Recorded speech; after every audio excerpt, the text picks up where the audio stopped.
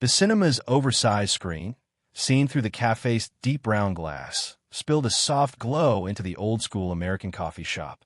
On the wall-mounted TV, the anchor's voice stayed cold and steady. Reports say the incident in Germany yesterday was contained after the Avengers intervened. Then the next line hit harder. Witnesses claim Wanda Maximoff, the Scarlet Witch, lost control. The death toll may be close to 60. A few customers muttered. A few scoffed. Behind the counter, the bearded owner, neatly dressed down to the cuffs, set a cup in front of the young man and stared at the TV like it owed him money. Disgusting, he said under his breath. They call it justice, then smash up half the world. The young man on the leather sofa didn't even look up. He stirred his Yabuga Blue Mountain coffee with a silver spoon, unhurried, as if the world outside the cup was none of his business. Uncle Kelu, he said, voice calm, you really believe everything the media says? Kelu bristled instantly. Wada, I watched that damn torchman use my lease car to ram my house. His beard quivered with the memory. 10 years. 10 years of saving. And it was gone in minutes. Wada lifted the cup, the aroma rising like warm fog. You've told me that 3 times already, he said, almost amused. And didn't they compensate you? Better place, better car. Kelu slapped a palm on the counter. That's not the point. They shouldn't get to wreck people's lives and then toss money like it fixes everything. Wada added a sugar cube, listened to it clink, and sighed. Some things don't rush to judge. Time has a way of dragging the truth into daylight. He didn't say more because he knew exactly what was happening. It wasn't the Avengers that needed saving. It was their image. Public pressure.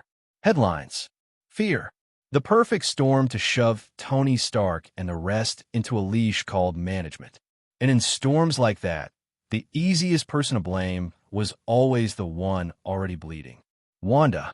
Wada knew because he wasn't from here. Not originally. A year ago, he dropped into this world with a welcome gift every transmigrated dreamed about. Surprise system. Enjoy life, enjoy life. Live well, get rewards. Stupidly simple. Sometimes it spit out useful things. Sometimes it spit out nonsense. Sometimes it spat out money like it grew on trees.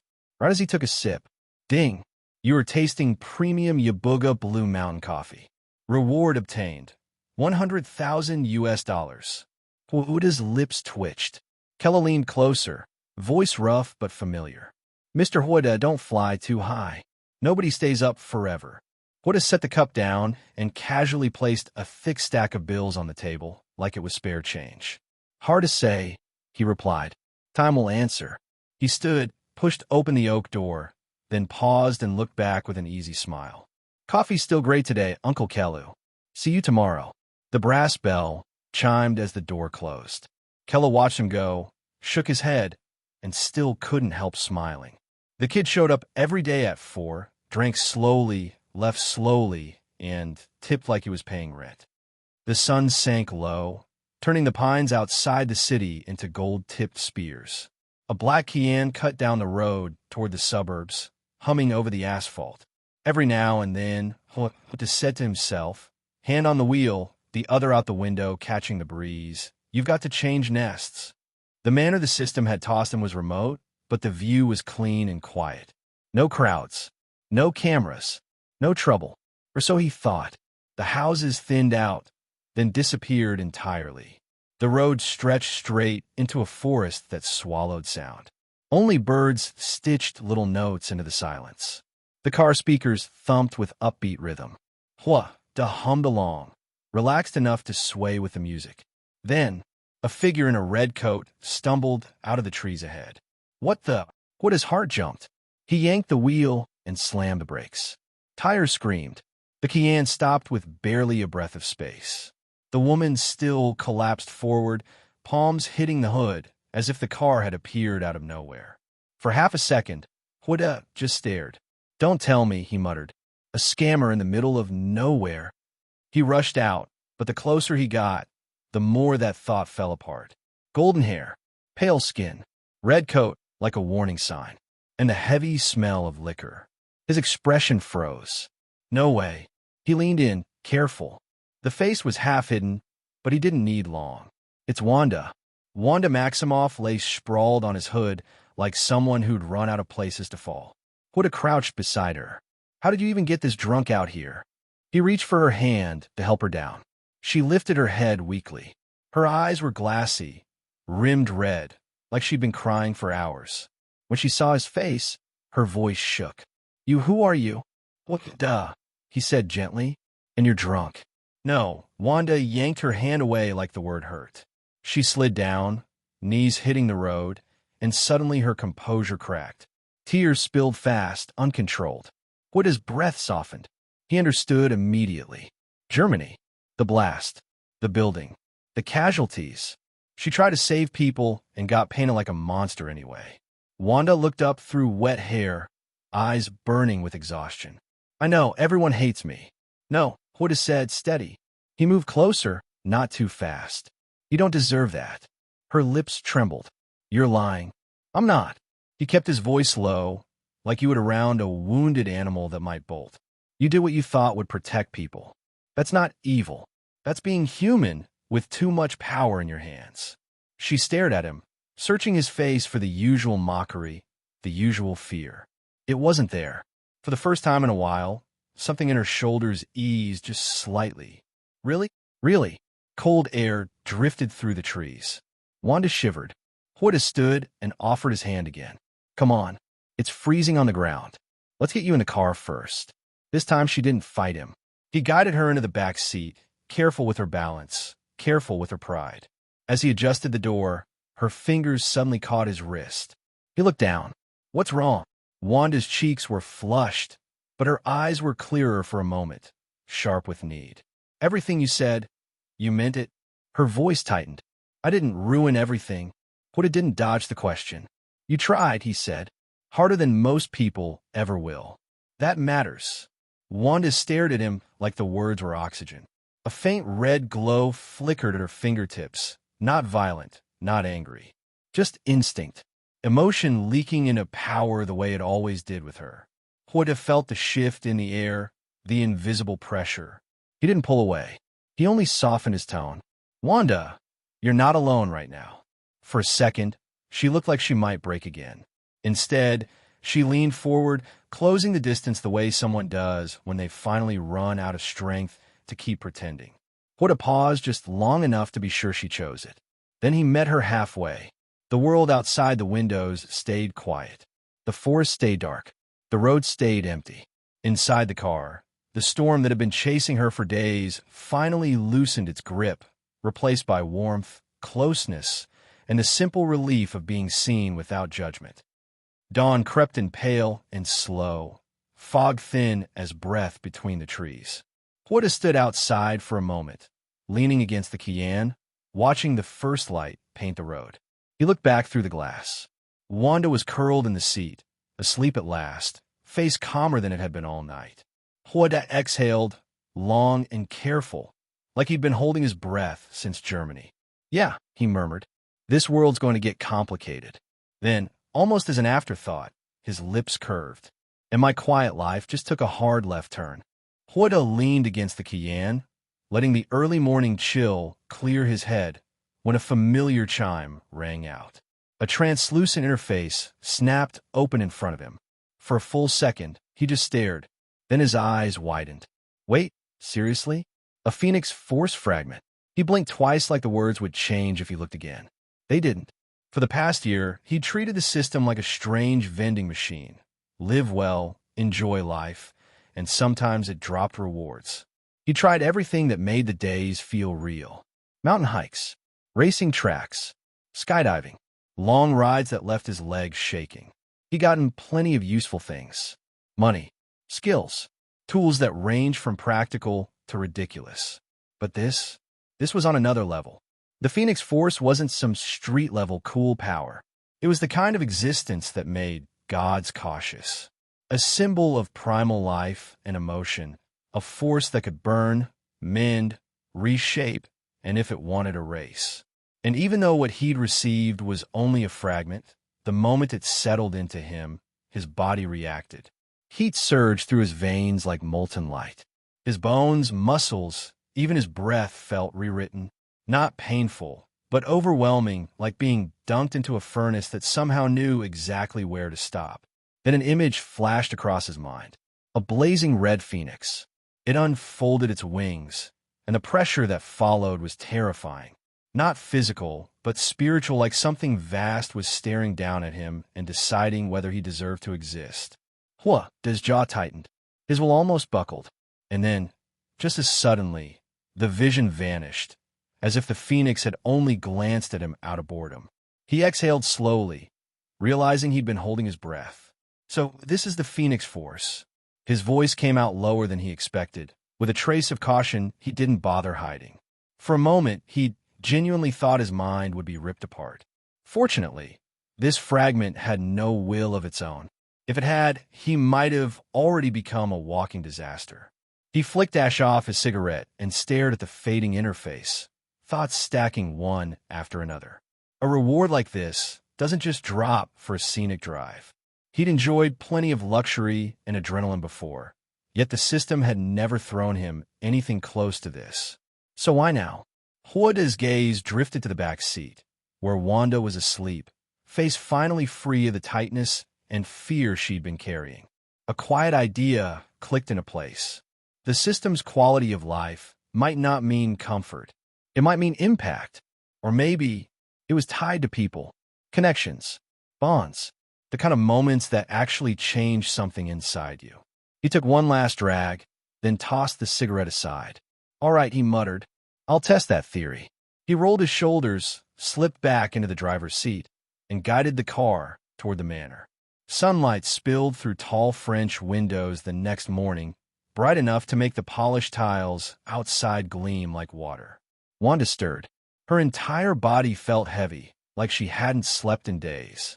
Her head throbbed. Even her mouth felt dry and sore from talking, crying, something. She squinted up at an unfamiliar ceiling. Where am I? The room was spacious, expensive in a quiet way. Not flashy, just secure. She shifted under the blanket and froze. Her red coat was gone. Her usual outfit, too. Instead, she was wearing an oversized men's shirt that carried a faint, clean scent like sandalwood and soap. Her mind buzzed. Yesterday, she'd been drinking. Then she remembered the road, the trees, a car stopping so close she could feel the heat from the hood. A man's face. Wanda swallowed, suddenly flustered. Her cheeks warmed with embarrassment before she even finished connecting the dots. Footsteps approached outside the door. Her instincts flared, and she immediately ducked under the blanket, leaving only a small gap to see through. The door opened. Wanda walked in wearing a bathrobe, carrying a tray with breakfast, buttered sandwiches, fried eggs, and a glass of milk. The smell alone made her stomach twist between hunger and nerves.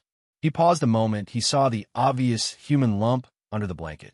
The corner of his mouth curved. You're awake, he said gently. Wanda hesitated, then slowly peeked out, eyes sharp even through the headache. Was this your doing? Wanda set the tray down on the table near the bed. I brought you somewhere safe, he said. You were in no state to be alone out there. Wanda's eyes narrowed. So you admit it. I admit I didn't leave you on the roadside, he replied, tone calm but lightly teasing. Yes. She pushed the blanket down a little more, trying to sit up with dignity, and immediately winced, hand pressing to her stomach. Ow! Wanda's teasing vanished. He moved closer and sat on the edge of the bed, careful not to crowd her. Easy. You're sore and exhausted. You've been running on stress for days, then you drank, then you didn't sleep properly. His expression softened. Your body's paying the bill. Wanda's anger and embarrassment fought each other in her face. You're talking like you're my doctor. I'm talking like someone who watched you collapse on his hood, he said, then nodded toward the tray. Eat a little. It'll help. Wanda stared at the food, pride clearly arguing with hunger. Then her eyes flicked to him. Don't act like you're innocent. Wanda put a hand to his chest, as if wounded. I'm shocked. I rescued a stranded superhero, and now I'm the villain. Wanda glared. He continued, completely shameless. Also, for the record, you were the one who nearly tore my car apart last night. Wanda's eyes widened. I did not. She stopped. A blurry memory sharpened for half a heartbeat.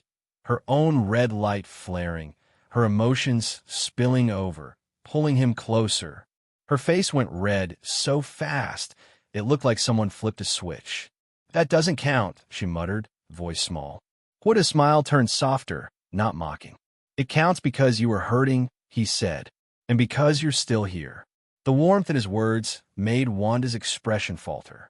Then, as if her pride couldn't stand losing ground, crimson light flickered at the edges of the room.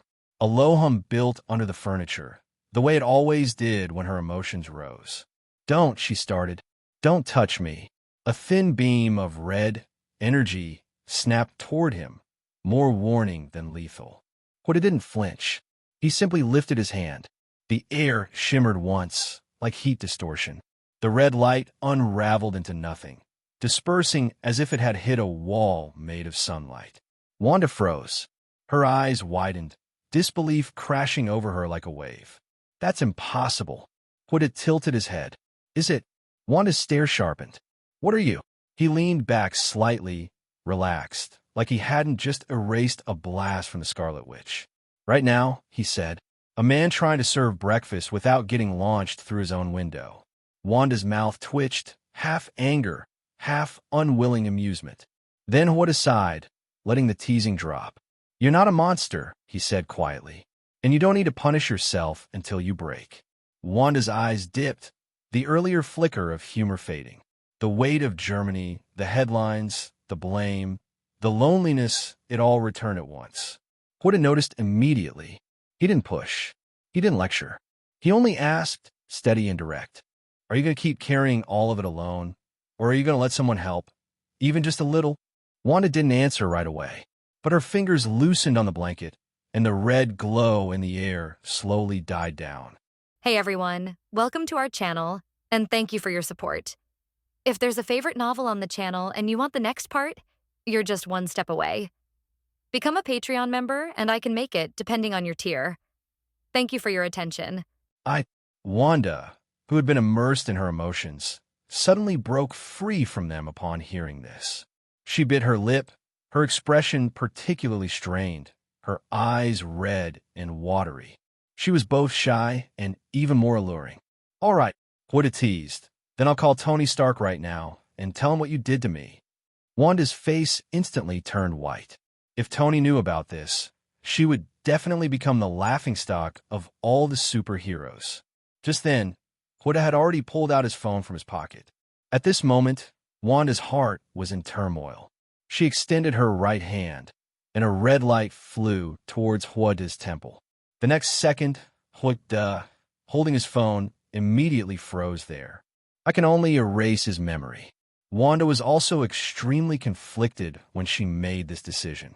She would probably never forget this matter for the rest of her life. But at this point, she could only use this method to erase the other party's memory. She took a deep breath, chasing away all the miscellaneous from her mind.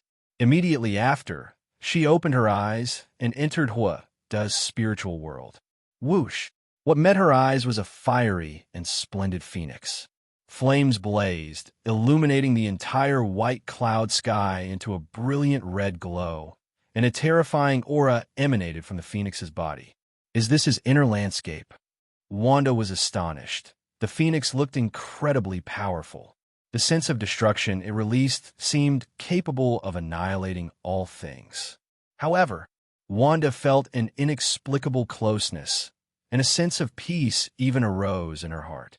To be precise, after she delved into Huda's heart, her feelings for him became exceptionally intimate, like long-lost old friends. This made her look at Huda, with a strong urge to get close to him surging in her heart. Was it related to that phoenix? "What exactly are you up to?" Suddenly, Huda reached out and grabbed Wanda's fair and tender hand. "You?" At this moment, Wanda's eyes trembled uncontrollably. This was simply impossible. One must know that even Thor of Asgard found it difficult to resist her mental manipulation. And he was just a blue star person. Female, which, if you're not going to help, do you still want to attack? Huda held Wanda's slender hand, a smile on his lips, as he gazed at Wanda in her shirt. It had to be admitted, Wanda, wearing a men's shirt, had a unique charm, exuding a different kind of contrasting beauty. Have we met before? Wanda stared wide-eyed, looking directly at Wanda. For some reason, Wanda made her feel an indescribable closeness. And he also seemed to possess some kind of peculiar ability. Could it be that they had met in a Hydra laboratory? After all, this person's abilities were not to be underestimated. She continuously searched her mind, but still couldn't find any relevant memories. No. Wanda shook his head without hesitation, his finger gently tracing Wanda's arm. My dear female witch, try to get close to me won't work on you or me. In fact, the moment Wanda invaded, the Phoenix Force had already spontaneously emerged, resisting her power. The Phoenix Force could resist all mental attacks, and it, along with the chaos magic within Wanda, were among the three most ancient energies. It was precisely because of this that a certain connection was formed between them, making them feel familiar with each other. Facing Wanda's repeated questioning, Wanda lowered her head guiltily. She knew in her heart that if she hadn't used chaos magic at the time, things wouldn't have escalated to this point. But for her to take responsibility? How could she easily agree? Although what she did was indeed wrong. Just as Wanda was pondering how to respond, Wanda, nearly 1.9 meters tall and powerfully built, suddenly moved closer, almost enveloping her entirely. A strong male hormone scent assailed her, making Wanda's heart pound faster. She looked up nervously and said, "Don't mess around." Some inappropriate images inexplicably surfaced in her mind. How long had it been? And she was already starting to overthink again. What do you mean by messing around? Shouldn't you take responsibility? Wanda grinned, lowering his head to look at Wanda. Then sighed. Wanda frantically shifted her gaze, stammering and unable to speak. Ding dong! Just then, the doorbell suddenly rang. Mr. Wanda, Mr. Tony Stark is here. The maid's voice came from outside the door. Why is Tony here? Upon hearing that name, Wanda's mind instantly went blank, and she felt a chill down her spine. She couldn't imagine what Tony would do if he found out about this. Wanda looked at Wanda's nervous expression and unconsciously showed a slight smile. He released her hand and casually ruffled her messy hair. Don't worry, he's here to see me. Actually, Wanda had previously obtained a portion of Stark Group shares through system rewards. He was considered a small shareholder of the company and occasionally contacted Tony. That's good. Wanda let out a long sigh of relief, although she didn't understand why Tony would come here. But as long as he wasn't here for her, it was fine. But what Wanda said next almost made her cry. You look quite happy, don't you? Wanda leaned close to Wanda, hooking her chin with his finger. You'd better behave, or else I'll go tell Tony on you later. It had to be said, seeing Wanda both angry and annoyed, he felt a mix of emotions. You? Facing his warm breath, Wanda blinked, biting her lower lip, not daring to resist at all. This guy was too much. His threats were simply speechless. Thump, thump, thump. Mr. Wanda, Mr. Stark, is already waiting in the living room on the first floor. The maid said from outside the door. I know, Wanda responded, then turned his head to stare at Wanda. My lovely little female witch, this is your last chance, or else I'll go tell Tony on you right now. Tell on me. Shouldn't I be the one telling on you? Wanda's breathing was rapid, and the fluctuating curves of her chest were particularly obvious under the shirt. Although she was indeed quite proactive, the one who benefited was always the other party, and now she was even caught by the other party with a handle. She simply couldn't understand how this man in front of her could be so shameless. You decide for yourself. Wanda stared brazenly at Fei Hong Nu Wu. It had to be said, because of the other party's identity, he actually felt a rare sense of happiness. All right, I know. Wanda snorted, looked around, and found paper and a pen on the bedside table. She crawled over and picked up the paper and pen.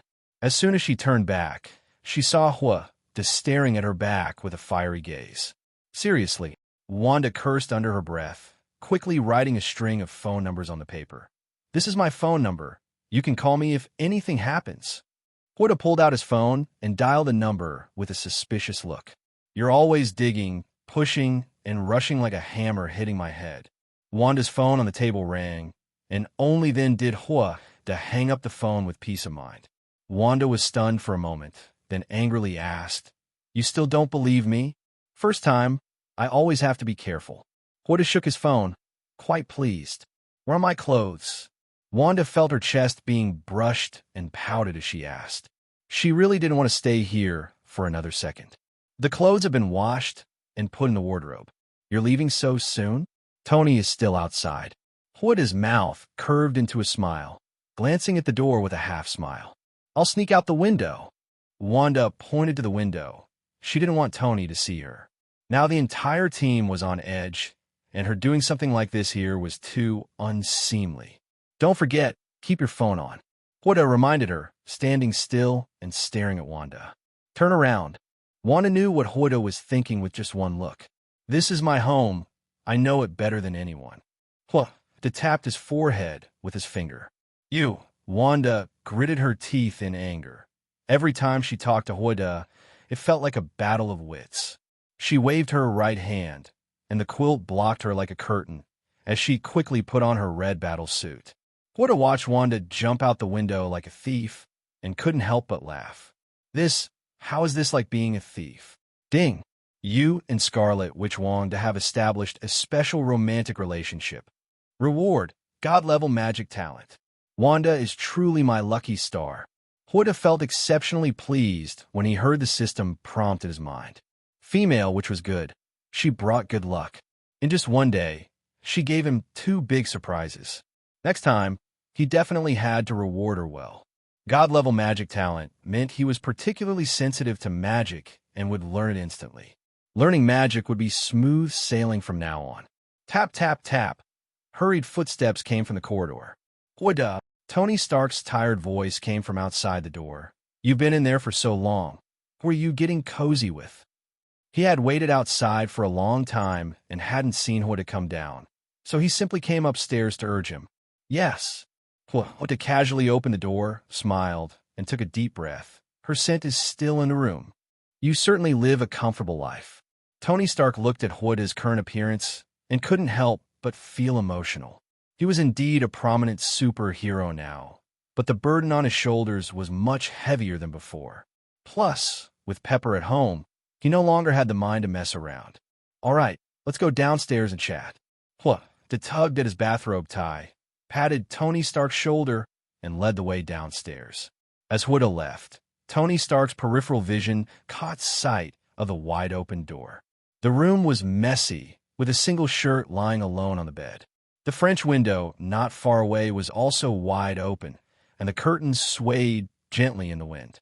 Tony Stark shook his head, no longer thinking about it, and followed Hoda into the reception room.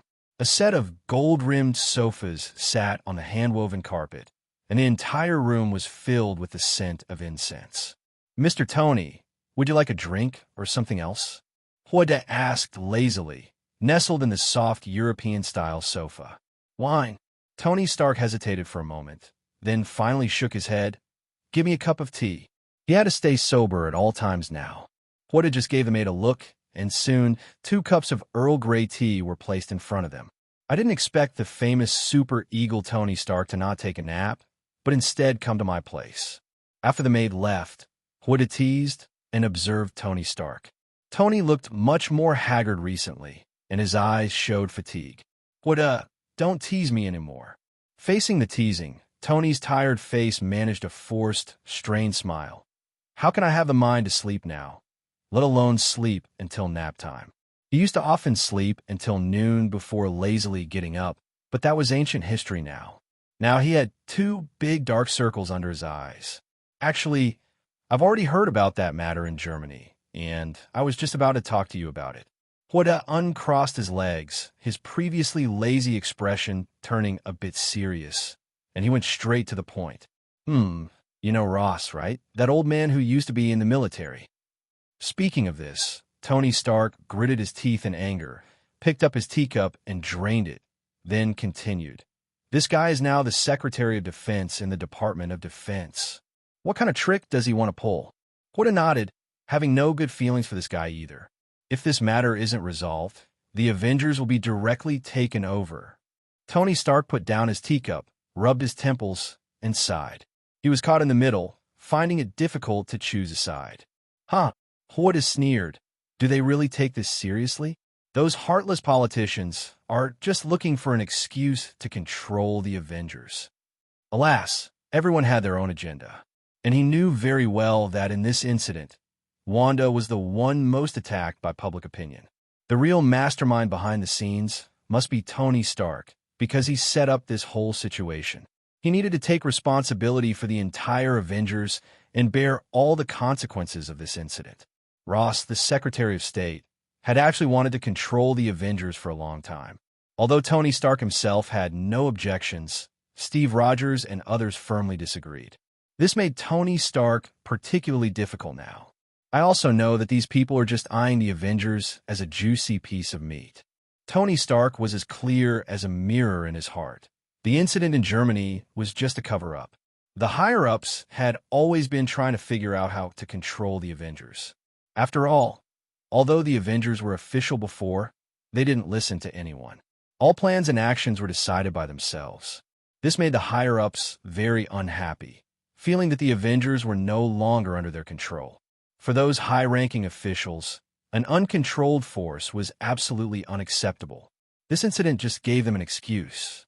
So why are you here this time? Wanda picked up his teacup, took a light sip, and looked at Tony Stark with a puzzled expression. Brother, I came to you, first to complain a bit, and second to ask if you have any good ideas. Tony Stark looked helpless. He knew Wanda was very smart, which was why he came to him. Maybe he could come up with some brilliant idea. Public opinion. Wanda paused, then continued. The key to this problem is public opinion. If we can make the public's view of the Avengers better, things will be much easier. You also know that public opinion is not very kind to you now. If it weren't for someone pulling strings behind the scenes, this matter wouldn't have escalated so much. But it's not easy. Tony Stark smiled bitterly and shook his head. The direction of public opinion is not easy to turn around now. He actually knew in his heart that it was just too difficult to change. Wanda leaned forward, tapping his fingers lightly on the table. Actually, everyone's attention is on Wanda. The botched crossbones incident ignited the public's long-suppressed anger. If public anger is compared to a powder keg, then public opinion is the fuse that ignites the powder keg. You mean change Wanda's image in everyone's mind? But she's in a very bad mood now. She didn't seem to return to the base last night, and I'm a bit worried she won't be able to handle it. Tony Stark frowned, expressing his concern. Cough, cough, cough. Wanda was savoring his Earl Grey tea when he heard this, and he choked violently, coughing nonstop. He looked at Tony with a complicated expression, thinking, that guy definitely didn't show up. We played poker all night last night. What's wrong with you? Tony noticed his friend was acting strangely. Nothing. Wanda pulled out a tissue, wiped the corner of his mouth. As long as you can make everyone trust Wanda again, this matter will be settled. But Wanda can't control her abilities. I'm afraid she'll cause more trouble when she's on a mission, and this incident has hit her hard. Perhaps she just needs some time, plus a little help. Tony Stark had never seen Wanda so depressed. Every time he saw her recently, she was always gloomy. No amount of persuasion worked. Wanda listened deep in thought. It seemed he might be able to help Wanda. Although yesterday was purely a chance encounter, and there was a small misunderstanding.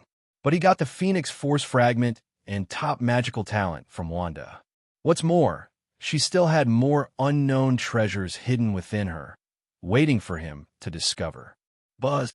At this moment, the watch on Tony Stark's wrist flashed 2 blue lights. He raised his hand to look, and a hint of melancholy appeared in his eyes.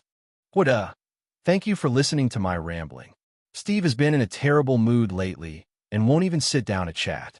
I have something to do, so I'll leave first. Let's talk another day. With that, Tony sighed and stood up to leave, although Wanda didn't give him any substantial advice. But after saying all this, Tony felt much more at ease. When people are under great pressure, what they need most is someone to listen. Wanda had always been the most reliable listener. All right, come over to my place when you have time. Wanda also stood up and only returned to the room after seeing Tony off. System, open the panel. As soon as he sat down, with a thought the system interface popped up. Top magical talent. Grants you extraordinary magical comprehension, and you don't need to borrow magic from dimensional demon gods. Just this one sentence made Wanda incredibly excited. Wanda, you really are my lucky star. Another top-tier reward. Top magical talent was too important for Wanda. Phoenix Force, Chaos Magic, and Elemental Force are known as the three ancient energies. They are interconnected and are excellent energy sources for cultivating magic. As long as one masters one of them, even a tiny bit, one can gain powerful strength. Now, with the addition of top magical talent, his cultivation would surely be frighteningly fast. Wanda now had top magical talent and Phoenix Force. He was simply an excellent physique for magic cultivation. Even Ned Leeds' talent couldn't compare.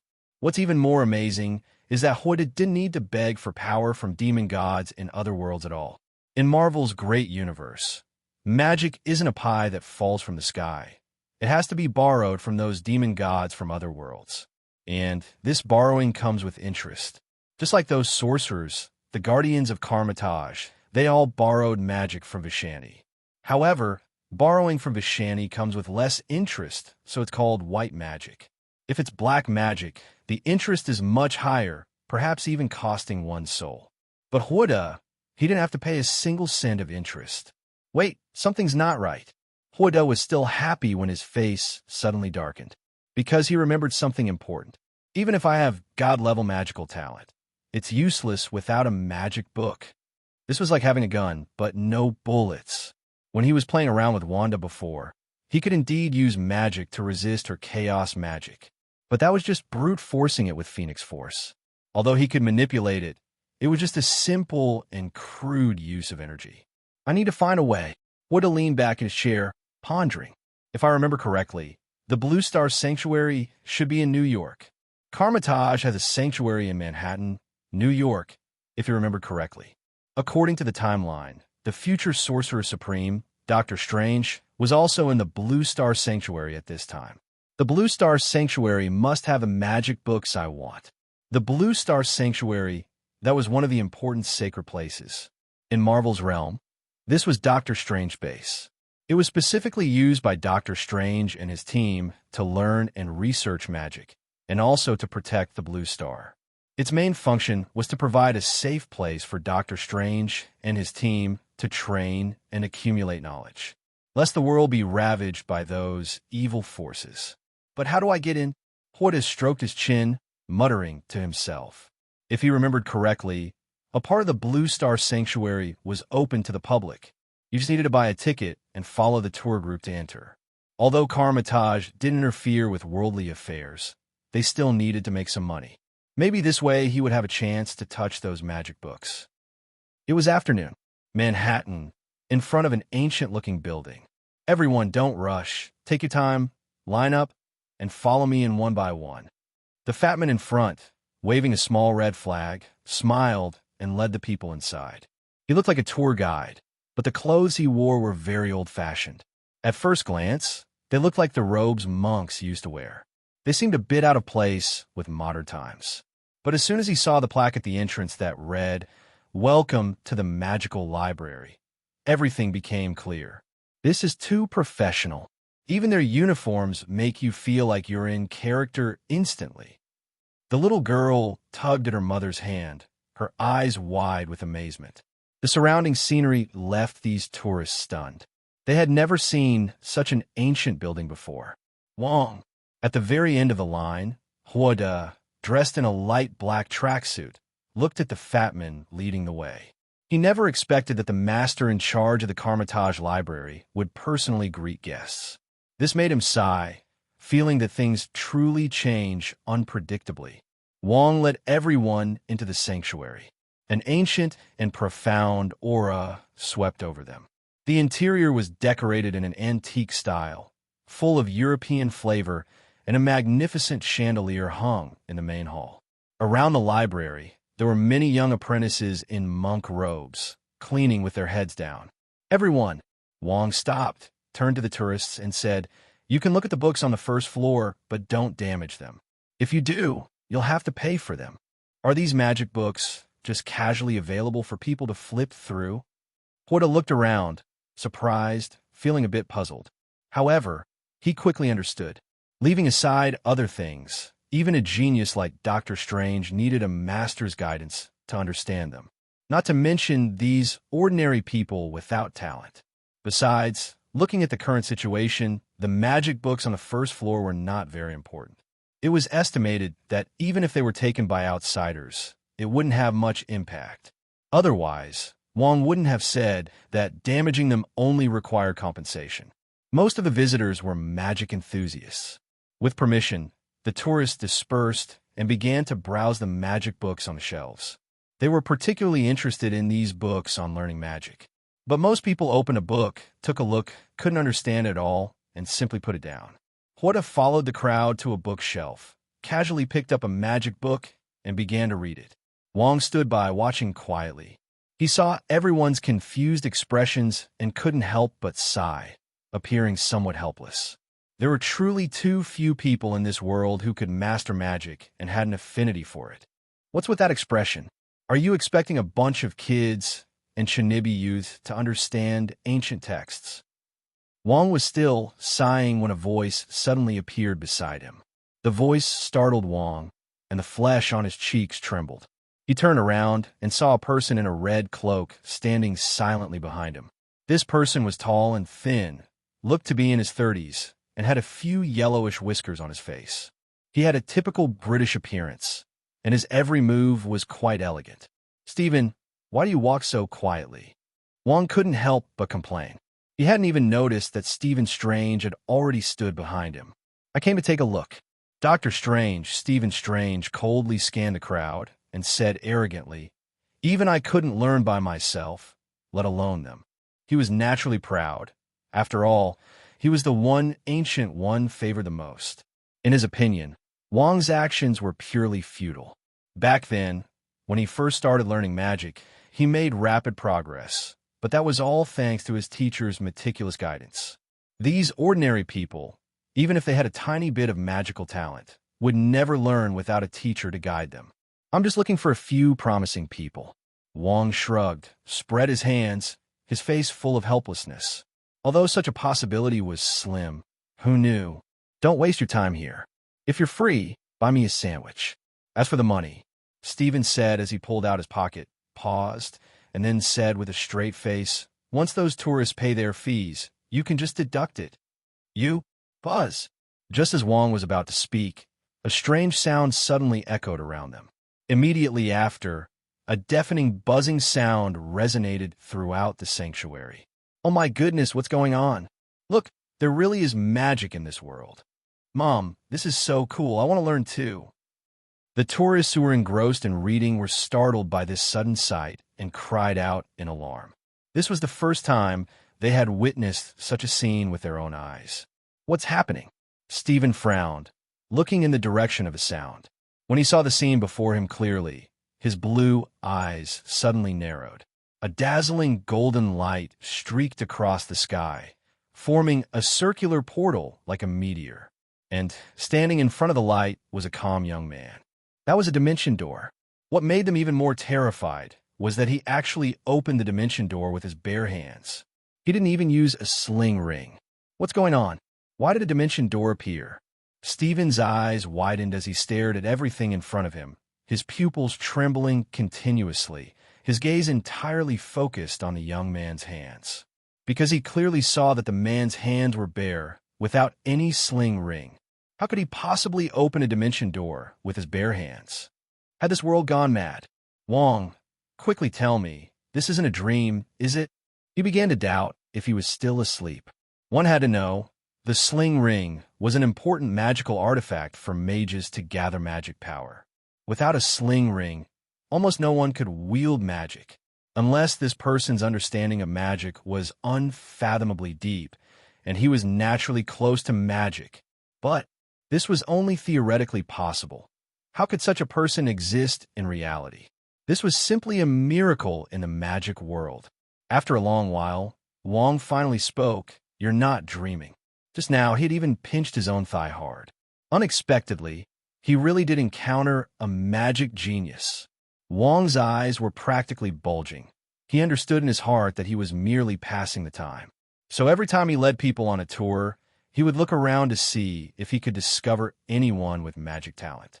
But he never expected that at this moment, a magic prodigy would pop out.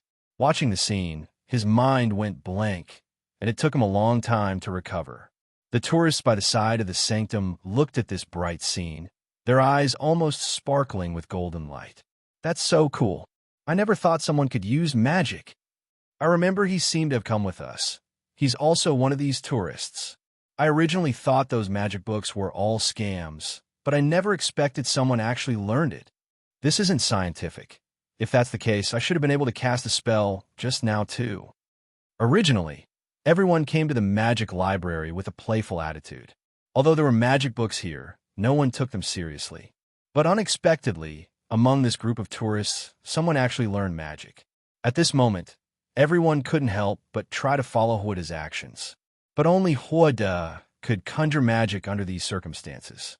I didn't expect to get it right on the first try. Huada looked at the dimension door that had opened in front of him, the corner of his mouth twitching slightly, and he subconsciously mumbled softly. Just now, he casually picked up an ancient magic book which happened to talk about the dimension door spell. He originally thought he would need a magic ring to open the door.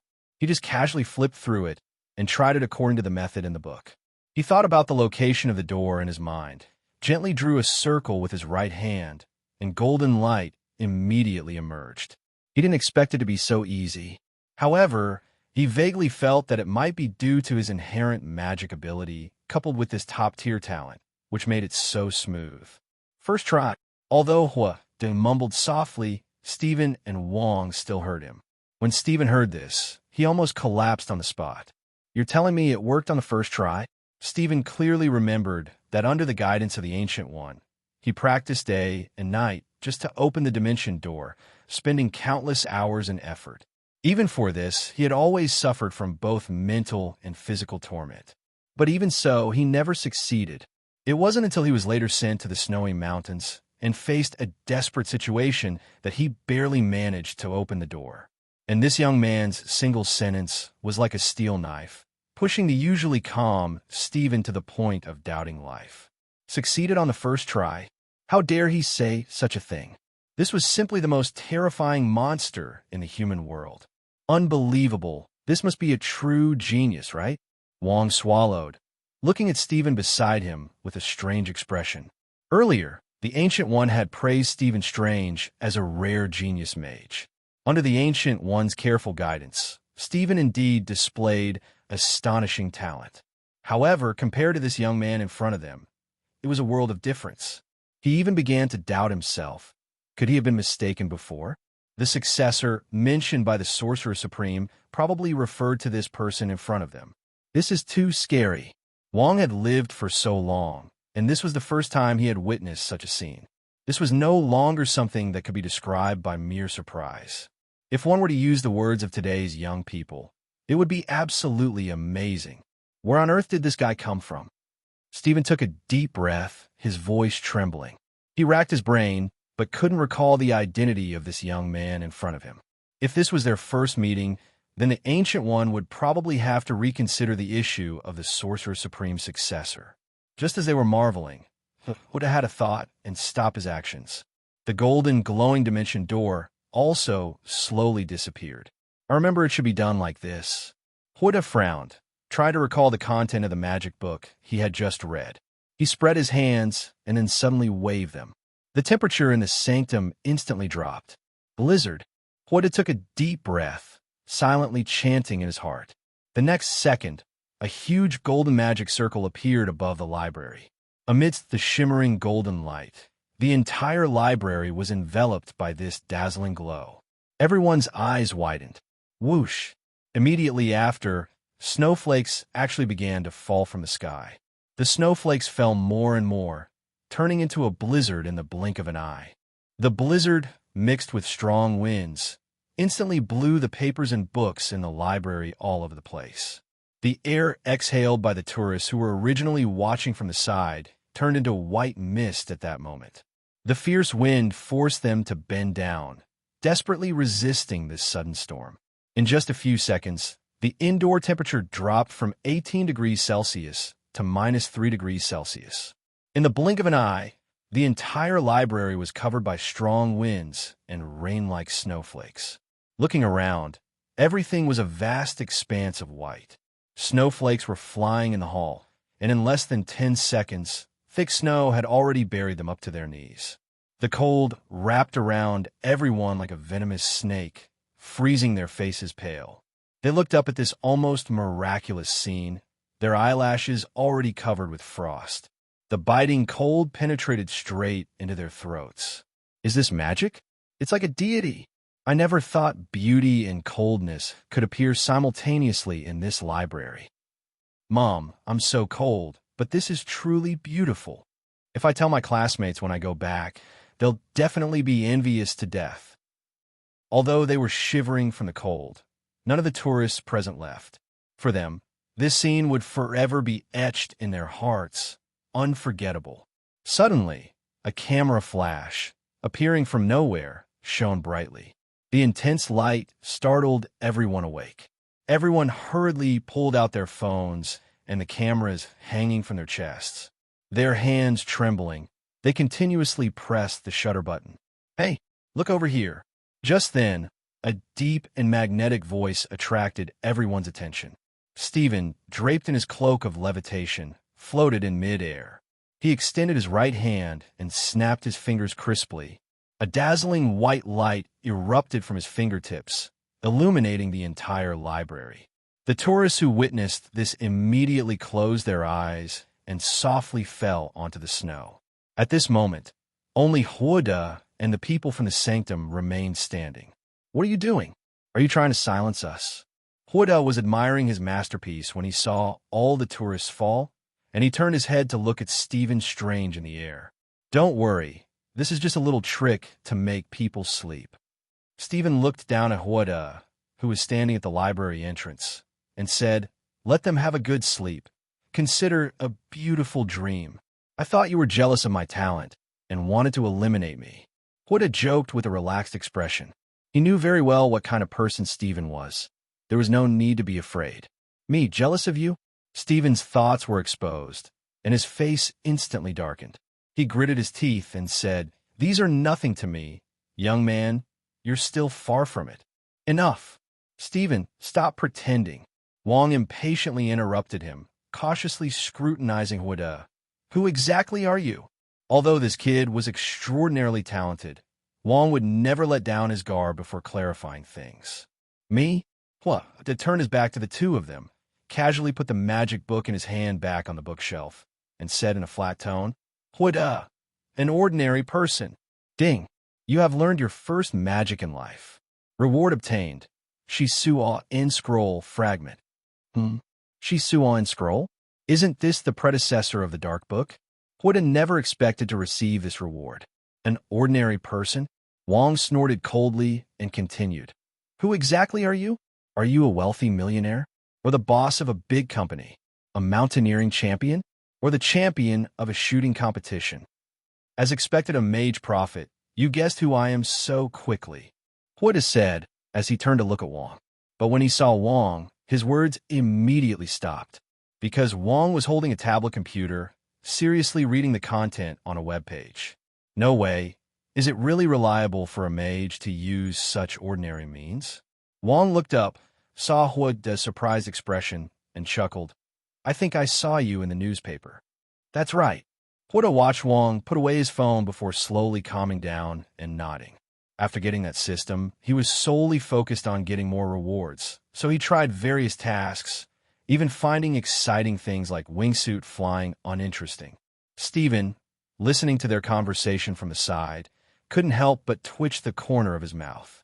So many titles were giving him a headache. In terms of talent, he couldn't compare. In terms of experience, he was even further behind. Cough, cough. Stephen lightly coughed twice, covering his mouth, and slowly landed. You are indeed very powerful, but magic is not as simple as you imagine. Wong saw through Stephen's desire to show off again and simply remained silent, stepping aside. Is it difficult? Wanda smiled. looking at Stephen not far away. Facing Huda's teasing, Stephen Strange, with his hands behind his back, said calmly, "Yes, to be a good mage, you need a good mentor." After speaking, he casually waved his hand. Instantly, a gentle breeze blew in the air, and the accumulated snow in the library was swept up like a thin silver-white veil dancing in the air. The accumulated snow drifted away with the wind, disappearing without a trace in the blink of an eye. After doing all this, Stephen Strange put his hands behind his back again, his chin slightly raised.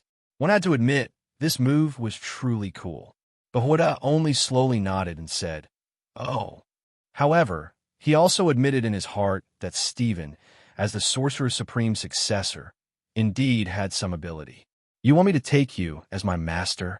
Stephen Strange almost couldn't hold back when he heard such a bland response. "No way. I acted cool for so long, and all you give me is an oh. No, I have something to do. I'm leaving first." Huda shook his head. He had just obtained a Shisua in scroll and needed to go back and study it thoroughly. That item was on the same level as the Sorcerer Supreme's Visanti book. Stephen's whole demeanor deflated upon hearing this. This was completely different from what he had imagined. At this time, shouldn't they be begging him to teach them magic? And Huda really turned and walked towards the door. "Don't go," Stephen shouted anxiously. "You really don't want to learn magic from me and become a mage? Stop pretending. You came to me for that, didn't you?" Wanda pouted, giving Huda a side eye. Men only ever think about those things. Besides, what else could he want from her? "Little female witch, don't talk nonsense. I'm not like you. Don't you know the saying, how you treat others is how they will treat you?" Huda reached out and ruffled Wanda's hair vigorously, then continued, "I came to you for something serious." "Something serious?" Wanda turned her head, looking at Huda with a confused expression. "I called you out because I want to teach you to control chaos magic." Huda didn't hide it and directly stated his purpose for this meeting. Chaos magic. A hint of doubt flashed in Wanda's eyes. It was the first time she had heard that term. "It's your superpower." Huda just realized that Wanda still didn't know what the power within her was called. "Chaos magic? My superpower?" Wanda asked in surprise. "You can teach me to control it?" She had always wanted to manage this ability, but never found a way. "Not necessarily yet." Huda smiled, glancing at the thickly dressed Wanda. "But you seem to have some thoughts just now." Wanda's face reddened when she heard that. Didn't Huda's words just now imply that her thoughts weren't pure? She secretly piqued at Huda's expression. Actually, she wasn't particularly repulsed by this man. It was just that he was a bit too impatient. "All right." Huda pulled Wanda closer with one hand and ruffled her head again. "I'm not teasing you anymore. Let's go my place first." After speaking, he started the car, turned around, and drove towards the manor. He had originally intended to tell Tony that he could help Wanda stabilize her abilities, but now was not the time. After all, he himself wasn't entirely confident and could only try it out first. Inside the manor, a simply decorated but very classy room. Wanda sat on the white bed, her head down, feeling a little anxious. Ever since they were in the car, she had been thinking about what happened last night. The memory became clearer and clearer, and the more she thought about it, the more she couldn't forget it. She could even recall every detail. Adding to that, being in Huda's room now, her heart beat even faster. In that quiet room, she could even clearly hear the echo of her own heartbeat in her chest. Huda casually pulled over a chair and sat directly opposite her. With his every move, Wanda could vaguely smell the faint, elegant scent of his cologne on him. "Wanda, before we begin, I want to ask you a question." Huda sat up straight, staring seriously into Wanda's blue eyes. "Go ahead." Wanda was still a little anxious, but seeing Huda's serious demeanor, she felt a bit unaccustomed. "What do you think your ability actually is?" Huda paused slightly, then asked, "Is it a mutation? Or some kind of energy? Or has it caused any changes in you?" Wanda pondered for a moment and said, I feel like it's an energy body. Before, in the lab, Hydra injected some kind of energy into my body. I can freely manipulate this energy, and it can regenerate continuously, slowly changing my body. But they're too difficult to control and also mess with my emotions. If she could truly master this power as she wished, she wouldn't feel so helpless. Chaos magic does affect one's mind, but it's not just an energy body. It's an ancient form of magic. Wanda tried to explain what chaos magic was to Wanda in simple terms. Wanda simply couldn't control chaos magic. This power was not so easy to tame to begin with. To master it, one must continuously hone one's abilities during the cultivation process to reduce the risk of losing control. Otherwise, something bad would happen sooner or later. Perhaps one day, if her emotions spiraled out of control, she would be consumed by chaos magic, or even turn completely evil. He remembered that the Scarlet Witch later became like this, being corroded by chaos magic. Eventually, she became a major villain. You mean what's in my body is magic? Wanda frowned, her face full of disbelief as she asked. In her opinion, this was nothing more than an energy body, completely unrelated to magic. Moreover, the concept of magic sounded too mystical. Wanda didn't say anything, just nodded firmly, then extended both hands and held Wanda's hands. This sudden action made Wanda's heart rate surge, and her whole body froze. What are you doing? For a moment, her face flushed, her heart pounded, and her body trembled slightly. What happened yesterday hadn't settled yet. Don't be nervous, relax, just cooperate with me. Wanda looked at Wanda with gentle eyes. This gentle gaze made Wanda involuntarily trust him. Wanda took a deep breath, his eyes seeming to ignite like fire. Buzz! Immediately after, a ball of red energy appeared in his palm. As soon as this energy appeared, the chaos magic within Wanda was also activated. Before she could react, it emerged from her palm. At this moment, chaos magic and Phoenix force intertwined, like two tightly wound ropes, and an indescribable feeling surged in Wanda's heart. Wanda's eyes widened, staring at Wanda in front of her with a look of astonishment. When the energy within her merged with that fire, a strong sense of familiarity surprisingly arose in her heart, and she didn't know why, but at this moment, a strange emotion emerged, completely different from family or friendship, as if she could trust Wanda 100%. Even her usually vigilant eyes became incredibly gentle at this moment. She gazed at Wanda's handsome face. Although he was an Easterner, his deep-set eyes and high nose made his features exceptionally stereo, making her heart skip a beat. Just looking at him like this, her eyes began to glaze over. Her whole being seemed to melt into a pool of spring water, and even her gaze became hazy. Wanda, why do your eyes look strange? Wanda's voice suddenly pulled her back to reality. I don't. Wanda raised her voice in rebuttal, but the panic on her face and her weak tone betrayed her. All right, silly, look here. Wanda gently flicked Wanda's high nose bridge, making her focus her attention on their tightly clasped hands. Because Phoenix Force and Chaos Magic were familiar with each other, and coupled with Wanda's control over magic, with just this handshake, he activated the Chaos Magic within Wanda.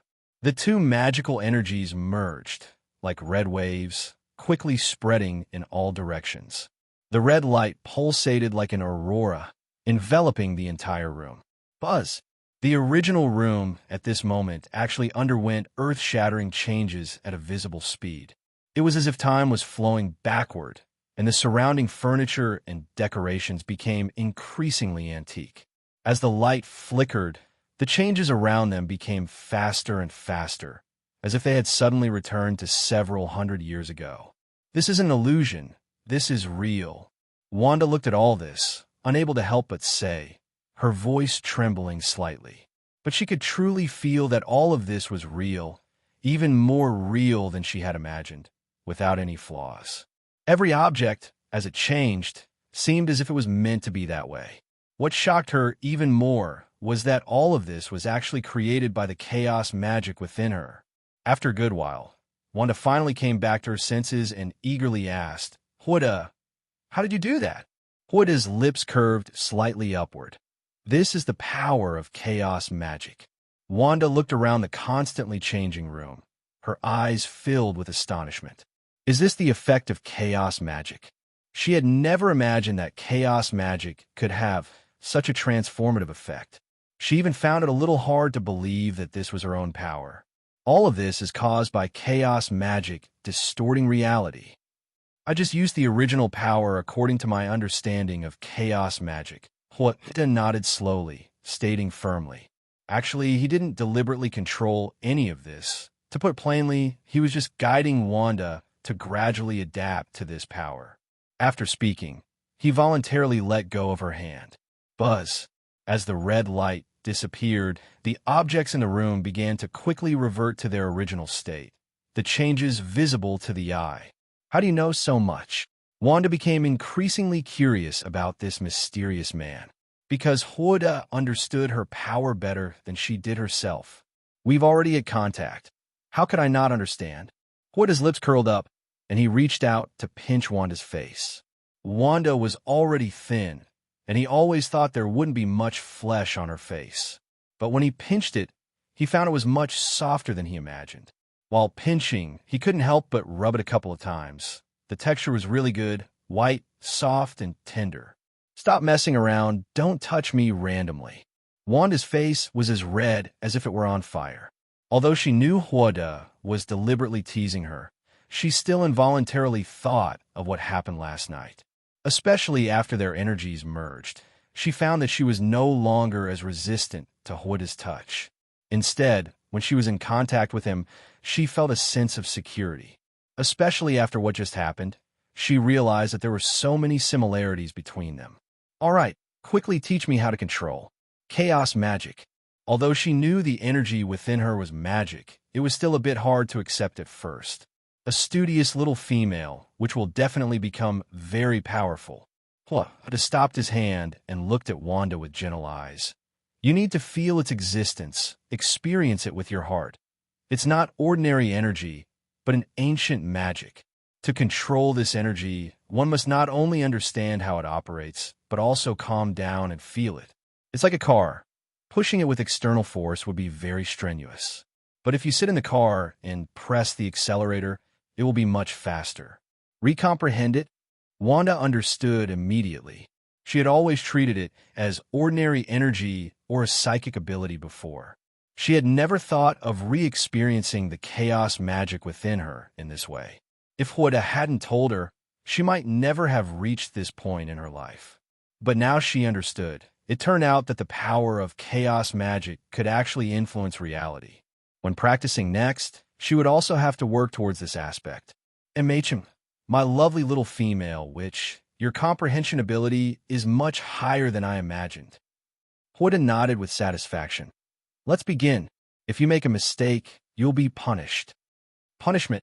Wanda was stunned for a moment, then immediately reacted, her ears turning completely red. Even without being explicitly stated, she could guess that this punishment would definitely be very embarrassing. Change its appearance. Wanda casually placed the cup on the table. Go ahead. All right. Wanda took a deep breath, her face becoming serious. She spread her hands, and a red light immediately lit up in her palms. Bang! With a flash of red light, the cup was instantly struck by the energy. Crack! The cup made a crisp sound and shattered into pieces. Oh, it broke! Wanda pouted, muttering softly in frustration. She didn't expect to mess up on her first attempt. It's okay. Wanda pinched Wanda's face, then casually picked up another cup. Take your time, get the feel for it. Encouraged by Wanda, Wanda's eyes lit up again. She concentrated again, directing the chaos magic within her towards the cup. But unexpectedly, the cup shattered into pieces again. Seeing this, Wanda felt even more disheartened. Don't rush. Wanda sat next to Wanda and said softly, chaos magic is not just destruction, nor is it just creation. It can give birth to all things and destroy everything, making everything disappear. Creation and destruction? Wanda frowned as if deep in thought. These two things sound easy, but they are actually two extremes. Wanda held Wanda's hand, and energy was released from his palm, allowing the two forces to merge. But now you only cause destruction. You have no constructive ability whatsoever. Chaos magic must be harmonized, like yin and yang. You need to find a balance point, allowing the two to transform and merge freely. No sooner had he finished speaking than the shattered cup visibly pieced itself back together, looking as good as new. Wanda watched this scene, her mouth agape in surprise. Although she knew chaos magic could do it, she hadn't expected it to be so simple. You mean, find a balance point? Wanda bent down and picked up the cup from the ground, finding it completely intact, without a single crack. You try? Wanda took the cup and placed it on a nearby stool. Okay. Wanda nodded without hesitation, closing her eyes for a while before opening them again. She spread her hands, carefully recalling the sensation of Wanda casting chaos magic just now. The dazzling red light enveloped the cup. Buzz, buzz, buzz. This time, the cup didn't shatter. Instead, it twisted continuously with a buzzing sound, and the surrounding objects also began to deform. Just then, the other side also changed, turning into a square box. It's done. Wanda saw this scene and excitedly hugged Wanda beside her, jumping up and down with joy. She hadn't expected that she would actually succeed. This meant she could better control her power. However, Wanda was reveling in her joy, completely oblivious to Wanda's increasingly strange expression. Wanda truly tasted the flavor of happiness for the first time. It wasn't until Wanda suddenly noticed that Wanda seemed off, and looking down, her movements immediately froze. Female witch, I helped you a great deal. How do you plan to thank me? Wanda smiled and put his hand on her shoulder, and the two looked at each other. Whoosh whoosh. The wind kept blowing. That night, a drizzling rain fell, and raindrops streaked across the window pane. Inside the house, it was like a pear tree adorned with raindrops. Ding! Your guidance was excellent, and Wanda has learned to master chaos magic. Reward: the power of the 12 talismans. Ding! You and Wanda had intimate contact. Additional reward: Phoenix Force Fragment, unconscious. Early in the morning, the system's voice echoed in Wanda's mind. Wanda groggily opened his eyes and saw the messy bedsheets. While Wanda was sleeping soundly, her face flushed. Upon hearing the system's prompt, Wanda felt incredibly pleased. The second Phoenix Force Fragment. He hadn't expected such good luck, getting the second one so quickly. The next second, a powerful force emerged from thin air within his body. That force surged through his body, spreading to all parts. His physique, already robust, became even stronger. Power surged from all directions, and his previously exhausted body became invigorated. Whoosh! The comfort brought by this power made Wanda take a deep breath. He could clearly feel the power within his body, like a volcanic eruption. With an additional Phoenix Force Fragment, the energy within his body also surged upward. Adding 2 fragments was not simply a matter of 1 + 1 = 2. They became even more potent, and his control over the Phoenix Force also improved. This is true power, Wanda exclaimed in his heart. Although he had received many rewards before, compared to the Phoenix Force, they were simply not on the same level. With 1 fragment, he might have been at his sub-Skyfather level, but now he could contend with the Skyfather level Odin. If he could collect all the Phoenix Force fragments, it would be no exaggeration to say he was the strongest in the world. Beyond that, the complete Phoenix Force could even weave causality and rewrite destiny. From tiny lives to the vast universe, it could dismantle as desired, transform as desired, reassemble as desired, create as desired, and destroy as desired. System. Wanda called out to the system in his mind. The system's light screen immediately appeared before his eyes. On that glowing blue virtual screen, the collection progress of the Phoenix Force was clearly displayed. Phoenix Force Fragment 2/12. Still 10 fragments short? Wanda frowned, staring at the number on the screen. He hadn't really paid much attention to this collection progress. According to his original plan, he should have collected at least a third by now. It seems this Phoenix Force is more troublesome than I thought. Huda muttered to himself. He was now vastly different from before, incredibly strong. Even if the Sky Father-level Thanos came, he would have to fight him to a standstill. Oh wait, the power of these 12 talismans. Huda glanced at the screen, suddenly froze, and stared intently at the first reward. Upon seeing the words, the power of the 12 talismans, he was even more astonished. These were none other than the 12 Zodiac talismans from Jackie Chan Adventures, and they were all combined. He was intimately familiar with these 12 talismans. Each possessed astonishing abilities. Just the dog talisman alone, which grants eternal youth, immortality, and invincibility, was a treasure many dreamed of obtaining. If one had just one of these talismans, they would be like a weakened version of Superman. And he, surprisingly, obtained all 12 at once. A lucky star is a lucky star. The rewards these past few days are much stronger than before. Huda felt delighted, his heart brimming with joy. Beside him, Wanda lay in bed, softly humming, stretching languidly, her face full of tenderness. As soon as she opened her eyes, she saw Huda already sitting up, staring at her with a mischievous smile. Wanda! Huda grabbed her hand. What's wrong? Wanda was already accustomed to Huda's actions, and feeling the warmth of his palm, she asked in return. You are simply my little lucky star. Huda said nothing more and pounced on her directly. But it's early morning. Before she could finish, the room was filled with love. At the dining table, can't you just behave for a while? Wanda looked at Huda opposite her, feeling weak and full of resentment. It had only been a short while, and she didn't know how many times it had been. She considered her physical fitness good, far surpassing ordinary people, but she was still tormented by Huda to the point of exhaustion. What? Still not satisfied? Huda held a silver fork, twirling it around the remaining sausage on his plate. Get lost. If you're not eating it, give it to me. Wanda stared at the remaining sausage on Huda's plate and shouted angrily. Here, here, it seems our little female, which really likes this. Huda handed over the sausage, deliberately teasing her. Shut up. If you keep this up, don't come looking for me again. Upon hearing Huda's words, Wanda immediately understood his meaning and felt both shy and angry. This guy, his words were too explicit. All right, I won't tease you anymore. Huda saw Wanda finish the sausage and used a tissue to wipe the corner of her mouth. Shall we go for a stroll? No. Wanda shook her head without hesitation. People outside hated her to the bone right now. If she went out, those people would chase her like madmen. She did not fear death, but she worried that she would bring about greater disaster. Don't be afraid. I'll be with you. Huda saw her worry, held her hand, and gently comforted her.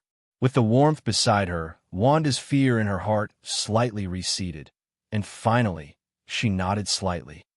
Okay. The car drove towards the city, the maple trees by the roadside already turning yellow. A cool breeze quietly slipped through the car window's gap, sweeping through the interior. Wanda's lips unconsciously curved upward from a breeze.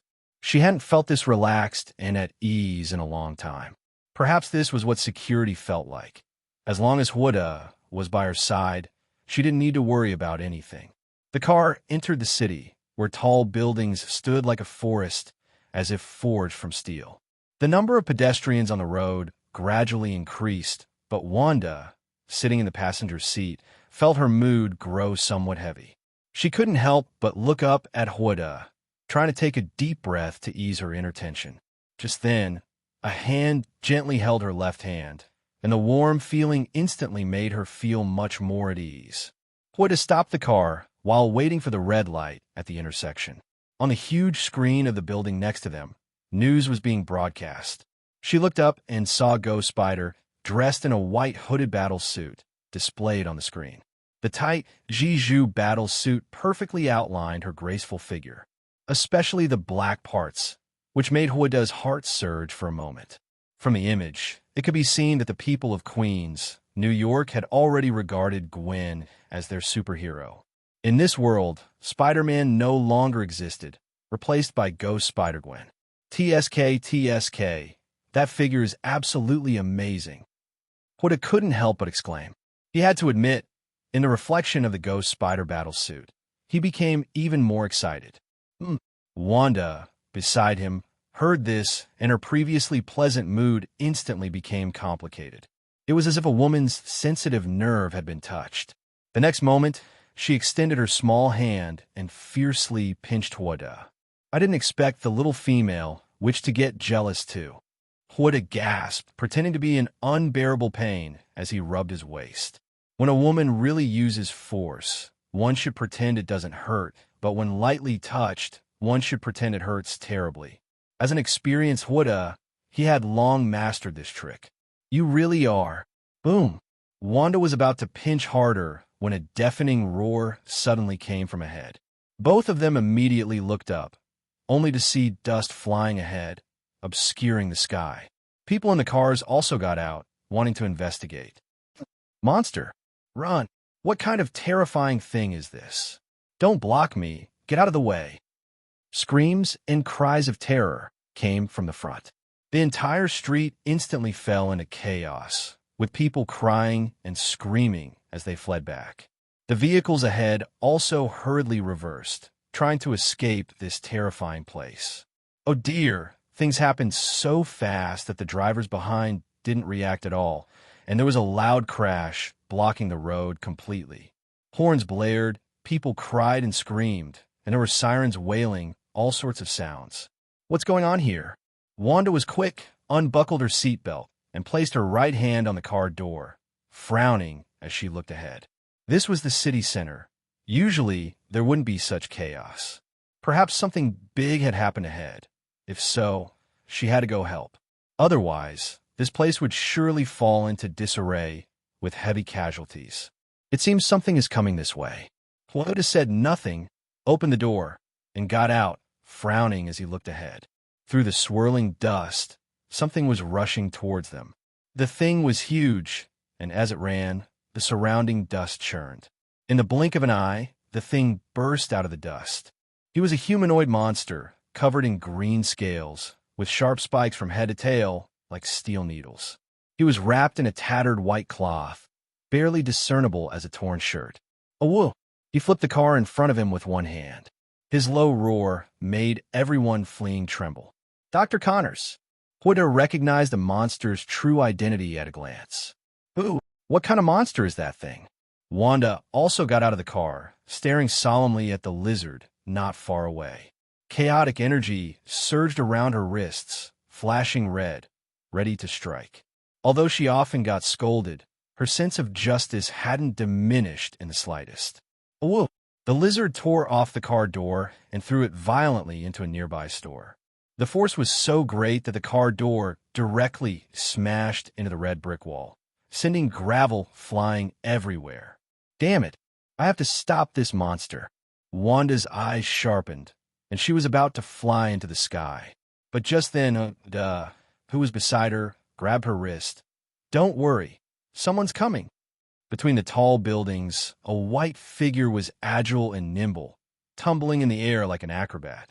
Big lizard, this is not your playground. With a soft voice, the white shadow drew an arc and kicked the lizard to the ground with a fierce blow.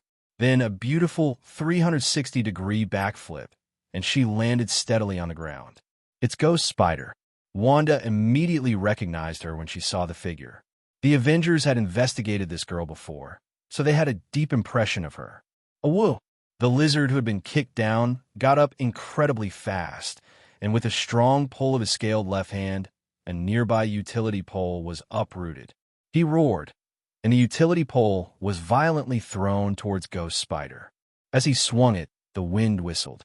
Ghost Spider leaped back, nimbly dodging the attack. Your movements are too slow. This doesn't seem like a nimble lizard. Forget it. How about this? I'll lock you up first. Go sightsee in the animal world. Maybe it'll inspire your creativity. Over here. Where are you looking? Don't run around. Ghost Spider nimbly dodged the lizard's attacks while still not forgetting to taunt him a few times. Her incessant chatter further infuriated the already furious lizard. He violently threw the utility pole in his hand, and at the same time tore off the car door of a Hummer. Whoa! The enraged lizard used the car door as a shield, charging towards Ghost Spider like a wild bull. Why is she so talkative? Wanda, who was watching the commotion from the side, couldn't help but complain. It was her first time seeing someone talk nonstop during a fight, and not a single sentence was repeated. It seems every Spider-Man has a talkative trait. Wada's mouth curved upwards, teasing lightly. Among superheroes, only Spider-Man could talk like this in battle. Bang, bang, bang. At this moment, impact sounds rose and fell. The lizard being played around by Ghost Spider couldn't catch the nimble Ghost Spider. He was like a buzzing mosquito, making him increasingly agitated. As Ghost Spider nimbly dodged, the lizard's peripheral vision suddenly caught sight of two people on the road. As soon as he saw the two, a red light immediately flashed in his eyes. This guy seems to be targeting us.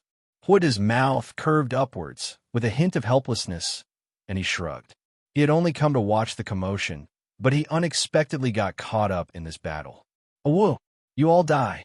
The lizard's green arm muscles bulged, and he swung the car door in his hand, striding towards Wanda. "Damn it, get out of the way." Ghost Spider's face changed drastically when she saw this. She didn't know what happened, but she hadn't noticed that there were two other people there just now. Facing the situation, she could only bite the bullet and stop running, jumping directly in front of Wanda. Seeing Ghost Spider suddenly appear in front of him, the lizard's voice changed pitch with excitement. He raised the car door high and slammed it forcefully towards Ghost Spider. Gwen, facing this immense force, could only grit her teeth and raise her hands to block. A huge force came, and her heels were driven several inches into the ground. The lizard looked at Gwen's appearance, grinned, revealing sharp teeth, looking especially terrifying. All of this was part of his plan. Before Gwen could react, his tail suddenly whipped out, fiercely striking her. Gwen was instantly knocked to the ground, and at the same time, the car door in the lizard's hand, carrying strong wind and immense force, slammed towards her. At this moment, Gwen's face was pale, and looking at the approaching car door, she had no time to dodge. At that moment, fear made her instinctively close her eyes. Bang! Dust flew, and a huge sound echoed on the street. But Gwen was surprised to find that she was unharmed. She slowly opened her eyes. A tall figure was standing in front of her. The person was wearing a black short-sleeved shirt, one hand in his pocket, and the other hand effortlessly caught the heavy car door. "Get out of the way." On the chaotic street, several burning cars occasionally exploded. Black smoke and dust filled the air, and apart from these sounds, the almost empty street was terrifyingly quiet. The tall figure's mouth curved slightly upwards, his expression calm, still holding the car door in his hand. Gwen Daisy, lying on the ground, widened her eyes. Who was this person? She had never seen him before, and it seemed he wasn't part of the superhero team. However, he could so easily withstand the lizard's strength. How is this possible? Lizard Kang's pupils instantly constricted into tiny dots, his heart filled with shock. His painstakingly acquired superpowers were so fragile in front of this stranger. Just now, he had used all his might to directly eliminate Ghost Spider. But the person in front of him blocked him with just one hand, and his left hand was still in his pocket, looking relaxed and at ease. "Oh," Wada's mouth curved upwards, with a hint of teasing in his tone, saying, "You're so weak. Wouldn't it be better to just stay in the sewer? Why run out and wander around?" As he spoke, a blue light appeared on his wrist. If one looked closely, it was a bull's head pattern. This was the power of the Bull Talisman. Those who possess the Bull Talisman can gain immense strength and stamina, becoming incredibly powerful, with greatly increased physical endurance, and the destructive power of their physical attacks will be greatly enhanced. Although it might still not be enough against universe-level powerhouses, in the surface world, it was already sufficient. "You, damn guy!" Lizard Kong roared in anger. This humiliation was unbearable for him. His thick tail suddenly whipped out, fiercely striking towards Gwen. Gwen saw the immense power of this blow and immediately braced herself with her hands on the ground, preparing to dodge. At this critical moment, Wanda suddenly kicked the lizard with a powerful blow that even created a whooshing sound. Boom! The lizard, like a kite with a broken string, was kicked flying and crashed into the nearby wall. The wall instantly collapsed, leaving a large pit. This power, is this something a human can possess? Gwen was stunned. She had felt the astonishing strength of the lizard when she fought him before, even being able to tear a car apart with her bare hands.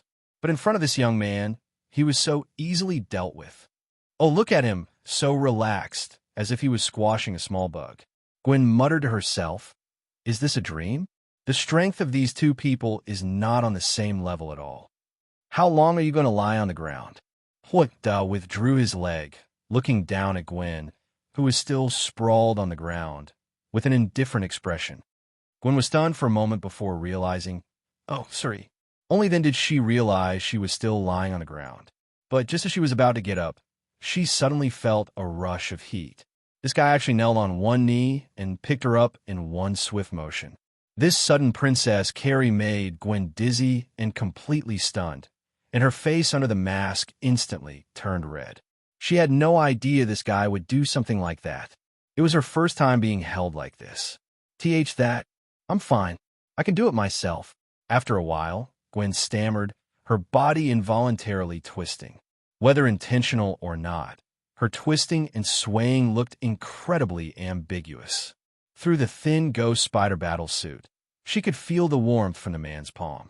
This made her heart beat even faster, and her eyes under the mask widened. Wanda nodded, and calmly turned to let go of Gwen. Are you okay? Wanda, who was beside them, glared fiercely at Wanda before turning her gaze to Gwen. Although Wanda looked proper now, she always felt he wasn't that kind-hearted. I'm fine. Gwen's attention was drawn to the woman walking from afar. As soon as she saw that person, her eyes immediately widened. You're Scarlet Witch. I actually met an Avenger. I'm your die-hard fan. I've always admired you so much. Don't listen to what those people outside are saying. I know things aren't like that at all. And you're really beautiful. As soon as Gwen saw Wanda, she completely forgot what had just happened. She jogged over, speaking excitedly and chattering nonstop. Thank you. Wanda smiled and nodded at Gwen, watching her lively movements. Oh, by the way, are you a superhero too? Gwen turned to look at Wanda, frowning and thinking for a while. Why haven't I seen you before? She had always followed the news of the Avengers, and if he had been on television, she would definitely have remembered him. But this guy had never appeared at all. I'm not a superhero. Wanda shook his head indifferently, his gaze unconsciously sweeping over Gwen's figure. 85, 56, 90. TSK, TSK, TSK. For her age, her figure was really good. Although Gwen's height and build couldn't compare to Wanda's, her aura was completely different. If Wanda was like a woman with a charming allure in her melancholy, then Gwen was like a young girl radiating youthful vitality, looking exactly like an 18-year-old university student. Just as Wanda was immersed in this atmosphere, the sound of crumbling stone suddenly came from behind him. A lizard slowly crawled out of the hole, panting heavily and glaring at the three of them. Seeing them ignore him and stand there chatting, he trembled with rage. This was simply blatant disregard. Almost forgot about you. Wanda regained his composure, looking at the lizard with displeasure. He was just reminiscing about his youth, but this damned lizard kept popping up and messing things up. It really ruined his good mood. Go to hell.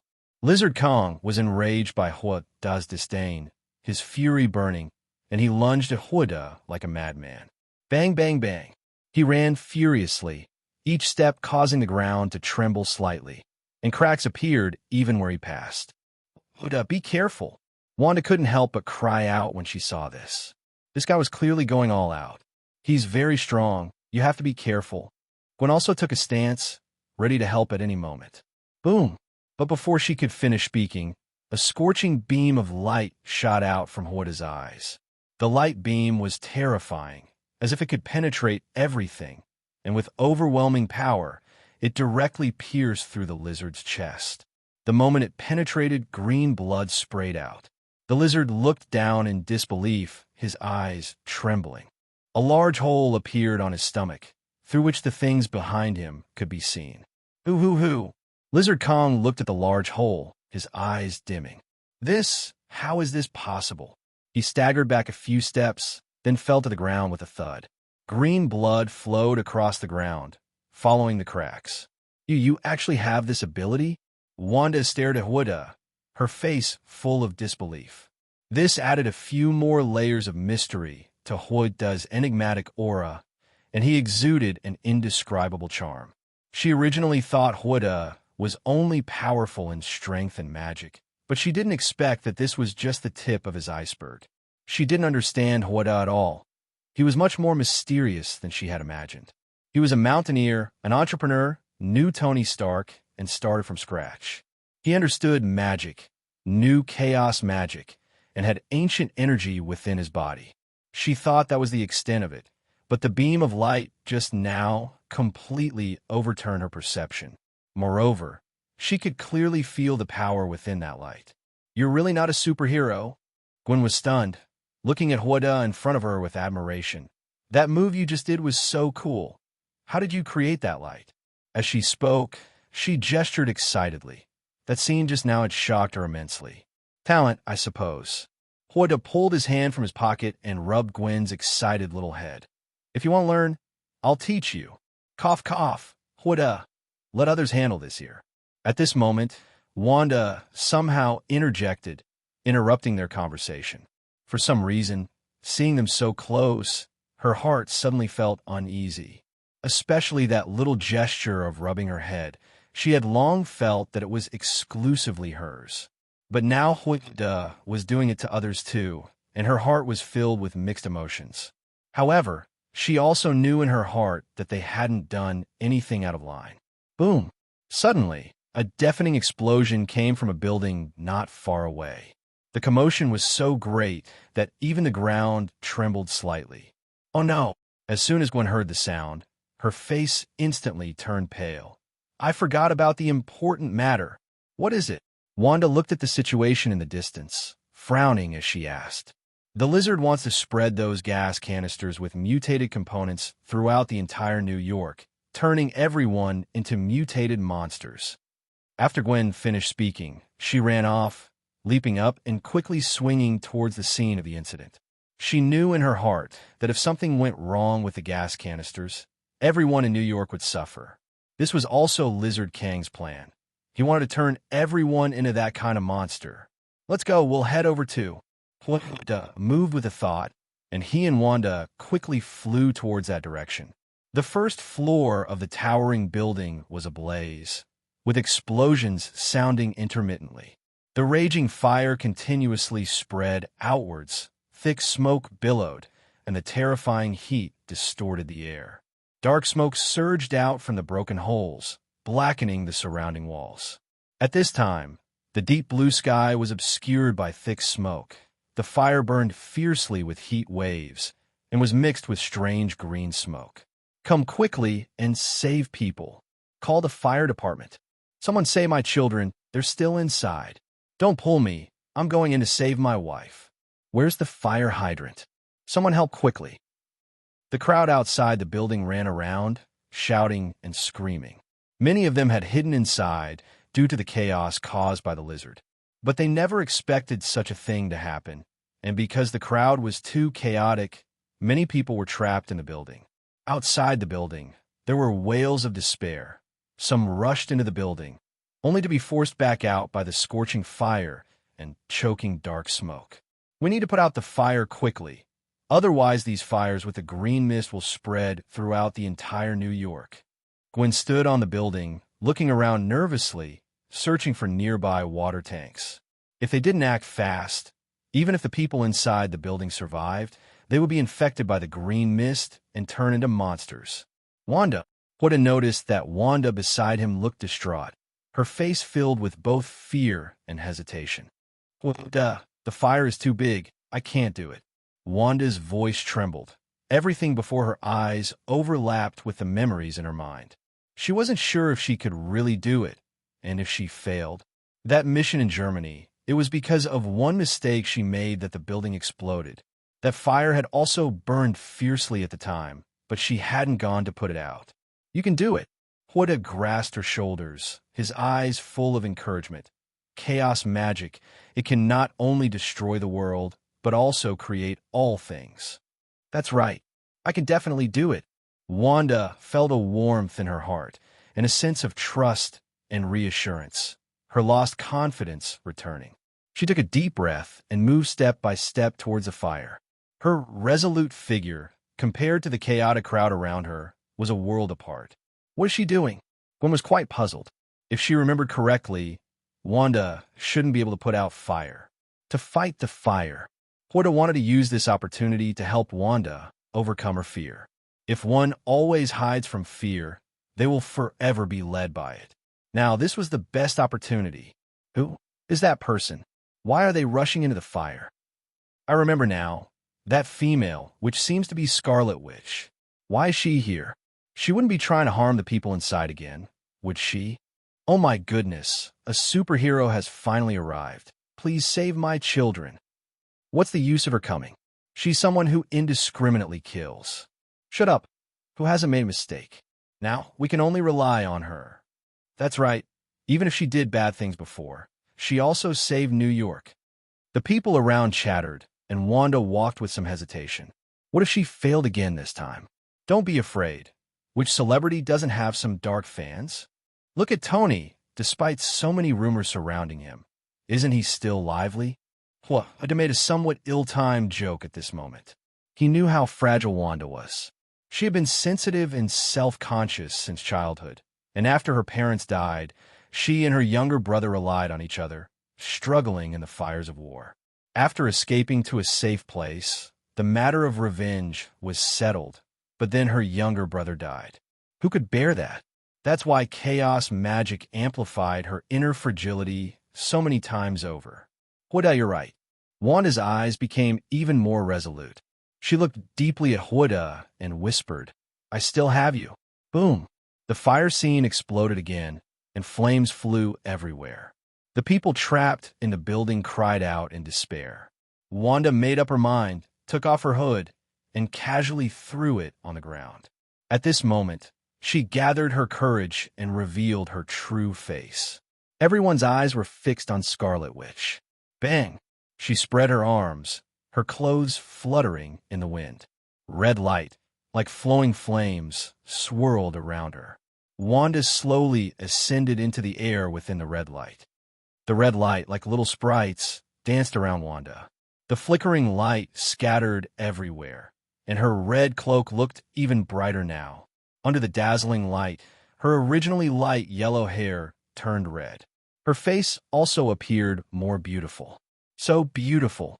Gwen watched this scene, her eyes wide beneath her mask, and couldn't help but exclaim in admiration. At this moment, Scarlet, which was like Freya from mythology. Indeed, Scarlet, which is even more charming. Wanda stared at Wanda, floating in the air, unable to help but say, Ah. Honestly, Wanda was becoming more and more charming. He finally understood why people found the female, which more attractive after she became dark. Wanda spread her arms, and the red light surged towards the fire like a tidal wave. Under the suppression of that red light, the originally raging flames were slowly tamed. Even the surrounding dark smoke was compressed into a ball by her chaos magic. As the red light tightened, Wanda's expression became more and more serious. Controlling chaos magic on such a large scale truly required extreme precision. Phew! Wanda's forehead was covered in sweat, and her hands moved continuously. She remembered her disastrous attempt to compress magic in Germany. She could clearly feel the emotions of the people around her. Their hearts were filled with pain, despair, fear. These images caused her chaos magic to go out of control, and the fire that had just been suppressed reignited. Wanda's brows furrowed as he saw Wanda in such pain. He knew that for Scarlet Witch, doing these things was not difficult. The difficulty lay in Wanda overcoming the obstacle in her own heart. He couldn't help her with this. It was something Wanda had to do herself. He floated beside Wanda. Don't think about the past. Only you can save them now. Remember what I told you. This is really nothing for you. Trust me, you can definitely do it. Huda's voice echoed softly in Wanda's ear. Wanda didn't turn around, but she knew Huda was there. She could even smell Huda's familiar cologne sent through the fire. Wanda took a deep breath, her eyes becoming resolute. Yes, that's it. Only she could save the people inside now, and only she had this ability. Regardless of whether she had tried it before, this was the only way left now. It was too late to back down. She had to go all out. She remembered what Huda had said last night. Chaos magic is not just destruction. It can also create, and it can change everything. So I can definitely do it. I can create everything. With each thought, the red light in Wanda's eyes grew brighter. The harder she pushed with her hands, the smoother the Fei Hong light flowed through them. It was as if this was how it was always meant to be. The light grew stronger, and Wanda's heart became steadier. The fire, which had been spreading, was suppressed faster and faster. Buzz! With a sound, the strange red light suddenly erupted like a tide. Red waves swept across the entire district. Like ocean waves, the entire district was covered in red light. Even the sky turned crimson. Looking up from below, it was like a red sea. What is this? Is this the power of Scarlet Witch? It's too beautiful. Can it even change the world? I never thought that superheroes would hide such immense power. She won't mess up the entire district again like last time, will she? Someone in the crowd muttered, and the people who had been stunned instantly fell into chaos. Once the media sensationalized it, Scarlet, which became synonymous with disaster. This bizarre scene before them terrified people, their hearts pounding, and fear spread through the crowd like a contagious disease. This unknown power scared them to death. They wanted to run, but their legs felt like noodles. Just then, someone noticed that the fire on the first floor was slowly being extinguished at a visible rate. Where the red light shimmered, ice began to form.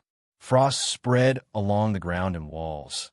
The temperature plummeted, and the flames vanished without a trace. Scarlet, which put out the fire. This is too amazing. She actually came to save us.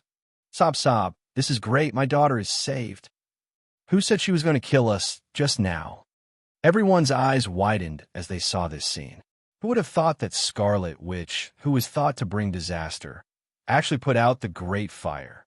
At this rate, the fire would completely disappear very soon.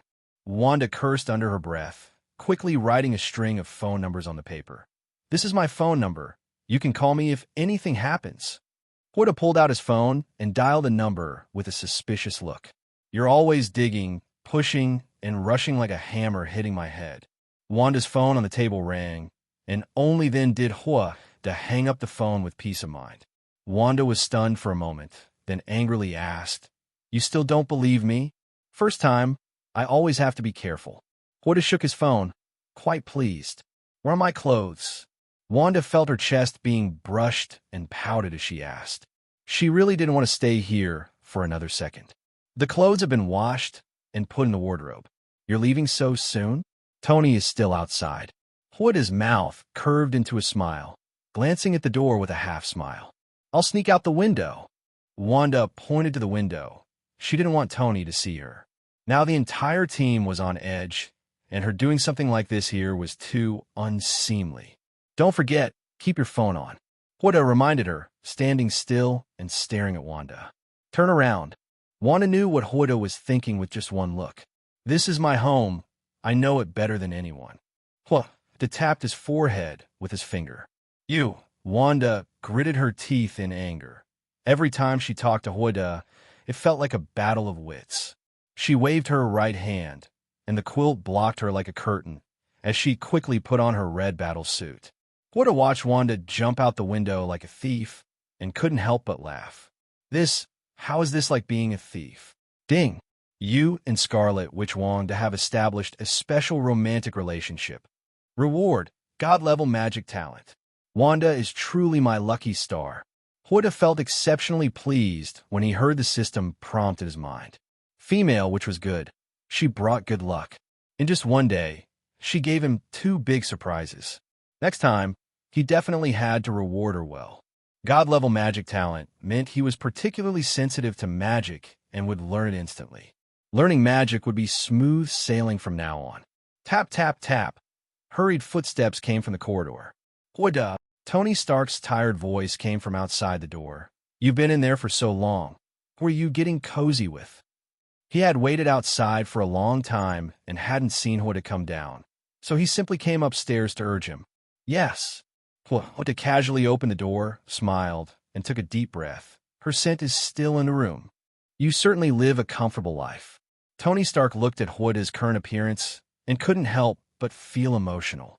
He was indeed a prominent superhero now, but the burden on his shoulders was much heavier than before. Plus, with Pepper at home, he no longer had the mind to mess around. All right, let's go downstairs and chat. Wanda tugged at his bathrobe tie, patted Tony Stark's shoulder, and led the way downstairs. As Wanda left, Tony Stark's peripheral vision caught sight of the wide-open door. The room was messy, with a single shirt lying alone on the bed. The French window, not far away, was also wide open, and the curtains swayed gently in the wind. Tony Stark shook his head, no longer thinking about it, and followed Wanda into the reception room. A set of gold-rimmed sofas sat on the hand-woven carpet, and the entire room was filled with the scent of incense. Mr. Tony, would you like a drink or something else? Wanda asked lazily, nestled in the soft European-style sofa. Wine. Tony Stark hesitated for a moment, then finally shook his head. Give me a cup of tea. He had to stay sober at all times now. Wanda just gave the maid a look, and soon 2 cups of Earl Grey tea were placed in front of them. I didn't expect the famous super eagle Tony Stark to not take a nap, but instead come to my place. After the maid left, Wanda teased and observed Tony Stark. Tony looked much more haggard recently, and his eyes showed fatigue. Wanda, don't tease me anymore.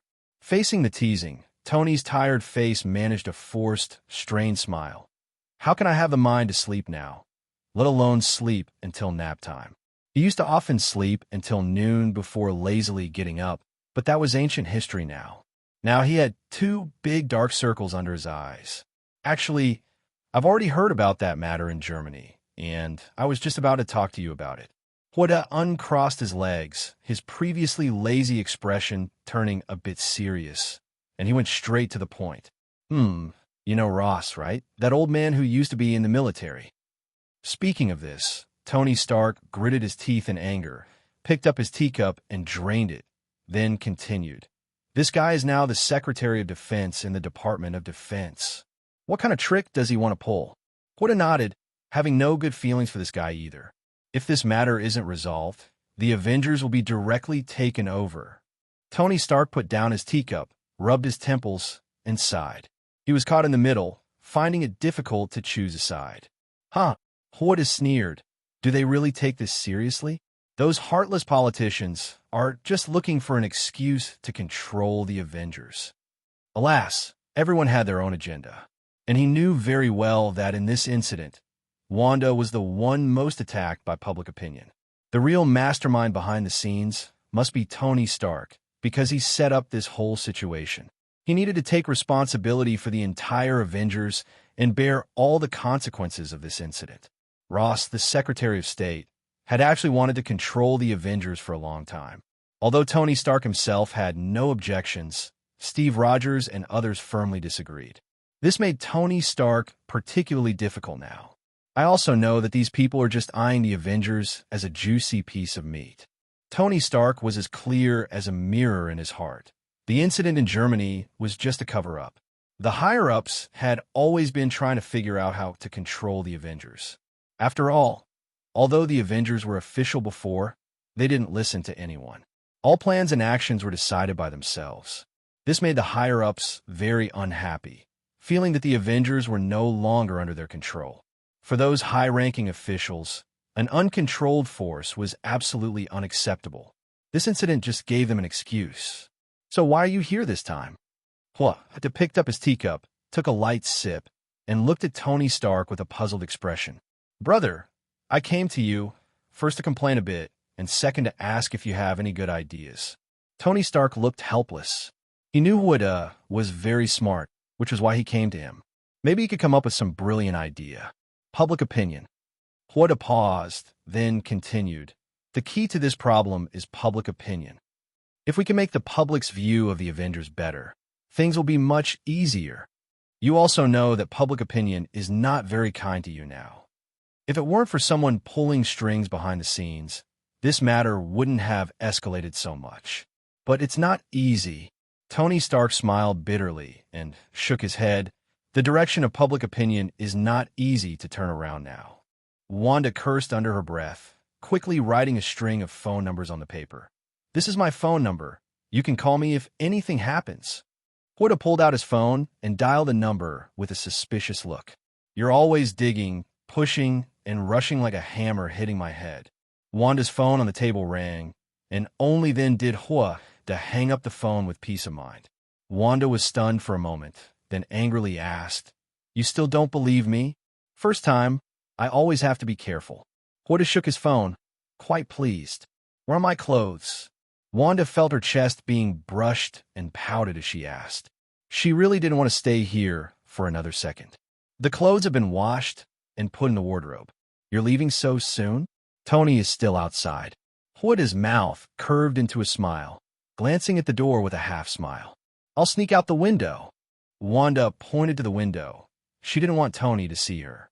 Now the entire team was on edge, and her doing something like this here was too unseemly. Don't forget, keep your phone on. Huda reminded her, standing still and staring at Wanda. Turn around. Wanda knew what Huda was thinking with just one look. This is my home. I know it better than anyone. Huda tapped his forehead with his finger.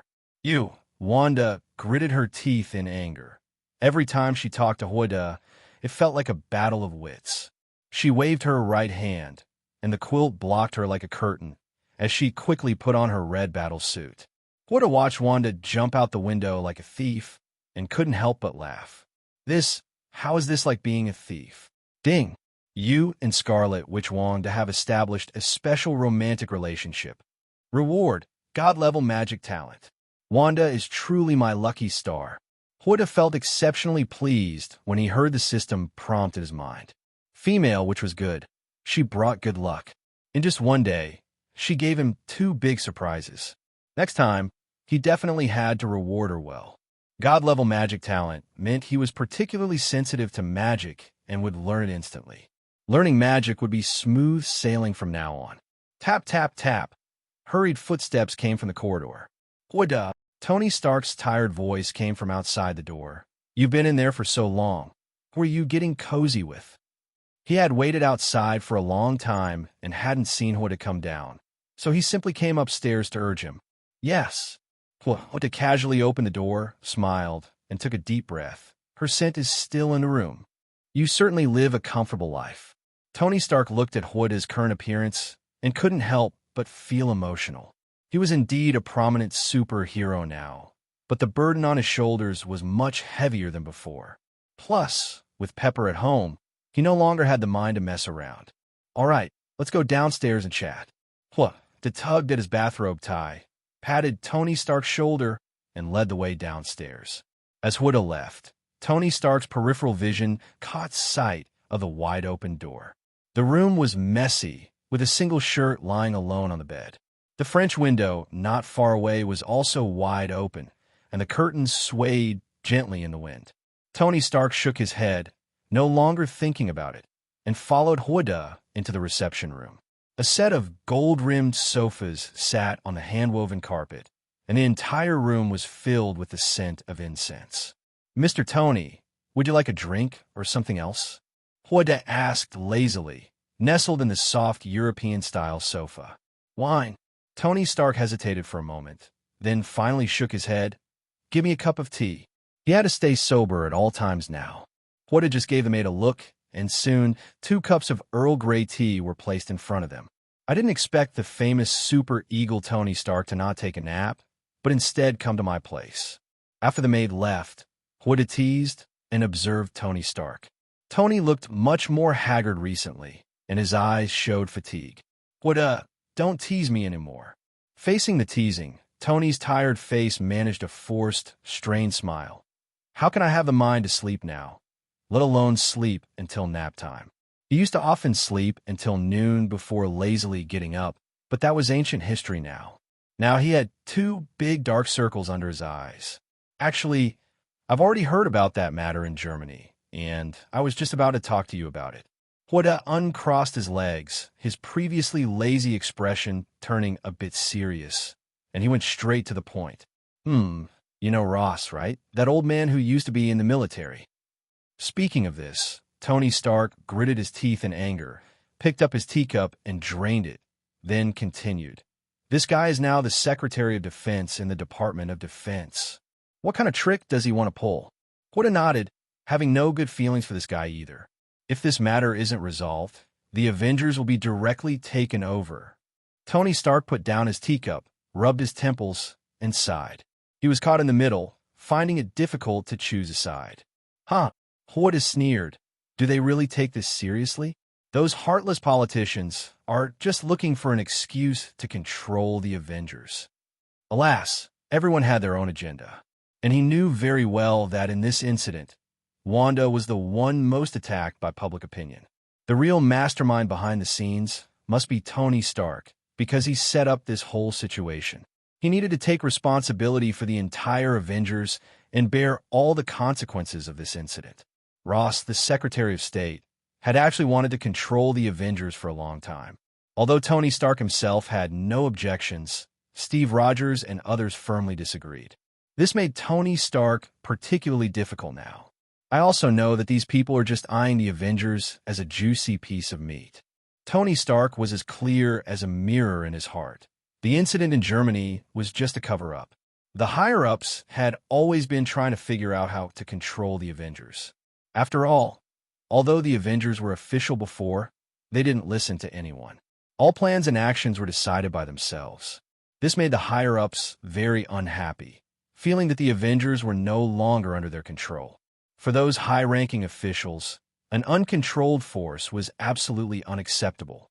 This incident just gave them an excuse. So why are you here this time? Wanda picked up his teacup, took a light sip, and looked at Tony Stark with a puzzled expression. Brother, I came to you, first to complain a bit, and second to ask if you have any good ideas. Tony Stark looked helpless. He knew Wanda was very smart, which was why he came to him. Maybe he could come up with some brilliant idea. Public opinion. Wanda paused, then continued. The key to this problem is public opinion. If we can make the public's view of the Avengers better, things will be much easier. You also know that public opinion is not very kind to you now. If it weren't for someone pulling strings behind the scenes, this matter wouldn't have escalated so much. But it's not easy. Tony Stark smiled bitterly and shook his head. The direction of public opinion is not easy to turn around now. Exhausted after running around all day, Natasha echoed, saying that as a woman, she could vaguely sense something. Those grown men didn't even notice that Wanda's face was completely red. Moreover, this person must be very important to Wanda. Otherwise, given her personality, she would have told everyone long ago.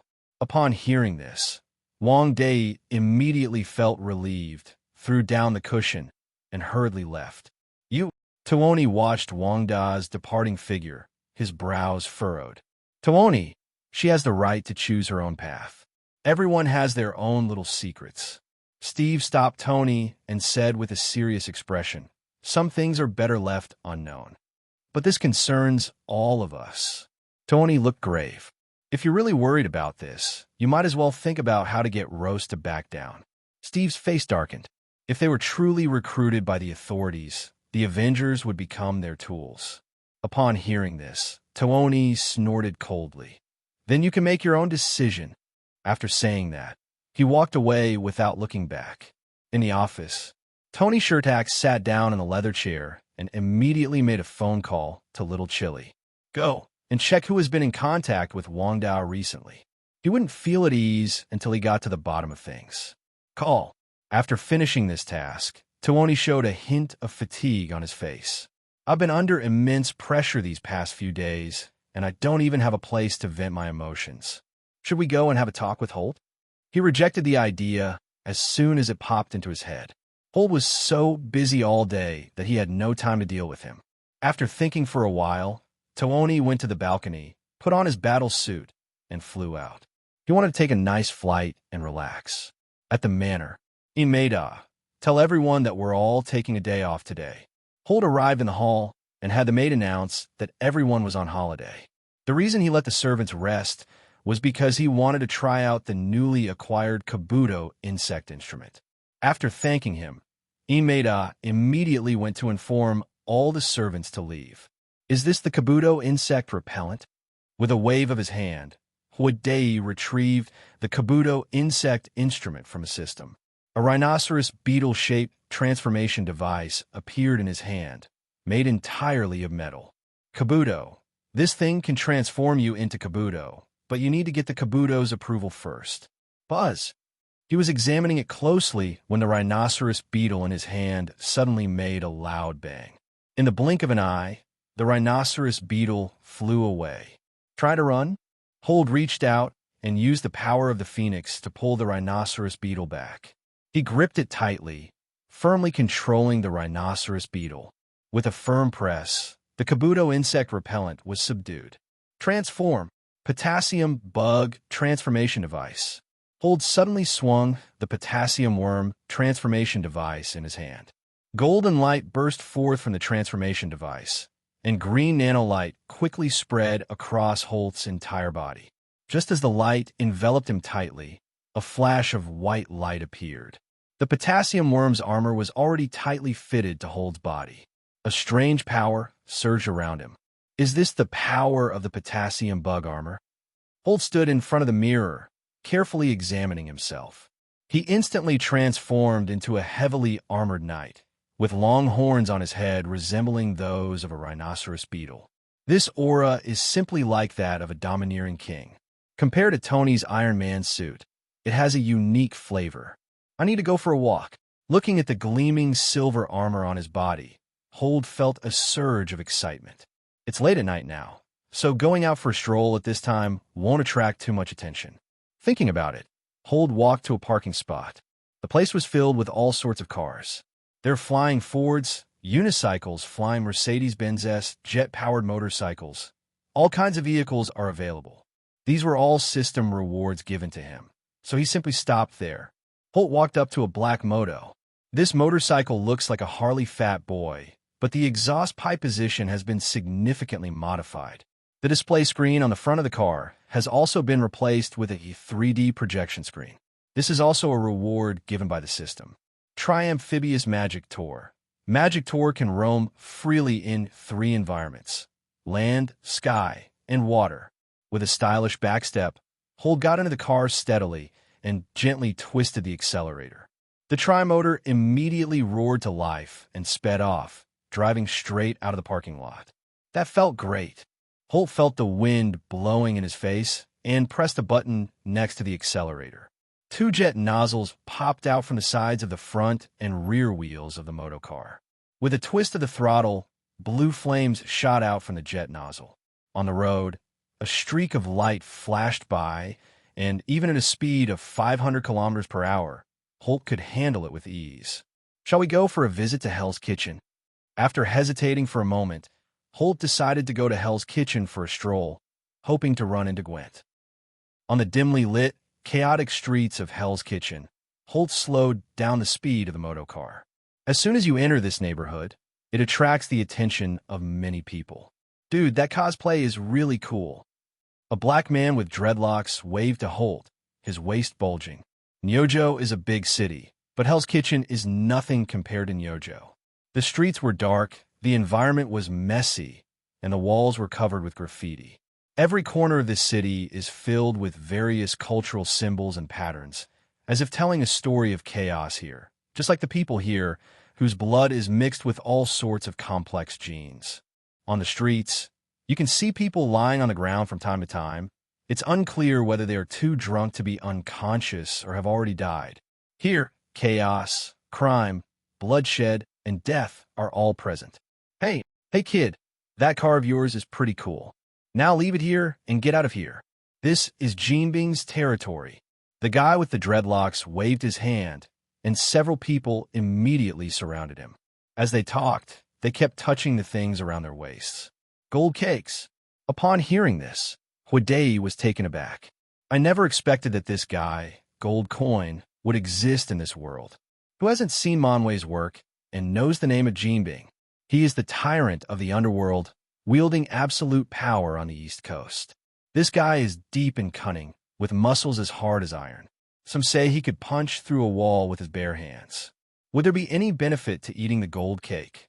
Holt rode his magic bike, muttering to himself. He figured this system reward must be considered a special event. Aren't you going to get out of here? Don't think that just because you're dressed in weird clothes, no one will dare to touch you. The man with dreadlocks sneered. If the other party didn't know what was good for them, he wouldn't show any mercy. Oh, why are you doing this?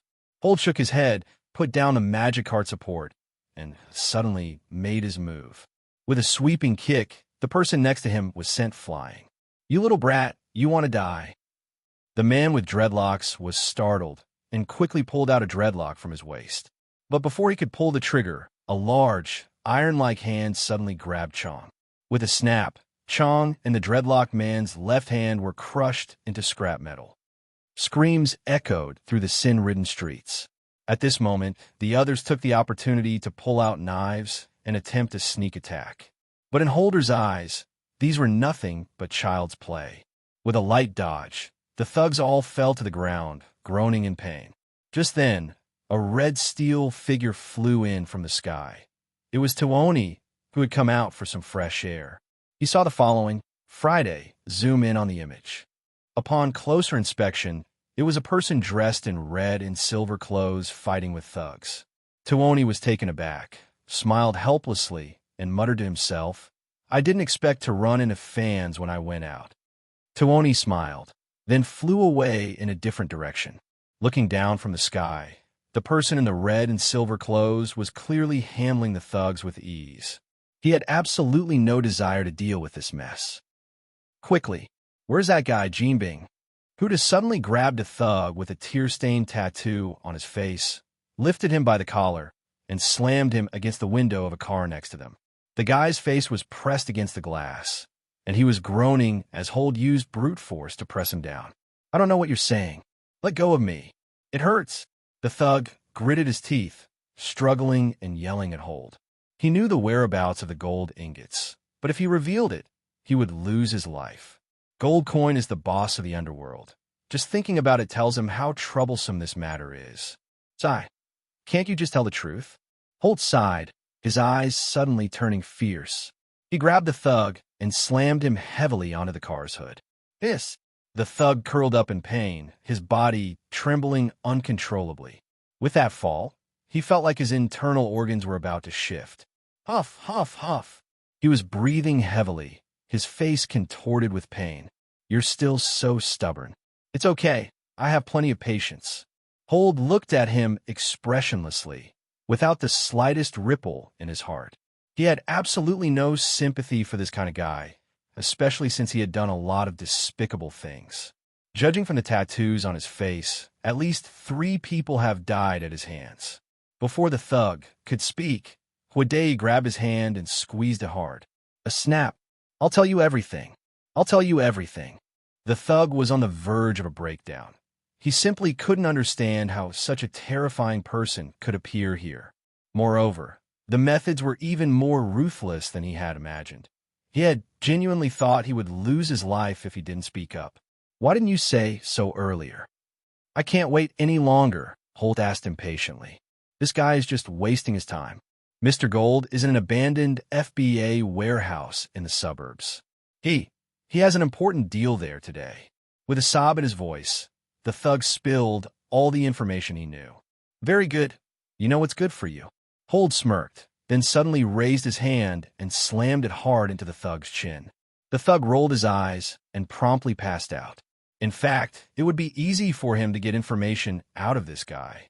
After all, he possesses the power of the Phoenix, which can easily make the other party speak. But he wanted to test Kabuto's abilities, so he used this method of interrogation. By the way, how long do you plan to stay here? Hold stretched his shoulders, casually turned around, and looked at the 5-story building in front of him. Bang! A white figure leaped up, spun in the air, and landed lightly on the ground. "How did you find me?" Gowen looked at the mysterious person in front of him in surprise. She had only been here a short time and was acting very discreetly, so she shouldn't have been discovered. "Hey, you know what? She's pretty good at hiding, but that guy found her without even glancing at her. Perhaps it's because I have good hearing, little spider girl." Hold chuckled, then carefully examined Gowen. "Hey, little spider girl, what are you busy with?" "What are you busy with?" "I'm gathering information." A little embarrassed, Gowen kicked a pebble beside him and asked, "Hey, unicorn, if you're going to find gold coins, can I come with you?" "Why do you call me a unicorn?" Hold looked completely bewildered. "Don't you have a big horn on your head?" Gowen pointed to his horn. "This is my symbol for a rhinoceros beetle." Herd leaned back in a car and asked lazily, "Aren't you afraid I'm a bad guy?" This girl is too bold. She wants to team up as soon as they meet. Anyone who is an enemy of gold is a friend. Gowen answered decisively, his tone full of determination. "Mr. Goldcoin, perhaps. I should leave now." The guest sitting opposite hesitated for a moment, then prepared to leave immediately. He was only there to discuss business and never intended to risk his life here. "Don't worry, there won't be any problems," Jean Bing quickly said, then turned and roared at his men. "Kill him! Kill him!" He had seen too many enemies, but this was the first time he had felt so humiliated. "The customer is sitting right across from me, yet I can't even handle a nobody." Huff. As the order was given, more than 20 Spider-Man robots split into 2 teams and pounced on Hold and Gwen. Whoosh whoosh. As soon as the spider robot approached, many sharp spider legs shot out from its back, rushing towards the two with a whooshing sound. Driven by a powerful engine, these legs are incredibly powerful. Each strike is like a cannonball. Watch out, these guys have the combat experience of a master fighter installed in their systems. Moreover, it also contains a simple artificial intelligence chip, which can handle any attack. While dodging the attacks from those legs, Gowen gave a warning. "Fine." Holt seemed to see everything around him clearly, easily dodging all the attacks from the spider legs. He even grabbed a leg and broke it with his elbow. His every move was so composed and elegant. Gowen dodged a spider's leg by sidestepping and caught a glimpse of this scene out of the corner of his eye. His mind went blank for a second. Who exactly is this guy? He could still fight back so calmly, even at a time like this. Someone as powerful as him is probably only comparable to Tony Seatak. She couldn't help but mutter to herself, "This technique is just too amazing." On the surface, he simply dodges, but each movement contains different fighting techniques. Wing Chun, Bagua Bagua, Muay Thai, boxing, judo, joint locks, and more. It has everything. Moreover, only top-tier experts can use each technique so skillfully. Bang! Hold's 8 extremes collapse attack sent the nearest Spider-Man robot flying. Is this all these Spider-Man robots can do? He cracked his knuckles, his eyes already showing impatience. If he hadn't wanted to see how well these robots performed, he would have taken care of them all long ago. After all, in the realm of Ghetto, if someone claims to be number 2, then no one would dare to claim to be number 1. There are probably very few people in this world who are more capable than him. Buzzing. Just then, the Spider-Man robot in front of him suddenly exploded. The silver mechanical fragments whizzed through the air and reassembled into more than 100 small mechanical spiders. Although they were smaller, their numbers surged toward them like a tidal wave. "They've gone mad," Gowen shouted a warning, preparing to deal with the spider-like robot in front of him. But to her surprise, these Spider-Men turned around and charged straight at Hold. Her face immediately fell. Although the rhinoceros beetle's defense was formidable, it couldn't hold out for long under the siege of so many Spider-Man robots. Moreover, in this situation, even the most skilled sparring techniques are useless. It seems that old man Jean Bing can't hold on any longer. Seeing this, Hold couldn't help but mutter a complaint in his mind. He pressed his hand onto his belt and pulled it sharply to the right. CSD, OFF potassium burst. A sound effect rang out. His heavy armor exploded in an instant. The fragments flew towards the Spider-Man robot swarm like rain. Holt pulled on the rhinoceros beetle horn on his belt again. Time-lapse sound effects. At that very moment, the Spider-Man robot flying in the air suddenly slowed its descent. The air around us seemed to have stopped moving. Not far away, Go-1, who was rushing over to help, also noticed this strange atmosphere. Even the slightest breeze or rustling of grass became incredibly slow. Is this what they call time up? Holt looked around, and everything seemed to have stopped. A flash of understanding crossed his eyes. It felt like time had been stretched out. No, to be precise, it should be that my speed has increased. They can't see me because my movements are too fast for the human eye to perceive. After understanding the situation, his pupils suddenly contracted. Looks like we need to deal with these surrounding troubles first. Holt shifted his body and leisurely moved among the spiders. He quickly tapped each mechanical spider he passed. The fragments from the explosion seemed frozen in time, slowly flying away in all directions. Upgrade complete. Immediately afterwards, bang, all the mechanical spiders were instantly destroyed.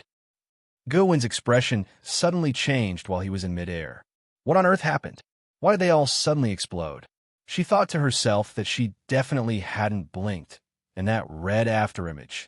Inside the factory, why did everything suddenly explode?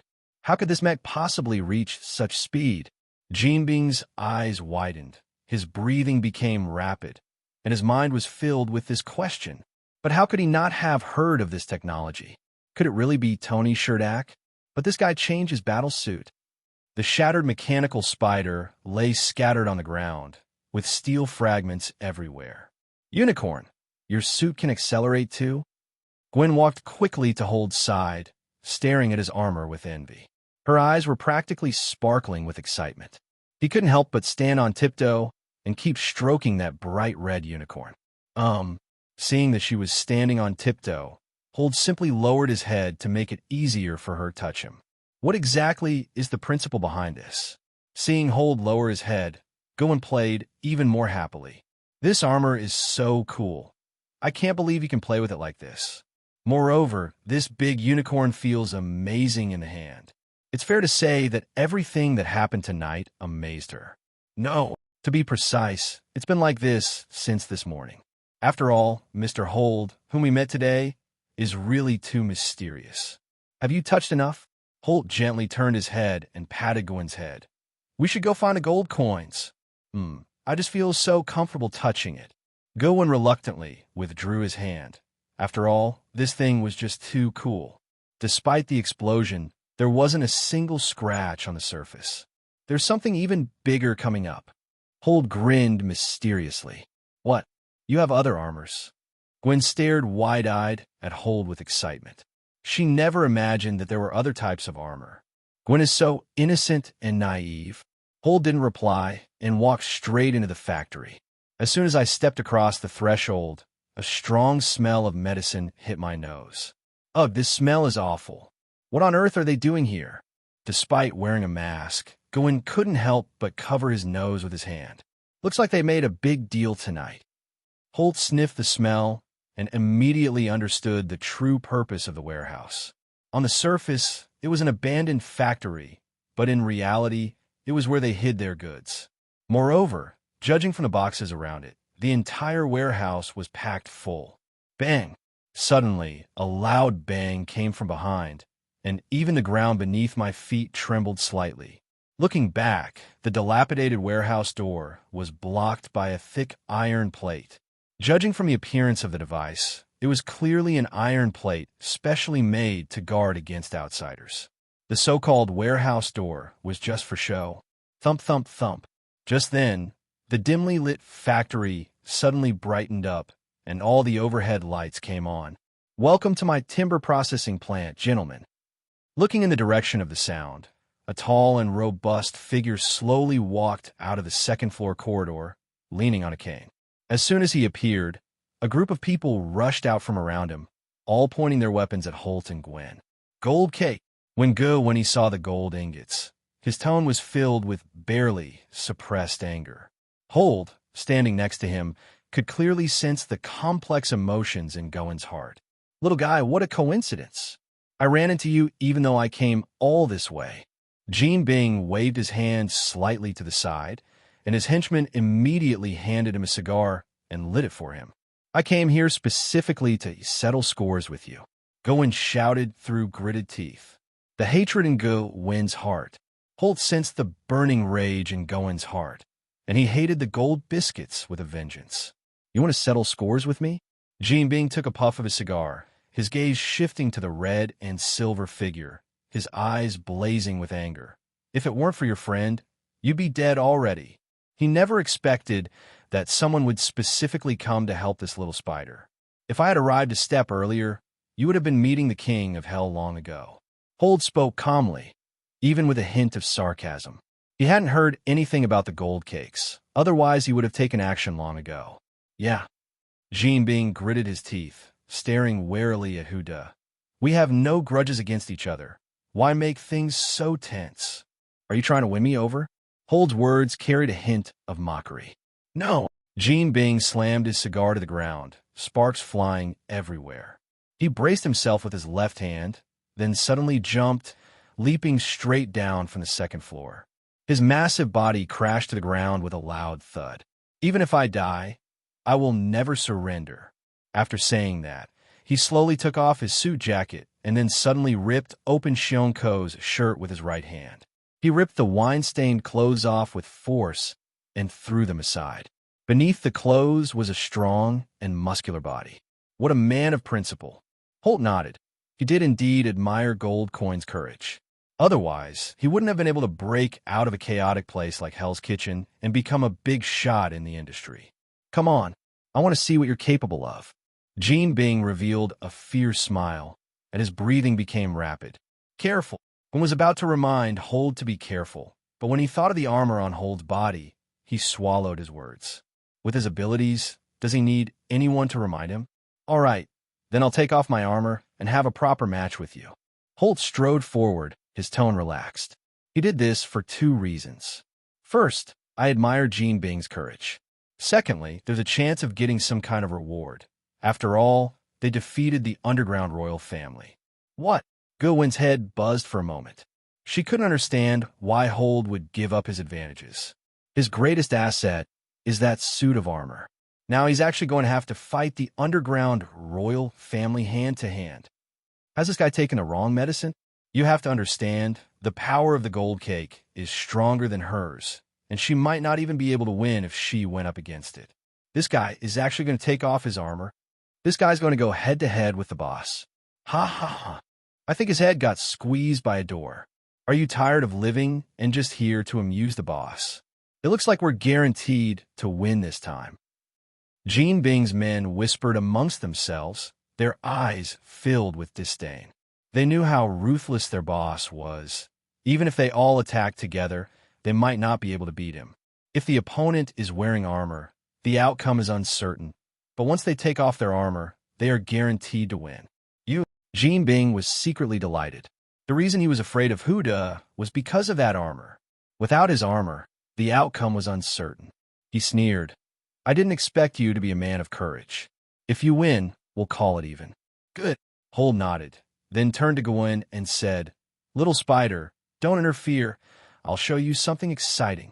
Upon hearing this, Gwen immediately panicked. These are gold coins. Are you crazy? Whether it's crazy or not, you'll find out soon enough. It's not certain who's stronger or weaker.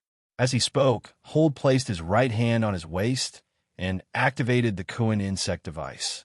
Buzz! A buzzing sound arose. His red battle suit came undone, and a rhinoceros beetle flew out. He shone brightly under the lights. Holder's handsome profile was finally revealed as the mask disappeared. This guy, Gwen's eyes, hidden behind his mask, were wide open. This person, it was Holmium. You are Mr. Holmium. Gwen was so shocked that she couldn't speak. Only then did she realize why the mysterious person looked so familiar. Because this person is Hold. That's why he said he would teach her. It was Mr. Holt. No wonder he was so calm. Gwen stared at Hold's retreating figure, thinking to himself, if it were Mr. Holmium, then things would definitely be settled. Her ears burned with embarrassment at the thought that she had just advised Mr. Holt not to act impulsively. Wrong. The one who should be shy is Holt.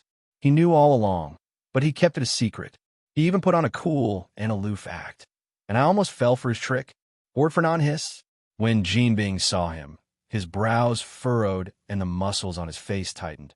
If I remember correctly, you are a member of the board of directors of the SeaTac group. He knew a little about these high-ranking figures. The board members were all powerful and influential people. I do seem to have that title. Holt nodded and grinned. Of course, you can also call me a heroic mountaineer, a pentathlon champion, a philanthropist, or something like that. He did acquire these identities after owning shares in SeaTac. However, he never bothered to attend such meetings. Mr. Holmium, I don't think we need to escalate things to this point. At this point, Jean Bing surprisingly chose to compromise. He knew very well that killing the members of the SeaTac group would really get him into big trouble. These people hold very important positions and status. If anything happens to them, it will definitely cause a huge uproar. Moreover, neither Tony nor the Avengers are easy to deal with, and he wasn't confident he could go head-to-head with them. So if possible, he would rather give up some benefits in exchange for Holt leaving. No, you don't need to worry about my identity. Holt shook his head slightly, a hint of disdain in his voice. I just want everyone here, or those who are being targeted by me, to remember this. That's going too far. Do you think I'm afraid of you?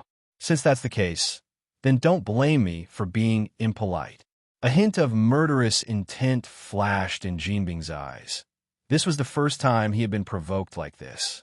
As the boss of the underworld, he was so looked down upon. Even with the Avengers backing him up, he wouldn't let this person go. And if Holder disappears, then no one will be able to find him. Bring it on. Like a polite gentleman, Holt even rolled up his clean white sleeves and waved gently at the gold coin. Jean Bing's disdainful attitude made him so angry that his muscles trembled. A spectacular show is about to begin.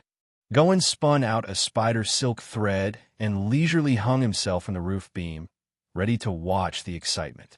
She had been worried about Holt before, but after learning his true identity, she didn't care at all.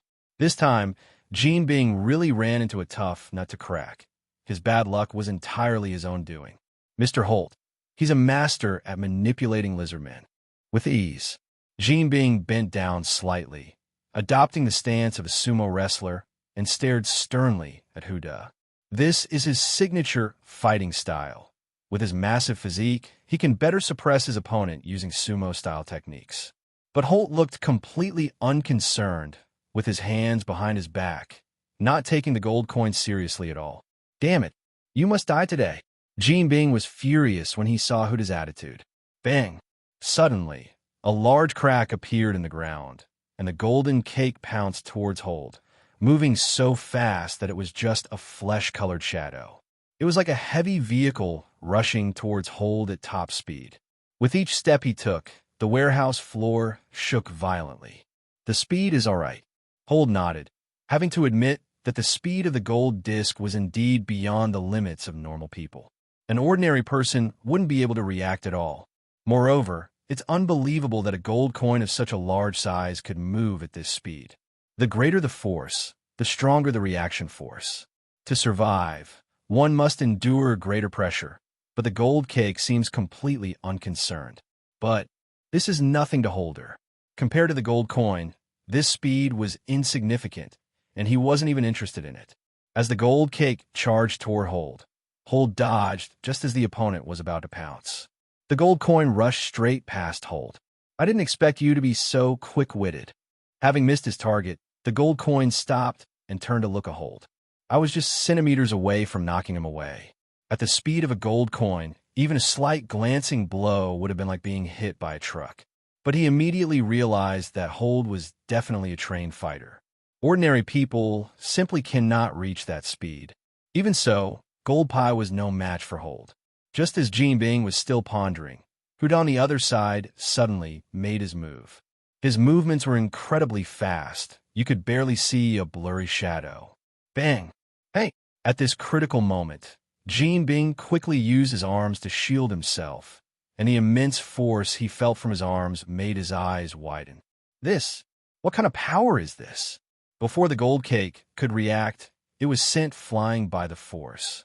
The moment he hit the wall, he felt his blood surge and his face turned bright red. How is this possible? What kind of guy is this? He actually kicked the boss flying with one kick.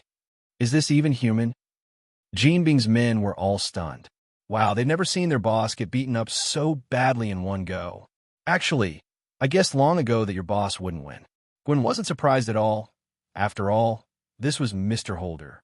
What's troubling her now is why Holt wanted to tease her. Jinbing's arms were in excruciating pain, and he looked at Huda with a terrified expression.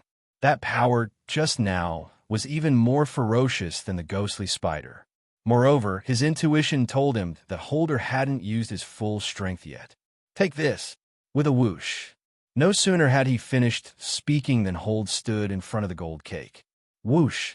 With a whoosh of wind, he kicked the golden cake bear's mouth swiftly and accurately. Jinbing's eyes nearly popped out of their sockets as he gritted his teeth and raised his hands. Bang, bang, bang! A series of incredibly fast-leg techniques rained down like a storm. Jinbing didn't even have a chance to catch his breath. In less than a second, he felt as if his arms had been hit by countless sledgehammers. Soon I lost feeling in my arm, and blood was flowing freely. The white bones are all showing. His arm is broken. Thud! Jinbing, panting heavily, knelt limply on the ground. I give up. He had never seen such a terrifying opponent. This wasn't a fight. It was a one-sided massacre. He was defeated before he could even touch the hem of Hold's clothes. Ding! You have successfully defeated Gold Coin in a one-on-one duel. Reward, serious one punch. The winner is the boss, and the loser gets punished. Hearing the notification in his head, Hold had no intention of letting the gold coin go. He grabbed Jinbing by the head and slowly lifted him up. The winner is the boss. Besides, Jinbing had wanted to kill him before. At this moment, Jinbing hung limply, terrified. But my body just wouldn't cooperate. Mr. Holmium, please don't kill him, okay? Just then, Gawain released the spider's silk, jumped down from the roof, and spoke to stop him. What? Hold looked at Gawain in surprise. Hasn't Gawain always hated gold coins? Jinbing never dreamed that at the crucial moment, it would be Yuling Zhizhu who pleaded for him. He breathed a sigh of relief. As long as he could survive, he would still have a chance to make a comeback. But what Gervin said next really scared Holt. She took a deep breath and said bitterly, let him spend the rest of his life lying in bed, like a vegetable. But for Holder, this was no problem at all. Barring any unforeseen circumstances, Jinbing will likely remain in a vegetative state for the rest of his life. The burly man was covered in wounds, leaning against a broken pillar with a blank stare. Call 911 for your boss. Then you yourselves should take the contents of these warehouses to turn yourselves in.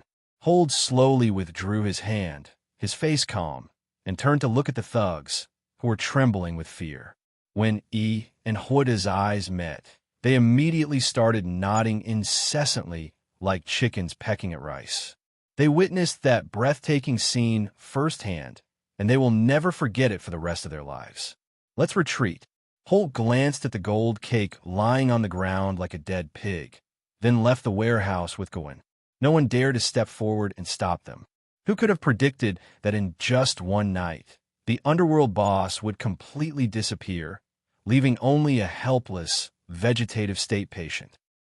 The moonlight, like water, spilled onto the ground, creating a silvery white expanse that appeared exceptionally cold and serene. The small hill in the suburbs was brightly lit by the bright moonlight. Gawain sat on the edge of the cliff at the top of the mountain, looking up at the moon in silence, just gazing at the bright moon in a daze. Do you hate gold coins? Hold walked over and sat down next to her and asked. He could tell that as soon as the gold coin appeared, Gawain's anger surged, and he wished he could tear him apart immediately. Gawain is not usually such an impulsive person. Hold called out to Uncle Crew, then smiled and said to Gawain, have a seat, this coffee is pretty good. He's a master at love. He knows that often there's no need to ask too many questions, and making a decision directly shows more courage. This can increase a man's charm. Gwen carefully sat down opposite Hold. You weren't so reserved yesterday. You were much bolder. Hold looked at her and couldn't help but tease her. Gwen's face flushed instantly. When he saw the coffee being served, he quickly picked it up and took a sip. As a result, he was scalded and kept sucking in air. She lowered her head, knowing in her heart that she had been too rash. Although Hold is really handsome, what he did was extremely rude. I'm just kidding. Let's go see Mr. Daisy after we finish our coffee. Holt stopped joking and started talking about serious matters. Then, the equipment and stuff. Gwen had noticed long ago that Hold wasn't carrying any equipment. Let's take a look first without using any instruments. Hold shook his head. Just to take a look? Gwen was a little disappointed. She had thought that Hold had a way to cure her father.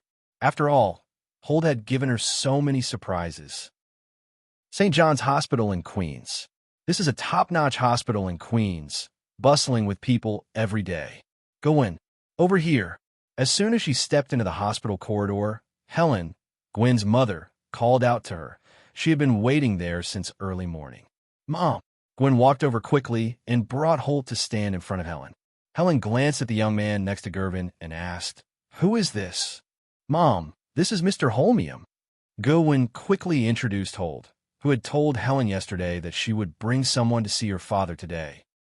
Helen glanced to Holt, her expression somewhat strange. This guy doesn't look like a doctor. He's too young, and he's dressed quite fashionably.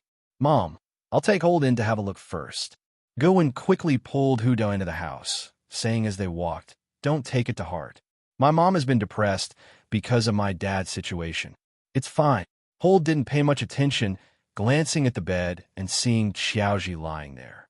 Xiaoji's face was deathly pale, clearly indicating that he had been unconscious for a long time. He's been in a coma for more than half a year, Gwen said, his eyes reddening. Little Helen, who followed in, hugged Gervin and asked, Do you think he can wake up? My uncle's condition is not optimistic. He shouldn't be able to wake up. Holt gave his conclusion after a quick glance. These words turned the mother and daughter's faces instantly pale, and they felt extremely distressed. But Holt changed the subject, Buzz. Holt's palm glowed slightly, but no one noticed this small movement. The next second, cough, cough, cough. Suddenly, Xiaoji on the bed started coughing violently, opened his eyes abruptly, gasped for breath, and looked completely bewildered. Upon seeing this scene, the mother and daughter were stunned for a moment, and then tears streamed down their faces. Dad, honey. Gwen and Helen rushed over and hugged Xiaoji while crying. Holt stood behind, smiling, watching the family gather, and faint runes were still flashing in his palm.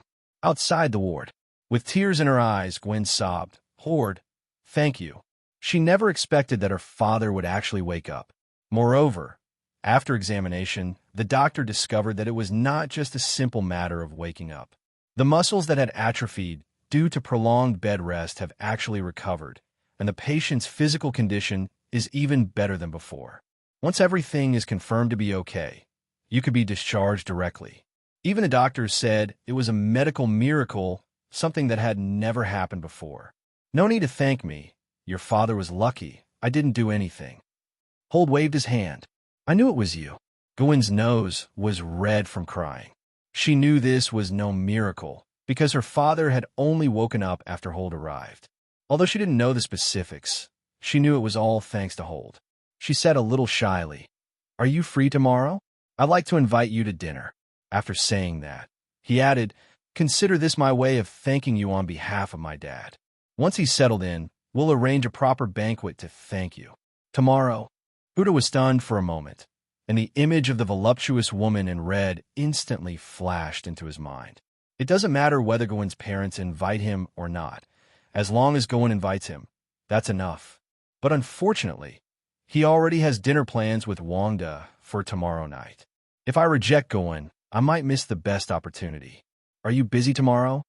Seeing the hesitation on Holder's face, Gwen said, I also wanted to thank you tonight, but about my dad. She still needs to undergo follow-up examinations and simply can't find the time. Fine.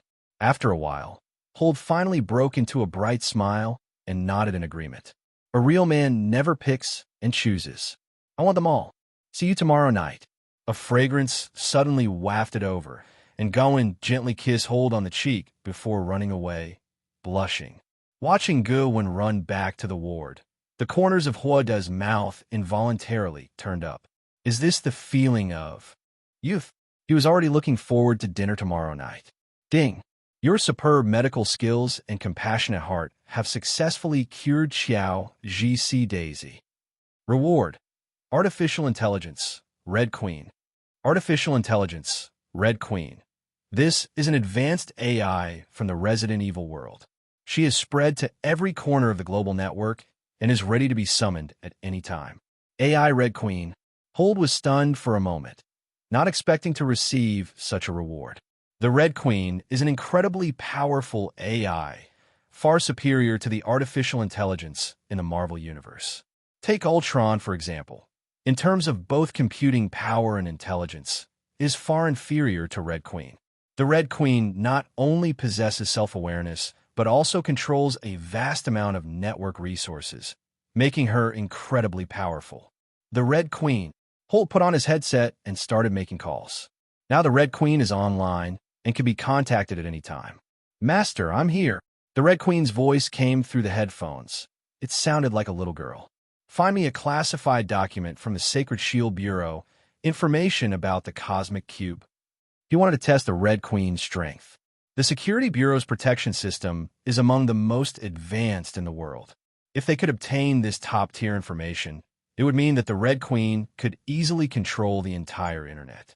Master, the intrusion has been successful, and the data has been obtained. Not long after, the Red Queen's voice came through the headphones. Holt's phone vibrated.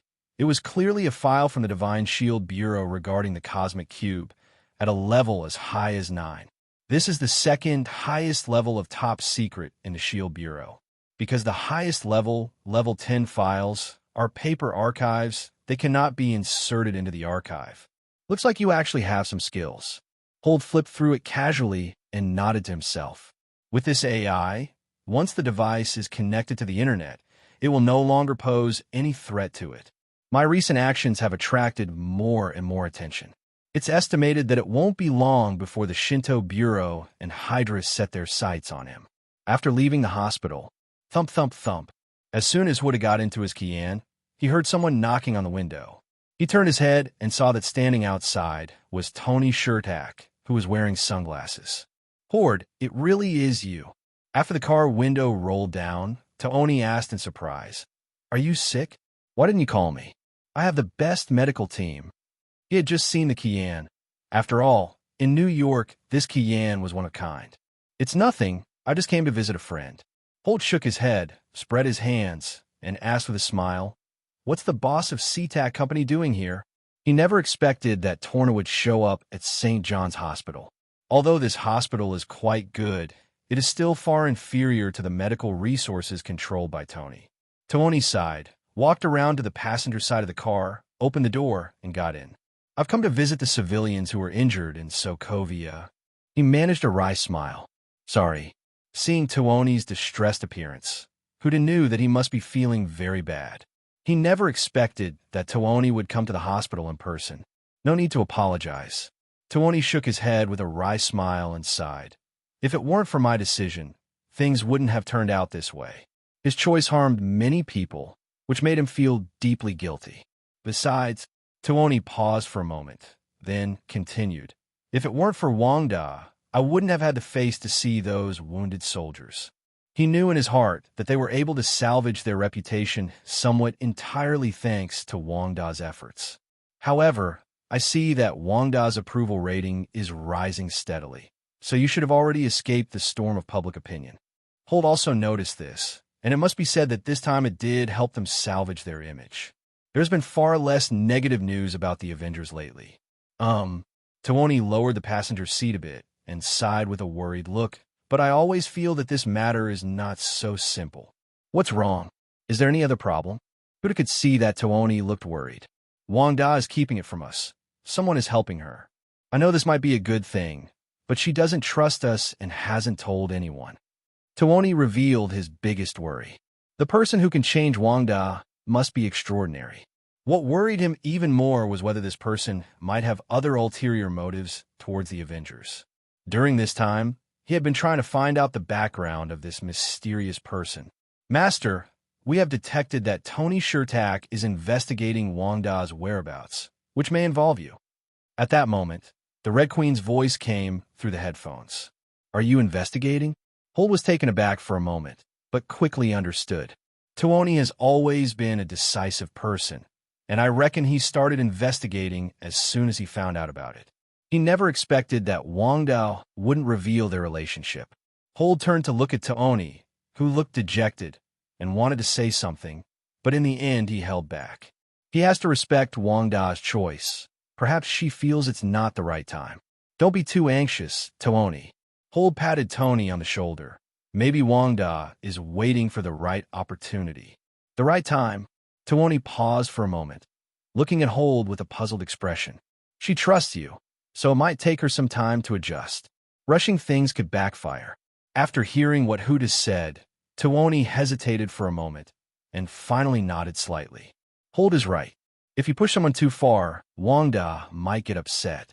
This is ultimately their own business. Oh, thanks. I'll treat you to a meal when I have time. I've been really busy lately. After listening to Holt's advice, Tony finally decided to do as he was told. When I got back, I told little Chili to stop investigating. Okay. Holt smiled and agreed, thinking to himself that quite a few people had been inviting him to dinner lately. At the street corner, it's okay. We can make plans another time. Huda leaned against the Kian door, waving his phone. This was the third girl to ask to add him on Facebook. He thought to himself, a nice car is just so attractive. Bite. My phone vibrated. Wanda sent a message. Hold. When are you free? Upon seeing this, Huda's lips curled into a wide grin. It seemed he truly couldn't wait any longer. He replied, You little glutton, you want to eat that much? Wanda, don't talk nonsense. Tell me when you're free so I can make a reservation. On the other side, Wanda stood in front of the wardrobe, looking troubled. When she saw the message, her face flushed and her legs unconsciously tightened together. Holt thought for a moment and replied, 8 o'clock tonight. Wanda, okay, then see you at St. Incy restaurant tonight. Holt, okay. After sending the message, Wanda smiled and hummed a little tune. Among the clothes in the room, she finally spotted a set of semi-transparent lingerie. Mr. Holt, just as Wood to put down his phone, someone patted him on the shoulder. He turned around, and there was that lovely Gowen. He noticed Go Win's attire and was taken aback for a moment. Go Win's skin was as white as snow today, and she was wearing a well-fitting white shirt. Her neckline was slightly open, revealing her slender, fair neck. Her short hair was smooth and shiny, making her look both handsome and charming and highlighting her fair skin. The thin shirt made her figure appear and disappear, and even Hoyta couldn't help but take a few more glances, thinking that this outfit suited her particularly well. Although she wasn't as voluptuous as Wanda, her youthful and adorable charm made Huda's heart flutter. You've arrived? Huda's heart was churning with emotions, but his face remained calm as he casually put his phone in his pocket. What was Mr. Holmium busy with just now? He seemed quite engrossed in it. In fact, Gowen had already noticed that Hold had been replying to messages. Nothing, just making arrangements for tonight. Hold remained calm, speaking without even blinking. By the way, you look really beautiful today. Ultimately, he's the kind of person who frequents the glamorous world, but always manages to keep himself pure. Changing the subject is a piece of cake for him. Really, Gowen was indeed captivated by these words and happily spun around. She bent down, showing off her great figure. She had spent almost an hour choosing an outfit for today's date. Looking at Gowen, Huda thought to himself, isn't she just a living clothes hanger? Everything looks great on her. How is Mr. Daisy's health? Hold coughed lightly and looked away. Fine wine, though excellent, should be consumed in moderation. Thanks to Mr. Holt, Dad is back to normal now and can even go back to work at the police station. Gowen's face lit up with a smile when she talked about it. After confirming that everything was all right yesterday, Her father was eager to go back and try his luck, and the police station agreed to reinstate him. For her father, this was a great joy. By the way, where should we eat? Today, Gowan treated us to dinner. So who didn't make a reservation at the restaurant? Can we go out for a walk first? Instead of answering Holder directly, Gowan blinked and asked with his hands behind his back. Holt glanced at his watch and nodded. I'll do whatever you say. It's only 6 o'clock now. There's plenty of time. Follow me. Gowan smiled happily, took Holt's hand, and walked quickly forward. Her cheeks flushed slightly as she pulled him, but she didn't let go. She led Holt along through several streets until they arrived at a forest park. It was autumn, and the park was filled with maple trees. The setting sun shone through the leaves, casting rays of light onto the ground covered with red leaves. The ground was also covered in yellow leaves, bathed in the afterglow of the setting sun. The two people walked on the fallen leaves, which rustled softly. They sat on a wooden bench in the park, watching the sun slowly sink on the horizon. The scenery here is really beautiful. Holt looked up at the fallen leaves dancing in the wind and sighed. He rarely came to Queens and never expected to see such beautiful scenery here. The scenery is beautiful, but what's even more beautiful is Gwen under the sunset, which is even more enchanting. Gwen stared intently at Holt beside him. I really like it here. I come almost every day. Only here could she temporarily set aside the repression in her heart. I thought people in Queens would be tired of the scenery here by now. Holt turned to Gwen and started joking. When my dad was in a coma, I would often come here alone to space out when I was in a bad mood. Gwen looked at Holt and said softly, but my mood is completely different now. Everything has improved. In the past, she had to work to support her family and was also busy catching bad guys and upholding justice. I'm busy all day long, and I only have time to come here to watch the sunset around dusk. Now that she's finally made it through, it all feels like a dream. As long as you have a good mindset, everything will gradually get better. Holt chuckled and ruffled Gwen's hair, a smile playing on his lips. He knew in his heart that Gwen had really had a tough time. After all, she's still a student. Just then, a fragrant aroma wafted over, and then a soft, limp body nestled into Holt's arms. The fresh scent of citrus wafted into Holt's nose with each breath. He looked down at Gwen in his arms and paused for a moment. I never expected that Gwen would suddenly pounce on me like that. At that moment, everything around them seemed to stand still. Neither of them spoke. Holt gently embraced her, enjoying the tranquility. Hey, you took Chang out with you. After a long while, Gwen asked a little shyly. ? Holt looked a little awkward. It's nothing. It's normal to bring Chang out. Oh. Gwen didn't move. Instead, he blushed and hugged her even tighter. Let's go eat. Holt glanced at the time and said somewhat awkwardly. Gwen nodded slightly and took Holt's hand. Holt asked, by the way, where's the restaurant you chose? It's nearby. We'll be there soon. Gwen took Holt's hand and walked out of the park. She felt the warmth from her hand, and her heart was filled with mixed emotions. By the way, Holt, you and Wanda are pretty close, right? You've known each other for quite a while, haven't you? Actually, she had guessed this yesterday. Otherwise, why would Wanda have asked Holt out alone? We're quite familiar with each other, but we've only known each other for a week. After saying this, Holt silently complained to himself. They're so familiar with each other that they know each other's strengths and weaknesses. But he was telling the truth. After all, they had only known each other for a week. However, due to the power of the Phoenix and the chaos magic, there's an inexplicable closeness between them. We've only known each other for a week. Gwen was quite happy to hear this. It was even better than she had imagined, because she herself didn't know what their relationship was. At the time, she felt that the two of them seemed quite intimate. Where's the restaurant you mentioned? Holt stopped and looked around. Look, it's over there.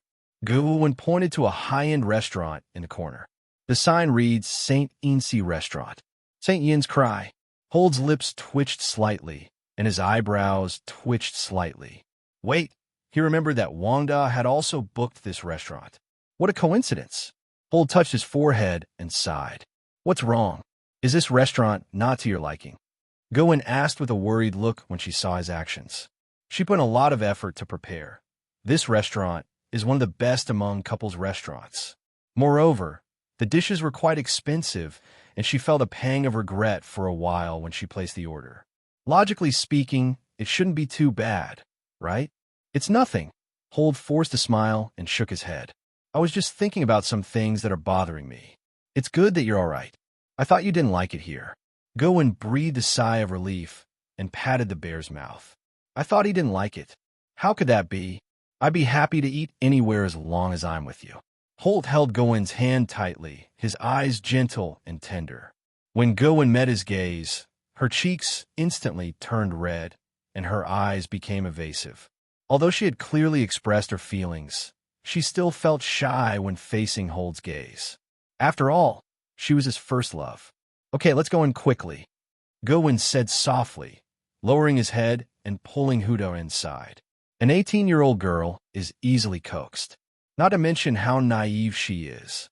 Holt raised his head, his initial helplessness replaced by determination. If you're going to pursue her, you have to grit your teeth and persevere. The dining table is by the window, facing the street, and you can see the forest park outside. A touch of red glow appeared on the horizon as the sun slowly sank below the horizon. The lake in the park is wide and sparkles brilliantly under the setting sun. Passers-by enjoyed the evening breeze and a moment of tranquility after get off work. Inside the restaurant, the band was playing Ballata Ferratoline with great emotion. Beautiful musical notes floated through the restaurant. How's it here? The environment's pretty good, isn't it? I specifically chose this spot. The view is amazing. After sitting down, Gowen blinked and looked around curiously, asking excitedly. She has indeed been to quite a few high-end places, but that was only when we were catching bad guys or rescuing people. This is the first time I've ever sat so formally in a restaurant like this. Sir/Madam, please enjoy your meal. A waiter in a tuxedo stood gracefully to one side. Please go first, ma'am. Holt smiled and nodded. Okay. Gowen took the menu and glanced at Huda, who was looking down at his phone. The more she learned about Holt, the more unexpected he seemed. Despite being outstanding in every way, he remains humble and polite. When Holt met her gaze, he simply smiled. He had no time to deal with any of that right now. His mind was completely on his phone. Wanda, I'll go to Shinjiansi first and wait for you. Remember to come early. I've reserved a window seat. Although Holt appeared calm, his fingers were unconsciously tapping on the table. He never expected Wanda to arrive early. He couldn't even imagine how awkward it would be if Gowen and Wanda met. He could tell as soon as he entered that this was clearly a restaurant exclusively for couples. Explaining this clearly is difficult. What's more troublesome is that they specifically booked a window seat. If she found out that I agreed to go on a date with her while also dating other girls, she would definitely freak out. Thinking about this gave him a headache.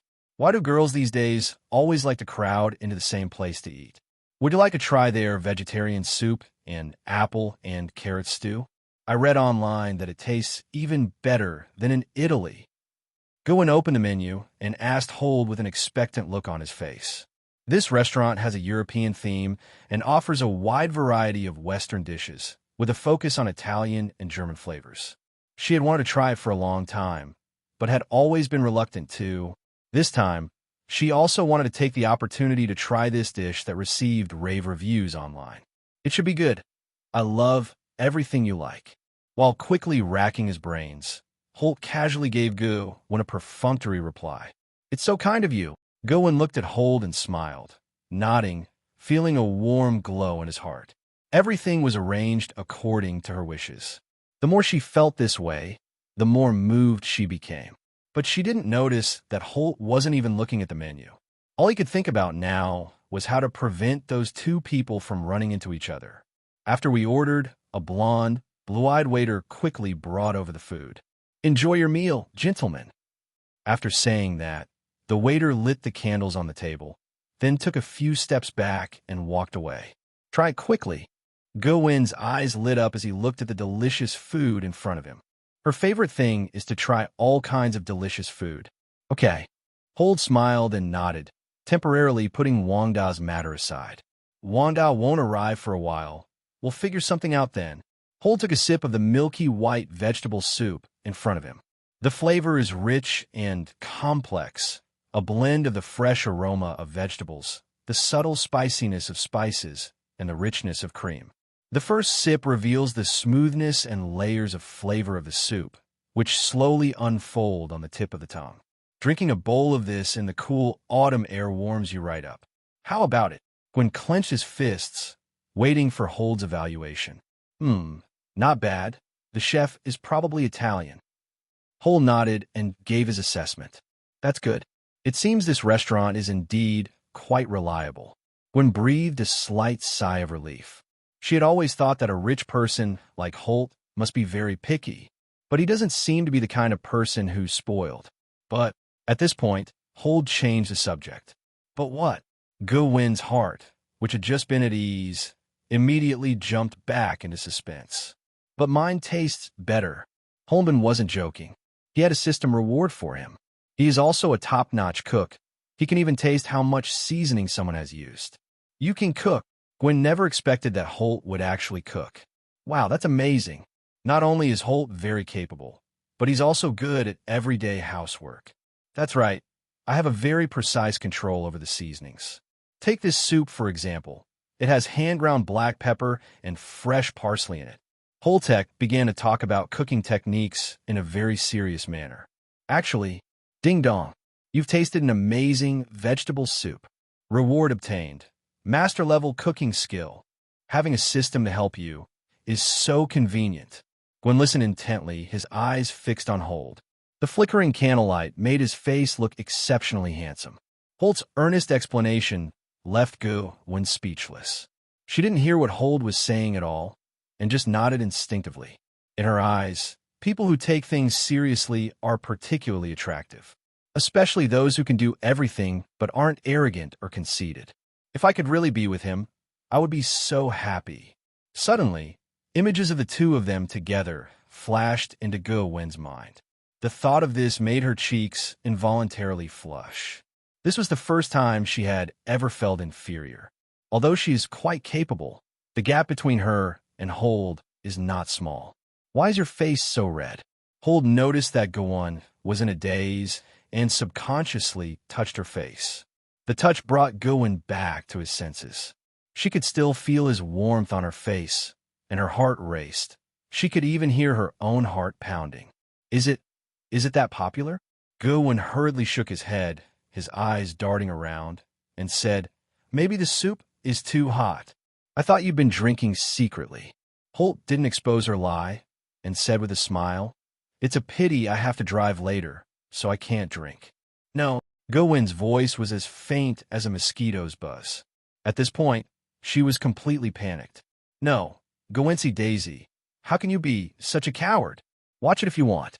Didn't you hug him and even kiss him? Even if it's okay. Gwyn kept encouraging himself, but the more he thought about it, the more confused he became. Sudden, a familiar voice came from the doorway. Horde. The voice was both cool and alluring. Holt looked up abruptly and saw a woman in a red trench coat standing at the front desk. Despite wearing a mask, he recognized her at a glance. Wanda, that trench coat, that figure, they're so distinctive. The name I used when I made the appointment was Holt Fernandez. Wanda at the front desk took out her phone and showed the screen to the waiter. But she didn't notice that a pair of eyes were staring intently at her. How did she get here so fast? Holt was a little embarrassed. If Wanda had glanced in their direction, even slightly, I'm sure I'll see him and Gwyn. The scene will be unimaginable. Wanda will definitely be furious. Oh my, what a coincidence. Not only did you invite two people at the same time, but you also invited them to the same restaurant. What should we do? We need to think of a solution quickly. Let's just leave. It's disrespectful to Wanda. Use that tiger talisman? No way. Using it would split my personality in two. He never expected things to happen so quickly. The person arrived in just over 10 minutes. It's still more than half an hour before we eat. Just then, the waiter led Wanda towards the stairs. Seeing that they had booked a private room, Huda finally breathed a sigh of relief. This is also in line with Wanda's style. She's a celebrity and certainly wouldn't dine in the lobby. Horde, is someone calling you? Gowen noticed that Hold kept looking behind him. She turned her head, wanting to see who was behind her. At that moment, Hold suddenly felt a chill run down his spine. If Gowen saw Wanda right now, he would definitely have to say hello. He knew very well that Gowen had always idolized Wanda, and he would definitely be incredibly excited to see him. At this critical moment, Hold cupped Gowen's face in his hands. The two stood facing each other. This completely stunned Gowen. As she watched the face getting closer and closer, her heart almost stopped. She never expected that Hold would suddenly get so close. Although it's a restaurant for couples, she has never been in a relationship. Her face immediately turned as red as if it were on fire. Is he going to kiss me? Should I respond or play it cool? The movement was so large that even the table creaked. Just then, Wanda, who was about to go upstairs, also heard the commotion. She looked over here in confusion. Close your eyes. Hold remained calm and gently covered the girl's eyes with his hand. Oh, Gowen was stunned, his heart pounding even faster. Was he going to kiss me? She slowly closed her eyes, her chin slightly raised, looking completely at her mercy. Just then, a green light emanated from the palm of Hold's right hand, and a snake's shadow flashed in his palm, making him instantly invisible. At this moment, Wanda turned around and saw a beautiful girl with her eyes closed. She didn't pay much attention, shook her head, and continued upstairs. As soon as Wanda turned around, Hold appeared, and he breathed a huge sigh of relief. He gently touched Gowen's eyelids before sitting back down in his seat. Gowen waited for a long time, but didn't get a kiss from Hold. She felt something on her eyelids and opened her eyes in confusion. There was a hair on your eyelid. I removed it for you, Hold said, feigning composure, and threw the non-existent hair on the ground. Oh. Upon hearing this, Gowen felt a little disappointed for some reason. Are you thinking about something strange? Hold grinned and joked. That's ridiculous. Your idea is truly unique. Gowen's cheeks flushed instantly because Hold had actually voiced her thoughts. No. Hold shook his head and said, I'm thinking about what delicious dishes I should prepare to entertain you when you come to my house as a guest. Really? These words immediately perked up Gowen. I quite like German cuisine, but I'd love to try something you made yourself. How about I treat you to some German sausages? A sly smile appeared on Hold's face. That's a specialty of Bratwurstshire. A big sausage? Gowen pouted and thought for a moment. Does this dish exist? Then I can give it a try. She scrutinized Hold's face, sensing something eerie about his smile, as if he were hiding some secret. But she didn't think much of it. If it was made by Hold, it couldn't be wrong. The two chatted for another 10 minutes or so. Oh, right. I suddenly remembered that I have a meeting tonight. Hold glanced at his watch and looked at Gowen with a slightly apologetic expression. Let's stop here for tonight. Okay, I have class tomorrow. Gowen nodded. Although she wanted to stay a little longer, she understood that a man's career should come first. Let's go. Hold took her hand and naturally led her out of the restaurant. When they left, they made a point of walking around under the eaves for a while to avoid being seen by people upstairs. Upon arriving at the parking lot, Holt drove Gowen downstairs.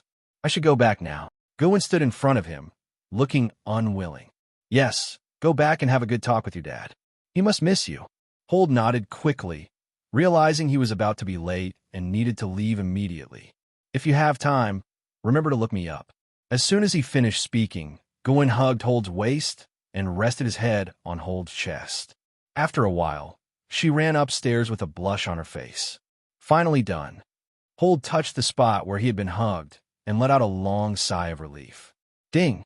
Your relationship with Gowen is heating up rapidly. Reward: Haying Bin Ninja Band. Hey Shadow Legion, Ninja Legion.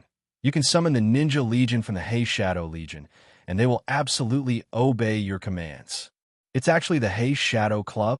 Holt was overjoyed, never expecting such a reward. It seems that Xiao Gowen is truly my lucky star. Ding dong. Just then, Holt's phone rang. Wanda, where are you? Oh no, I'm going to be late. After glancing at the time, Hold's lips twitched slightly.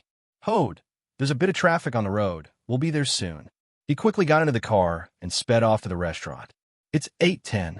Holt got out of the car, glanced at the time, and shook his head helplessly. It seems I need to improve my time management skills. Otherwise, I should have been able to arrive on time. After tidying his clothes, Holt stepped into the restaurant. The waiter looked completely bewildered when he came in. The guest just left. Why are they back again? Holt ignored her and went straight up to the second floor. He pushed open the door, and there sat Wanda by the window, wearing a deep red dress. Is there a traffic jam on the road? I should have asked you to come in the afternoon. You must be tired after driving for so long. When Wanda saw Wanda, she pulled over a chair, her eyes filled with heartache. What's a traffic jam if it's just to have dinner with you? Holt waved his hand and sat down next to her leisurely. How's the scenery here? As soon as Wanda sat down, Wanda took his hand. The moment she took his hand, the corners of her mouth involuntarily turned up in a smile. At that moment, she felt how wonderful it was to have a lover. Yes, it's quite beautiful. Holt nodded. In fact, he had already looked at it before. Every time I pass by here, I wish someone would come with me to see it. As she spoke, Wanda rested her head on Huada's shoulder, but the next second her eyes widened. Why? Do you smell like a woman? She could clearly smell perfume, and it wasn't men's perfume. Oops. Holt's heart skipped a beat. He had picked up the scent of Goan when they were being intimate earlier. He himself didn't expect that Wanda would take the initiative to approach him tonight. I was in such a hurry that I bumped into a girl. It might be your scent. Huda feigned composure and made up a story off the top of his head. Oh, Wanda didn't suspect anything, and simply said, then don't rush me next time. I can wait for you. Thump, thump, thump. A blonde, blue-eyed waitress opened the door. Gentlemen, your food is here. She looked up and froze. Isn't that the guest who rushed upstairs just now? When she saw Holt and Wanda standing together, her eyes widened. Holt immediately realized that something terrible was going to happen. This is never going to end. Do you really want to summon the Scarlet Witch? All right, hurry up and serve the other dishes. He waved his hand hurriedly to urge them on, lest they let something slip. However, before leaving, the young lady gave him a meaningful look. Oh, what's wrong with you today? Something seems off. Wanda noticed something was wrong with Holt. She is skilled in chaos magic and is particularly sensitive to emotional changes. I just felt that I shouldn't be late for work. Holt held Wanda's hand tightly, gazing at her with deep affection. It's okay. It's normal for things to happen. It's good that you came. Looking into Holt's eyes, Wanda's doubts vanished instantly. After all, Holt has always been very mysterious, so it's normal for him to have something to deal with. Cheers. Don't think too much about it. I hope you get rid of those annoying rumors. Holt raised his glass. Good. Wanda picked up the cup with a smile, feeling incredibly happy. She hadn't been this happy in a long time. After having a few drinks. Well, actually, tonight, I not only wanted to treat you to dinner, but I also wanted to talk to you about something else. Wanda's face was as red as an apple, and her eyes were sparkling with red light as she stared straight at Huda. She had so much to say, but she didn't know where to begin. What's up? Holt put down his wine glass in a sullen voice and turned to look at Wanda. Their eyes met, and Holt's heart skipped a beat. Wanda had drunk a little wine, and her fair face, like her nickname, Fei Hong, had a touch of pink, making her very charming. At this time, the atmosphere inside the private room was thick with ambiguity, and the two of them seemed to be locked in a passionate gaze. No one dared to look away first. The surroundings were quiet, as if everything had stopped. What? What do you want to say? Huda swallowed hard and asked again. He looked into Wanda's slightly melancholy eyes, which, under the orange-yellow light, seemed veiled, making one want to lift them up and take a look. Perhaps because she had been drinking, her body temperature was a little high, and her perfume smelled stronger. The sense of night-blooming jasmine and wine filled my nostrils. Aye. Wanda opened her mouth several times, wanting to say something but not saying anything, feeling conflicted. She wanted to express her feelings, but then she chickened out. Although the two had already been intimate once, this was progressing far too quickly. Ahem, it's really not a big deal. Wanda still didn't dare to say it. She was still afraid. After all, this was the first time she had ever felt love. When it comes to love, she's still just a girl, and she doesn't even know how to express it. Moreover, the closer she got to Holt, the faster her heart beat. "Tell me what's wrong." Holt held her hand and said quite earnestly, "No matter what happens, I will be with you." He could tell that Wanda had something to say, but was probably too insecure to say it. "Fine." Wanda shook her head, looking into Huda's gentle eyes. "I'm really fine." Only she herself knows what she's worried about. She couldn't figure out what their relationship was. Even though things had already gone that way, their relationship was still ambiguous. She was afraid that if she told him she liked Holt, he would leave her. The thought of this terrified her. Right now, she trusts Holt the most. If he doesn't want her anymore, she doesn't know how much she'll suffer. Saying nothing at least allows us to maintain the status quo. Even if it's always this kind of relationship that can't be made public. That's why she never told the Avengers about Holt's identity. Because she didn't know how to explain Holt's identity to others. "How about we go back and have a proper talk?" Looking at the dog in front of him, Holt was already starting to lose his temper. "She flirted with me so much today, and it's just the two of them now." Standing before me was a woman with fair skin, a slender figure, and rosy cheeks, who was taking deep breaths. With each breath Wanda took, Holt could feel a wave of heat rushing towards him, hitting his cheeks. He couldn't help but glance at Wanda's unfathomable mouth, thinking that she probably had no idea how alluring her figure was, and that she had even specially worn a red dress. His heart pounded as he gazed at the faint blush on the edge of the dress. Any normal man would probably find it difficult to remain calm in this situation. "Don't rush off." Wanda pouted and shook her head. Clearly the after effects of the wine were kicking in. She didn't want Huda to leave like this and wanted to stay with him a little longer. Wanda was clearly really drunk. Every move she made carried a special charm that came with being drunk. But Holt took a deep breath, but the breath he inhaled was filled with the scent of Wanda, which only made him more distracted. "Can't you have a few drinks with me?" Wanda grabbed Huda's hand, and a soft feeling instantly came over her. She leaned against Holt, acting coquettishly, her voice sickeningly sweet. Huda suddenly realized that Wanda was a completely different person when he was drunk. "The last time I got drunk, I was like this too, sometimes melancholic and obedient, sometimes melancholic and crazy." She swayed, and the shoulder strap of her red dress slipped off her delicate shoulders, revealing her snow-white shoulders with impeccably beautiful curves. Because of the large range of motion, Holt even vaguely saw the beautiful scenery in front of her bare, like snow-capped mountains surrounding lava, breathtakingly beautiful. The scene of snow-capped mountains intertwined with lava is simply breathtaking. Although Wanda is rather thin, she has an indescribable plumpness. As soon as he looked at her, Huidagwang's breathing became rapid, and he could even feel a noticeable reaction in his body. "I feel dizzy." Wanda gently tapped Holt's cheek with her finger, then slumped onto the table. At this moment, Wanda's trench coat was open, and the thin inner lining clung to her snow-white skin. She lay on the table, looking somewhat playful. "Woof, sit still." Looking at her alluring appearance, Holt, panting heavily, pulled her back. "No, I prefer to drink while lying down." Wanda waved his hand, picked up the bottle, and poured the wine into his mouth. Puffed. Because he was lying face down, he spat it out as soon as he drank it, and the scarlet wine flowed down his neck, instantly soaking his lining. Oh shit, Holt really couldn't hold back this time. This was practically pushing him to his limits.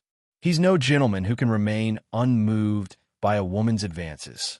It is said that the more powerful a female, which is, the more beautiful she is, exuding a captivating aura that is irresistible, and this is certainly true. Wanda Maximoff was that kind of witch. Sometimes, a careless little action can lead to a big disaster. "Let's go back." Holt put Wanda's hand on his shoulder, intending to help her back. "I'm not going back." Wanda shook her head in refusal. She didn't want to go back to her room. She quite enjoyed spending time near Holt. She only felt at ease when she was with Holt. So what exactly do you want in order for you to go back? Looking at the drunken Wanda, Holt could only shake his head helplessly. Wanda struggled to straighten her trembling legs, placed her hands on Hoda's shoulders, and mumbled, "You said you liked." Before she could finish speaking, she stumbled and fell into Hoda's arms. Oh my God, that collision was really quite a warm one. Who can tolerate this? Holt suddenly raised his right hand. The Phoenix Force worked incredibly smoothly this time. Bang! The door to the private room slammed shut automatically. Today I'm going to show you the power of the talisman, the monkey talisman, and the rabbit talisman. The next day, on the pristine white bed, her snow-white body stretched out languidly. The sun shines brightly outside the window, and the room is filled with the feeling of spring. Wanda's eyelashes trembled slightly as she slowly opened her eyes. Her whole body felt like it was falling apart, aching terribly, yet strangely comfortable. Where am I? Wanda looked up and around. Is this Hold's room? It was immediately obvious that this was indeed Hold's room. Seeing the mess on the ground, she unconsciously rubbed her temples. Although I was mentally prepared last night, I didn't expect it to actually happen at Holt's place. I remember I drank alcohol last night. Thinking about what happened last night, her face instantly turned as red as an apple. Although I expected something might happen, I didn't expect it to be this outrageous. Just thinking about it made her want to find something to cover her face. How embarrassing. I was completely drunk, and that guy Holder didn't even stop me. Thinking about this, she felt an urge to kick Holt. This guy didn't even stop me, and he just randomly chose this scene? But where is he right now? Wanda rubbed his aching back and gritted his teeth. That guy's so awful. She really wants to strangle him. But no matter how hard they searched, they couldn't find any trace of Holt in the room. Did they have some urgent business to attend to and went out? Wanda shook his head, thinking it was quite normal. After all, Hootie usually had a lot on his plate. Thinking of this, she propped herself up and decided to take a shower. She couldn't even imagine what she had done last night to be so exhausted. I've been busy all night, and I feel really uncomfortable. Wanda, who was slender, walked to the bathroom door, gently pulled it, and the door opened with a click. Call! A thick cloud of steam suddenly rushed towards me. Why does Holt even leave the sauna open when he goes out? Looking at the empty bathroom, Wanda couldn't help but complain softly. These days, many people install sauna rooms in their homes, so she didn't think much of it. Forget it. Let's just ignore him. Wanda shook her head and was about to step into the bathroom to close the door when suddenly a figure jumped out from behind the door, startling her. Upon closer inspection, it turned out to be Holt. I never knew little which had this kind of fetish, peeping at people taking a bath. Wandering into the bathroom without permission will be punished. Holt's voice was deep and magnetic, with a hint of mockery. I didn't. Wanda's heart was pounding like a drum, and her back was burning hot. If you didn't have any, how did you get in? Didn't you have breakfast? I'll get you some. Holt grinned and moved even closer, so close that he could feel Holt's breath. When Wanda met Holt's gaze, she panicked and didn't know where to look. She could only brace herself and meet his burning gaze. I'm not eating breakfast. I don't want to. Wanda blushed like an apple, shaking her head repeatedly, trying to push Udo away, but he blocked her in the corner. A playful smile appeared on Holder's lips. If you're hungry, just tell me. It's impolite to barge in like this. Who is hungry? Don't talk nonsense. Wanda's ears were burning red, making him look completely different from when he was drunk. But the more this happened, the happier Holt became. When playing games, you always have to change the map. Now that there's a new map, he's naturally overjoyed. Not hungry? Then why did you just push the door open and come in? Couldn't you knock? Holt stared at her, his eyes full of mischief. When meat is offered to a wolf, how can it not eat it? He especially enjoyed the scent emanating from her. In the white fog, her sweet and innocent face was flushed and looked incredibly beautiful. Her eyes were moist, deep, and captivating. She had just woken up and possessed a pure and flawless aura, yet also carried a hint of ambiguity. Her eyes were slightly red, perhaps due to nervousness, and her lips were trembling slightly. I think I'll head out first. Wanda was eager to get rid of Hold. She was simply too exhausted. I had no desire to continue this battle at all. Fighting is physically demanding. Although Holden is the main player, strength is interactive. Aren't you going to brush your teeth? Hudei grabbed her wrist. As a gentleman, it is one's duty to remind others to be hygienic. You're trying to murder your husband. Wanda panicked. What kind of international joke is this? Yesterday was crazy enough, and today it's even crazier? She unconsciously bit her lip. It has to be said that Holder's physique is really impressive. Holt's abdominal muscles are clearly defined, hard and powerful. No, it actually has many other uses.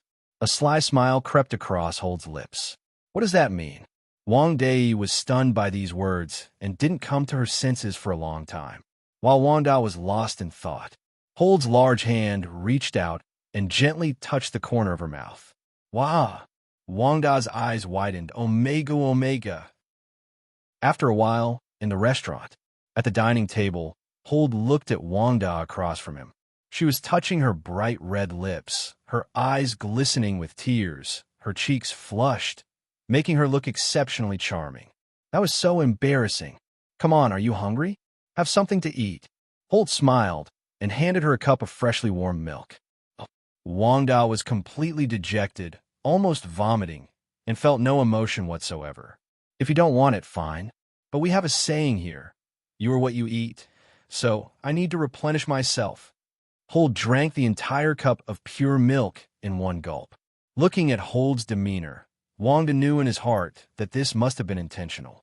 From then on, she never dared to look at Chuanyang's breasts again. Okay, I'll stop teasing you. I'll be more careful next time. Hold stood up, ruffled Wanda's hair, and said with a smile, there won't be a next time. You'll have to deal with it next time. Wanda was both embarrassed and annoyed. This guy actually wants to do it again. Doing something like this once is enough for her to regret.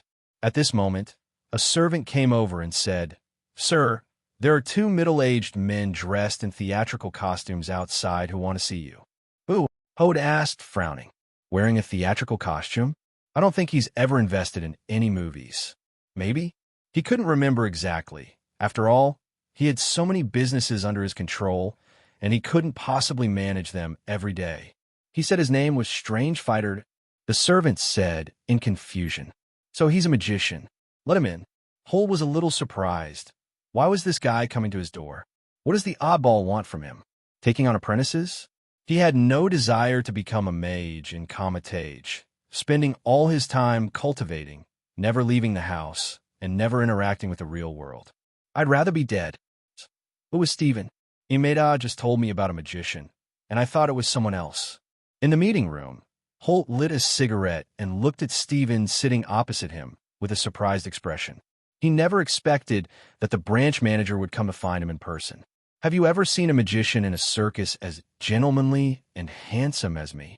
Steven leaned back in his chair, his tone tinged with displeasure. This guy makes him angry every time he says something. I've never seen this before, but your outfit is quite unusual. Hold looked at the cloak floating behind him and said jokingly, This is my exclusive equipment. How could it be commonplace? Steve took a deep breath, his voice sounding like it was squeezed out from between his teeth. He never expected this guy to be so annoying. He even suspected that this guy was deliberately trying to make things difficult for him. If it weren't for maintaining his composure, he would have already taken action. Steven, can't you be quiet for a second? Wang, who was standing next to him, interrupted him sternly. We have something important to discuss this time.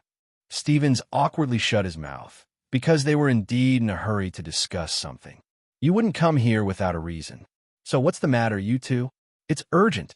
Huda knew perfectly well that these two people would never have appeared here unless it was an extremely urgent matter. Have you ever heard of nightmares? Sherdifin took a deep breath, and his expression became serious. Nightmare? Hold frowned and asked, You mean those demons that specifically absorb the power of dreams? Nightmares are demons of unknown origin that drag sleeping beings into nightmares and torment them. In the world of nightmares, they are capable of almost anything and can even wield magic. Therefore, when facing conscious individuals, they typically send their minions to attack. Ordinary people who encounter a nightmare almost instantly lose consciousness. It is said that only gods or exceptionally powerful magicians can withstand this attack. Even more terrifying, nightmares can also enhance their power by absorbing the fear of others. I didn't expect you to know a thing or two. I thought you were completely indifferent to magic. Sherdifin seized the opportunity to interject, making a sarcastic remark about Huda. Your Majesty, could you please bring someone quieter next time you come? This guy talks way too much. Hold ignored Sherdifin, shrugged, and said to Wong with a helpless expression, You. Upon hearing this, Stephen felt uneasy. He took a deep breath before saying, We want to ask you for a favor. He'd realized by now that he was no match for Holt in a verbal battle. That guy seemed capable of saying the most nasty things, and he never repeated himself. What help are you offering? What does it have to do with that nightmare? Holt was quite curious. After all, 2 master-level figures had come to him for help. This matter must be extraordinary. What are you two whispering about? What nightmare? And magic? Wanda gracefully descended the stairs. She had been eavesdropping at the bottom of the stairs, and now she finally couldn't help but ask a question. She was really interested to hear about magic, and she remembered that Holt had mentioned he knew magic. Have you had breakfast yet? Come over and chat. This magician is quite amusing. Holt waved to Wanda and also took the opportunity to tease Sherdifin. Wanda slowly sat down on the sofa, and Huda casually put his arm around her waist. The Avengers? When Steve saw Wanda, he immediately recognized her. He really didn't expect Wanda to be here, and she seemed quite close to this kid. Kid, I really underestimated you. Now I look at you with new respect. This kid is actually quite capable to be associated with one of the strongest Avengers. All right, tell me, what do you two want from me? Holt waved his hand impatiently, steer the conversation back to business. He really wanted to know what had gotten them to come to him. Well, he's quite interested in nightmares. They are indeed quite appealing. I have a spell here, and I need your help. Otherwise, we'll never be able to find those spokespeople for the nightmare on Earth. Emperor Shur sat up straight and raised his right hand as he spoke. A bag next to it suddenly flew up, and a roll of yellowed parchment floated gently onto the table before slowly unfolding. Judging from its appearance, this parchment is quite old, with its yellowed surface covered with complex and strange symbols. Looking for a spokesperson for nightmares? Holt knew in his heart that the nightmare could not descend directly to our mortal world, that is, to Blue Star. Therefore, they need human representatives to act as a bridge. If we get rid of these spokespeople, the nightmares won't be able to directly interfere with our human world. We've been racking our brains over this spell for days. Wang Zhuangshua shifted his position on the sofa, his eyes fixed on the roll of parchment. They tried everything, but they just couldn't solve it. That's why I suddenly thought of Holmium, who created a miracle that day. I only learned about this spell this morning, but Wang Fei is coming to find you. Actually, I can handle it. At this moment, Sherdifin couldn't help but interject. In fact, he knew how troublesome the spell was as soon as he saw it. If he were to handle it, it would take him at least several weeks because the incantation is far too complex. Don't be fooled by this short incantation. It contains a wealth of information. If you can't do it, don't meddle. Holt glanced at Sherdifin with disdain. Buzz. Hode, with a cigarette dangling from his lips and his hands in a spell gesture, stared intently at the incantation on the table. His top-tier talent is no joke. He understood the logic of the spell with just one glance.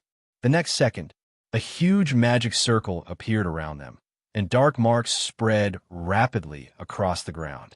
A sinister and terrifying power emanated from the magic circle, and an eerie black aura shot straight into the sky. Soon, a dark-colored star map appeared on the ceiling. There is also a bright, conspicuous mark on the star chart, clearly pointing in a certain direction. Nailed it. Holt picked up his cigarette and flicked off the ash, as if it were a trivial matter. What? Sherdifin and Wong looked at each other, their eyes filled with surprise. They thought it would take a long time, but Huda took one look and solved it. That solved it. Just what kind of monster is this guy? The two of them stood there stunned for a long time, neither of them saying a word. Let's go. Holt waved his hand impatiently. Don't waste my time enjoying life. With a bang, the two stood at the doorway, their hair disheveled by the wind. Tiny snowflakes danced in the air and slowly landed on the brown roof of a building. From a distance, the temple grounds were covered in snow, but there wasn't a single speck of snow on the ground in the courtyard. This is the sacred place where white magicians cultivate, Taki. Inside the dojo's living room, the aroma of tea wafted gently in the cool breeze. The tea in the teacup was steaming hot, rising straight up. Master Gu slowly sat down at the tea table and gently placed the teacup in front of Sherdifin and Wang. Did you two use that spell to test him? Master Gu stared at the purple clay teapot in front of him, slowly scraping away the tea foam, speaking with a calm demeanor. Yes, it's unbelievable, but he really did it. Before Gu Sherdifin put aside his usual arrogance and looked serious. Wang poured the tea into his cup, drank it all in one gulp, and then said he has untied everything. Honestly, he was stunned for a long time when he saw that scene. Even after they were let outside the door, they were still in a daze for a long time. This guy is simply the most talented mage he has ever seen in his life. Master Gu nodded slightly and poured more than half a cup of tea into the king's cup before stopping. She gently raised her hand and made a gesture, and spring water flowed like silver threads from the old water bucket next to her into the kettle. Then she placed the kettle on the stove, where the fire was almost extinguished. With a flick of her finger, the flames burst into flames. The Mars drifted slowly into the air with the heat and disappeared without a trace. Master, I just don't understand why you used that spell to test him. Finally, Sherdifin couldn't hold back any longer and asked the question. Since Master Gu rarely does meaningless things, there must be a reason why she did so. But he just couldn't figure out why they did it this way. That spell is known very little to outsiders, and it is extremely difficult to use. It usually takes a monk more than 10 years to master this skill, but Wanda is only 24 years old this year. At this point, a barely perceptible hint of surprise flashed in Master Guyi's eyes. She had to admit that even she herself had taken a long time to master that spell back then. But after hearing what they said, Holt only glanced at it a few times and completely understood how the spell worked. In every respect, this guy was the most terrifying genius she had ever seen. Although Master Guyi's expression remained calm, Steve still keenly sensed the change in her emotions.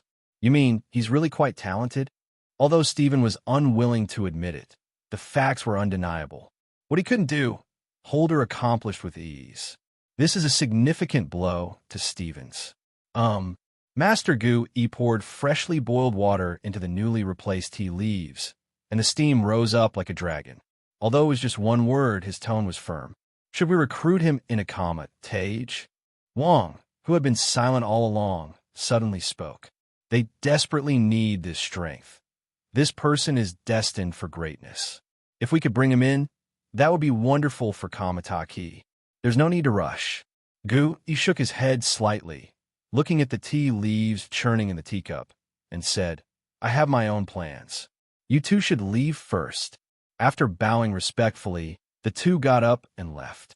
With a flick of his right hand, a dimensional gate appeared before them. On the other side, the Statue of Liberty comes into view. After the two stepped through the door, the dimensional gate disappeared like a streak of light. After the two left, Guyi's calm expression gradually turned serious. She closed her eyes, adjusted her breathing, and drank the tea in her cup in one gulp. After doing all that, she sat cross-legged, her hands resting naturally on her knees. Buzz! As she slowly closed her eyes, golden light enveloped her, and the eye of Agamotto in front of the bear slowly rose. The next second, a dazzling light burst forth from the eye of Agamotto. Puff! Just then, Gu suddenly coughed up a mouthful of blood. Even the antique coffee table in front of him was stained red. Her eyes widened, and she murmured with worry, I can't even foresee Holden's future. She just tried to glimpse the future using the time stone. But there is no trace of Hold on the timeline, whether in the past or the future. This means there are only two possibilities. The first possibility is that Holt has transcended the timeline. The second possibility is that some mysterious force hid him away. Whether these two possibilities are good or bad for the world is difficult to predict, because the current Holden seems to only live in the present moment. Whatever happens is unpredictable. A hint of weariness was visible in Gu Yi's eyes. I hope everything goes smoothly. My time is running out. Neo Yu, in the garden of the manor. Ding. You've been followed by Gu Yi and successfully passed the test. Reward. Shisen scroll fragment. It really is a test. Holt was not surprised at all when he heard this, because Steve and the king suddenly appeared and said they couldn't break the spell.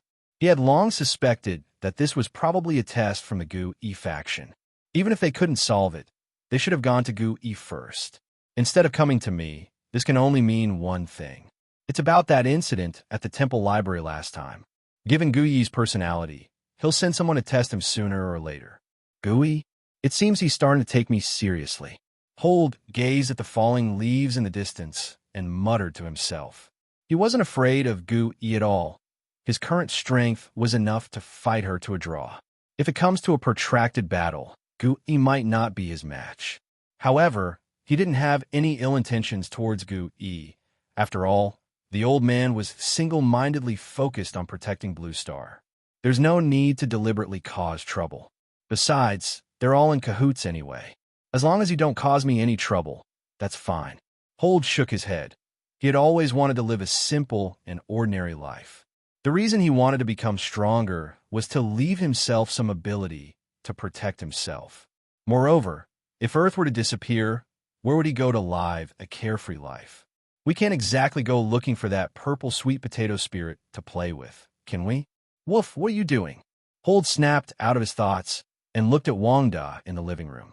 She was lying on the sofa, swinging her legs, which made it hard to look away. The dark sofa, in particular, made her fair and delicate skin and adorable little toes stand out even more, making her especially charming. Even someone like him, who isn't interested in feet, couldn't help but take a second look. Don't look at my feet like that. Although Wanda didn't get up, she clearly knew what Holt was looking at. You can't blame me for this. You put it there yourself. I feel wrong, said Uday. You're such a pervert. You're even interested in feet. Wanda quickly pulled her foot back. You really have become bad. I love you from head to toe. And feet and legs can do so many other things, Holt said with a laugh. Beep, beep, beep.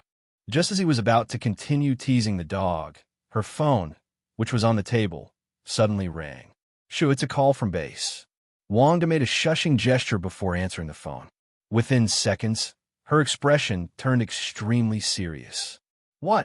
Understood. I'll head over to provide support right away. After saying that, Wanda immediately jumped up from the sofa. Ooh, Holt walked up to her and asked. Wanda took a deep breath and said solemnly, a mutation has occurred on North Manhattan Street. North Manhattan neighborhood. Boom. A car suddenly rushed over, and the huge impact shattered the windows on the roadside. The miscellaneous items piled up nearby were also set ablaze, and thick black smoke rose slowly. Help! There's a monster! Why aren't the Avengers here yet? Don't crash my new car. Can anyone help me find my child? The streets were filled with screams and cries. Fear filled the air. Three-horned, hairy barbarians were rampaging through the street. Wherever they went, everything was devastated. Even the roadside surfaces were turned upside down. People scattered and fled, and despite their desperate efforts, many were still affected. Police from nearby areas arrived quickly and began organizing the evacuation of the crowd. Quick, retreat this way. Get out of here right now, don't stay here. They did their best to direct the evacuation, but many people still failed to escape in time. Many people were so frightened that they ran straight into the shops along the roadside. But that thin glass door couldn't possibly keep out any danger. Moo! The barbarian lowered his head and roared as he charged toward the nearby vehicles. With each step, a deep hoof print was left on the ground. Upon seeing the rapidly approaching barbarians, the policeman's face turned deathly pale. Oh shit! The police officer quickly reversed the car and stepped on the gas, trying to escape. But there were too many vehicles on the road, and they crashed into another car not far from where they started. Quickly, counterattack. Upon seeing this, the police officers in the car turned pale with fright. They wanted to attack, but at such close range, they could only watch helplessly as the barbarian men drew ever closer. Just then, a white figure suddenly fell from the sky, blocking the charging barbarian. Boom! The air blasts were so loud, they made your ears ring. The moment the two collided, an astonishing force erupted, even causing ripples to spread among the surrounding dust. It's the ghostly spider. The police officers in the car immediately recognized the white-clad figure. Seeing the appearance of the ghostly spider, they finally felt a little more at ease. "You all get out of here. I'll handle these big guys." Gwen gripped the horn tightly with both hands, his voice almost squeezed out from between his teeth. "These guys are incredibly strong." Gwen cursed inwardly. These guys were more troublesome than she had imagined. The police officer glanced at her, said nothing, and drove away across the sidewalk. Gwen took a deep breath, turned around, and threw the barbarian in front of them away. Moo! Just then, two more barbarian beasts charged over. As they drew closer, Gwen jumped up confidently. She was like a professional gymnast, her slender waist curving into a beautiful crescent shape. In that split second, the barbarian rushed past her feet and crashed violently into the shop next door. "You guys are really rude to launch a sneak attack like that. You have no manners at all?" After landing, Gwen even made a playful joke. "Moo!" The barbarian came out of the shop and roared to the sky. Screaming? Does that give you the right to smash things whenever you want? Gwen held the bear in his arms, his head slightly raised. The next second, the three barbarians stomped on the ground and charged forward, shattering the ground into pieces, and rushed towards Gwen together. "You three grown men are bullying a girl. How can you be so shameless? Even if you're barbarians, you should still have some sense of reason." As he spoke, Gwen felt the ground shaking, and his eyes widened suddenly behind his mask. Oh dear! In the blink of an eye, she flicked her wrist, and the spider silk flew out, instantly pulling her into the air. At the same time, his left hand was not idle either, and spider silk swiftly wrapped around the three barbarian men. Strangely, the spider silk, which was usually indestructible, was easily torn apart by the barbarians this time, which only delayed things a little. Seeing this, Gwen could only dart around upstairs, constantly shooting out spider silk, but he couldn't stop those barbarian hordes for long. "How come you guys are so strong? It's a shame you're not working the fields." Looking at those troublesome barbarians, Gwen couldn't help but mutter to himself. "Moo!" The barbarian, unable to catch Gwen, became increasingly desperate, and a strange, dark aura emanated from his eyes. "What's going on?" When Gwen saw the black gas, he was stunned for a moment. This was truly the first time she had ever seen something so strange. At this moment, something dark began to gather in the eyes of the three-headed barbarian, and he suddenly looked up at Gwen. Then, those dark lights shone from their eyes. This sudden turn of events left Gwen wide-eyed. "No, it's too fast. There's no way to dodge it." She managed to twist her body slightly, thus avoiding the black light rays. But the spider silk connecting the tall building was also pierced, and she immediately lost her support and fell down. Exclamation point. Gwen couldn't help but scream. The men below saw Gwen close at hand, white breath coming out his nostrils. They excitedly raised their sharp horns, and if Gwen fell, he would surely be pierced. Broken. When Gwen saw this, her face changed instantly. She quickly tried to turn around and shoot the wall next to her with her spider silk.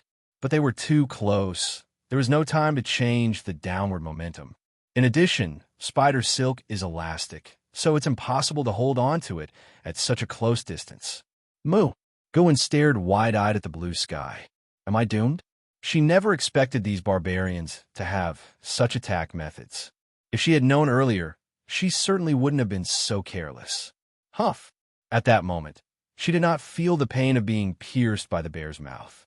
Instead, she was caught in a warm embrace. She felt the solid, bear-like chest of the other party, and upon closer inspection, she realized it was Hold. "We meet again." Hold held Gwen and glided through the air for a while before landing steadily on the ground. He looked at Gwen in his arms and thought to himself, "This girl is so young."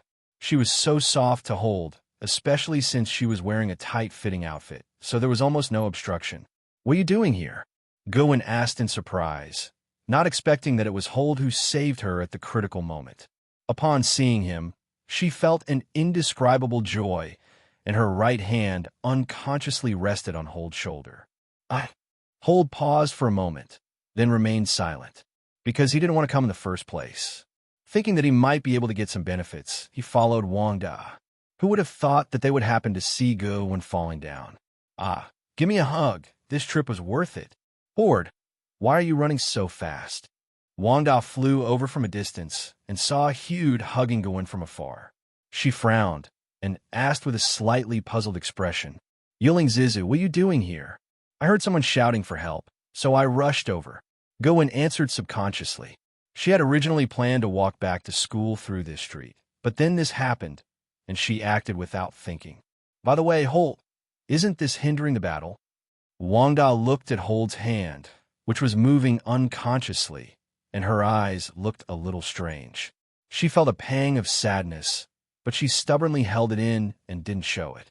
Gwen then realized that he was still being held by Hold, and his face immediately turned red. Fortunately, he was wearing a mask, otherwise he would have been seen through. "Thank you, Mr. Holmium. Please let me down." She quickly broke free from Hold's embrace and used spider silk to fix herself to the wall of the building next door. "Fine." Hold shook his head, still savoring the feeling of that hug. "Although I didn't hold him for long, I still felt a little regretful." "Be careful. These 3 barbarians don't look easy to deal with." Although Wanda was a little annoyed, he still focused his attention on the 3 barbarian men below. She had just noticed the energy emanating from the eyes of those 3 barbarians. They are so bizarre. Their eyes can emit black smoke and shoot out like lasers. Gwen nodded in agreement. If that skill hadn't suddenly appeared, she wouldn't have been defeated so easily. Moreover, the speed of that black energy was so fast that even her spider senses couldn't react in time. As she spoke, she couldn't help but glance at Hold beside her. She clearly remembered that Hold's eyes had also shot beams of light. Something's not right. Hold frowned as he looked down at the barbarian people. Because, strictly speaking, these things are not human beings at all. Generally speaking, most monsters are mutated from original humans. But these barbarians were clearly transformed from barbarians into human form. Their appearance, body shape, and the horns on their heads all indicate that they were originally yaks. Just by standing upright, its hooves look exactly like a yak's original form, and even its horns look like those of an old yak. If it were an acquired mutation, it would be absolutely impossible for it to turn out like this. They were created by magic. When Holder was looking at the Shisua scroll, he had seen a similar magic. In addition, the phoenix power within him made his perception of Haim magic even more acute. By observing their appearance, one can determine the origin of these barbarians. What? They're not biological mutations. They were created by magic. Wanda stared wide-eyed at the barbarian below, his face full of surprise. Hold nodded solemnly, clearly indicating that this was no coincidence. Those who play with black magic all have ulterior motives. This matter is definitely not as simple as it seems on the surface. Moo! The 3 barbarian men below used all their strength to grab stones and other objects, and hurled them at the people in the sky. The stones and debris that were thrown out were still making a buzzing sound. "Hey!" With a wave of his hands and a shout, Wanda blocked all the flying debris. Just then, Hold landed steadily on the ground. The 3 barbarian men were so excited when they saw Hold land that their eyes lit up with a red light. With a tremor in the ground, they rushed toward Hold at lightning speed. "Watch out!" Despite knowing that Hold was very capable, Gwen couldn't help but shout it out. After fighting them, she discovered that these barbarian savages were incredibly strong. In the blink of an eye, Hold suddenly raised his foot with astonishing force, creating a sonic boom. With a loud bang, the three barbarian men were kicked flying. They crashed heavily to the ground some distance away, rolling several times before coming to a stop. Although he didn't die, he looked terribly injured. A large chunk of its thick fur had been worn away, revealing the bloody, mangled muscle underneath. That strength is terrifying. Seeing this, Gawain remembered that Holt's power was the strongest she had ever seen. And so far, she hasn't seen Holt really exert his full power. He's always been this strong. As Wanda said this, her eyes involuntarily drifted towards Huda's waist. She knew it all too well. That guy was practically a tireless drilling machine. Moo! Boom! The barbarian who had been kicked away struggled to his feet, looking even more insane than before. Despite being seriously injured, he showed no intention of stopping. Is this the power of magic? Gawain watched this scene and muttered to himself. This was completely beyond her comprehension, because logically speaking, a barbarian should have collapsed long ago after suffering such severe injuries. At the same time, the barbarian let out a low growl and began to gather that dark energy beam again. Moo! The three beams shot out together, merging into a thicker, darker pillar of light in the air. Is that all you've got? Hold waved his hand impatiently, and a small truck parked directly in front of him. The moment the black beam hit the truck, it immediately started buzzing. The truck was like it had been doused with concentrated sulfuric acid. It was constantly corroded, and a large hole appeared in it. Look at the steel being melted continuously. The penetrating power of this beam of light is actually not that great. But what's scary is its corrosiveness. It can even corrode? Hold was a little surprised. This was something he hadn't expected. To transform the barbarians into that form, it's not enough to rely on magic. A whole bunch of materials are also needed. Otherwise, where would the barbarians get such power? I initially thought it was just some playful banter between girls, but I never expected these little monsters to be so capable. Looks like the magician the girl booked is actually quite skilled, Hold said with a smirk, a hint of mockery in his voice. At this point, the barbarians, whose attack had failed, did not give up. Instead, they continued to gather those dark beams of light, clearly intending to use a ranged attack on Holder. Oh, they actually have some fighting spirit? Or are these three barbarians being controlled by someone? Watching the barbarians' actions, Hold stroked his chin and muttered to himself. After all, even if these barbarians became savages, their intelligence couldn't possibly increase too much overnight. Fine, I'm not playing with you guys anymore. Hold shook his head, banishing all those chaotic thoughts to the winds. His eyes sharpened, and a blinding beam of light shot out, blocking the three dark beams of light flying towards him. With a loud bang, the moment the two forces collided, the dark beam of light was instantly swallowed up. Bang! The golden beam of light struck the three barbarian men directly, sending them flying. The golden light enveloped the barbarian in the blink of an eye. The moment they made contact, the barbarian's body was pierced through by the golden light and began to melt and disappear. A large amount of black gas was coming out of its body. Its remains also turned into black fog at this time. The fog tumbled and swirled in the air, emitting roars and howls that sounded like they came from hell. What's going on? Gawain was so frightened by what he saw that his face turned pale. She had seen many monsters, but this was the first time she had ever seen such a bizarre scene. This dark fog was as if it were alive, like countless dark snakes writhing and twisting in the air. This is the aura of death. Wanda clearly sensed that the black gas emitted a nauseating smell. Looks like this is going to be interesting. Instead of rushing to stop it, Hold held the bear in his arms, wanting to see what would happen next. This was the first time he had faced an enemy who used black magic head-on, although he did have some knowledge of black magic. But those were all from the Western scrolls. The later branches of magic may have been different. Just then, the dark fog that had gathered in the air slowly solidified, and its color became even darker. When the fog cleared, a giant barbarian appeared before them. However, this barbarian is completely different from the previous ones. This guy was covered in strange symbols, and there were some fleshy-like things moving on his dark skin. Roar! The giant, 10-meter-tall, butcher-like monster roared. The loud noise shattered all the glass around them. There's more to this than that. Hold stroked his chin, a smile playing on his lips. It was indeed quite amusing. This is too unbelievable. How'd this guy do that? Gowan could hardly believe what he was seeing. It's already bizarre enough that a cow can transform into a humanoid monster, but now it can even transform into something like this. Moreover, its enormous size was far beyond her imagination. This thing doesn't even exist in this world. Moreover, she clearly saw that the three-headed minions had been killed by Holder's laser. It's not just resurrected, it's grown so big. Is this magic? Wanda's eyes widened as the giant, combined herstical monster before him emanated a terrifying power. Call!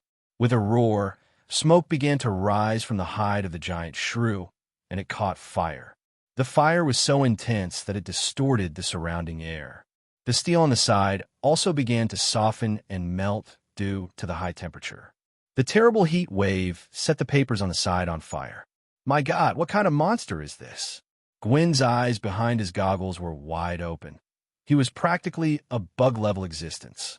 Even though she was dozens of meters away, she could feel the heat wave hitting her face. It was as if he were standing right next to a fire, with his clothes clinging to his body. While they were still in a daze, the giant butcher monster began to move. It opened its mouth and roared, then raised its right leg and stomped hard on the ground.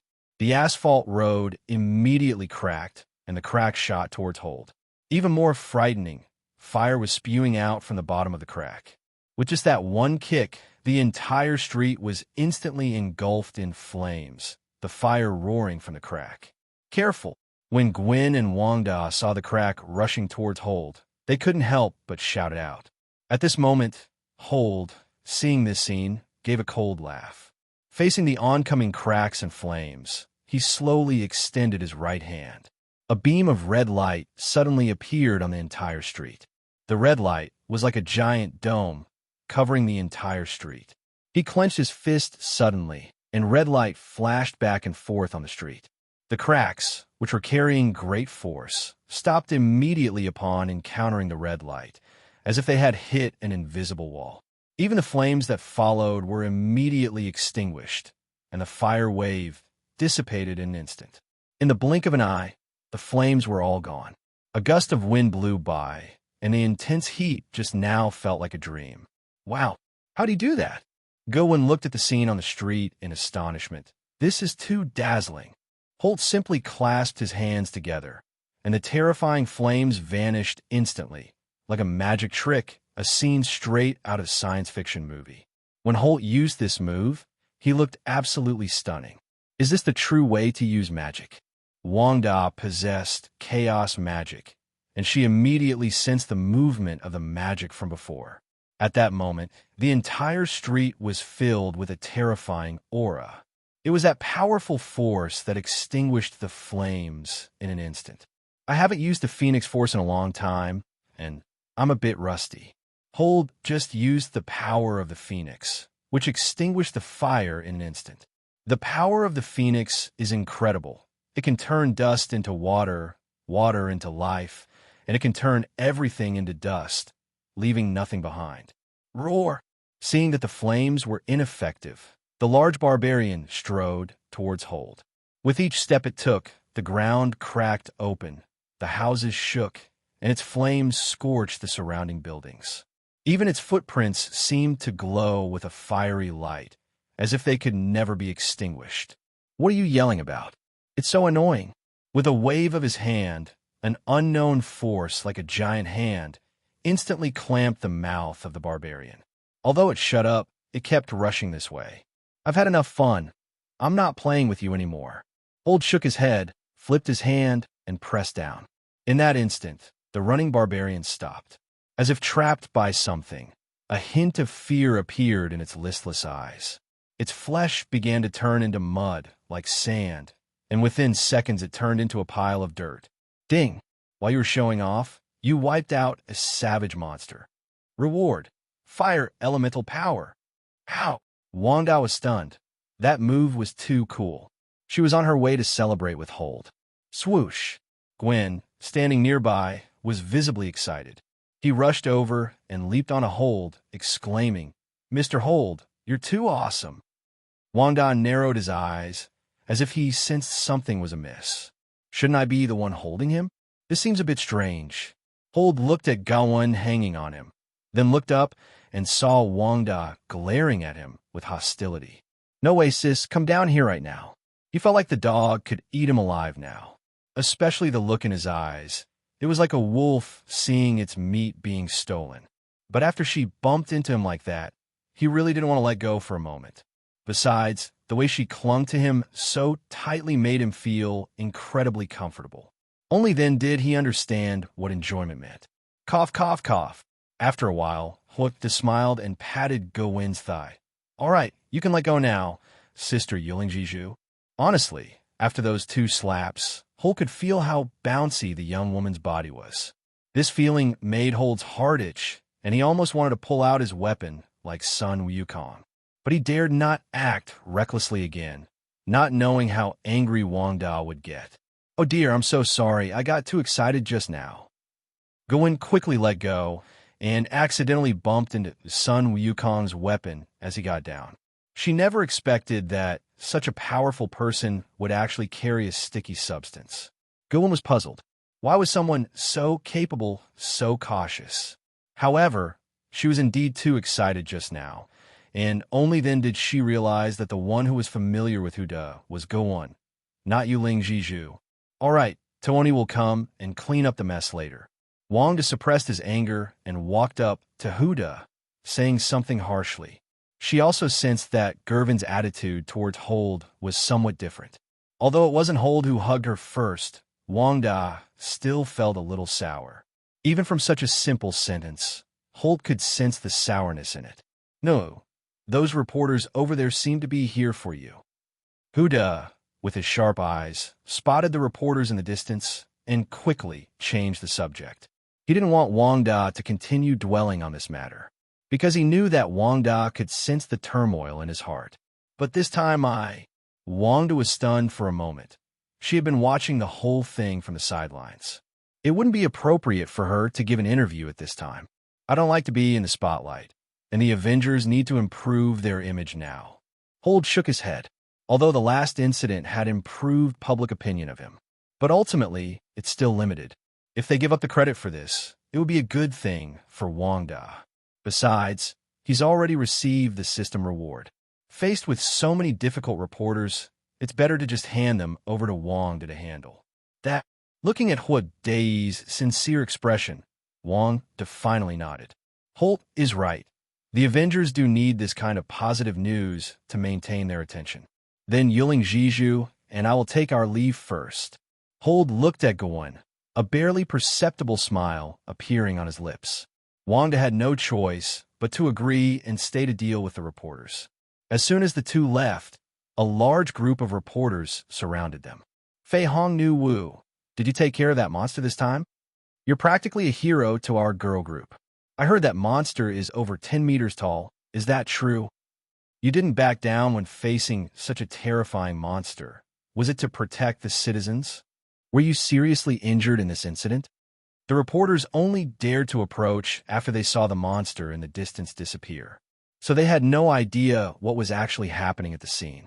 Seeing Wanda all alone here, they naturally assumed that she was the one who did it all. That Wanda is really bad at lying. Her face was full of hesitation and nervousness. But thinking of what Hold had said, he finally managed to force a stiff smile and nod. The reporters bombarded her with questions, giving her a splitting headache. Fortunately, Tony and Steve arrived in time, chased all the reporters away, and set up a cordon around the area. Woof, are you all right? Steve, holding the shield, strode forward and asked her with a serious expression. Judging from the scene, the battle must have been incredibly fierce. The ground, the surrounding buildings, and even the entire street were almost completely destroyed. I'm fine, I'm not hurt. Wanda pursed her lips and shook her head. She watched from the sidelines the whole time, and Holt managed to handle everything all by himself. You're getting stronger and stronger. Steve looked around and couldn't help but admire. Even an angry classmate probably couldn't do that. Everywhere you look, there is a scene of desolation. I didn't kill that monster. Wanda took a deep breath and shook his head in denial. Hold asked her to pretend that she did it, but she didn't want to betray her friend. Besides, if it were her, dealing with that monster would definitely be very difficult. She was completely helpless against the flames alone. Who is that? Steve looked puzzled. He never expected that someone could be so strong. I am a mysterious person. Wanda shook her head awkwardly, unsure how to explain Hold's situation. Never mind. After dealing with the media, Tuoni walked over and gave Wanda a deep look, then opened his mouth but didn't say anything. In the end, he turned his head away and swallowed his words. He knew Wanda wasn't lying. This mysterious person had always been the enigma he most wanted to unravel. He helped Wanda learn magic, and even saved everyone at a crucial moment. The more this was the case, the more he felt that this person's identity was complicated. He had intended to ask, but then he remembered what Hold had said and decided against it. Let's wait for Wanda to say it himself. Philippine Red Girl.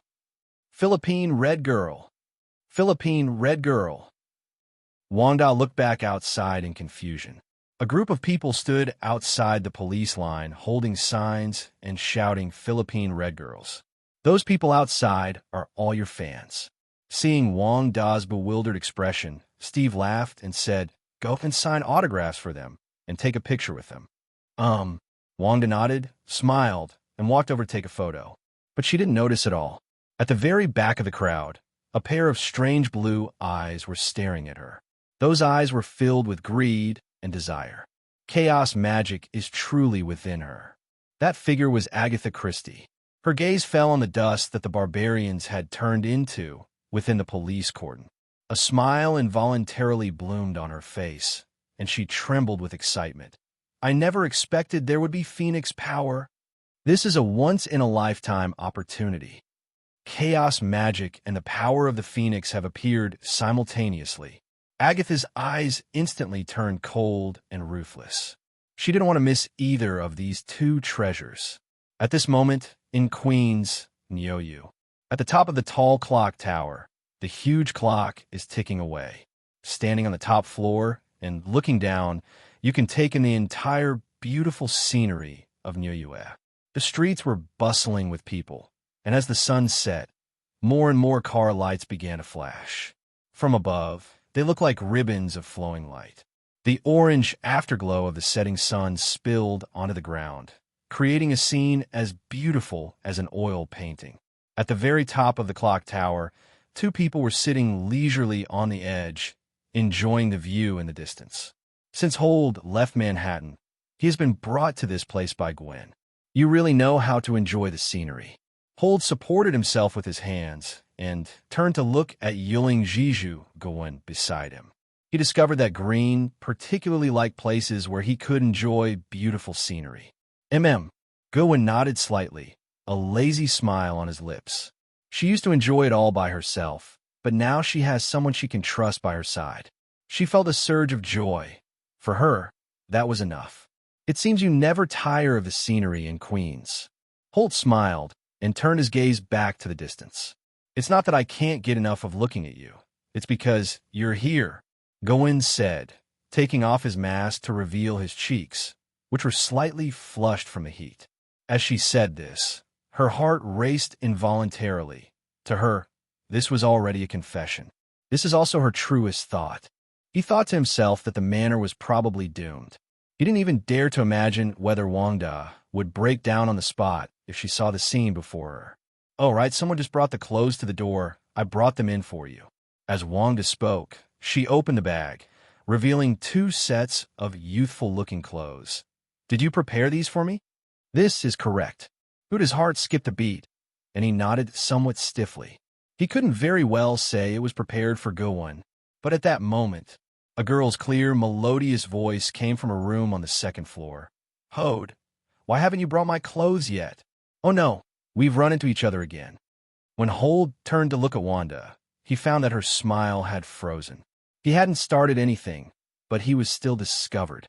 Wangda's expression clearly indicates that he knows there are people upstairs and that it's a girl's voice. He didn't expect that at this crucial moment, Gilwin would actually call him. I originally wanted to find an excuse to get rid of Wangda, but that's obviously not going to work now. Crunch, crunch. Wangda's smile was now tinged with anger, and you could even hear her gritting her teeth. She noticed that Hold was soaking wet, and given what he said, it was clear he was taking a shower. The memory of Holt's fondness for the bathroom flashed through my mind. Could it be that he was... Dear Holmium, it sounds like a girl is calling you from upstairs. Wanda took a deep breath, trying to calm himself down, and stared into Hold's eyes as he spoke.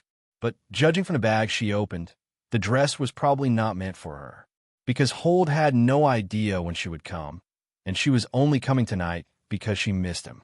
But I never expected to witness this, and feelings of grievance, anger, and resentment welled up inside me. Her mind was in complete turmoil. She didn't know what to do, and even wondered if she had misheard. Yeah, Holt asked stiffly. It should be a maid, right?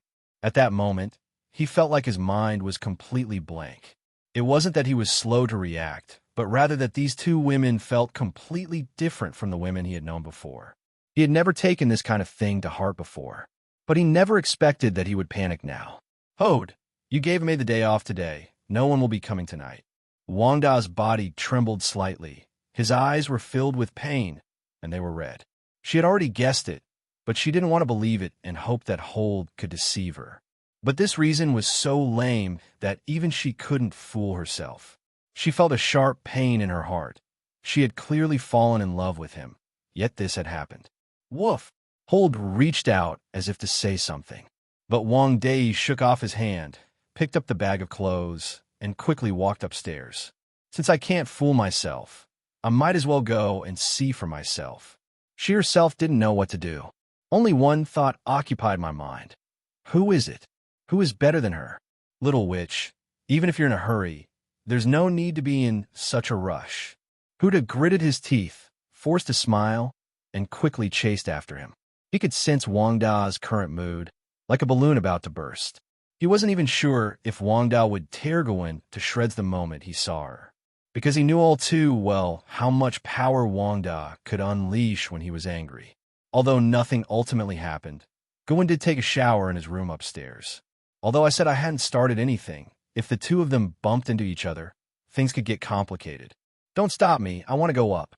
Wangda walked faster and faster, but her heart ached more and more, and her voice became hoarse and choked with sobs.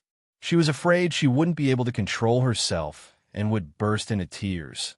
This was the first time she had ever done so. This is the first time I've liked someone so much. It hasn't been long, but it's genuine. She arrived at the door quickly. She caught a whiff of a familiar scent. It was the perfume she had smelled when she and Hole were having dinner together. She stopped at the doorway, standing outside as if stepping into another world. As soon as she opened the door, everything would change. Woof, listen to me. Hold walked up behind her, his eyes filled with complex emotions. He tried to stop him, but he was too big. The two of them couldn't stop him at all. I originally thought I'd let Wangda accept it gradually, but I didn't expect this day to come so soon. Normally I'm clever, but at this moment I'm completely helpless. Nevertheless, he did not stop Wangda from opening the door. He just sighed helplessly. After a while, Wangda seemed to have made up his mind. She reached out her fair hand and grasped the wooden doorknob, with a sharp twist and a determined pull. As soon as the door opened, the scene inside the room came into view. That old-fashioned room was neat and tidy, but there was no one inside. The blankets were folded neatly. Everything was so familiar, so normal. Hold looked at the tidy room and finally breathed a sigh of relief. Fortunately, Gilwin's clothes weren't thrown around carelessly. Otherwise, the consequences would have been much more serious. However, the bathroom light was on. Wangda lowered his head, his gaze dimming.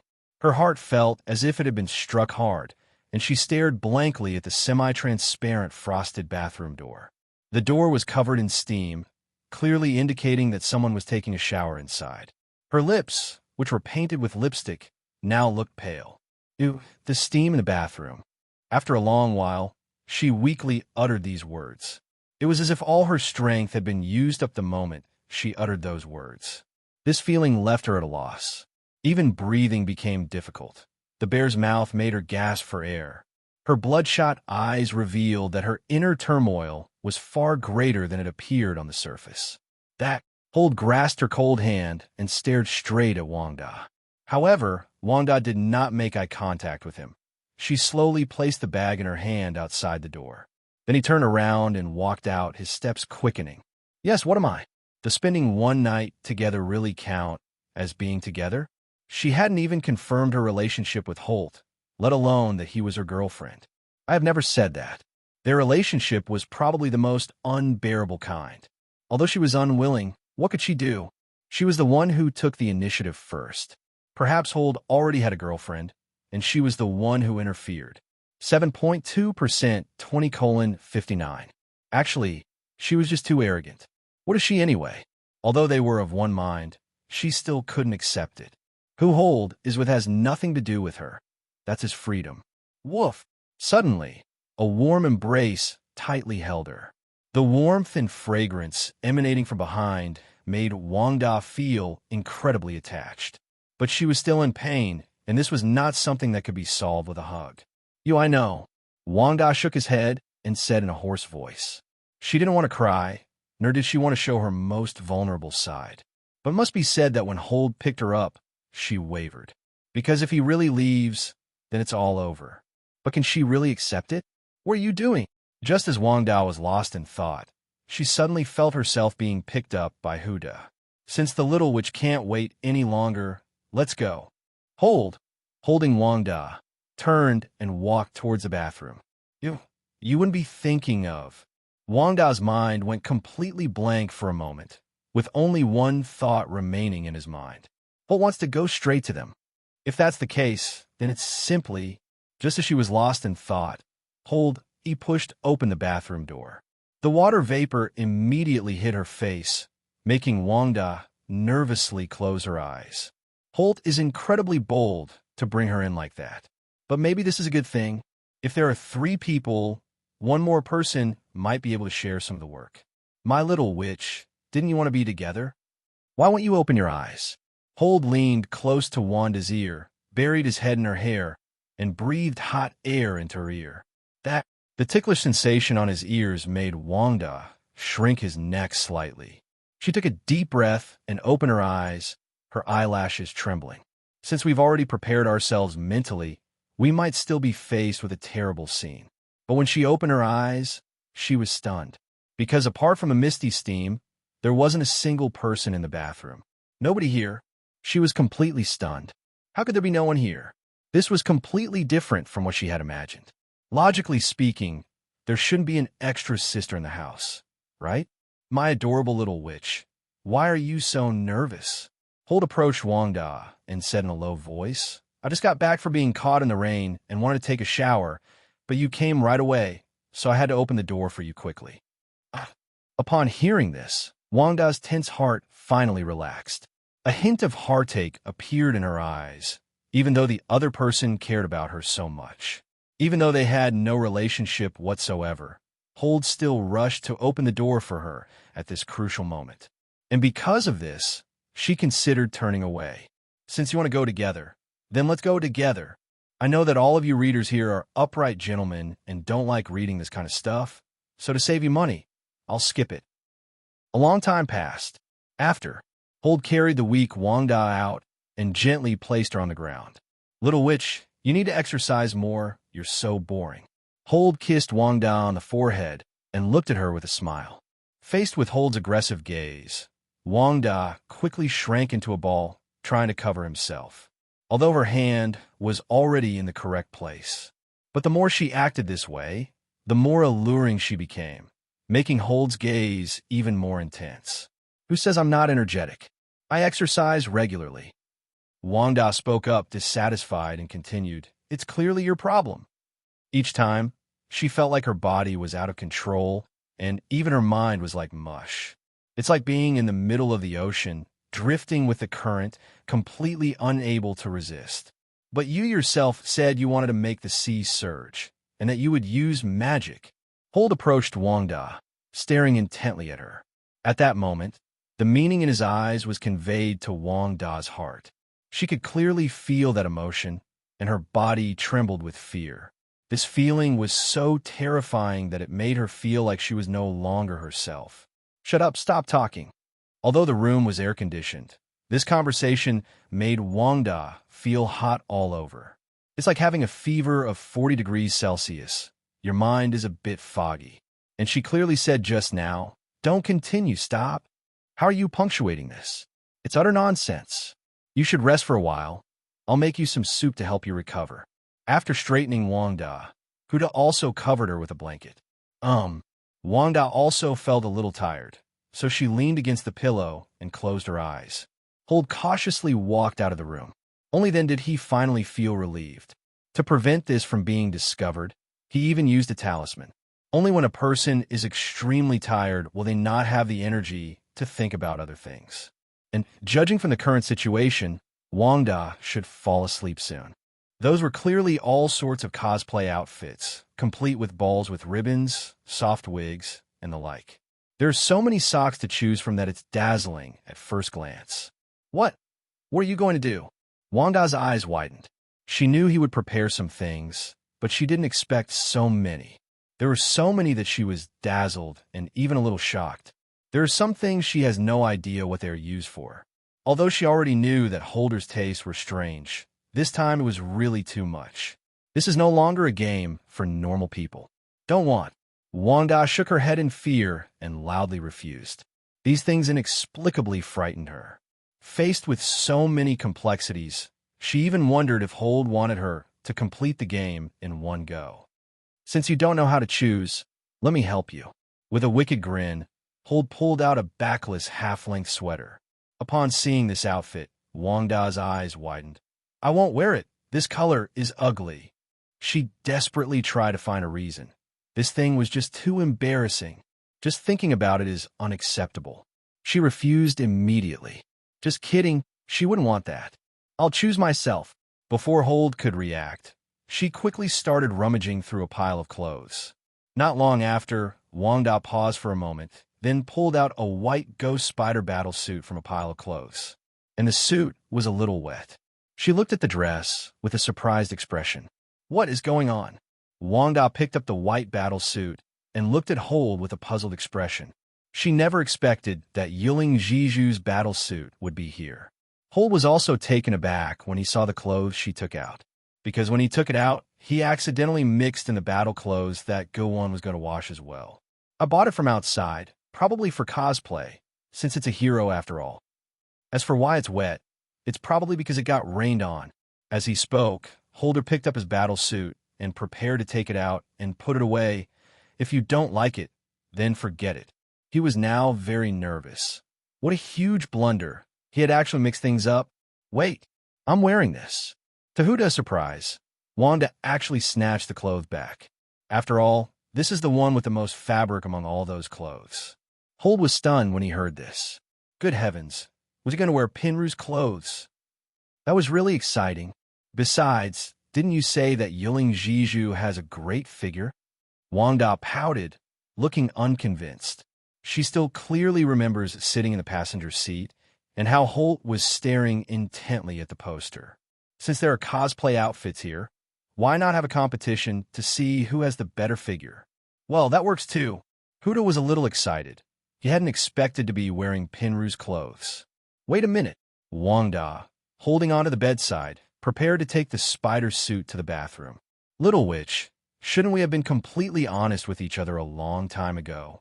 Hold looked at Wanda's fair thighs and joked while leaning on the edge of the bed. Stop fooling around. Wanda quickly ran into the bathroom, afraid that Huda was up to something again. A short while later, Wanda came out of the bathroom. Her Spider-Man suit was so tight that the zipper was about to burst open. It couldn't even withstand the Somali trench. Is this too small? Did you buy the wrong size?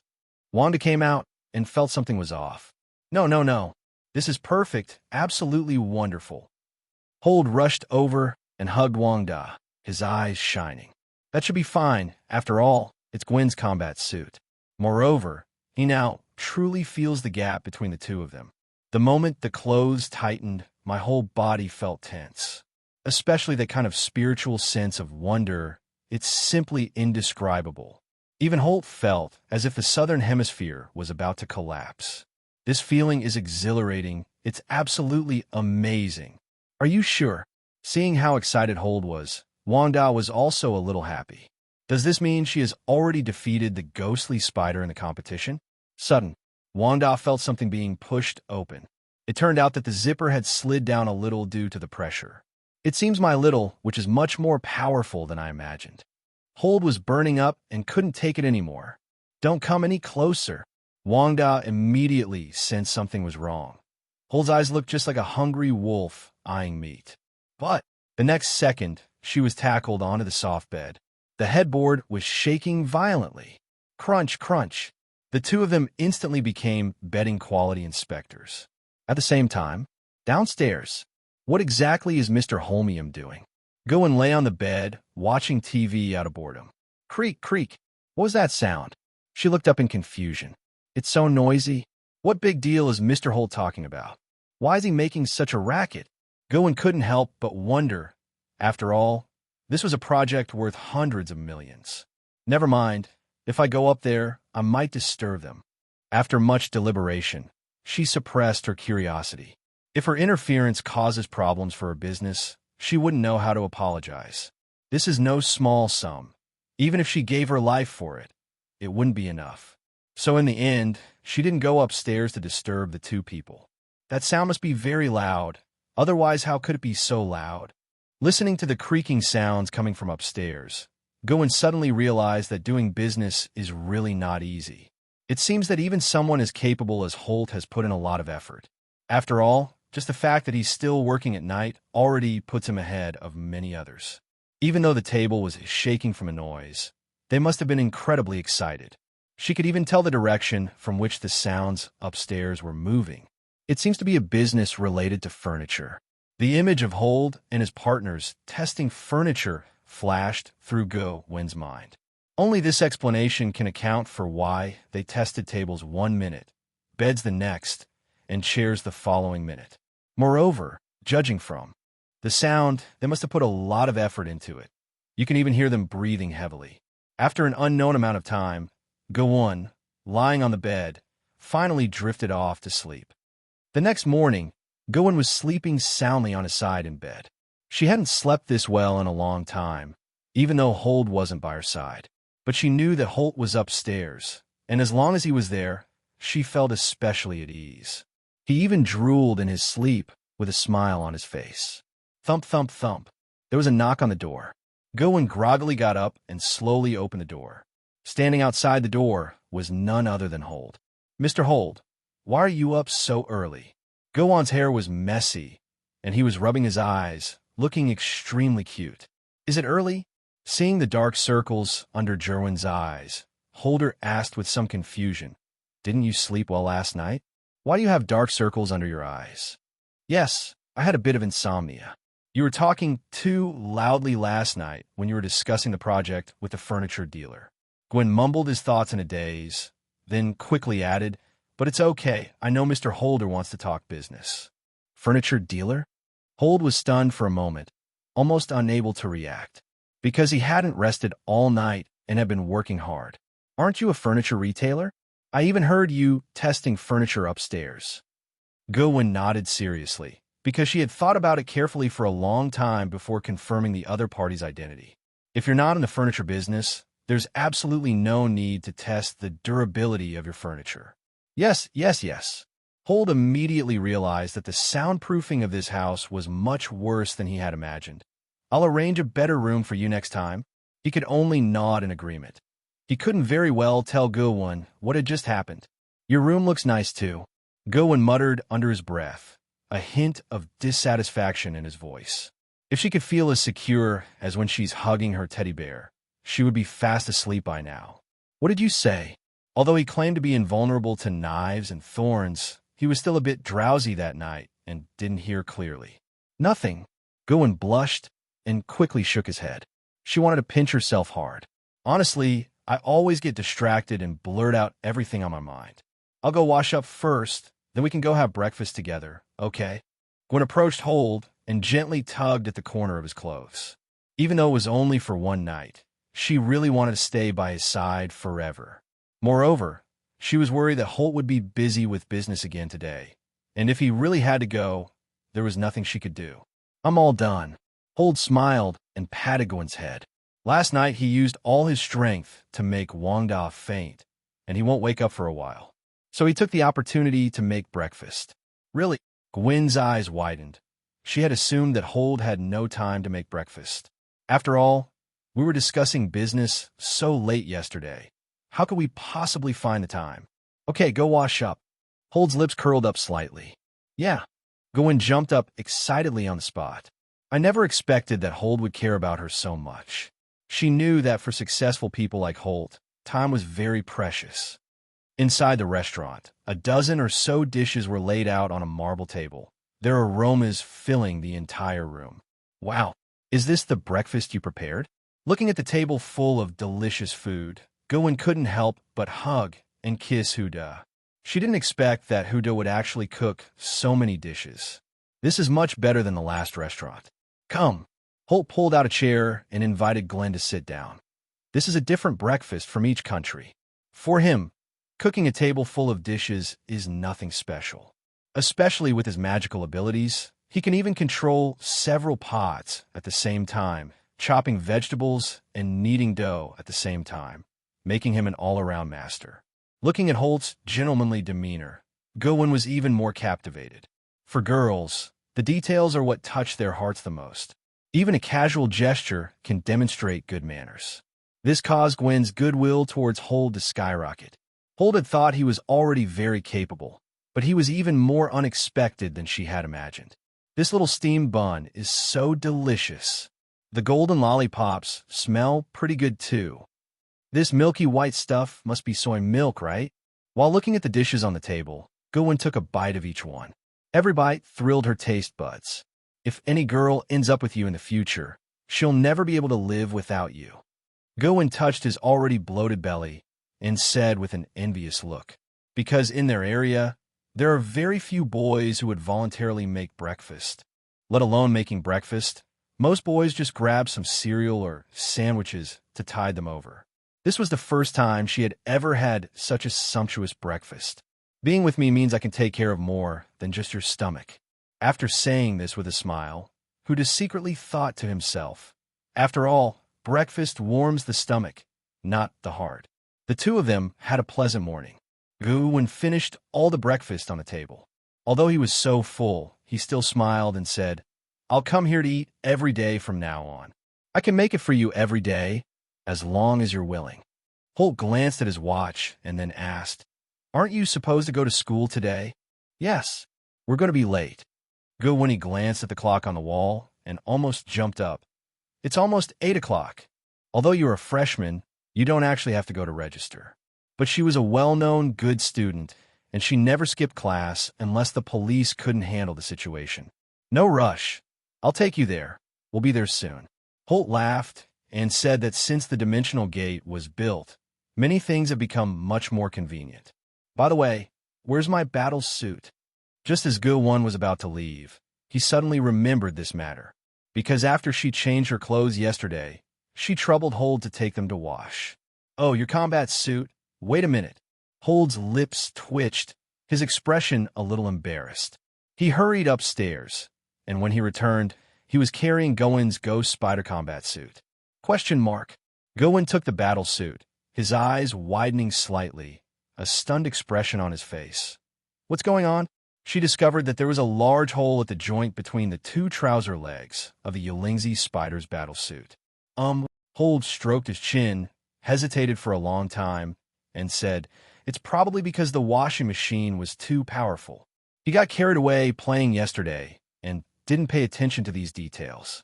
So it's already pretty good that the combat uniform has been maintained like this. All right. Gwen could only pout as he accepted the battle uniform. But just then, she twitched her nose.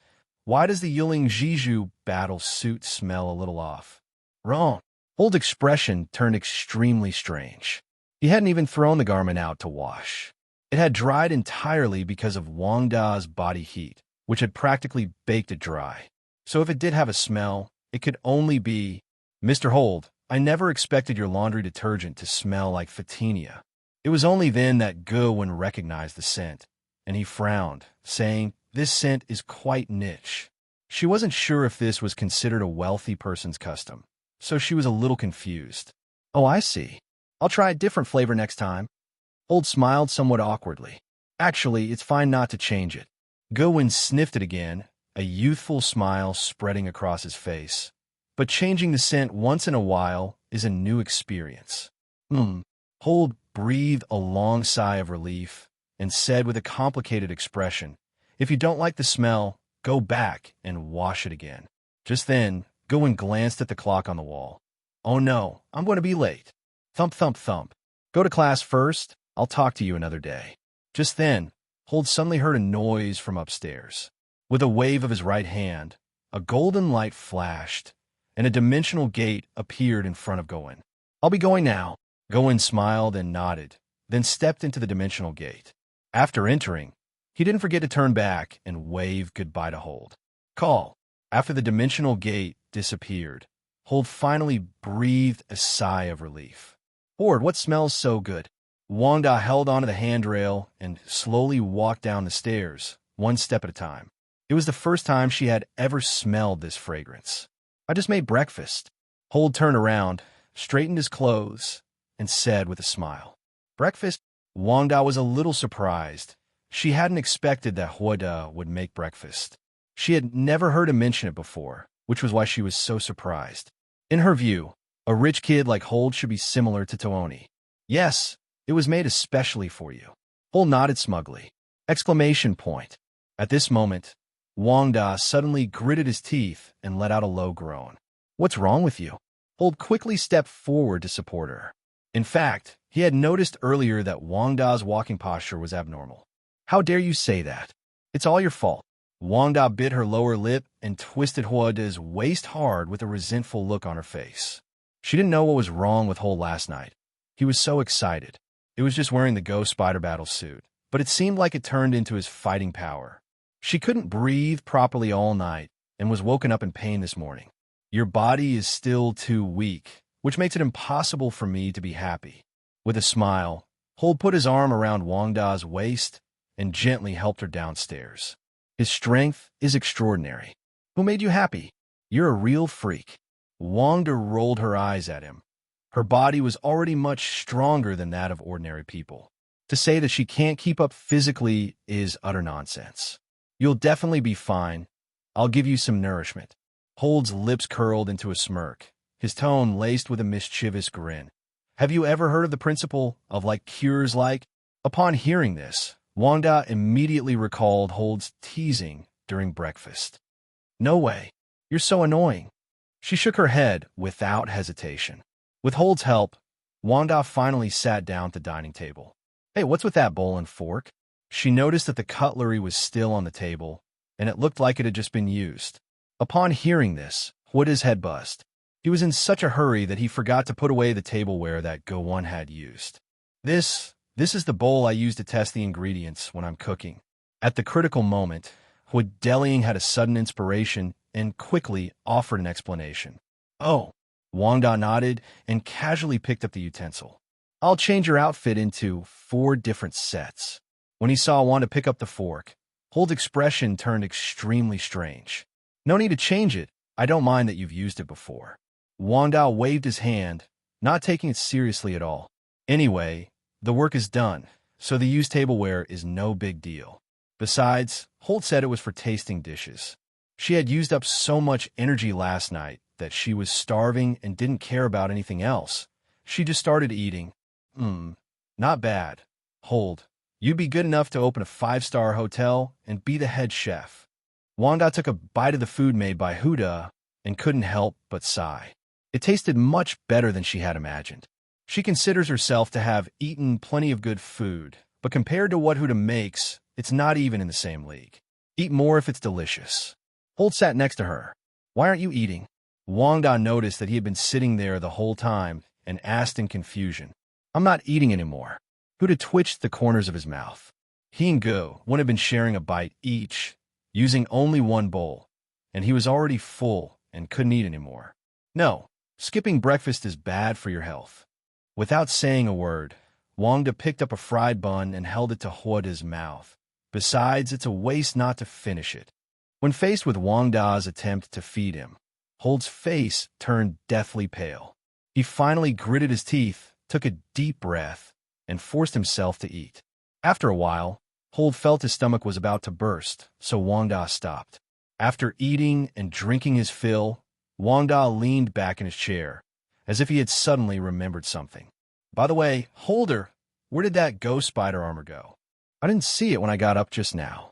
Wanda suddenly asked about the battle suit, because she had previously put it away and washed it. The battle suit is, after all, a personal item, and it can't be handed over to the maid to handle. What? You wouldn't be thinking of. Hold never expected Wanda to bring this up. It was only after he gave his suit to Jerwin that he asked about it. No. Wanda shook her head repeatedly. She could barely stand. How could she possibly have that thought? However, it must be admitted that transforming into the Spider-Man is indeed quite fun. I've already thrown away that suit. If you want it, I can buy you another one. Huda said with a smile. Ooh, who wants it? Wanda struggled in Hold's arms, but found that the more she struggled, the more violently the gun at Hold's waist swayed.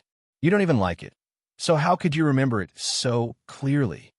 Hold stared at Wanda with a somewhat improper look in his eyes. Wanda jumped out his arms in fright. It's clearly you who likes me. Did you mistake me for Yiling Jiju yesterday? Because of that suit, Holder's combat power doubled yesterday, and he almost tore her apart. How could this be? This is blatant slander. Utter slander. Of course, Hold couldn't admit that he had actually had that thought for a fleeting moment yesterday. After all, there's a gallery downstairs, which really enhances the experience. Oomph. Wanda snorted and gently nudged Huda's head. You were really happy last night, weren't you? What do you think? A smile played on Hold's lips. If you keep doing this, I'm never talking to you again. Wanda sat back down in her chair with a stern face. While it's okay to do this occasionally, if we treat her like Yiling Jiju every time, then what is she? She's not a substitute. All right. Hold quickly reassured him. It won't happen again. I'll forgive you this once. Seeing his serious attitude, Wanda agreed. However, you really need to practice your chaos magic properly. Hold ruffled Wanda's hair, his expression turning serious. Chaos magic is too dangerous. If left unchecked, something bad will happen sooner or later. Although he has gained some control now, it is still far from enough. Wanda's true power is already capable of influencing the surrounding reality, which is why he is so serious. Do as you say. Actually, even when Wanda wasn't with Huda recently, he had been practicing, but his improvement was very slow, and it was very difficult for him to truly master reality. She simply couldn't reach the level that Huda had when he guided her in her cultivation. Even simple changes to some objects are very difficult for him. No, follow this book. Hold shook his head and casually pulled a parchment book out of the air. Wanda's eyes widened. How did you do that? Because she hadn't noticed any magical fluctuations at all, as if the book had always been in Hold's hands. Secret. Hold grinned and continued. This is what you need to learn. What is this? What does it say? Wanda frowned as she looked at the words on the parchment book, but she couldn't understand the writing at all. Those words seemed to belong to another world. This is the Shisua scroll. It's perfect for the chaotic magic within you. The Shisuen scroll, 2 halves. Just yesterday, Hold had already collected all the Shisua scrolls. The complete West Soen scroll contains far more content than the Hey Dark God book. Because the Book of Darkness is just a copy, and it lacks many darkness spells and death spells. Therefore, the difference between the two is huge, which is why the Shisua scroll attracted the attention of so many dark mages. After all, to them, this was a supreme artifact. Obtaining it was equivalent to mastering the source of dark magic. However, the version he gave to Wanda now is one that he modified himself, because there are many dark spells in it, which are not very good for Wanda. Shisuen's magic is inherently very alluring, and during practice, it will slowly awaken the dark side deep within the practitioner's heart. Excessive cultivation may even cause the cultivator's spirit to be devoured by Shisuo. But Hold himself wasn't worried. After all, Wanda had chaotic magic within him. Furthermore, as long as he's around, he won't let Shisuen succeed. The Shisuo scroll? Wanda had never heard of this name before, but the words in the book gave her a vague sense of something sinister. Looking at those crooked symbols again made her feel dizzy and even sleepy. Silly girl, don't worry, I'll teach you. Instead of mocking her, Hold sat down next to Wanda and laid the Shisuo scroll in his hand flat on the table. He knew that Wanda's past life had been spent almost entirely in war and on a run. It's already a miracle that I've survived this long, let alone having the opportunity to learn. Moreover, the scroll is written in classical Chinese, which almost no one can understand. In other words, even if some dark mages obtain the scroll, they won't learn anything in a short period of time. Deciphering these ancient texts is an extremely difficult problem. Not everyone knows so many ancient sayings. This threshold alone is enough to stop most people. You're the idiot. Wanda felt a warm feeling in her heart. Although she said she didn't understand, Hold still made time to teach her. This sentiment alone was enough to deeply move her. Not to mention, she could tell that Hold genuinely cared for her, otherwise he wouldn't have kept talking about chaos magic over and over again. Come on, let's look together. This passage tells the story of the origin of the Shisuo scroll. This section was compiled by later generations, and it tells the story of the ancient god Shisuo. Hold opened the parchment book, his finger pointing to the lines of ancient text, and began to explain.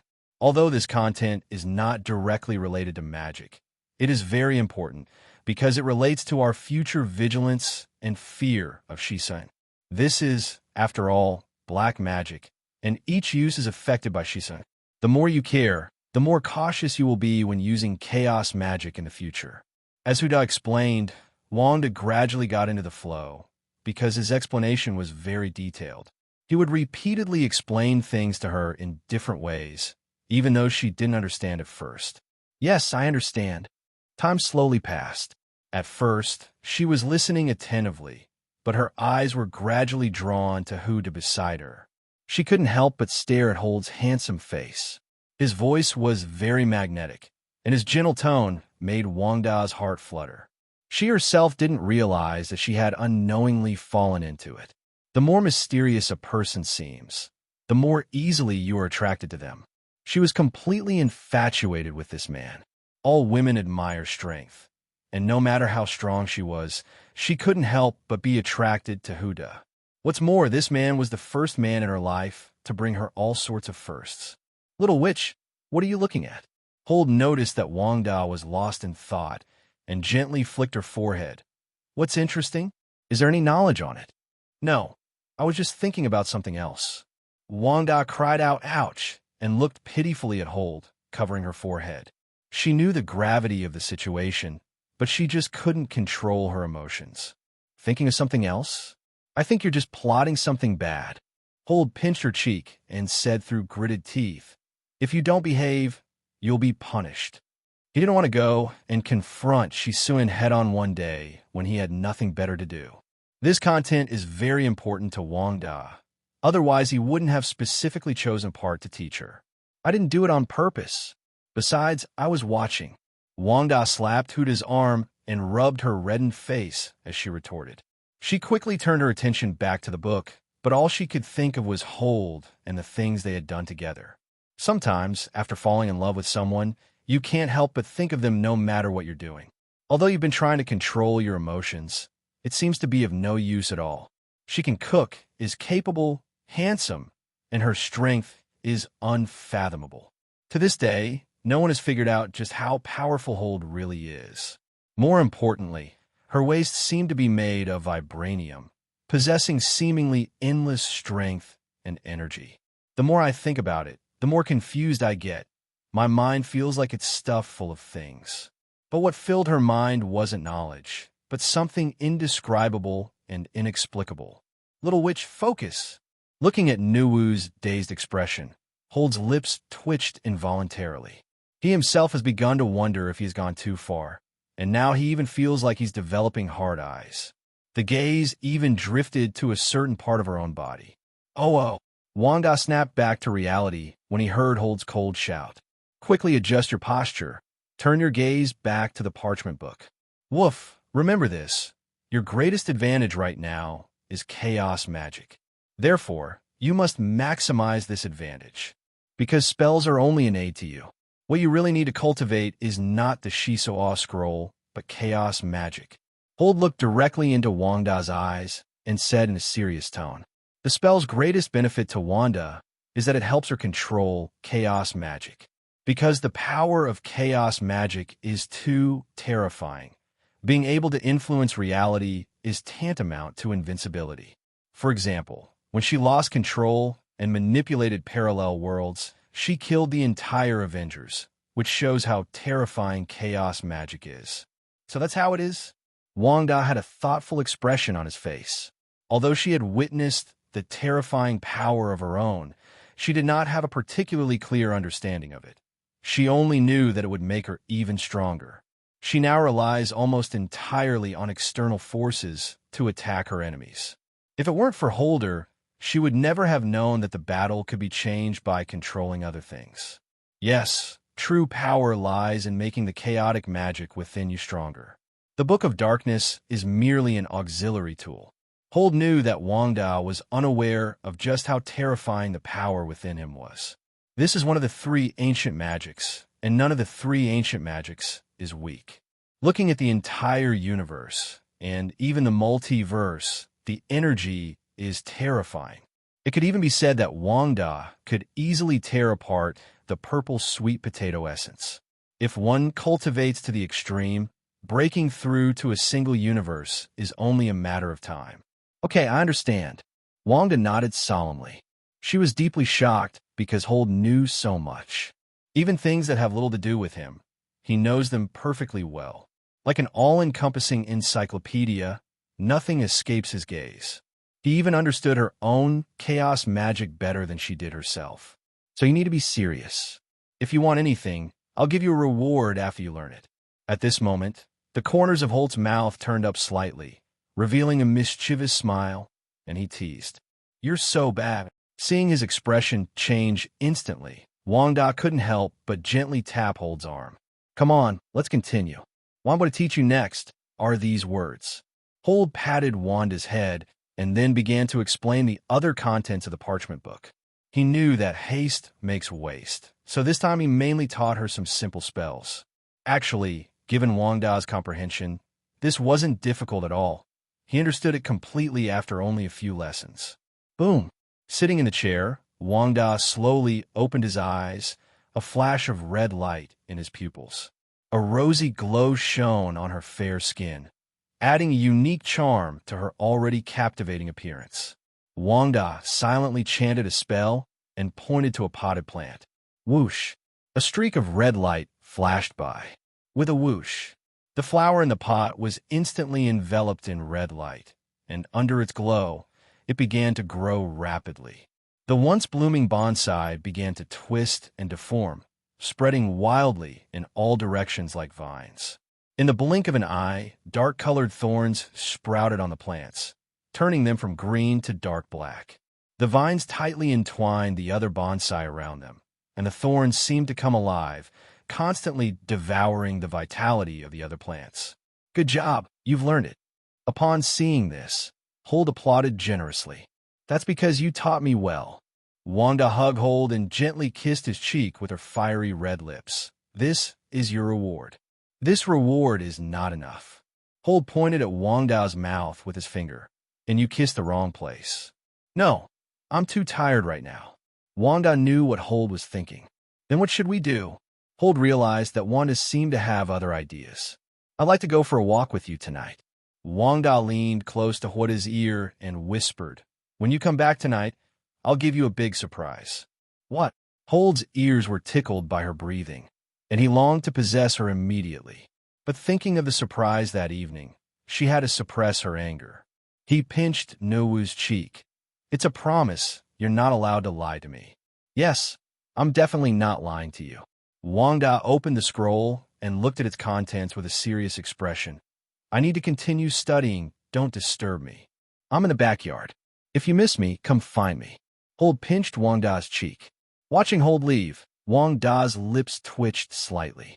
How can this guy always say such shameless things? In the backyard of the manor, Hold slowly walked onto the lawn. He looked around and saw that the entire manor was completely surrounded by a wall more than 30 meters high. His 50-acre backyard was big enough for him to drive at high speed. The level of luxury here is among the best in the entire area. It has everything: swimming pool, football field, basketball court, and golf course. A parking area was also built nearby to make it easier to manage the backyard. In the center of the backyard stands a huge stone sculpture, a stone horse, with one hoof raised in the air, neighing towards the sky.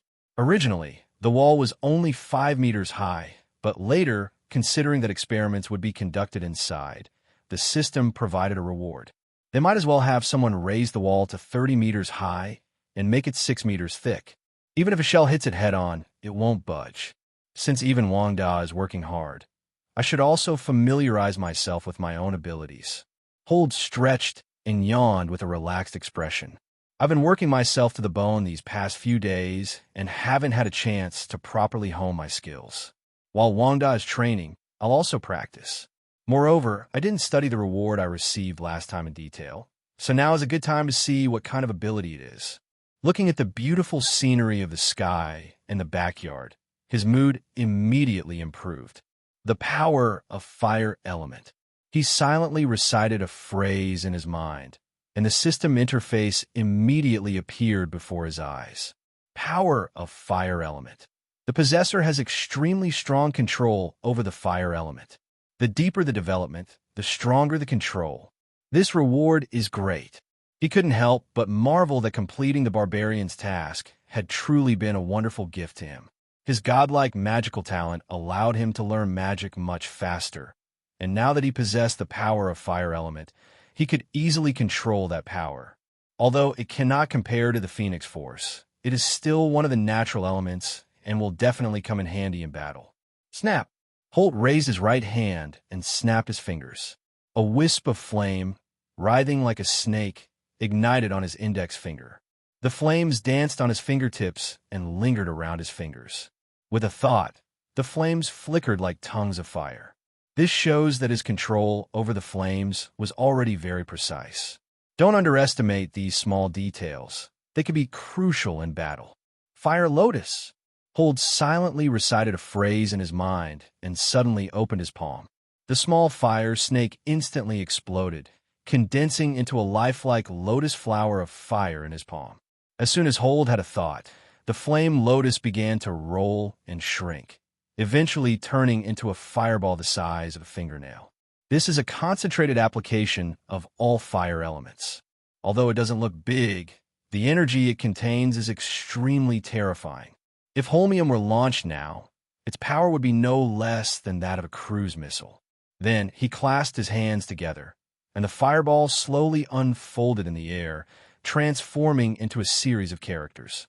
Suddenly, a wave of heat hit us. Even though it was a fire floating in the air, it caused the grass on the ground to bend over, turn yellow, and even wither. Explode. A thought struck Huda, and the words exploded instantly. At the moment of the explosion, the surrounding air distorted due to the rapid increase in temperature.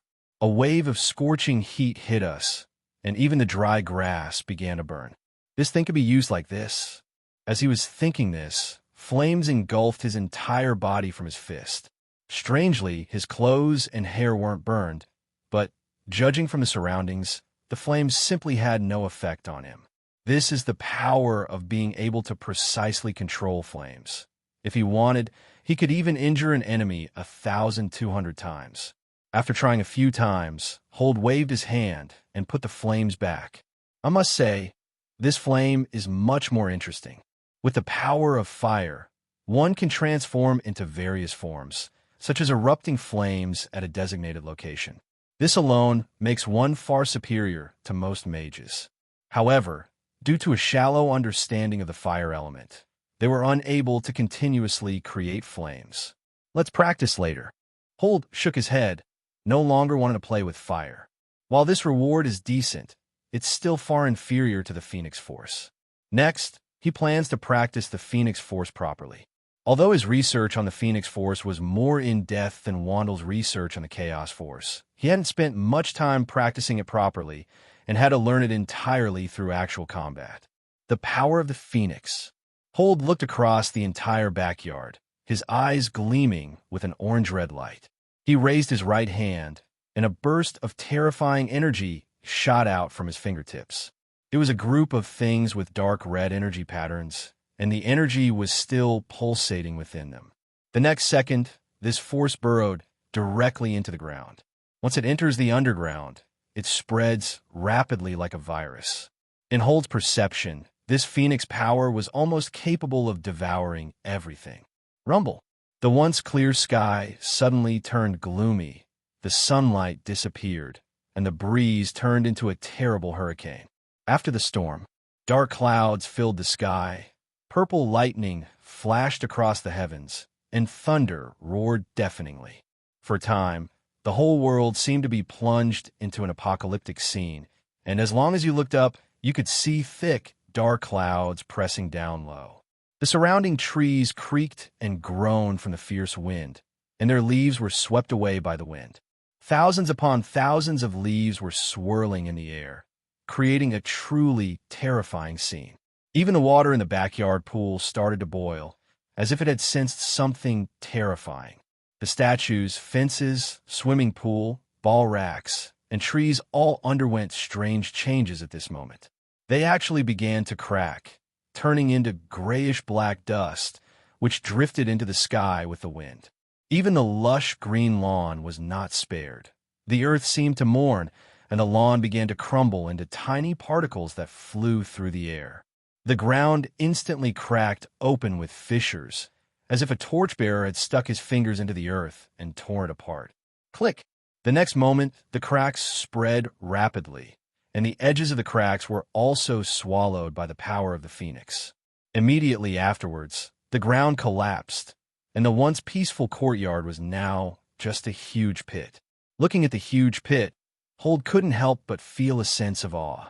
Is this the true essence of the Phoenix Force? Destroying everything.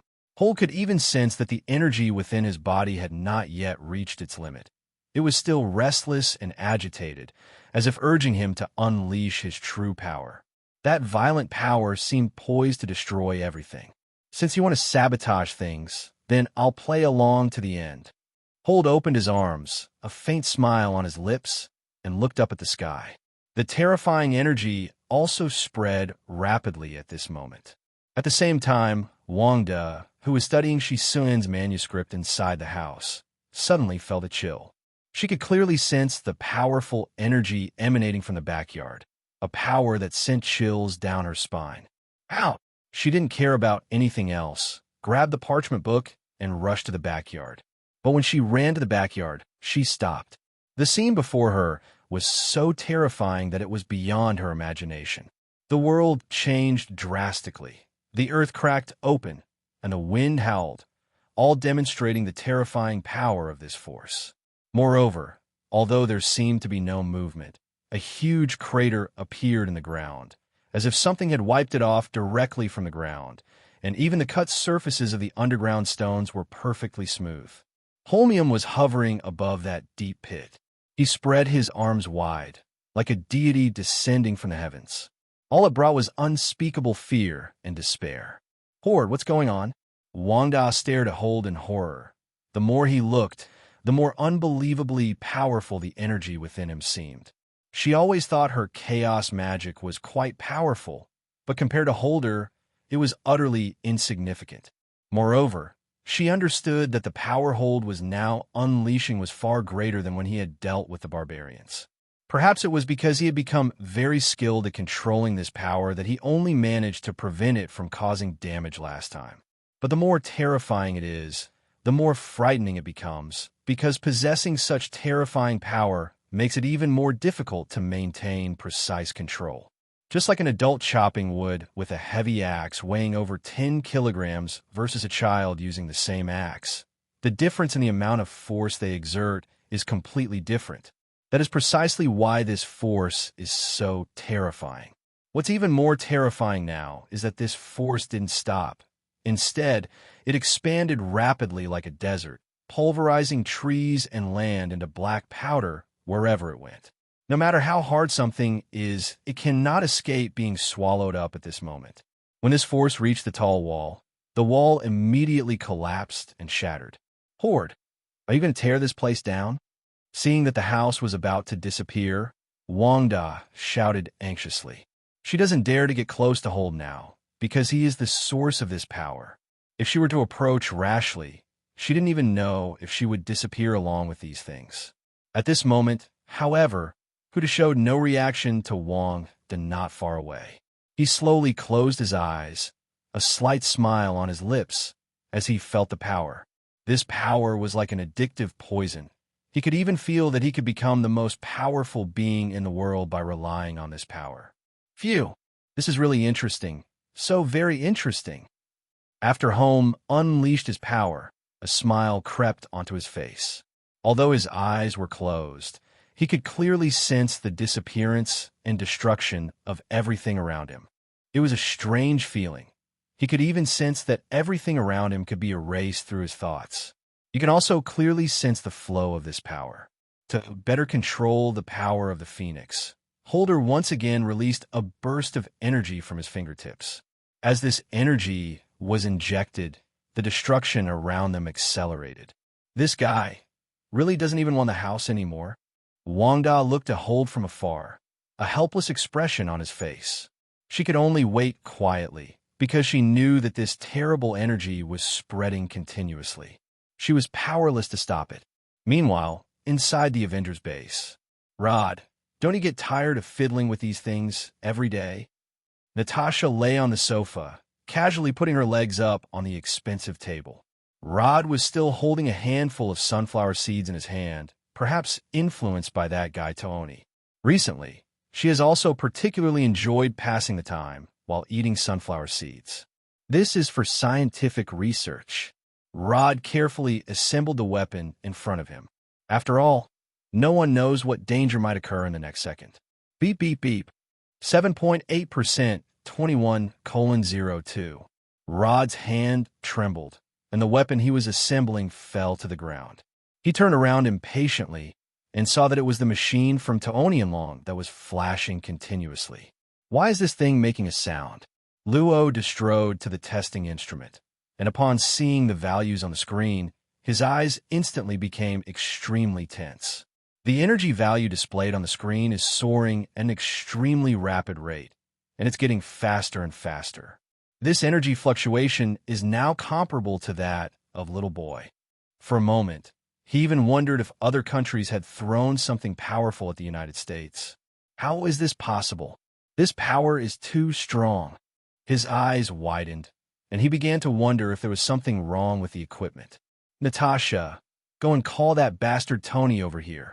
As he roared, he called out to Natasha, who was not far away, his face full of anxiety. If the equipment is working properly, this is going to be a huge problem. This force is greater than all of them combined. Natasha didn't even bother eating the sunflower seeds anymore. He threw them all on the table and hurriedly ran towards Tony's office. What? The numbers are still rising. Upon hearing the news, Tony's expression changed instantly. He has always been very confident in his research. This instrument had helped him a lot before, but now it has reached this level. He immediately ran to the laboratory in the base. As soon as I pushed open the lab door, the other Avengers members rushed over. An extremely strong energy fluctuation has been detected. Tony stared at the screen, his expression turning extremely grave. Since this instrument was developed, I have never seen such an exaggerated situation. Tony, can you find a way to locate the source of the energy fluctuations? Steve looked at Tony with a serious expression. Since the situation has become so serious, they must get to the scene as soon as possible. Etc. Tony waved his right hand, and a virtual keyboard appeared in the air. He typed rapidly on it, and the moment he pressed the enter key, everyone stared at the screen. The screen quickly searched and eventually locked onto a specific area. This place is surprisingly located in the outskirts of Neighbour. This is it. Upon seeing the location, Tuoni's expression changed drastically. What's wrong, she? This was the first time Steve had seen Tony so nervous. My friend's house is in this area. Tony looked very unwell. This is the Holt family's territory. 7.8%. G. Reply at 2103. How? Rode asked in surprise. This was the first time he had ever seen Tuoni with that expression. This is a very good friend of mine, and he might be in danger. Although they had only known each other for 6 months, Holt was already Tony's best friend. He usually confides in Huda when he has troubles, and Huda also helps him make many important decisions. Judging from what's displayed on the screen, the area that's glowing is exactly where Holder's house is located. Get the plane ready on Friday. Tuoni immediately gave the order. If anything happens to Holt, he must get to the scene immediately. Tuoni, don't be too anxious. We still don't know what happened, Steve said, frowning. Rushing and unprepared will result in the worst outcome of total annihilation. Moreover, this energy fluctuation is the strongest they have ever seen. Even if everyone were to mobilize, they might not be able to stop it. Aren't you worried? This is my best friend. Tuoni's forehead veins bulged, and his body was trembling. You might not make it in time if you go now. Let's see how things go first. Natasha also offered advice. This kind of energy fluctuation is useless even if Tuoni goes there by himself. There was something else she didn't say. Perhaps Tuoni's friend was already dead, because this energy wave spreads too quickly and covers too large an area. I think so too. Barton, who was standing to the side with his arms crossed, nodded in agreement. Have you thought about the whole team? You can't joke around with everyone's lives. Sam walked over to Tony and put his hand on his shoulder. He knew Tuoni's feelings, but now is not the time to act impulsively. They should be more concerned about where the energy wave will spread next, and to find out exactly what happened. Do we need the assistance of the Shinto Bureau? Wait, look. The data for the region is starting to change. Rod pointed to the data in the upper right corner, his tone urgent, drawing everyone's attention. Analyze the data, changes immediately on Friday, and compile all the information. Tuoni said through gritted teeth, his eyes filled with rage. If his friend gets hurt, he will never let the mastermind behind it get away with it. Boss, the previous detection data was incorrect. A moment later, Friday's voice rang out, and the image on the screen began to flicker. 337 in the image. The energy fluctuations occur in the opposite direction, to the east. Phew. Steve, take some men and go check out the situation over there. After realizing that the energy fluctuations were not originating from the Holt family's location, Tuoni felt as if all his strength had been drained away. He directly assigned this task to Steve. After all, Captain America loves going out on missions. Okay, I'll go right now. Steve immediately nodded in agreement. At this moment, Tony paused, then said, Be careful. This could be a trap set by Hydra. Steve casually agreed and was about to walk out quickly. But suddenly, as if he had thought of something, he asked, Where's Wanda? 2 hours later, Wanda finally followed Holt to the garage, his legs weak. Look, it's that yellow one. Holt pointed excitedly at the Volkswagen Beetle in the garage, momentarily speechless. This isn't right. How could it be a Beetle? This is the car you were talking about? Wanda covered her mouth and couldn't help but laugh. After all, this Volkswagen Beetle stands out too much among those cool cars. Any other car could buy hundreds of Beetles. She couldn't help but laugh when she saw the surprised look on Holt's face. Because just now, Holt looked like a child who received a gift, only to find it was homework when he opened it. This isn't right. Holt's lips twitched. If he remembered correctly, this should be a Chevrolet Camaro. But then he suddenly remembered that Bumblebee could scan changes in the shape of other cars. I never expected you to like such an old, beat-up car. Wanda suppressed a laugh and patted Huda on the shoulder. Who's laughing at me? The stereo in the yellow Volkswagen Beetle suddenly blared. I can go so fast you'll throw up. The speaker kept switching between male and female voices and changing channels. It can talk. Wanda was also stunned. This old Beetle actually has an intelligent system? She really didn't expect that someone would be willing to install artificial intelligence on this old car. After all, artificial intelligence is a high-end technology, not the ordinary stuff we have now. For example, Friday, in Tooni, that kind of artificial intelligence research and development is very difficult. So, it's surprising that someone would use this technology on this car. It is not artificial intelligence. Holt smiled and continued. It has its own consciousness.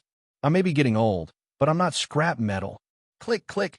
At this moment, the yellow Beetle began to rapidly transform. With the sound, it shook a few times and then suddenly stood up. In no time, it transformed into a tall robot, its yellow paint looking particularly cool. Bumblebee lowered his head and looked at Wanda. That's so cool. It can even transform into a robot. Wanda took a few steps back in surprise, the robot's head almost touching the ceiling. She never imagined that the car could turn out like this. And it looks pretty cool after the transformation. She finally understood why Hold was so excited.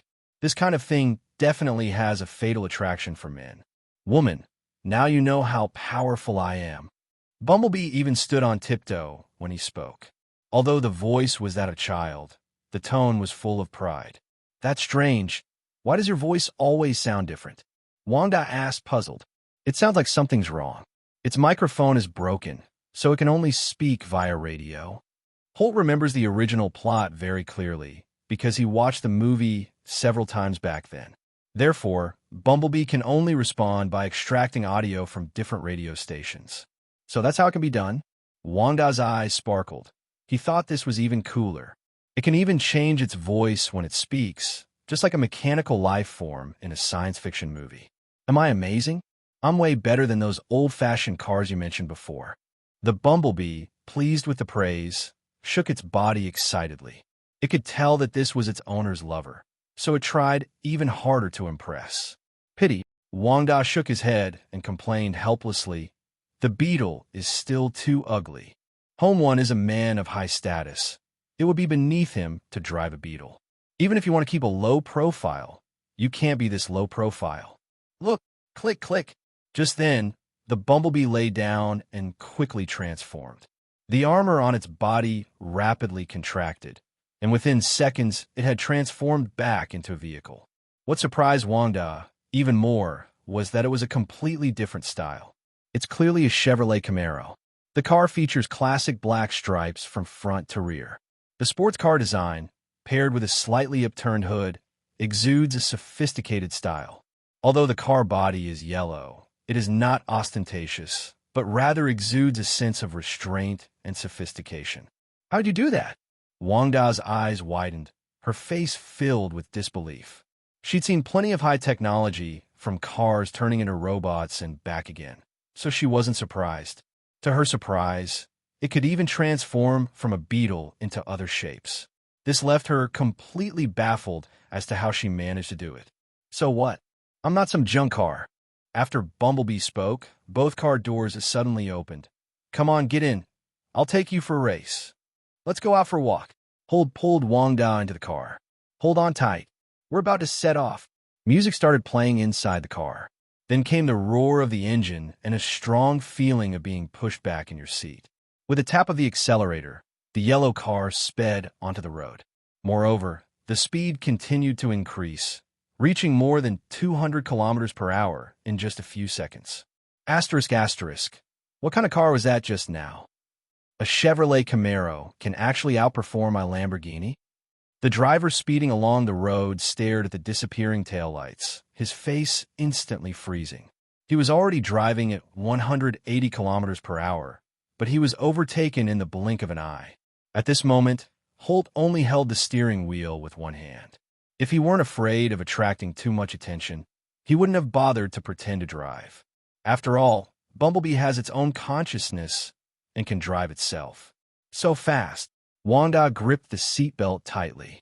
Although she could fly in the air, sitting in the car was a completely different feeling. Her adrenaline surged, and an unprecedented feeling of excitement welled up inside her. I haven't even started my full sprint yet. Bumblebee's arrogant voice came from the speakers. There's a bend ahead. Drive slowly, Wanda warned in a trembling voice. Taking a corner at this speed is very dangerous. But Bumblebee's speed didn't decrease. In fact, it increased. At this moment, Holt suddenly turned the steering wheel, but failed to control the car. The car suddenly veered off the road. Exclamation point. Upon seeing this scene, Wanda's face instantly turned deathly pale, and his lips even turned blue. At that speed, the consequences would be unimaginable. But Holt showed no fear on his face, instead stomping his foot all the way to the ground. Click! The next second, the car door near Holt suddenly transformed into a mechanical hand. It braced itself on the ground, and with a flurry of sparks, it executed a beautiful drift turn before returning to the road and continuing its high-speed journey. Why are you driving so fast? Wanda complained, panting. That scared me to death. She had almost used chaos magic just now. You can always trust the Bumblebee. It will never hurt you. Holt smiled slightly. He knew very well Bumblebee's strength.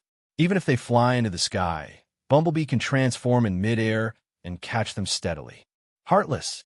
Although Wanda knew that Holt wouldn't lie to her, she was still terrified. Unable to resist, he loosened his grip on the seatbelt with his left hand and lightly tapped Holt. She realized that it was Holt who had deliberately scared her. Where exactly do you want to take me today? Holt looked at Wanda and asked with a puzzled expression. After all, Wanda had been acting mysteriously today, which piqued his curiosity. Let's go to Woolin Beach. Wanda smiled at Huda, a hint of excitement in her eyes. Orchard Beach. Holt was a little surprised. Going to the beach in autumn isn't really a good idea.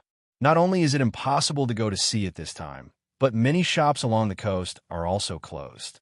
The only advantage is that it's less crowded, making it more suitable for couples to take a walk. Bumblebee, let's go. To the Orchard Beach. Holt immediately ordered Bumblebee to drive. After all, Bumblebee has navigation and drives much faster than him. Roger. En route to Woolin Beach. A response came from the stereo, and the car sped off and disappeared over the horizon. Woolin Beach is a famous beach in Niue. After the car was parked on the beach, Holt held Wanda's hand as they walked along the beach. Looking at the waves surging in, he had to admit that this was indeed a great place for tourism. The weather was mild, the sun was shining brightly, the sky was as blue as a lake, and seagulls circled and cried out in the air. The salty sea breeze caressed their bodies, bringing with it a scent unique to the ocean. Due to the weather, there are far fewer people at the beach. However, because it is a famous tourist attraction, it is not too deserted even though there are few people. Moreover, most of them are couples who come here specifically to enjoy the scenery. It looks much better here than in the photos. On the beach, under the coconut trees, Wanda took a deep breath, facing the sea breeze. You've never been here before? Holt looked at Wanda with suspicion. He thought she had been here before, which was why he brought her here. Wanda seemed to recall something from the past, and his expression became downcast. After I first arrived in the United States, I stayed in the laboratory and later at the Avengers base. I often had to carry out missions, so I rarely had time to go out and play. In addition, because of her bad reputation, she didn't dare to sneak out in her spare time. This was a perfect opportunity. She wanted to go to the beach with Huda, a place she had long wanted to visit. Now you can relax a bit. Looking at the dejected Wanda, Huda felt a pang of sympathy. Nua's life has really been tough.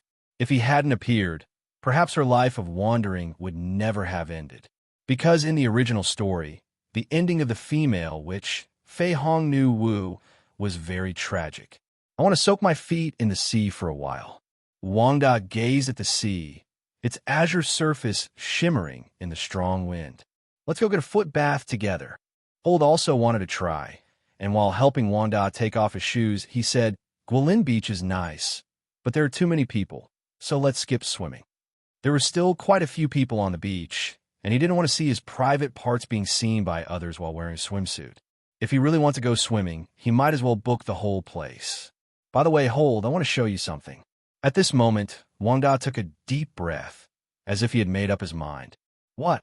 Hold looked at Wanda with suspicion. She had been acting mysteriously all day. Was she finally going to reveal the truth now?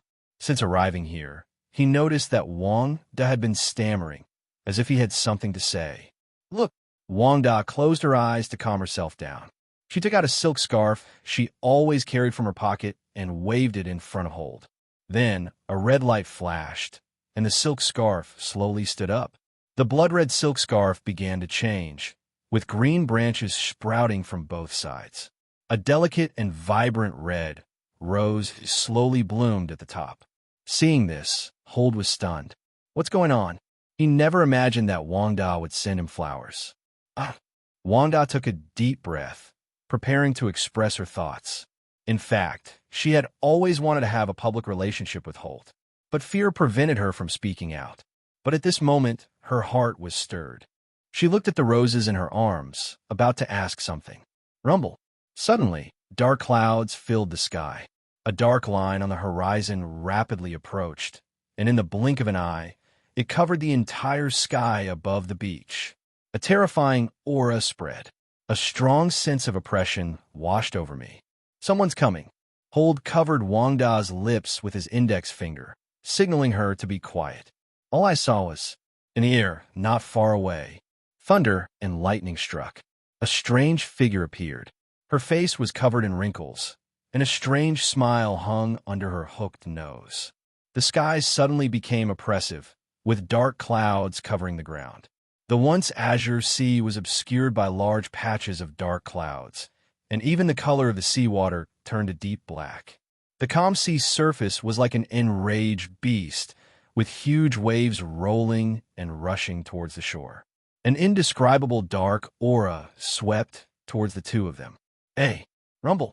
The wind howled and thunder rumbled in the sky, as if the sky were about to collapse.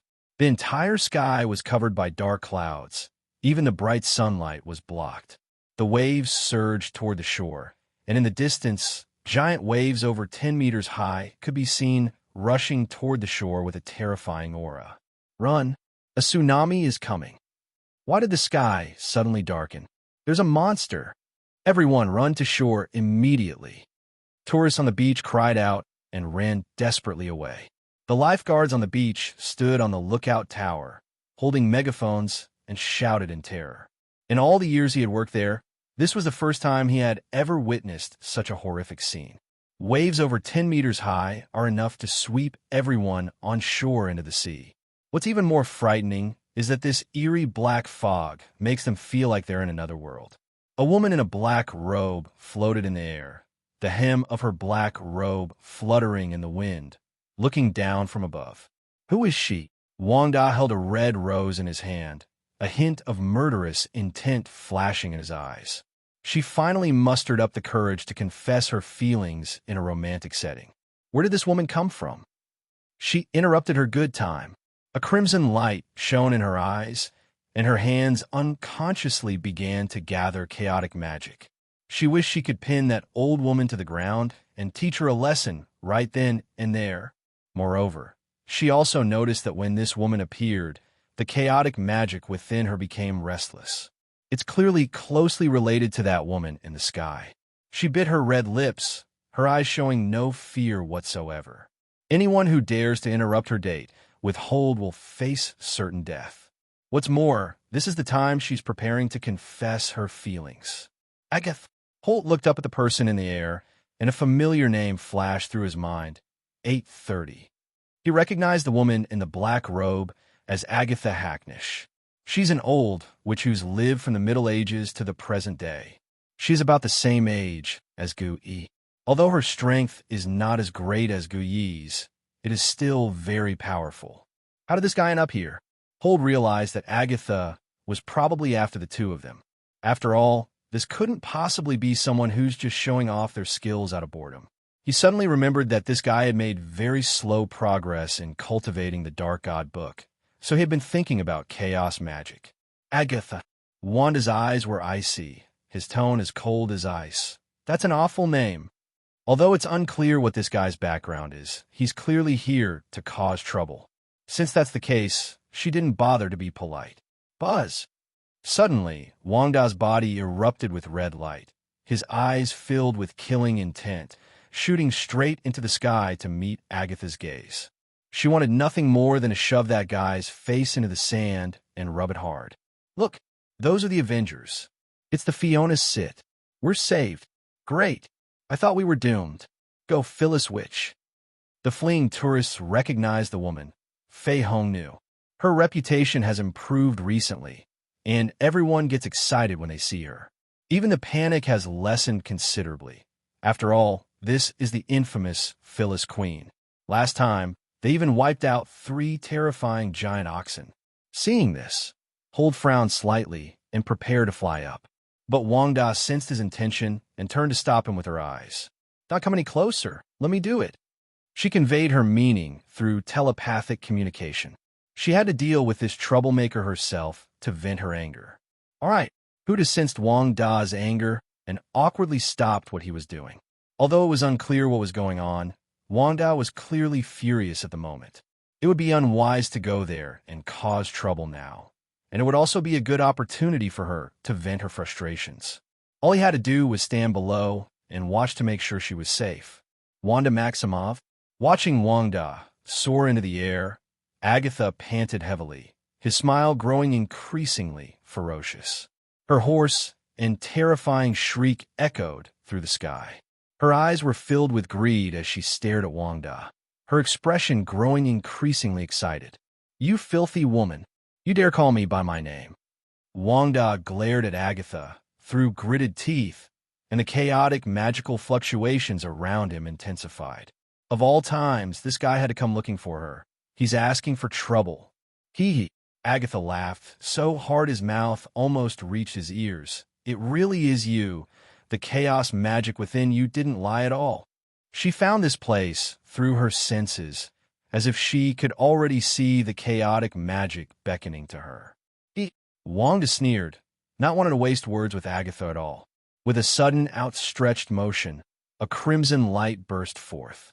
A flash of red light, and it immediately coiled around Agatha, binding her hands swiftly like a snake. Moreover, the red light was constantly tightening, as if it was about to crush her hand. Is this the power of chaos magic? Agatha, however, seemed to have gone mad. Instead of being afraid, he closed his eyes, took a deep breath, and savored the power with an intoxicated expression, making a particularly disgusting sound. What a perverted slut! Wanda gave her no chance and continued to increase the intensity of the red light. With her current strength, she could easily crush a van into a piece of metal. But Agatha showed no fear, frowned, and let out a muffled groan. Buzz! The red light vanished instantly. Wanda was stunned. This was the first time she had encountered such a situation. No one had ever been able to break free from her control so easily before. Moreover, judging from the current situation, Agatha doesn't seem to have used any strength at all. More importantly, she had just clearly sensed a strange aura emanating from Agatha. You're too weak. It's like you've never learned magic. You are not worthy of such power. Chaos magic is a waste on you. Agatha's expression changed drastically. He glared at Wanda with gritted teeth, his eyes filled with hatred. This power should have belonged to her. Only she was worthy of wielding it. But this power ended up in the hands of a woman who didn't even know magic. The more she thought about it, the angrier she became, and her expression grew increasingly ferocious. Let me show you real magic. An eerie purple light condensed in her palm, mixed with a dark aura. The next second, a group of purple and black orbs of light suddenly flew out and arrived in front of Wanda in the blink of an eye. Boom! Bang! At the moment of impact, the gas exploded. As the black smoke dissipated, it was seen that Wanda had already raised a red shield, and with a wave of his right hand, red light shot towards Agatha like a cannonball. Bang! The moment the red light struck Agatha, it sent her flying several meters away. The red-haired witch hit that old witch. Fei Hongnu Wu is really powerful. I thought that old witch was much more powerful. She's no match for Fei Hongnu Wu. That damned old hag die. The audience was thrilled. Judging from the brief exchange just now, Fei Hong knew Wu clearly had the upper hand. What happened? Wanda looked at his hands with a puzzled expression. She couldn't feel happy at all. In the distance, Agatha appeared completely unharmed, instead looking at Wanda with a sinister grin. She looked up excitedly, only to see that her palm had actually absorbed the red light. I told you, giving you chaos magic would be a complete waste. Huff! A vortex suddenly appeared in Agatha's palm. The vortex, like a millstone, continuously devoured the red light in her hand. In just a few seconds, the red energy was completely absorbed. How is this possible? Wanda's eyes widened. She had never seen anything like it before. The red energy was actually absorbed by this mysterious old witch. It should be noted that even she herself had to be extremely careful when using this chaos magic. If you absorb it without training, the consequences will be very serious. But the old witch in front of them showed no fear, instead letting out a piercing laugh. Woof! Watch out! This old woman's ability is absorption. No, to be precise, devouring. Just as Wanda was confused, Hold's voice suddenly rang in her mind. Devour. Wanda looked puzzled. This was the first time she had ever heard of such a strange ability. How could such violent energy possibly be swallowed up? That's right, this guy's greatest strength is his ability to absorb other people's magical energy. Hold knew Agatha's abilities very well. The old witch had done similar things before. In order to become stronger, she even drained the life force of her own kind. Agatha would use any means necessary to become stronger. Now, she's clearly set her sights on chaos magic. Is that guy down there your boyfriend? Agatha sensed the connection between the two and asked in a hoarse voice. Her cunning eyes clearly indicated that she had designs on Hold. What's it to you? Although Wanda was initially shocked, he quickly gathered his energy and blasted it towards the old witch. Red energy surged forth, causing even the surrounding air to vibrate. In an instant, these red energies surrounded Agatha. Red Witch, your skills are useless against me. Despite the surging red light, Agatha's smile remained unchanged. To her, it was nothing more than food delivered to her doorstep. She clasped her hands together in front of the bear, and the surrounding red light, as if drawn by the black hole, was instantly swallowed up. She looked up at Wanda in the distance again, grinned, and said, "It's no use. Hand over the chaos magic obediently, and I might spare your lives."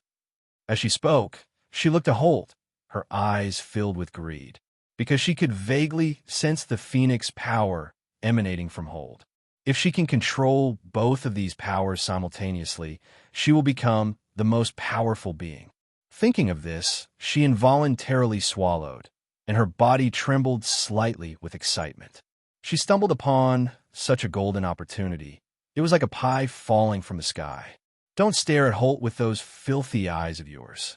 Faced with Agatha's aggressive gaze, Wanda was even more furious. That damned old witch dared to threaten him with Holt, and even looked him up and down with those lewd eyes. She could even sense that the old witch was still watching Holt. That's practically suicide. Go to hell. Bang. With a loud bang, red light began to surge from Wanda's body. Even the dark clouds in the sky were tinged red by this crimson halo. The earth trembled slightly in response to the faint red light. Meanwhile, in the chairman's office of the Sea-Tacker building, recent financial expenditures have been much higher than expected. Huda rubbed his temples and casually tossed a document onto the table. Since taking over the Avengers, the number of compensation claims has increased significantly. After all, they destroyed a house that others had spent decades paying off. We can't just ignore it. He was overwhelmed with work dealing with the Avengers and a mountain of documents every day. Boss, a supernatural and vicious attack has occurred at Guilin Beach. 8.3%, 2105. Just as he was thinking, Friday's voice suddenly rang out. A serious incident? What are the specific details? Hold frowned upon hearing this. According to on-site reports, it was Wanda that was attacked and is currently engaged in combat with the enemy. The information was reported immediately on Friday. What? Tuoni suddenly stood up. He hadn't expected Wanda to be attacked. Contact Steve immediately on Friday and have him send people to support Wanda at Gwilyn Beach. I'll be there right away. Above the beach. Call. Wanda was panting heavily, his mouth heaving violently. The long battle left her exhausted. Worse still, no matter what they tried, they couldn't do any harm to Agatha. At this moment, Agatha looked at Wanda with a calm expression. Little witch, you don't look too well. She spoke with a hint of sarcasm in her tone. The difference is obvious just from their state of mind. Wanda was panting. She knew the other was absorbing her power. They originally intended to use more energy to forcefully attack Agatha, but it had no effect. Woof, have you forgotten you can use magic? At that moment, Hold's voice came over. Spell? Wanda suddenly snapped out of his daze and remembered the spell he had just learned that day. The reason she hadn't tried it before was because she had only just learned how. She wasn't even sure if the spells would work on the old witch. Wanda took a deep breath, clasped his hands together, and the originally blood-red light underwent a subtle change. The light was deeper than usual, as if something was flowing within it. Bang! As Wanda abruptly withdrew his hand, a ball of energy swiftly flew towards Agatha. I already told you, this is useless against me. Agatha's eyes were filled with disdain as she casually tried to absorb the incoming ball of light. But just as it got close, she suddenly opened her eyes wide. Wrong. The next second, she was violently blasted away. Cough, cough, cough. She flew a distance before stopping, her face a little pale. How is that possible? Logically speaking, I should be able to absorb it. Did you use special magic? Agatha immediately realized that his opponent was using offensive magic. This caused the energy to have a backlash effect. She will get hurt as soon as she absorbs it. Did he teach you? Agatha, recalling her earlier telepathic connection with Wanda, looked down at the man below. His eyes were filled with murderous intent. It was you who said it. Agatha suddenly turned to look at Hold. The reason why the Fahong Nuwu suddenly changed was entirely due to their telepathic connection just now. In other words, this guy must be the one directing the dogs. She thought to herself, I never expected that I would underestimate the possessor of the Phoenix Force. Don't look at Hold. When Wanda saw Agatha's gaze, she looked like a kitten with its fur standing on end. She clapped her hands, and the sea beneath her feet churned violently, with countless scarlet lights surging from beneath the surface. As energy surged, a red surge of energy, carrying a giant wave, rushed toward Agatha. Damn it! As a massive red wave surged towards her, Agatha's mocking expression finally turned serious. She abruptly raised her hands and pressed them down forcefully. The dark clouds in the sky moved quickly like flowing water. In the blink of an eye, it coalesced into a huge black wall in front of her. The next second, the giant wave crashed hard against the wall. The collision produced a tremendous sound, like a monster roaring from the abyss. The air vibrated with a buzzing sound. The tsunami and landslides caused by the collision of the two forces continuously eroded the black wall formed by the dark clouds. Each impact helps to reduce the cloud cover a little. Finally, on the third impact, the hay wall was completely destroyed. A giant red wave, accompanied by a fierce wind, slammed heavily into Agatha. Die! Die! Agatha screamed in agony, her face contorted in agony, the entire sky echoing with her cries. This was because chaos magic contained a mental attack capable of relentlessly tormenting a person's will. Giant waves and fierce winds dispersed the thick, dark clouds and swept across the land. Even chairs and parasols left on the beach were swept into the giant waves by the hurricane. My God, is this the power of the Avengers? This is even more terrifying than it's simply beyond the capabilities of this world. Even with such power, it's unbelievable that the old witch is still alive. People in the distance looked at the apocalyptic scene before them and sighed in dismay.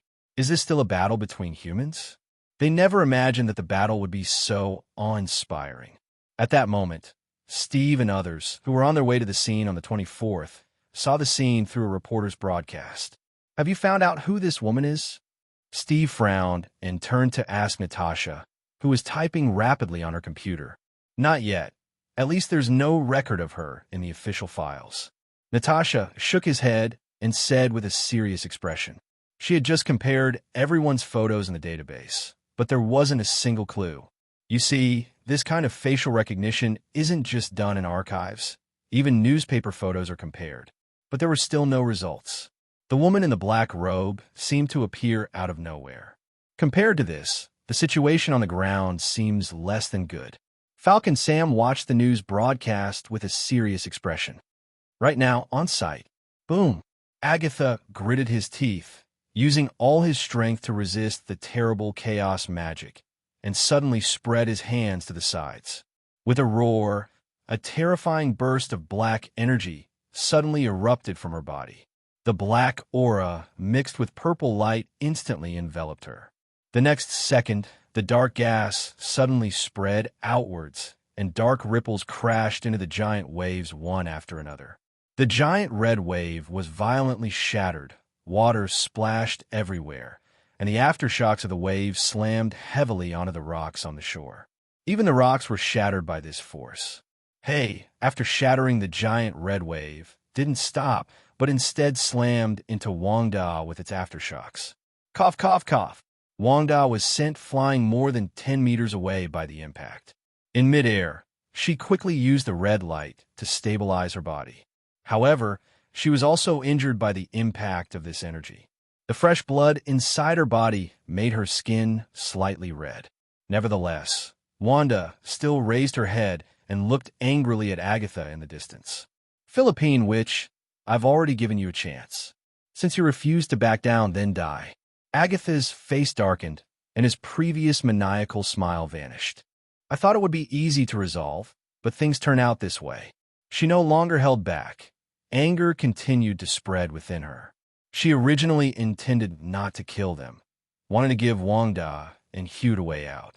After all, she didn't want the Avengers to stick to her like a leech. But now is clearly not the time to back down. She has made up her mind not only to seize the power of the Phoenix and the chaos magic, but also to completely destroy the souls of the two. Drink! Agatha's wrinkled face suddenly contorted, and the surrounding dark energy seemed to be drawn by some force, surging continuously towards her palm. The dark energy seemed to struggle, like trapped spirits, constantly churning within, radiating a terrifying power. Even the clouds in the sky changed, with countless thin gray lines separating from the clouds and merging into the gray-black sphere. The sea also began to churn, with wave crests drawn in by this force, as if trying to be sucked into the black sphere. The next second, Agatha suddenly opened his eyes wide, and the black ball in his hand instantly turned into a beam of light, rushing straight towards Wanda. Damn it! Wanda sensed the terrifying power contained within the beam of light and quickly raised her right hand. Red energy rapidly condensed in front of her, forming layers of barriers. But before she could fully gather her power, the beam of light had already struck her defenses. The red light gradually dissipated under the impact of the dark aura, and the aftershocks from the impact struck the ground, creating countless tiny craters. This thing, ouch, she's actually draining my power. While using chaos magic to defend herself, Wanda immediately realized that the attack was like a channel connecting her to Agatha, constantly draining her energy. Her expression grew increasingly serious, and her face darkened. This loss of power began to panic her. If this continued, she would die sooner or later. Despite her desire to change the situation, she was powerless to do so. In a specific space, only mages who have inscribed runes can use magic. Suddenly, Hold's voice echoed in her mind. A specific space? Wanda paused for a moment, a hint of understanding flashing in his eyes. She seemed to understand what Hold meant. If that's the case, then perhaps we can get out of our current predicament. Suddenly, Even more red light erupted from Wanda's body. This light swirled around her and gradually converged into a huge red wave that rushed towards the black ray. Despite its already considerable power, it was completely absorbed by Agatha. On the plane, hurry up and drive. Wanda is in great danger. Although Steve didn't understand magic, he could tell that the black light was constantly absorbing Wanda's energy. This decision is terrible. Now we can only reduce energy output. Natasha's face was pale.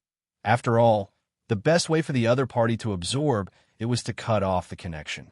Even with the strongest power, it would only result in being absorbed by the opponent. This is terrible. This kind of enemy is the bane of Wanda. Falcon Sam looked grim because Wanda's attacks were all glowing red. Facing an enemy capable of absorbing red light, they were simply not in the same league.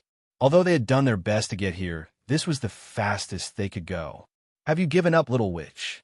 Agatha saw Wanda continuously unleashing chaos magic, and a sinister smile appeared on his face again. The more magic she casts, the faster she absorbs it. As she felt the power flowing continuously into her body, her excitement grew stronger. After all, the more energy she absorbs, the stronger she becomes. She was initially worried that the process would take too long, but the little witch actually took the initiative to strengthen the chaos magic. For her, it was a godsend. But as more and more red light poured in, Agatha realized something was wrong. Buzz, what's going on? Agatha keenly sensed that the black light he was emitting was slowly getting out of control. Even her hands, which were casting spells, became unusually sluggish, as if they had been petrified. Her expression instantly turned terrified. She had no idea what was happening. The next second, her hands suddenly lost their strength.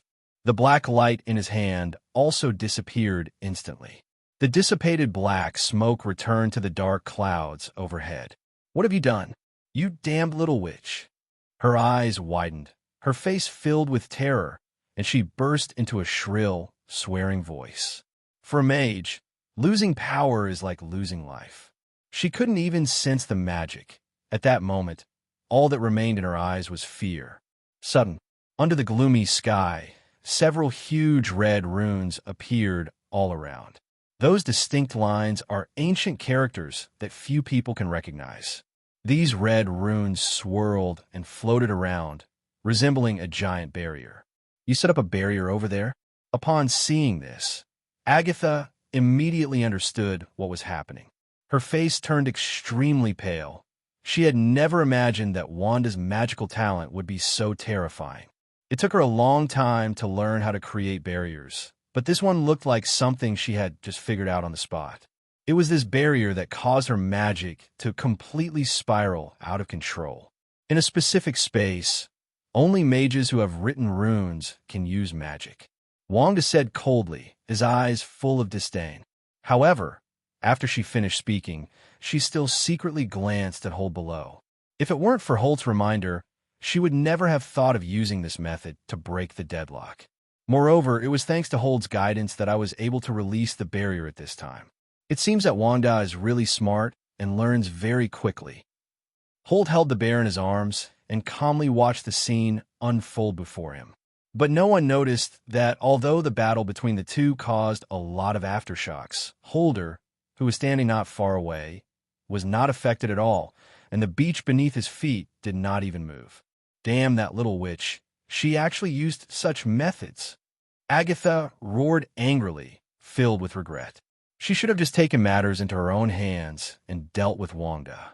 Wanda's growth rate was astonishing. She had never seen such a talented person. If this drags on any longer, who knows what might happen? She understood that the Avengers must have already arrived here. Just as she was hesitating whether to take drastic measures, Wanda suddenly moved. She suddenly reached out and pulled back. Agatha was instantly enveloped in countless red rays of light. These lights, which Agatha had previously absorbed, were now flowing out and rapidly converging on Wanda, returning to her body. No! Feeling the chaotic magic within his body constantly draining away, Agaf let out a shrill scream. For her, It was like taking her life. She simply couldn't accept it. Even more frightening is that the energy within her body is gradually disappearing. If this continues, all the results of her years of cultivation will be in vain. No. Agatha's wrinkles trembled, and a resolute glint flashed in her eyes. This is forcing me. If she didn't fight desperately at this moment, she would lose everything, and she absolutely couldn't allow that to happen. Moreover, if paying such a price would grant her the power of the Phoenix and chaos magic, then it would all be worth it. She gritted her teeth, chanting incantations incessantly. The surrounding scenery changed dramatically. The original black gas turned inky black. This kind of black seems to devour all light. The dark energy emanating from her was like a thin needle, instantly piercing the sky. A terrifying force churned in the sky, and dark clouds formed a huge vortex. Something seemed to be forming within the vortex, a force that compelled everyone to look up. What is this? Is it really the end of the world? It hurts so much I feel like I can't breathe. This is terrifying. How could a human possibly possess such immense power? This oppressive feeling weighed heavily on everyone's hearts, making even breathing difficult. It's forbidden magic. Hold looked grave. Agatha is desperately expending his life force to forcibly break through Wanda's barrier and unleash a forbidden technique. She hadn't expected Wanda to be so resolute. Actually, if she had tried to escape now, she would still have had a chance. In other words, Agatha was determined to steal Wanda's chaos magic. However, Wanda is still too young.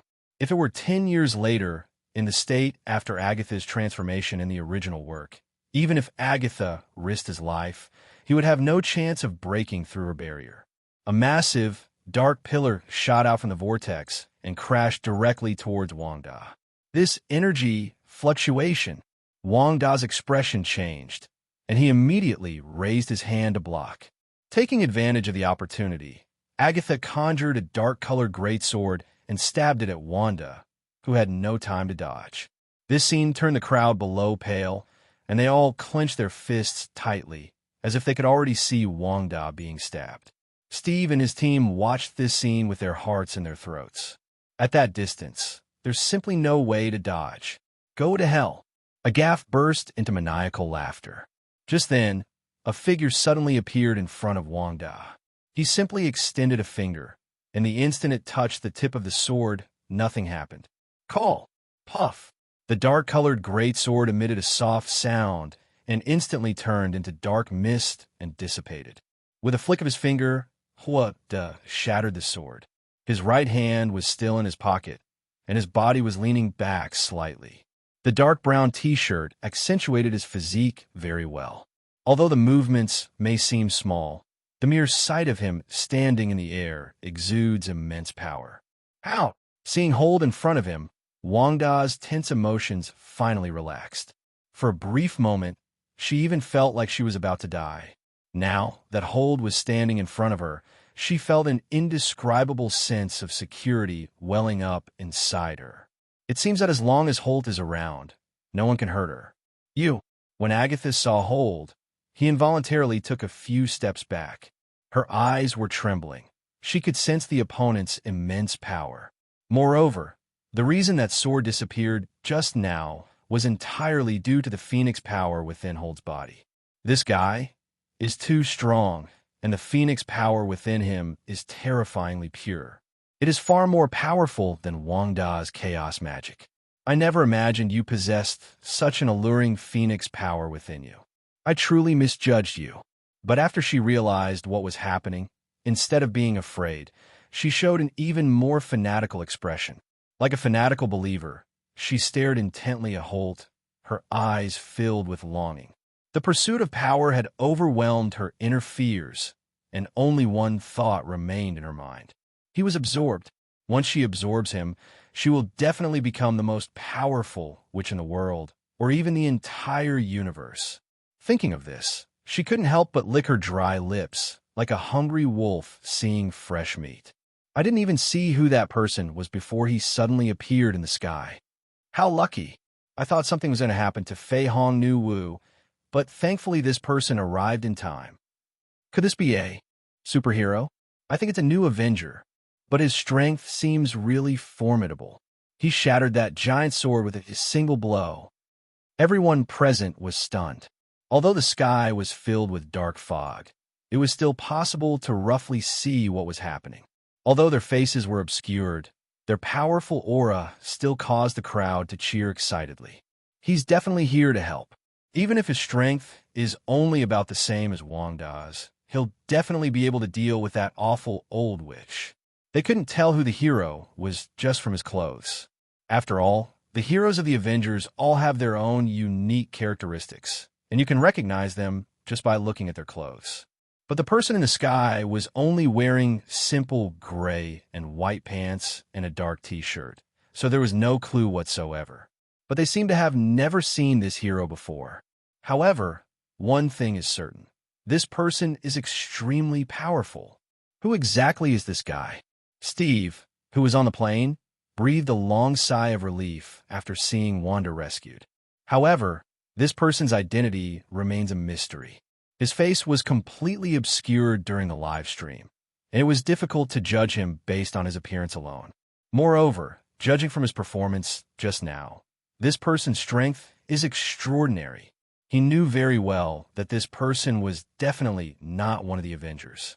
Otherwise, he would recognize the other person's identity as soon as he appears. Even in the files, he had never heard of this person. Is this the person who has been secretly guiding Wanda all along? Natasha stared intently at the figure. Her intuition told her that this was the man Wanda had been longing for. And this is the only possibility because Wanda doesn't know many people, and the most mysterious one is the mysterious man she mentioned. At this moment, she became even more certain of her guess, because judging from their actions, Wanda and he were indeed very close. When people encounter danger, they will subconsciously hide behind the person they trust most. I have to say, this person's strength far exceeds our expectations. Falcon Sam frowned and said seriously, although Wanda's power is easily out of control, it must be admitted that her power is terrifying, even much stronger than most of them. Not to mention, she had already mastered new abilities, and even with such great strength, she still couldn't withstand the attack from the woman in the black robe. The fact that the mysterious man solved the problem so easily is enough to show that his strength is extraordinary. However, what is certain now is that this person is on Wanda's side. Steve expressed his opinion, saying that although he did not know who the other party was, he could tell from his behavior that the other party was friendly. Even if they didn't like this person, at least they ensured Wanda's safety for the moment. On the other side, in the sky, a black mech streaked past at an extremely high speed, leaving a white trail behind it. Tuoni is driving the Iron Man Suit Max 41 at high speed toward Gwilyn Beach. Fine. He observed the situation through the screen in the upper right corner inside the mech. Seeing that Wanda had resolved the crisis, his expression relaxed a bit. Scan his face on Friday, Tuoni said in a low voice. He really wanted to know the identity of this mysterious person. Moreover, judging from his performance just now, this guy is exceptionally strong. If we can figure out who he is, we can determine whether he is a friend or foe. If we could bring him into the Avengers, that would be a fantastic opportunity. Boss, I'm sorry. The fog is too thick to recognize facial information. Friday's voice came through. Despite being an advanced artificial intelligence, the images were too blurry, and the thick fog in the air made it impossible to verify identities. Never mind. Tuoni sighed helplessly. Although we don't know who the other person is yet, once he gets there, he'll be able to see for himself. On sight, above the orchard beach, the dark clouds in the sky kept swirling, their rotation speed increasing and their vortexes becoming deeper and deeper. It looked like a ball of ink swirling in the air, as if a giant black hole was slowly pressing down on the ground. Kid, you really shouldn't have come here of your own accord. Agatha's body began to release adrenaline, a sensation that made her heart race. As her heart raced faster, her expression grew increasingly excited. Although she had one more enemy, she was not afraid. The feeling of burning through time isn't pleasant, is it? Holt withdrew his hand, raised his head, and looked at Agatha with a hint of mockery. Although Agatha's power is growing stronger, her lifespan is also rapidly decreasing. Moreover, this puts a tremendous strain on her body, and her face is now deathly pale. You do know a bit of magic, but do you think you're a match for me? You're still too green. Agatha was not angered by Holder's words. Instead, he showed a disdainful expression. What she was most proud of was her long life, and her mastery of magic far surpassed that of these people. With enough magical foundation, and given that she's currently burning through her lifespan, no one can defeat her. As long as she absorbs the chaos magic and the phoenix power, all her efforts will be worthwhile. However, she only possesses a small amount of powerful phoenix power now, making her at most a young boy of about 20 years old. She had nothing to be afraid of when facing such a little guy. Moreover, the more her lifespan is consumed, the stronger she will become. In the short time it took to speak, her strength has far surpassed what it was before. If I had used my current strength to deal with Wanda, I could have taken her down without even needing to fight a second round. Old man, still so self-righteous at your age. Wanda poked his head out from behind Wanda and suddenly made a sarcastic remark. Since Hold was already prepared to make his move, she wasn't afraid of that damned old witch. You're all talk. You're asking for it. Upon hearing this, Agatha's expression changed instantly. She silently chanted a spell, and the vortex in the sky once again condensed terrifying energy. Roar! Just then, a dragon's roar came from the dark vortex. A gigantic figure vaguely appeared in the dark vortex, hovering in the air. This power seemed capable of destroying heaven and earth, and even Wanda couldn't help but feel a chill. As this figure appeared, the air grew heavier, and even breathing felt suffocating. At this moment, the winds surged and raged, and dozens of waterspouts appeared on the sea. These waterspouts continuously sucked seawater into the sky under the dark clouds, filling the air with a salty, fishy smell. When these waterspouts made landfall, the surrounding houses were easily destroyed like withered grass.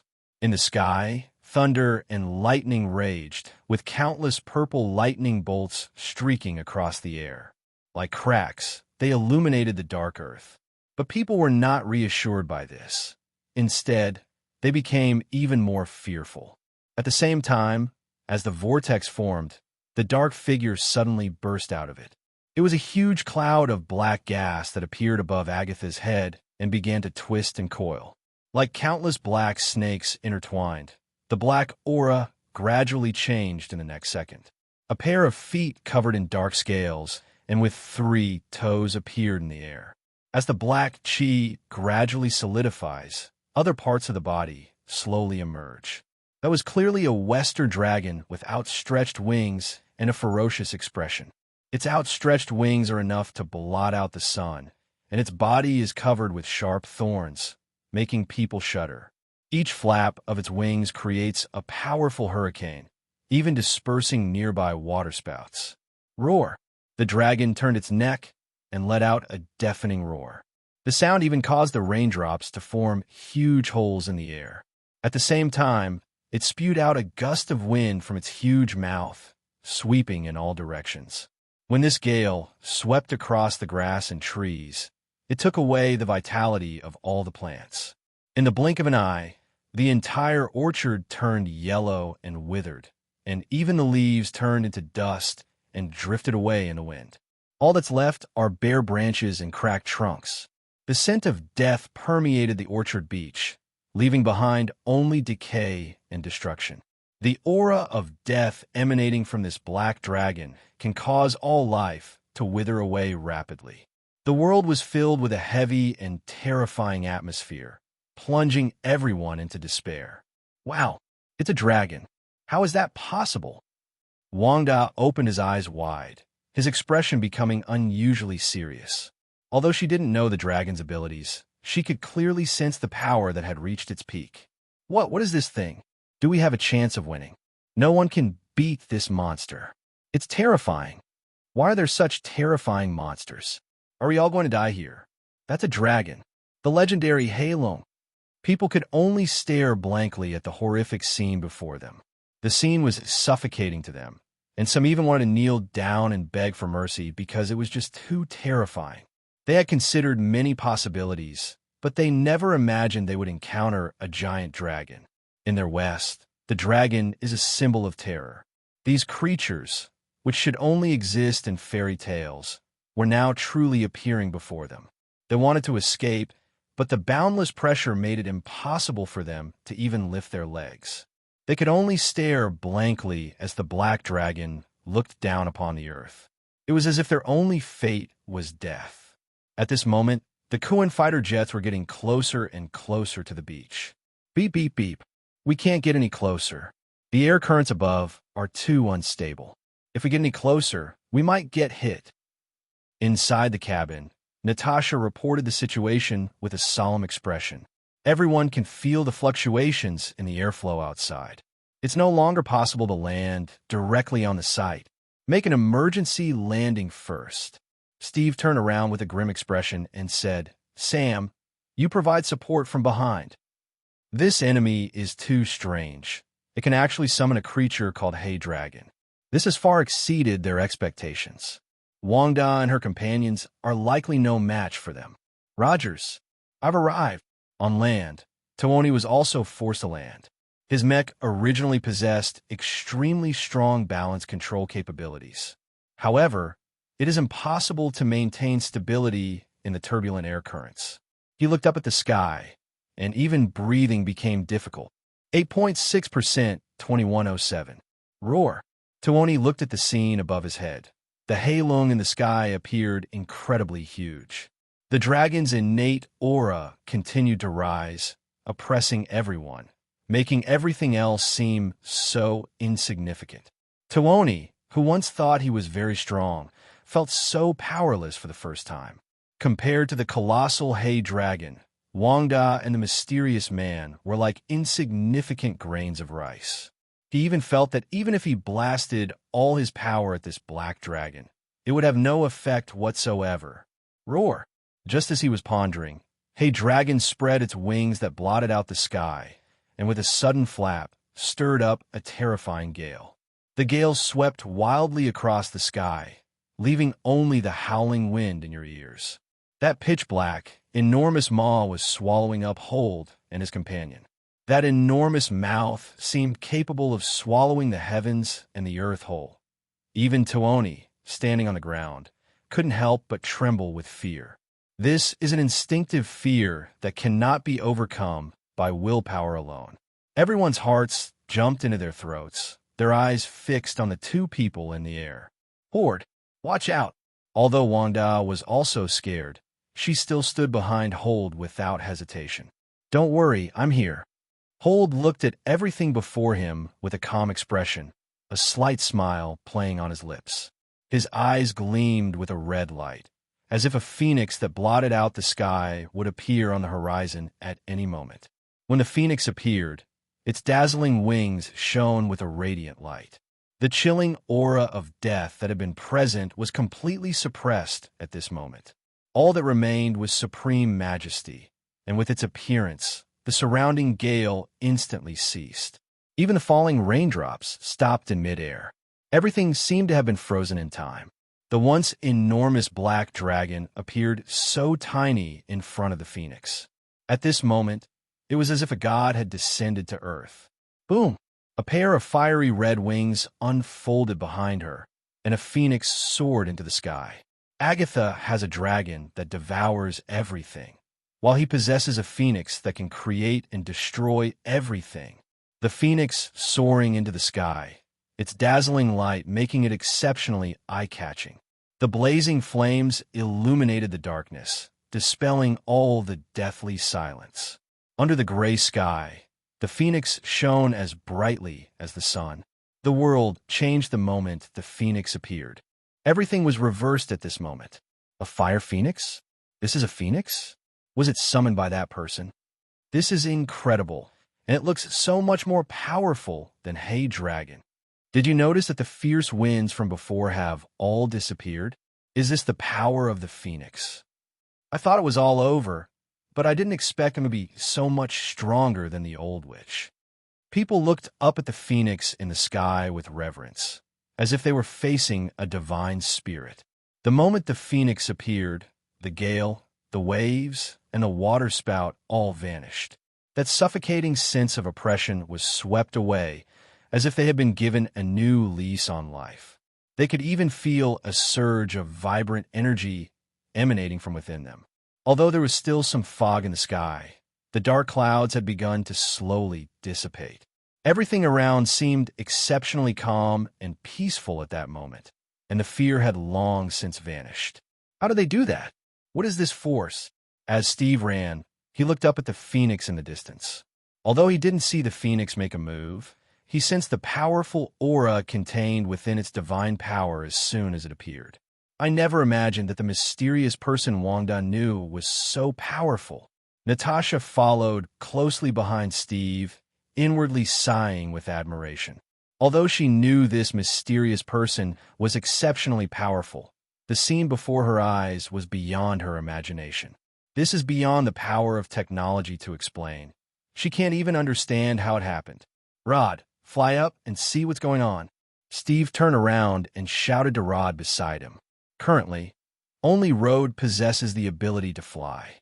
No, I can't fly, Rod said loudly, looking very upset that he had absolutely no idea what was going on. Although the wind has stopped, a completely new feeling has taken its place. They now felt light as a feather, as if the sky were the exclusive domain of the phoenix. This feeling does not originate from the body, but rather from the mind. Although he tried his best to suppress it, he could only fly 3 or 4 meters high at most. Tuoni, on the other side, also experienced the same phenomenon. What shocked him even more was the change that was happening around him. Just now, due to the torrential rain and the smell of death, the flowers, plants, and trees had withered and even turned to ashes. But the moment the phoenix appeared, the surrounding creatures seemed to regain their life. Tender green leaves quickly sprouted from the ground and continued to grow at a speed visible to the naked eye. At the same time, the earth regained its vitality, and new grasses grew everywhere. Even trees that had previously died began to sprout new green leaves, and the color was even brighter than before. Steve and the others, who were running, slowed down involuntarily when they saw this scene. They stared in disbelief at the ever-changing scene before them. Because it's all like a miracle, destruction is easy, but rebuilding is incredibly difficult. At this moment, all things in heaven and earth began to change under the illumination of the phoenix's light. They found it difficult to describe the wonderful feeling in words, as if they were in a fairyland. Is this what creation is? Wanda walked to Huda's side, gently tugged at his clothes, and couldn't help but whisper something. As a magician, she could clearly sense how powerful this force was. Even the light it emits has the magic to restore life to all things. Moreover, she also sensed that this power had not been fully released. Even so, everything around us has changed. Even her inner fears and anxieties gradually dissipated with that light. The phoenix's power was boundless, seemingly without end, like an infinite expanse. She never imagined that Hold possessed such terrifying power. She had thought that Hold was already formidable enough in the morning, but what she was seeing now truly shocked her. Test his energy body on Friday. After a while, Tuoni suddenly remembered the most crucial question. Now is the time to confirm the other party's identity. Boss, this energy is exactly the same as the barbarians. A clear answer was given quickly on Friday. You're the one behind Wanda. Tuoni looked up at the blurry figure and couldn't help but sigh. In fact, when this force appeared, he already knew that the other party must be the mysterious person who had been secretly helping Wanda. However, the opponent's strength far exceeded his expectations. At this moment, he couldn't help but feel that it was right for Hold to advise him not to continue investigating the identity of this mysterious person. If you unintentionally anger the other party, the consequences will be unimaginable. Clang, clang, clang. The phoenix soared and circled in the sky, spreading its wings and letting out a cry, with fiery waves of flames igniting among its feathers. Although the voice was not harsh, it conveyed an undeniable sense of authority. That is, only this kind of power is the most powerful existence. Hey! The dragon opened its enormous jaws of the abyss, drawing ever closer, while the phoenix merely flapped its wings once. Immediately, a dazzling light flashed, and red energy surged out from the wings. Roar! The moment this force touched Heilong, Heilong let out a deafening wail and was blasted away. But that force did not disappear. Instead, it transformed into a gale, blowing away the dark clouds that shrouded the deep sky. Even the constantly spinning vortex began to dissipate rapidly after encountering this force. Call! The next moment, blinding sunlight appeared before everyone's eyes. With just a flap of its wings, the dark clouds that had been covering the area vanished instantly. At this moment, the azure sky was clear and cloudless, just like a sunny day after a rainstorm, clear and bright. The warm sunlight slowly fell on the earth. The trees and flowers on the ground, now revitalized, looked exceptionally green, mixed with the lingering raindrops. It was as if the whole world had been reborn at that moment. Roar! After being blasted away, Heilong let out a terrified roar and retreated continuously, its once proud head now almost buried in the bear's mouth. How is this possible? Agatha trembled, his voice filled with fear. How could he possibly have such power? Impossible. Although she knew that Hold possessed the power of the phoenix, and that this power was extremely pure, it was incredibly difficult to truly control it. Because the phoenix force has its own consciousness, it will never be arbitrarily controlled by anyone. To reach this level, it would take at least 100 years of integration to achieve such proficiency. You've lived so long, yet your knowledge is so shallow. Anything is possible. I speak calmly and coldly, Hold said. Although Agatha's power was already great, all she possessed was the power of the Dark Book. Compared to the Phoenix Force, one of the 3 ancient magics, it's not even in the same league. Although she can summon Hey Dragon, the power of death is ultimately limited. Before the Phoenix, this power of death is nothing but a decoration. Hateful! Agatha gritted his teeth, his voice sounding as if squeezed out from between his teeth. She was truly unwilling to give up, and she would not give up so easily. Even if there was only the slightest chance, she would still try to seize the power of the Phoenix. She became increasingly fascinated by this terrifying power. You should die.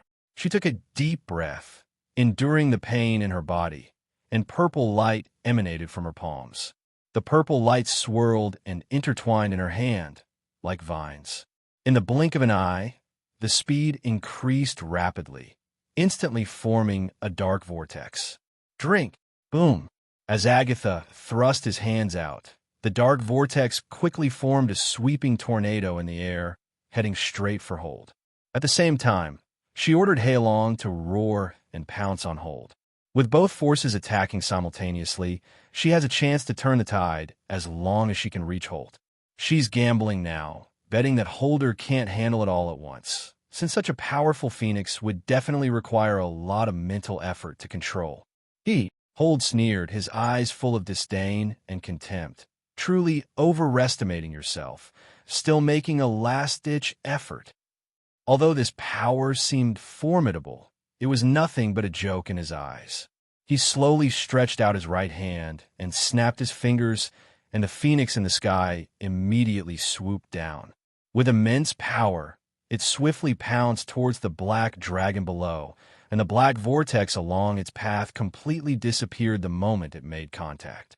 When the phoenix collided with the Hey Dragon, which was originally charging towards Hold, was pierced through, leaving a huge wound on its body, and its terrified roar echoed in the air. Faced with the phoenix's attack, Hey Dragon didn't even have the thought of resisting and could only be unilaterally crushed. The phoenix's claws gripped the black dragon's body tightly, and with each tear, a large piece of black mist-like scales was ripped off. Roar! Despite the dragon's constant howls, the phoenix showed no mercy. Just then, the originally bright red phoenix suddenly dimmed in color and transformed into a completely different aura. That was pure death energy. As this energy spread, the black dragon under its claws began to gradually decompose into black particles. Heilong struggled even more violently, as if he saw an existence he could not contend with. Compared to the deathly aura of the black dragon, the aura released by the phoenix was like opening the gates of hell. A terrifying aura of death spread rapidly. Although the phoenix had suppressed its power, the surrounding flowers, plants, and trees withered and died instantly. In less than a second, the once lush green land turned into a withered yellow. What's happening? This is the power of destruction. Tuoni's pupils trembled incessantly. He never imagined that such a sudden turn of events would occur at this crucial moment. This guy can not only create life and restore vitality to all things, but what's even more terrifying is that he can also destroy life and make everything vanish in an instant. Even the slightest emanation of its aura can cause all life to vanish. Tuoni. At the same time, Steve and the others arrived and anxiously asked, what exactly happened? They also noticed the changes around them. Everything was so sudden that they were momentarily at a loss. Moreover, judging from the current situation, this battle has exceeded their capabilities. I don't know either, but one thing is for sure. It was all done by that mysterious person. Tuoni looked up at the figure, eager to know who it was. They had never seen such terrifying power before. If it weren't for Wanda, they wouldn't even have known that such a person existed on Earth. Look around at the flowers, plants, and trees. Just as the group was discussing this, Natasha cried out in surprise. Everyone turned to look. The once withered flowers, grasses, and trees are now changing again. Their edges begin to gradually dissipate, turning into tiny black particles that slowly rise into the sky. It's as if something is slowly crushing them. These dark particles slowly drifted into the sky, like ashes falling after a fire. Everyone was shocked. They could feel the terrifying sense of oppression. This feeling of death was even more oppressive and terrifying than what Agatha brought. It's fair to say that these two are not even in the same league. Roar. The dissipating dragon had gradually disappeared, and even its earth-shattering roar could no longer be heard, as if it were begging for mercy. The phoenix spread its wings, and the flames on its feathers rolled like waves. The next moment, flames erupted from its body. The flames, filled with destructive intent, obscured most of the sky. Faced with this terrifying power, Agatha gritted her teeth, clasped her hands together, and a vortex formed in her palms. She wanted to take this opportunity to absorb as much of the phoenix's power as possible. However, the next second, she opened her eyes wide in horror because she realized that the power of the phoenix was actually repelling her. This power was completely undigested after being absorbed, and instead caused her to struggle continuously, even severely damaging her body. As the sea of fire swept in, she was completely engulfed by this irresistible force. She plummeted downwards out of control. Damn it! What kind of power is this?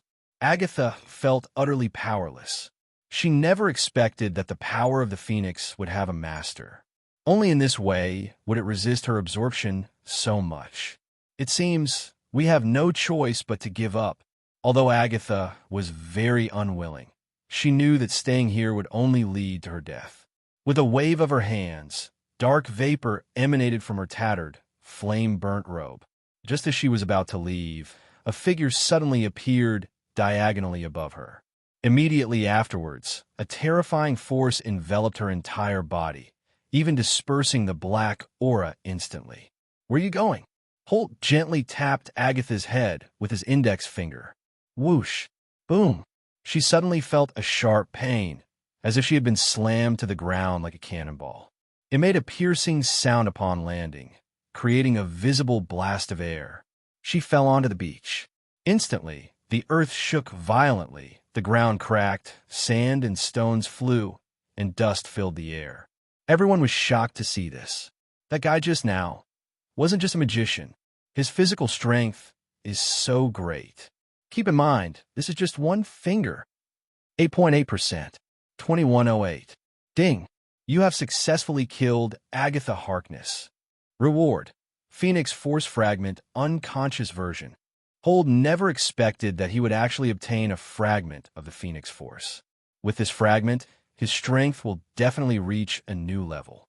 Keep in mind that his current strength is already immense. Once he collects the third fragment of the Phoenix Force, his strength will undergo a qualitative leap, and when that happens, going to play with that purple sweet potato spirit will be as easy as beating a child. Looks like that old witch didn't die in vain. At least she left me something useful. Hold muttered to himself. Although he had become stronger, he didn't think about conquering Earth or becoming the first human. But at least it can protect the safety of yourself and everyone around you. Merge. The moment the thought crossed Hold's mind, the third fragment of Phoenix power, a reward from the system, entered his body. The next moment, he felt a surge of intense heat within him, which coursed through his body. It relentlessly assaulted his entire body with terrifying energy, as if gently cleansing his. Whenever this energy passed through different parts of his body, he could feel his body gradually becoming stronger. A fiery red phoenix also appeared in his mind, but this time it was different from the one he had seen before. This phoenix only glanced at him quietly before disappearing. Phoenix. Hold clearly felt that as he integrated more phoenix power, this power no longer brought him the immense oppression it had before. Instead, it seemed to treat him as an equal. The reason for this feeling is that although the Phoenix Force fragments themselves have no consciousness, they are not so easy to control. The more you have, the easier it is to control. As the third fragment merged into his body, Hold couldn't help but close his eyes.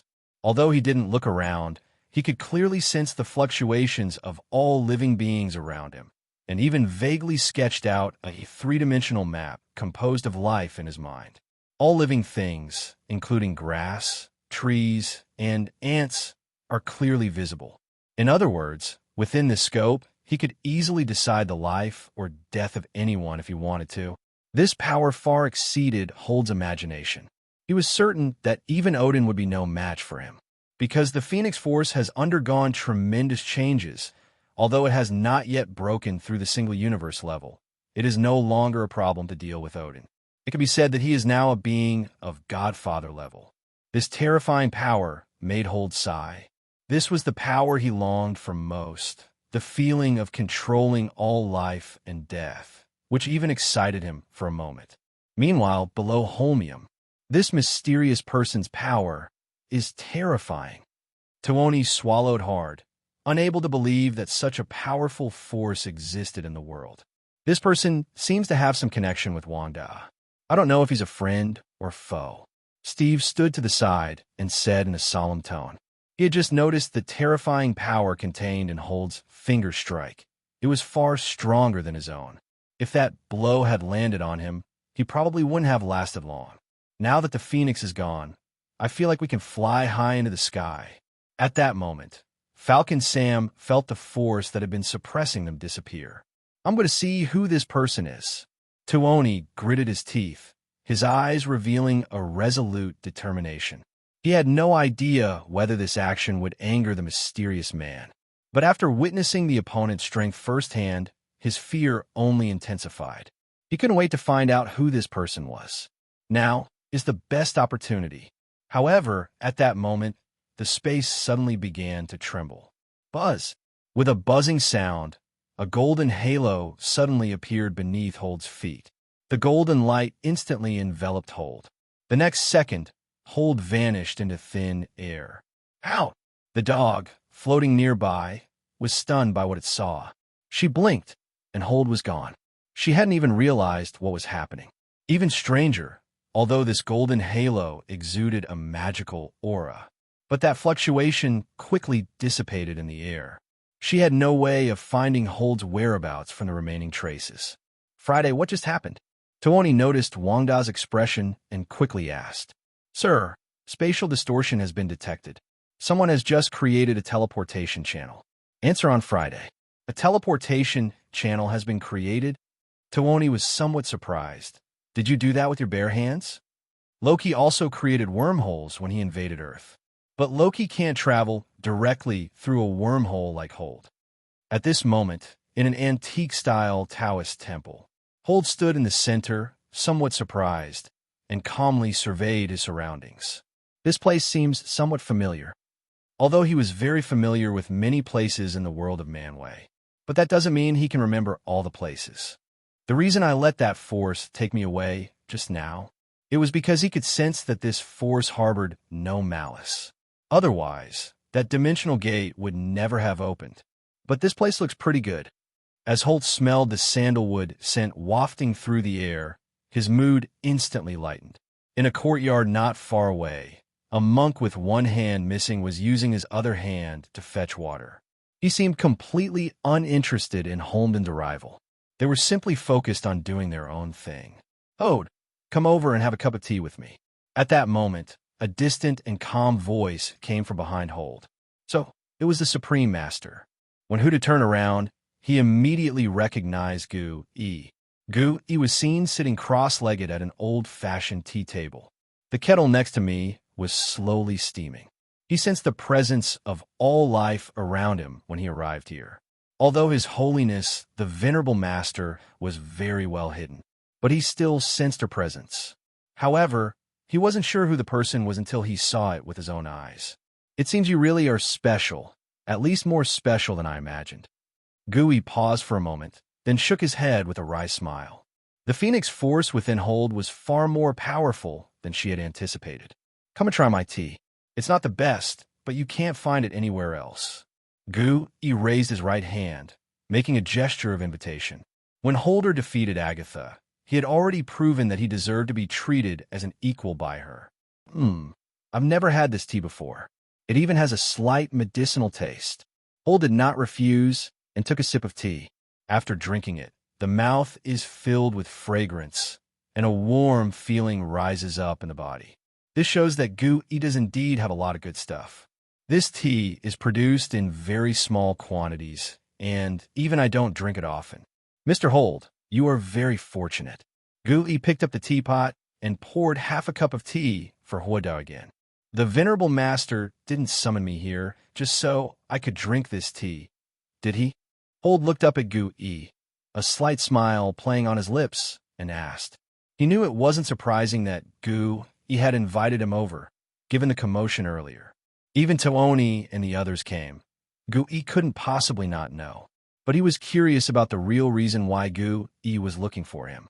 "The power of the Phoenix flows within you." Gu withdrew his hand, the smile on his face vanishing instantly, replaced by a serious expression. "The Phoenix Force is a fearsome power. Though powerful, it carries a very high risk of going out of control. It could even be said that once emotions are out of control, the entire universe could be destroyed. This is no joke. The Phoenix Force really can do this." Even she herself wasn't entirely confident in facing such power. Moreover, she had just sensed how powerful the Phoenix Force released by Hold was. According to her understanding, it was already close to getting out of control. That's why they specifically called Hold over, to make him understand the power within him. "I know that is the power of the Phoenix." Hold nodded indifferently, ignoring the surprised look in the eyes of the monk with the severed hand not far away, and took out a pack of cigarettes from his pocket. "Supreme Master, I just finished a fight. It's not too much to ask for a cigarette, is it?" "Casual." Gu simply nodded quietly, agreeing to his request. Although Hold asked her first, before she could answer, he had already lit a cigarette and put it in his mouth. As a flame rose from his fingertips, he took a deep breath, and the rich aroma filled the air. "Horde, you still don't understand how terrifying this power is." Gu remained expressionless, did not stop Huda, and continued. "The power of the Phoenix is destructive. It can destroy everything." She hoped that Hulda would take this matter seriously, because it concerned the safety of the entire universe. Once it gets out of control, no one can stop this terrifying force. "I understand that the power of the Phoenix can not only destroy all things, but also create all things. Hold took a deep breath, supported himself with his left hand on the ground, and answered with his legs relaxed. He now roughly guessed why Gu-Yi had summoned him. It seems you know quite a bit about the Phoenix Force, but there's one thing you might not know. At this point, Gu-Yi paused, carefully observing Hold's expression, and shook her head helplessly. This is black magic. If you don't practice it, it will go out of control. She was paying attention to Hold's expression to see if he would show any other reaction. To her disappointment, Holt remained calm and composed throughout. Even if you tell him that the Phoenix Force is black magic, you can't see the slightest fear in him. Putting everything else aside, this composure alone puts him ahead of many others. Actually, all you said is to get me to join Kamataji, right? Holt stubbed out his cigarette, casually opened a dimensional portal leading to a trash can, threw the cigarette butt in, and then said, "If that's the case, I refuse." He had no interest in this icy, snowy place. It was not a place to enjoy life. They're living such a comfortable life that they're deliberately looking for trouble. Besides, he didn't want to be some kind of savior hero. Instead of spending time doing that, he'd rather have fun with Wanda and the others. Gu-Yi was taken aback for a moment, then smiled wryly and said, "I know what you're thinking. Whether you join or not is your decision. I won't force you." She did hope that Hold could join Kamataki. If this power could be controlled under her guidance, the risk of it going out of control would be greatly reduced, and the safety of the universe could be better protected. But it now seems clear that she cannot force Hold to do something he doesn't want to do. Master Gu-Yi, is magic really that terrifying? Hold asked with a smile. Then why are you cultivating yourself? After saying that, he waved his right hand, and the power of the phoenix swept across quickly, leaving a mark on Gu-Yi's forehead. This is clearly a symbol of dark magic. How did you know? Gu-Yi's calm face finally showed a slight change. I know you've been looking for someone, hoping to fake your death and break free from the shackles of dark magic. Holmes said, but that person wasn't me, it was Stephen. The Ancient One borrowed the power of Dormammu.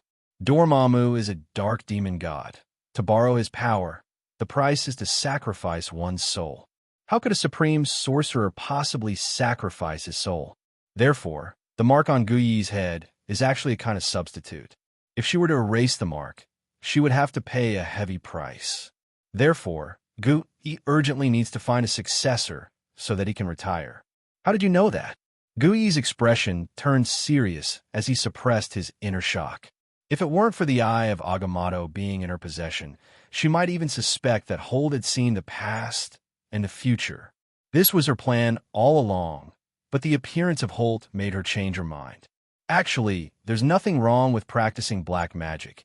As long as you don't do anything reckless, you'll still be the Sorcerer Supreme. Although Gu-Yi's expression was already very strange, Huda was completely unprepared.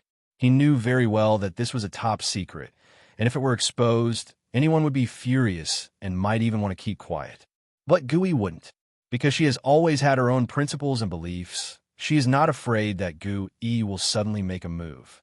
You are indeed very special. Gu-Yi took a sip of the now-cold tea. I'm looking for you to protect Sher Defen in the future.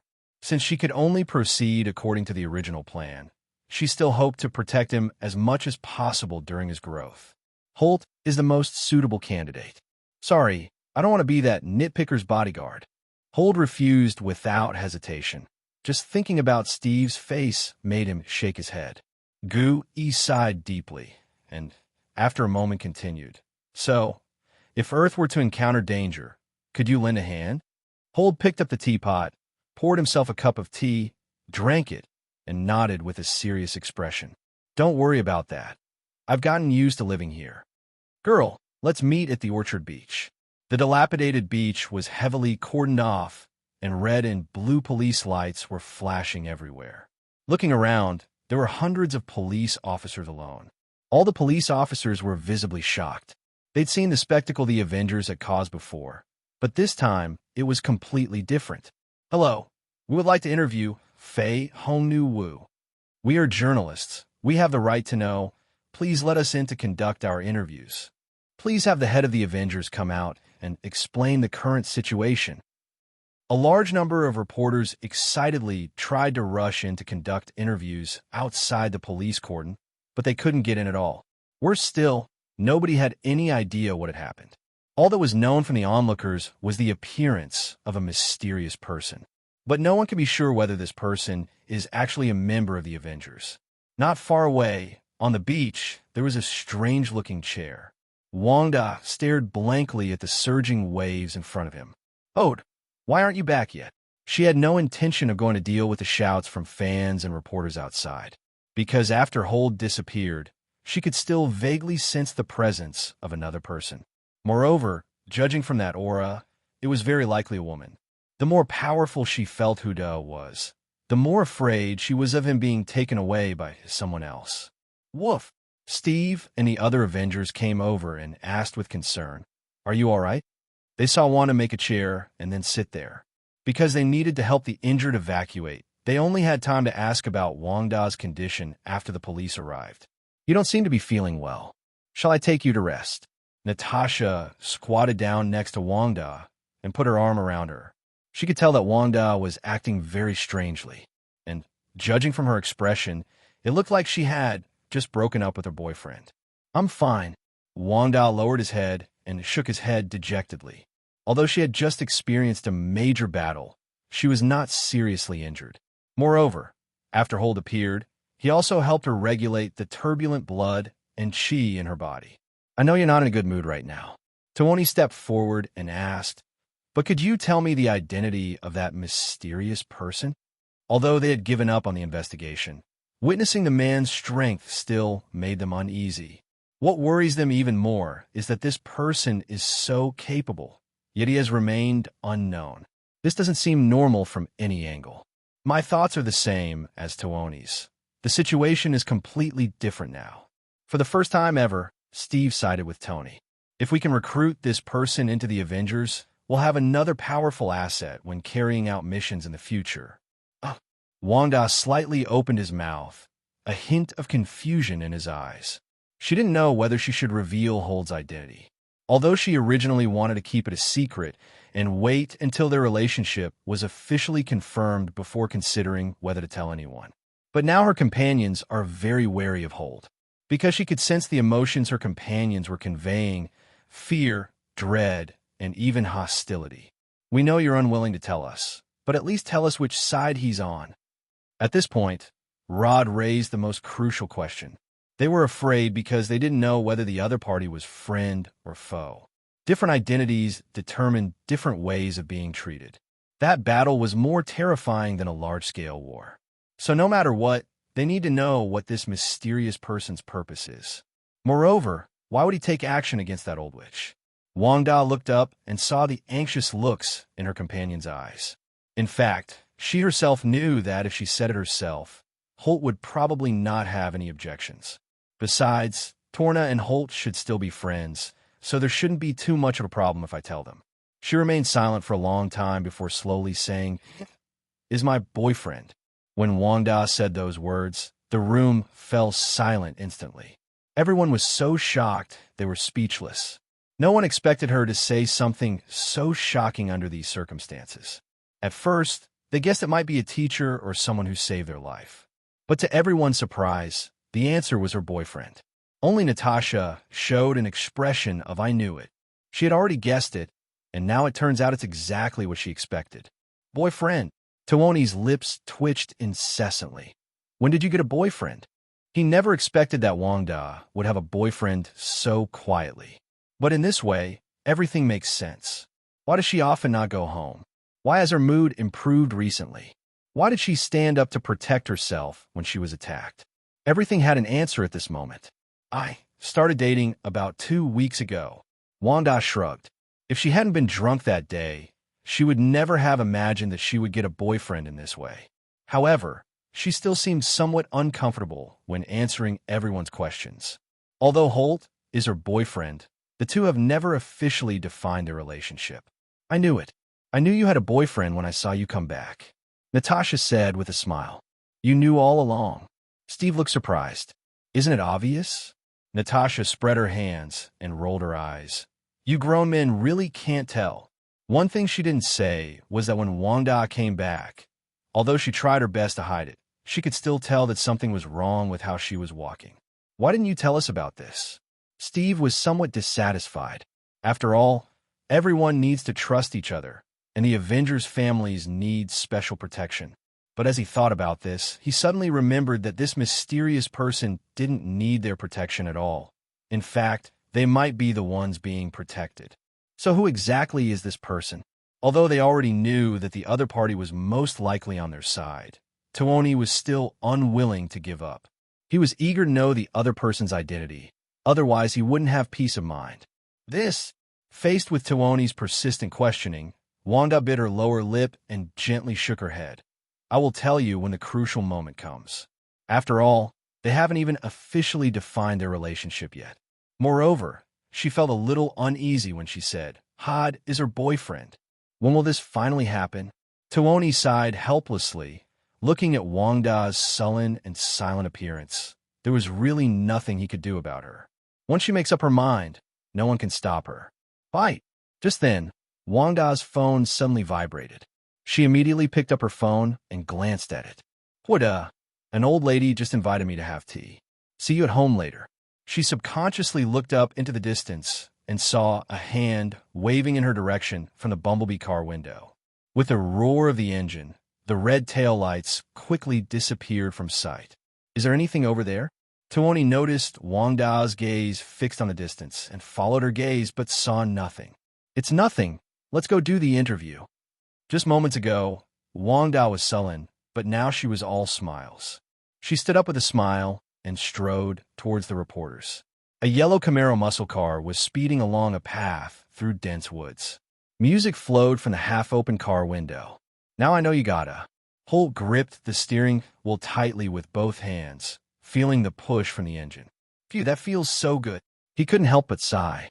Driving along a forest path at sunset is an indescribable pleasure. Just then, Holt frowned slightly. In the distance, something with a fiery glow crashed straight down to the ground. Moreover, judging from its gliding trajectory, it seemed to be not far ahead of him. Boom! With a slight tremor in the ground, the fireball slammed into the earth. No way. I actually encountered a meteorite. Holt was somewhat surprised, especially since it happened on his way home. He immediately became interested. And although meteorites are just rocks, he still decided to go and take a look. As soon as I stepped on the gas, a huge meteorite crater appeared in the middle of the road. He stopped the car, got out, and walked towards the crater. This is a meteorite crater about 10 meters wide, and a high temperature has turned the surrounding land yellow. A burnt smell filled the air, and wisps of smoke drifted slowly across the ground. It doesn't look like a meteorite. Holt walked to the middle of the crater, squatted down, and carefully observed it before drawing a conclusion. If it were a meteorite, even if it were evaporated by high temperatures, it should still leave some traces.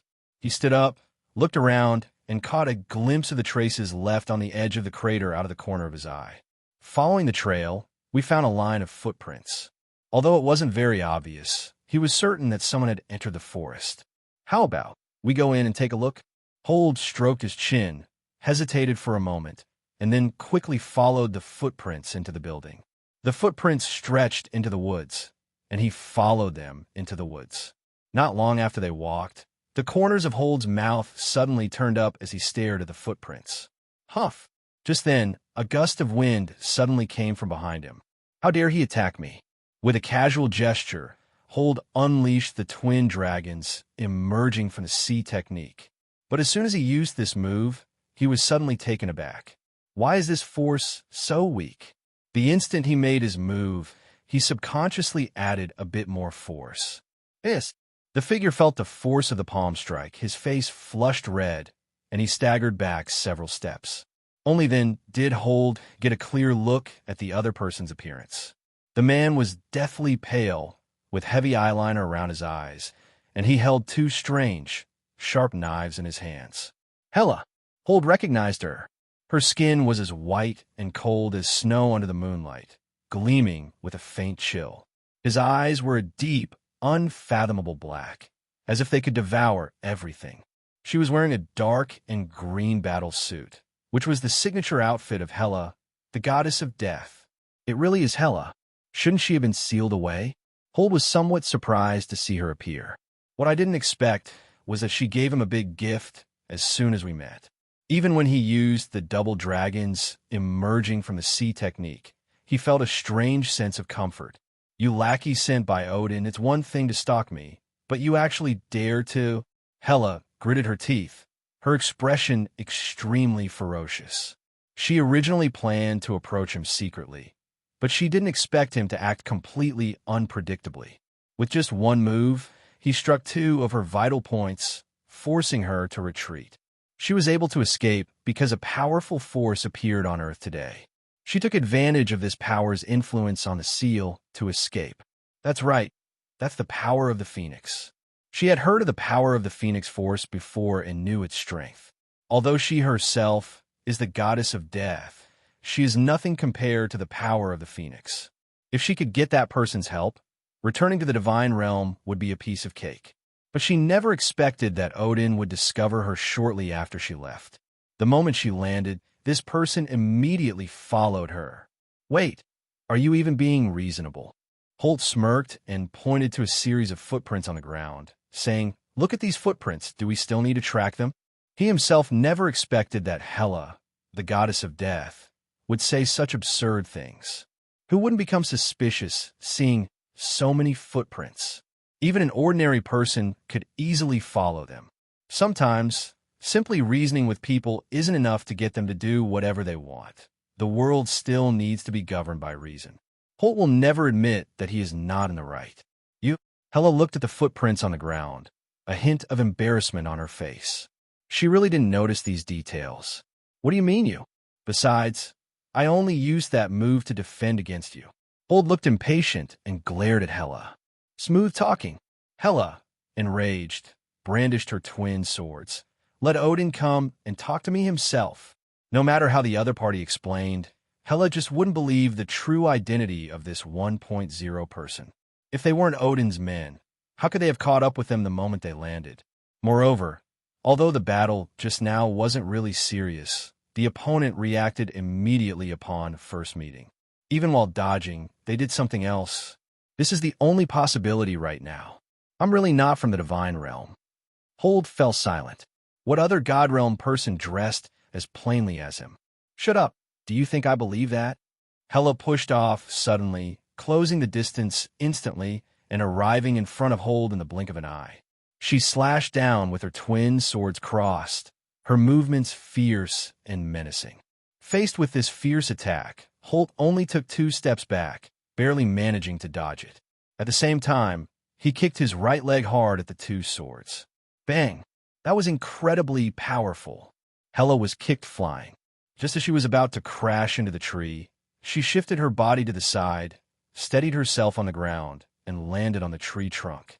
With a quick bend and extension of his legs, he used the momentum to charge towards Holt once more. Holt easily dodged Hela's attack. Are you ever going to stop? Bang! Holt delivered a powerful whip kick, sending Hela flying. This kick knocked Hela down several trees before finally stopping. With just this one move, Hela's mouth churned. Damn Odin's lackey. Hela stood up and her hands gathered dark green energy. Boom! The terrifying death energy rushed straight towards Holmium. Is that all you've got? Holt shook his head and waved his right hand. A fiery red phoenix instantly coalesced in front of him. The surrounding trees and flowers instantly turned into black dust. Hela's powerful death energy rays vanished like bubbles in the blink of an eye. 9.1%. A 21:09 reply. Huff! A dark red light burst forth, and the surrounding trees withered rapidly. Wherever the light shone, it turned into black particles. Everything around us is aging rapidly. When Hela's death energy struck the barrier formed by the Phoenix Force, like snow falling on lava, it melts quickly. This is Phoenix power. When Hela saw this, a look of madness flashed in her eyes. She never imagined that the person she had been searching for was right in front of her. Seeing that the death ray had no effect, she simply stopped outputting energy. He rushed forward immediately, a slight smile unconsciously creeping onto his face.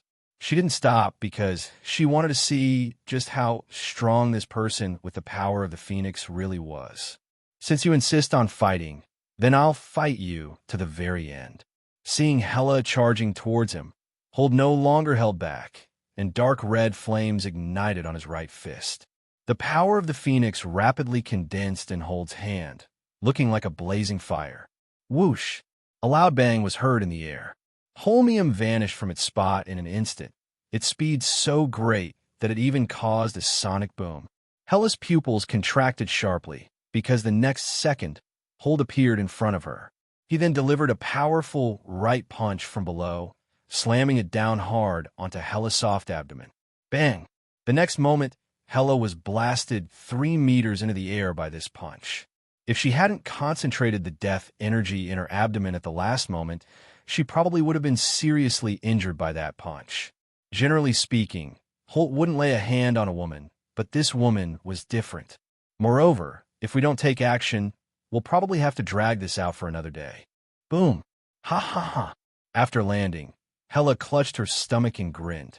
Although she was in severe abdominal pain, her smile grew brighter and brighter. It felt like I had encountered something incredibly happy. She stared intently at Hold, her face a mixture of pain and excitement. There's something wrong with your gaze. Hold met her gaze, his brows furrowed slightly, Hela's eyes seeming to want to devour him. Even her fair cheeks were slightly flushed, making her look like, "No way, I hit you, and you're still so excited. And what's going on here? Do you think this is some kind of SM game?" Although the concept was pretty cool, Hold couldn't muster any interest in it for the time being. After all, now is not the right time. Cough, cough. Hela endured the pain and immediately retracted the twin blades into her forearm. Midgard, I believe you are not Odin's lackey. To be honest, Hold's strength surprised her greatly. After all, the Phoenix Force isn't something just anyone can easily control. To possess such immense power and control it so perfectly, such a person would definitely be able to steal everything from Odin once they return to the realm of the gods. Just thinking about it made her eyes burn even brighter. It was a thirst for power, a thirst that could even allow her to turn the tide of the current situation. Moreover, based on their previous exchange, she was certain that the person in front of her was capable of dealing with Odin. You're acting a bit strange. Hold felt a little uneasy under her gaze. He only ever gave Wanda that look. Now, the opposite is true, making him feel uncomfortable all over, as if he's been defiled by something. Midgardians, come back to Asgard with me, and I will give you endless riches and glory. Hela raised her head, a confident smile on her lips. Anyone else would find it impossible to resist such a temptation. Huda twitched the corners of his mouth, and, after a long while, he managed to squeeze out those 2 words. This person does seem somewhat mentally unstable. Without saying a word, he rushed to Hold, his face beaming with excitement, even a hint of glee. Something was definitely off. Hold began to wonder if Hela had been imprisoned for too long and had lost her mind. Otherwise, why would she be so happy about herself? Haven't you heard of the infamous name of the goddess of death? Hela noticed Hold's dismissive expression and frowned as she asked. Logically, no one should be unaware of her reputation. No. Hold shook his head, looking puzzled. To him, this was hardly a sign of prestige. And where did she get her confidence? She'd only become more arrogant after he'd beaten her up? This was too strange. Besides, he had no interest in places like the Divine Realm to begin with. As long as you come with me, I can give you anything you want. Hela's voice was low, and her expression darkened. She hadn't expected this Midgardian to dare disrespect her. At first, she thought Hold hadn't heard of it and had simply refused. But judging from Hold's disdainful gaze, he clearly knew of Asgard's existence, and someone with such power should be well aware of these things. Stop bragging. What else can you give me? Hold rolled his eyes, his tone impatient. You can't even beat Odin. You might as well find a hotel to sleep in. He spoke without any politeness, and the promise sounded grand enough that someone else might actually believe it. But he knew the plot was unfolding. With Hela's abilities, she couldn't even handle Odin. Besides, why would he give up his comfortable position as the Earth King T to become a minor figure in Asgard? He wasn't stupid, so he refused without hesitation. After saying that, Hold turned to leave. There was no point in wasting time fighting this weirdo. It would only be a waste of time. He knew Hela possessed the power of the goddess of death, and unless Asgard was destroyed, she wouldn't die. Aside from giving her a brief moment of pleasure, it wouldn't do her any good.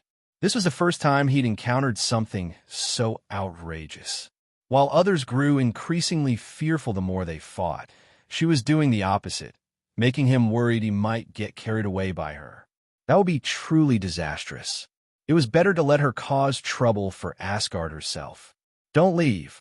Hela instantly stretched out her hands, and dark energy spread around her. The next second, she lowered her body, poised to strike, her arms crossed in front of the bear. Bang! The next moment, she charged towards Hold like a cannonball. Terrifying air currents rippled around her, and the aura of death swept over Hold, causing the entire forest to shake violently. At this moment, the surrounding trees also withered rapidly, as if death had directly taken their lives. Damn, you're insane. Hold stared at Hela, veins bulging on his face. This person can't understand human language at all. Even though he had already said he didn't want to go, she still insisted on forcing him to go. If I could beat her, that would be one thing, but now it's a complete one-sided crushing defeat. What's worse is that this guy is like an unkillable cockroach. It's a complete waste of time to keep dealing with him. Faced with Hela's surging attack, Hold took a deep breath. With a push from the toes of his left foot, his right leg lashed out like a whip. Bang! This kick was so powerful that it caused the air to vibrate violently. With a roar, the next second, the kick landed hard on Hela's stomach. Boom! Bang, bang, bang. Hela was kicked away, curled up like a cooked shrimp. The flying figure stirred up a gust of wind, which swirled the withered yellow leaves around it. The entire forest seemed to have been swept away by something, leaving a large blank space. Trees fell one after another after being hit, but even so, Hela's flight speed did not slow down at all. The figure was kicked out of the forest, like a missile rising higher and higher, soaring into the sky. In the blink of an eye, it had disappeared into the horizon. Phew! Hold let out a long breath and wiped his forehead, which was not sweaty. That kick just now, he practically treated Hela like an intercontinental ballistic missile. It must have flown at least several hundred kilometers away. He really didn't want to get entangled with this crazy woman, so he simply kicked her away, and that was the end of it. Surely this pervert can't just keep sticking to him like a leech, right? Wrong. Just then, Hold's eyes widened suddenly, because he seemed to understand why she was so obsessed with him.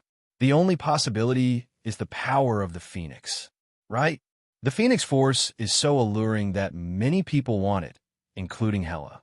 Moreover, Hela is now focused on Odin's rule and wants to gain even greater power to assist him.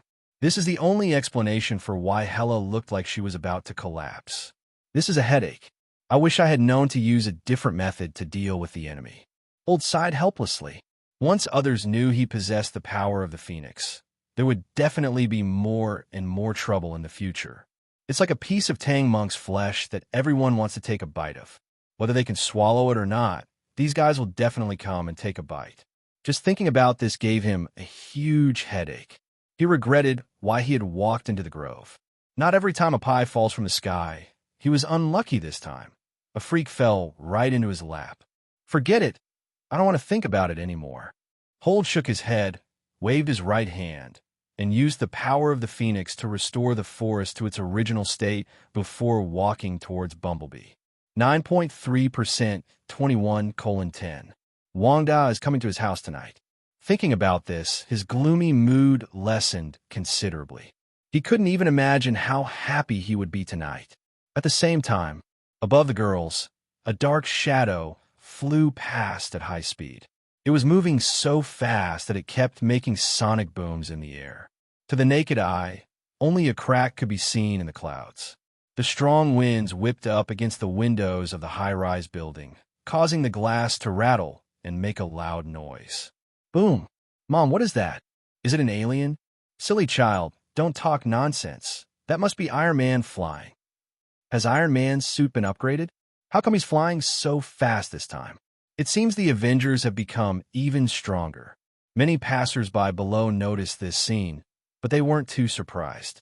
After all, it's not unusual to see Iron Man and the like flying in the sky. They only glanced at it briefly before turning away to do their own thing. On the beach in the orchard. Beep, beep, beep. An energy fluctuation has been detected in the sky, moving at extremely high speed, and is currently crossing the United States. Tawoni, who was sitting on the rock, suddenly heard Friday's urgent prompt. Energy fluctuations? What level are they? Tawoni's expression immediately turned serious. We just dealt with the Guilin Beach incident. Could something else have gone wrong? Boss, the energy fluctuations are very low, but the speed is very fast. I will reply on Friday. Can you figure out where it's going? Tawoni was taken aback and asked with a puzzled look. According to calculations, it should be the Arctic. Arctic? Tawoni's lips twitched, and he shook his head. Never mind. It's probably some kind of missile test being conducted by higher-ups again. After all, ever since SeaTac stopped selling, the higher-ups have spent a lot of money researching new weapons. This might be one of the new weapons. Moreover, the destination is the Arctic, so it doesn't matter if something happens. After flying for an unknown period of time, this figure traversed half of the blue planet, heading straight for the North Pole. Bang! Boom! With a loud bang, the figure crashed heavily onto the glacier. The glacier, which had remained frozen for millennia, was blasted into a huge crater by this immense force. The commotion even caused an avalanche. After an unknown amount of time, a hand suddenly emerged from the several-meter-thick snowdrift. Cough, cough, cough. Hela crawled out of the snow, her face contorted in pain. Because the kick was so powerful, the entire section of her battle suit around her abdomen was kicked away. Where did that kick send him?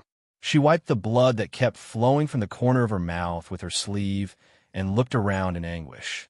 Because the kick was so powerful, she fainted the instant she was sent flying. When she woke up, she was already here. I'm just too weak. Hela sat on the snow, a look of resentment on her face. In fact, her power was far greater than that, but the long period of sealing had caused her to lose a great deal of power. What made her even more resentful was that Hold knocked her unconscious with just one kick. This is the first time something like this has ever happened. Even when fighting Odin, this never happened. Huh? A moment later, Hela's excited laughter echoed across the glacier. This is fantastic. His strength is so great. He will definitely be of great help to me. If she can recruit that man, the goddess of death's power will reach a new level. My darling, you must become a member of the goddess of death. We should conquer the entire universe together. Hela let out an excited laugh, her body trembling uncontrollably. It felt like I had encountered the happiest thing in the world. Although it will take a lot of time to deal with a man who possesses the power of the Phoenix. But it's all worth it, as long as she can obtain the power of the Phoenix or have Holder serve her. She will eventually bring Odin down from his pedestal and reclaim Asgard. But now, Hela used her hands to push herself up from the ice. Let's find a suitable place to recover our strength first. She knew very well that with her current strength, even if she encountered Hold, she would only be kicked away. She will not act rashly until she has regained her strength. Wait for me. Once I regain my strength, I will come to find you again, my little darling. Hela's slightly crazy voice. So, Hela's flight speed did not slow down at all. The figure was kicked out of the forest, like a missile rising higher and higher, soaring into the sky. In the blink of an eye, it had disappeared into the horizon. Phew! Hold let out a long breath and wiped his forehead, which was not sweaty. That kick just now, he practically treated Hela like an intercontinental ballistic missile. It must have flown at least several hundred kilometers away. He really didn't want to get entangled with this crazy woman, so he simply kicked her away, and that was the end of it. Surely this pervert can't just keep sticking to him like a leech, right? Wrong. Just then, Hold's eyes widened suddenly, because he seemed to understand why she was so obsessed with him. The only possibility is the power of the Phoenix, right? The Phoenix Force is so alluring that many people want it, including Hela. Moreover, Hela is now focused on Odin's rule and wants to gain even greater power to assist him.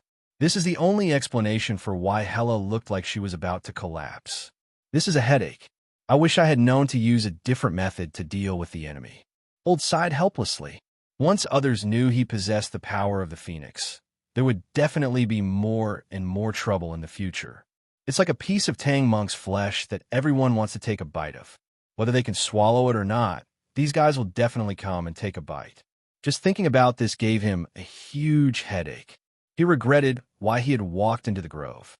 Not every time a pie falls from the sky. He was unlucky this time. A freak fell right into his lap. Forget it. I don't want to think about it anymore. Hold shook his head, waved his right hand, and used the power of the Phoenix to restore the forest to its original state before walking towards Bumblebee. 9.3%, 21:10. Wanda is coming to his house tonight. Thinking about this, his gloomy mood lessened considerably. He couldn't even imagine how happy he would be tonight. At the same time, above the girls, a dark shadow flew past at high speed. It was moving so fast that it kept making sonic booms in the air. To the naked eye, only a crack could be seen in the clouds. The strong winds whipped up against the windows of the high-rise building, causing the glass to rattle and make a loud noise. Boom! Mom, what is that? Is it an alien? Silly child, don't talk nonsense. That must be Iron Man flying. Has Iron Man's suit been upgraded? How come he's flying so fast this time? It seems the Avengers have become even stronger. Many passers-by below noticed this scene, but they weren't too surprised. After all, it's not unusual to see Iron Man and the like flying in the sky. They only glanced at it briefly before turning away to do their own thing. On the beach in the orchard. Beep, beep, beep. An energy fluctuation has been detected in the sky, moving at extremely high speed, and is currently crossing the United States. Tuoni, who was sitting on the rock, suddenly heard Friday's urgent prompt. Energy fluctuations? What level are they? Tuoni's expression immediately turned serious. We just dealt with the Guilin Beach incident. Could something else have gone wrong? Boss, the energy fluctuations are very low, but the speed is very fast. I will reply on Friday. Can you figure out where it's going? Tuoni was taken aback and asked with a puzzled look. According to calculations, it should be the Arctic. Arctic? Tuoni's lips twitched, and he shook his head. Never mind. It's probably some kind of missile test being conducted by higher-ups again. After all, ever since SeaTac stopped selling, the higher-ups have spent a lot of money researching new weapons. This might be one of the new weapons. Moreover, the destination is the Arctic, so it doesn't matter if something happens. After flying for an unknown period of time, this figure traversed half of the blue planet, heading straight for the North Pole. Bang! Boom! With a loud bang, the figure crashed heavily onto the glacier. The glacier, which had remained frozen for millennia, was blasted into a huge crater by this immense force. The commotion even caused an avalanche. After an unknown amount of time, a hand suddenly emerged from the several-meter-thick snowdrift. Cough, cough, cough. Hela crawled out of the snow, her face contorted in pain. Because the kick was so powerful, the entire section of her battle suit around her abdomen was kicked away. Where did that kick send him? She wiped the blood that kept flowing from the corner of her mouth with her sleeve and looked around in anguish. Because the kick was so powerful, she fainted the instant she was sent flying. When she woke up, she was already here. I'm just too weak. Hela sat on the snow, a look of resentment on her face. In fact, her power was far greater than that, but the long period of sealing had caused her to lose a great deal of power. What made her even more resentful was that Hold knocked her unconscious with just one kick. This is the first time something like this has ever happened. Even when fighting Odin, this never happened. Huh? A moment later, Hela's excited laughter echoed across the glacier. This is fantastic. His strength is so great. He will definitely be of great help to me. If she can recruit that man, The goddess of death's power will reach a new level. My darling, you must become a member of the goddess of death. We should conquer the entire universe together." Hela let out an excited laugh, her body trembling uncontrollably. It felt like I had encountered the happiest thing in the world. Although it will take a lot of time to deal with a man who possesses the power of the phoenix. But it's all worth it, as long as she can obtain the power of the phoenix or have Holder serve her. She will eventually bring Odin down from his pedestal and reclaim Asgard. But now, Hela used her hands to push herself up from the ice. Let's find a suitable place to recover our strength first. She knew very well that with her current strength, even if she encountered Hold, she would only be kicked away. She will not act rashly until she has regained her strength. Wait for me. Once I regain my strength, I will come to find you again, my little darling. Hela's slightly crazy voice echoed across the glacier. The large screens on the streets of Niue continuously broadcast the events that happened at Gwilyn Beach today. Even the surrounding newsstands urgently printed a bunch of news articles about Gwilyn Beach and all the contributions made by the Filipina nurse. Of course, all of this was undoubtedly fueled by the efforts of the SeaTacker company. They spread the message as quickly as possible. Although this matter has nothing to do with the Avengers, it is a good opportunity to boost their reputation. At least recently, the reviews of Filipino Red Girl have been positive. I didn't expect Fei Hong Nu Wu to be so powerful. Luckily, she happened to be at Gwilyn Beach today. That's right. Without her, the tourists over there would probably all be as flat as Uncle Tom's blueberry pie. It seems we really misunderstood her before. What happened was just an accident. Who exactly is that mysterious person?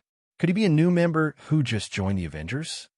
Citizens watching the news couldn't help but feel emotional. I recently learned from the news that if a house or car is destroyed in a battle, you can seek compensation from the SeaTacker company. Moreover, even if the superheroes don't arrive in time, the medical expenses for ordinary people who are injured before that time can be reduced. This is already a great thing for them. After all, they just wanted to live a peaceful life. More than anything else, they wanted to know the identity of the mysterious person.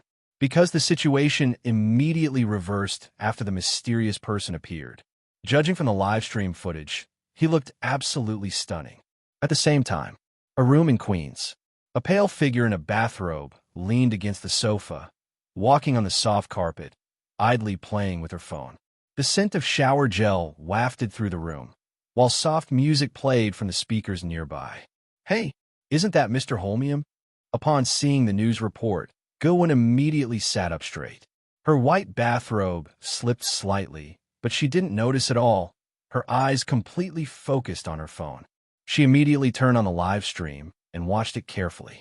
Although her face was not clearly visible, her clothing and movements revealed that this was none other than Mr. Holt, whom she had always longed for. I never imagined that Mr. Holt had saved so many people. He's truly amazing. She gripped her phone tightly, her toes curling involuntarily, and she swayed with excitement. Her cheeks, already slightly red from the steam, were now even redder, as if they were about to bleed. She was naturally very happy that the person she liked had done something so great. It seems that Mr. Holt and I are both people who like to keep a low profile, because during the live stream, Holt simply disappeared. In her view, this is what it means to retire gracefully and leave no name behind. He was much more handsome than she had imagined. Thinking of this, she couldn't help but recall what happened on the clock tower that day. That suffocating feeling, the image of neon lights shining on my face, it all seems etched into my mind. I'm so incredibly brave. Recalling everything, Gwilyn's face turned even redder. Even his ears turned bright red. She also felt a bit feverish, and if she didn't have things to do tomorrow, she would have gone to see Hold right now. Got it. Just then, Helen's voice came from outside. Come down and have a cup of warm milk. The sudden sound pulled her back to reality. Coming right away. Gwilyn responded, immediately changed into his pajamas and slippers, and hummed a song as he jogged downstairs. In the living room, Xiaoji sat at the dining table with a newspaper in his hand, reading the news attentively. I never imagined these superheroes were so amazing. He didn't go out on a mission today, so he didn't go to Guilin Beach either.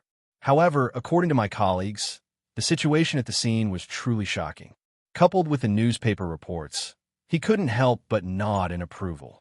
Yes, it's really good. Helen placed a cup of hot milk on the table. She didn't have a good impression of these superheroes before, but recently her thinking has changed somewhat. There must always be someone in this world who makes silent sacrifices.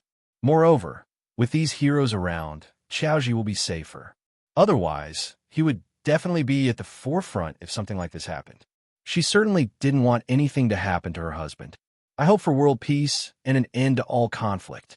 Xiaoji gritted his teeth and sighed helplessly. Having been away from work for a long time, the first thing I did when I got back was to review all the cases that had occurred. The more I see, the more my heart tightens.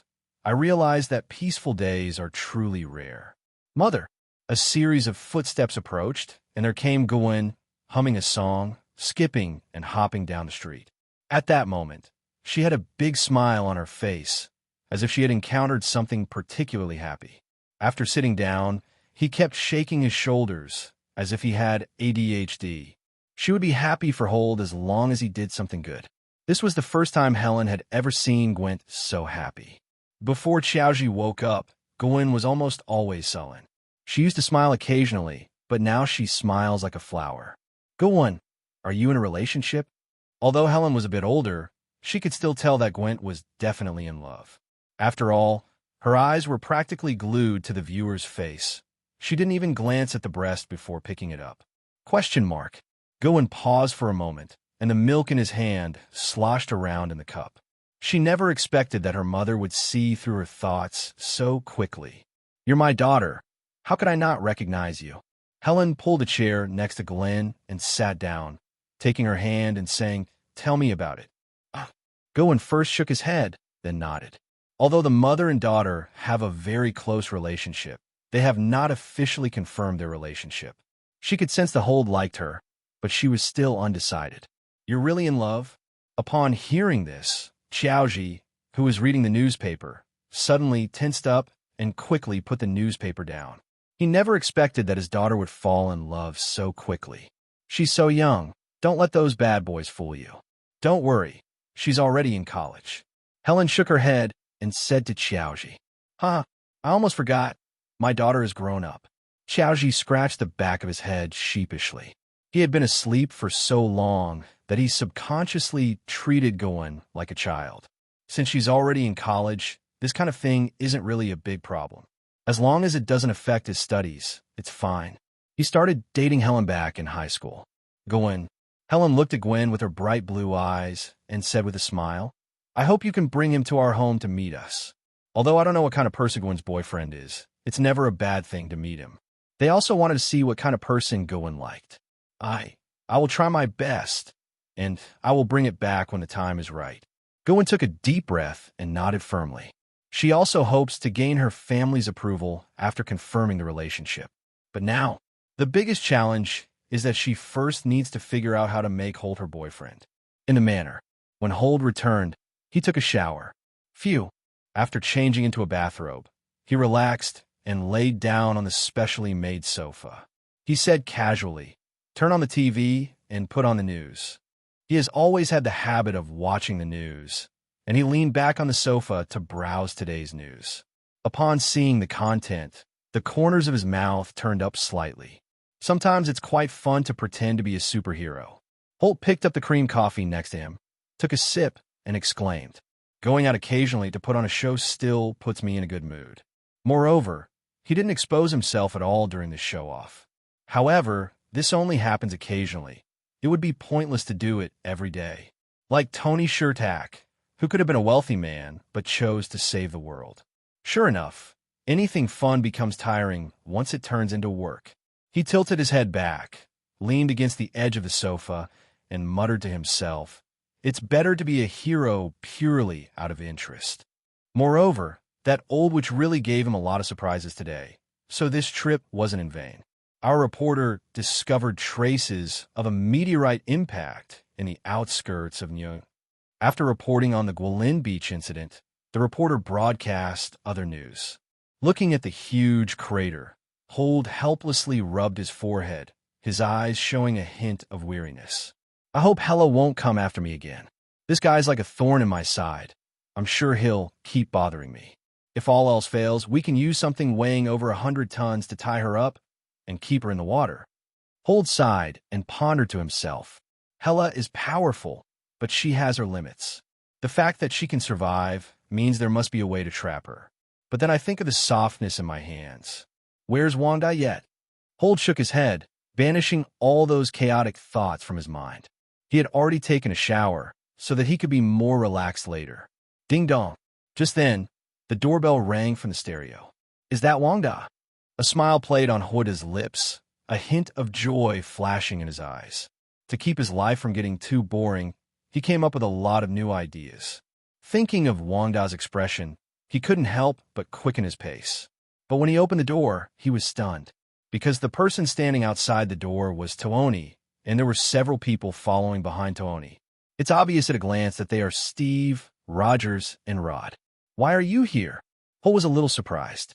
Shouldn't these superheroes be having a meeting right now? Why would she come looking for him in the middle of the night? This doesn't seem right. What Holt didn't know was that the energy fluctuations he had caused today had already been noticed by Tony and the others. Although the energy did not originate from his estate, they still decided to inquire about Holder's condition. Maybe he saw the source of the energy today. As for why so many people came together, another reason is that they were very curious about what kind of person Tony's good friend was. It's incredible that someone as calm as Tooni could get so excited back then. Seeing that Holt was all right, Tony finally breathed a sigh of relief. Although today's energy fluctuations did not originate here, they are not far away. He certainly didn't want anything to happen to his good friend. He turned to Steve and the others behind him and introduced them. This is Holmium. Come in and we'll talk. Holt didn't expect Torny and his group to arrive at this time, but he still opened the door and invited them in. Mr. Holmium, you have excellent taste. Upon entering the room, Steve couldn't help but sigh at the layout. Although the place in Tooni is also luxurious, it still feels a bit like a nouveau riche place. Moreover, there are instruments everywhere, and although the place looks luxurious, it also has a warm and welcoming feel. You flatter me. After leading them to the living room, Holt finally spoke. You came here today just to look at the house? If someone comes to collect mud, they're most likely there to complain. With so many people coming together, they're definitely not here to chat idly. Mr. Holmium, we wanted to ask you if you noticed anything unusual this morning. Steve leaned forward and asked in a serious tone. Because the energy today is so strong, we must not let our guard down. Although he found it was just a forest when he arrived at the scene, they didn't believe things were that simple. Today, Holt was stunned for a moment. Holt, who was now recovered, then realized what was happening, gently shook his head, and said, There's nothing wrong with it. Perhaps I made too much noise today. That's why this group of people specifically came here to inquire. After all, he was the only person living in this area. It seems that conducting an investigation will be even more difficult. A hint of disappointment flashed in Steve's eyes. He had been hoping to find some useful information. Holt walked over to her and spoke softly. Wanda was still asleep and did not respond to his voice. She even changed from sleeping on her side to sleeping on her back. Looking at her delicate face, Huidei suddenly became interested. He gently blew a breath, and Wanda's eyelashes trembled slightly, but she still didn't open her eyes. Still not awake? Looks like I'll have to wake you up with morning exercise. Holt squinted, a playful thought stirring within him. What are you doing? Wanda suddenly opened her eyes. Now I'm full of energy. Holt didn't say much, only uttering 2 words, Neo-witch. 2 hours later, Wanda, exhausted, and Holt finally got in a bumblebee. Where are you taking me today? Wanda rubbed her eyes and pouted as she looked at Huda. Huda made her get up early to go for a run, leaving her breathless, and now she has to go out again. I'll take you shopping. Sitting in the driver's seat, Holt gently pressed the accelerator. Didn't you say my cooking is delicious? Actually, He felt a little guilty about the breakfast he had given him last time. He had prepared another breakfast, but because Wanda came down so quickly, he hadn't had time to change it. So this time, he was going to cook a special meal for Wanda. Really? Wanda blinked her bright eyes and asked Holt excitedly. She had been craving the breakfast that Holt made ever since she last ate it. After all, the craftsmanship is truly amazing double entendre. In a large chain supermarket, wearing a mask, Wanda linked arms with Wanda as they walked and selected ingredients. Although she couldn't reveal her true face, she felt happier than ever before. Choosing things in a supermarket is like two people already being married. A sense of satisfaction slowly rose in her heart. Smelling the scent of the people around her, she felt extremely happy. In less than an hour, the shopping cart was already full. These things are enough to make a big meal for Wanda. After leaving the supermarket, Holt put everything from the shopping cart into the trunk. Howard, I want ice cream. Just as they were about to get on the bus, Wanda tugged at the hem of Wanda's clothes, her eyes fixed on the ice cream shop in the distance. He really is a child. Holt reached out and flicked Wanda's nose, then led her toward the ice cream shop. Mr. Holt, I had only taken a few steps when a voice suddenly came from behind me. Upon hearing this voice, Holt's expression froze instantly. So familiar. Howard, someone's calling you. When Wanda turned around, he saw a person running over and standing behind Wanda. Wanda reluctantly turned around and found that it was Gu when standing not far away. The girl smiled and waved at him. Hey, under the sunlight, Gu held an ice pop, licking it with an adorable expression, wearing a white hoodie. The sunlight shone on her short, golden hair, making it sparkle like golden threads. Despite having some cream on her lips, she looked exceptionally cute. Slurp. Gwent took a big sip of his popsicle and looked at the two of them in surprise. Mr. Holt? Is it really you? She originally came to buy groceries, but she didn't expect to run into Holt here. She immediately became happy and ran over. This is like a surprise arranged by fate. I was originally planning to find time to go see Holt, but I didn't expect it to be such a coincidence. How'd you get here? Holt looked at Gwen with a stiff smile on his face. Isn't this Queen's? I never expected to run into her here. The supermarket near my house was emptied today, so I had to come here to buy things. Gwen Ling cleverly stuck out her tongue and quickly licked off the melted ice cream, then said in a silly manner. She'd seen this kind of thing many times before and was used to it. Who is this? Wanda, who was standing to the side, finally couldn't help but speak up. For some reason, the moment she saw Gwen, she felt a sense of familiarity. I feel like I've seen this face somewhere before, but no matter how hard I try to remember, I can't find it. She didn't know why, but she even felt that when this person spoke to Holt, there seemed to be a special emotion hidden in his eyes. Although it was her first time dating, perhaps this was just a woman's intuition. This is Gervin Sidzi, one of my students when I used to lecture at the university, said Holt in a calm tone. But his mind was already in turmoil. How come we bumped into each other here, of all ages? Moreover, now if anyone gets even a little closer, something bad will happen immediately. After all, both girls were very important to him. Although Wanda is usually quite reserved, she's not incapable of holding hands if it comes to it. As for Gwen, he wasn't even that impulsive when he pounced on her, which is already quite good. He made up a lie on the spot, but the danger was not over yet. If they get too close, it's hard to say what will happen next.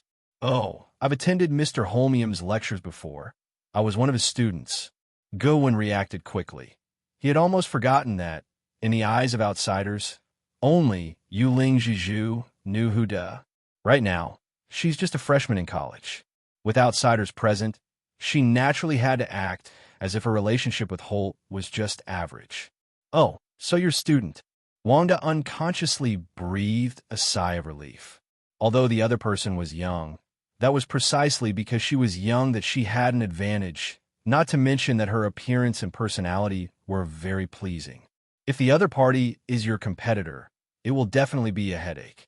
But now it seems that she was just a student that Holder taught before and should not pose any threat.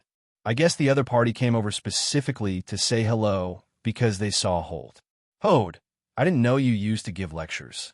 Wanda looked at Huda beside her, her eyes filled with doubt. But she didn't doubt it because she had previously checked Holt's information. He has countless sports and business titles, so it's entirely possible that he would be invited to give lectures. Just like Taoni, he received invitations from many prestigious universities. That was just a small thing in my life. Chiang forced a smile, his voice trembling slightly. Logically, he's seen so many people, he shouldn't be this nervous.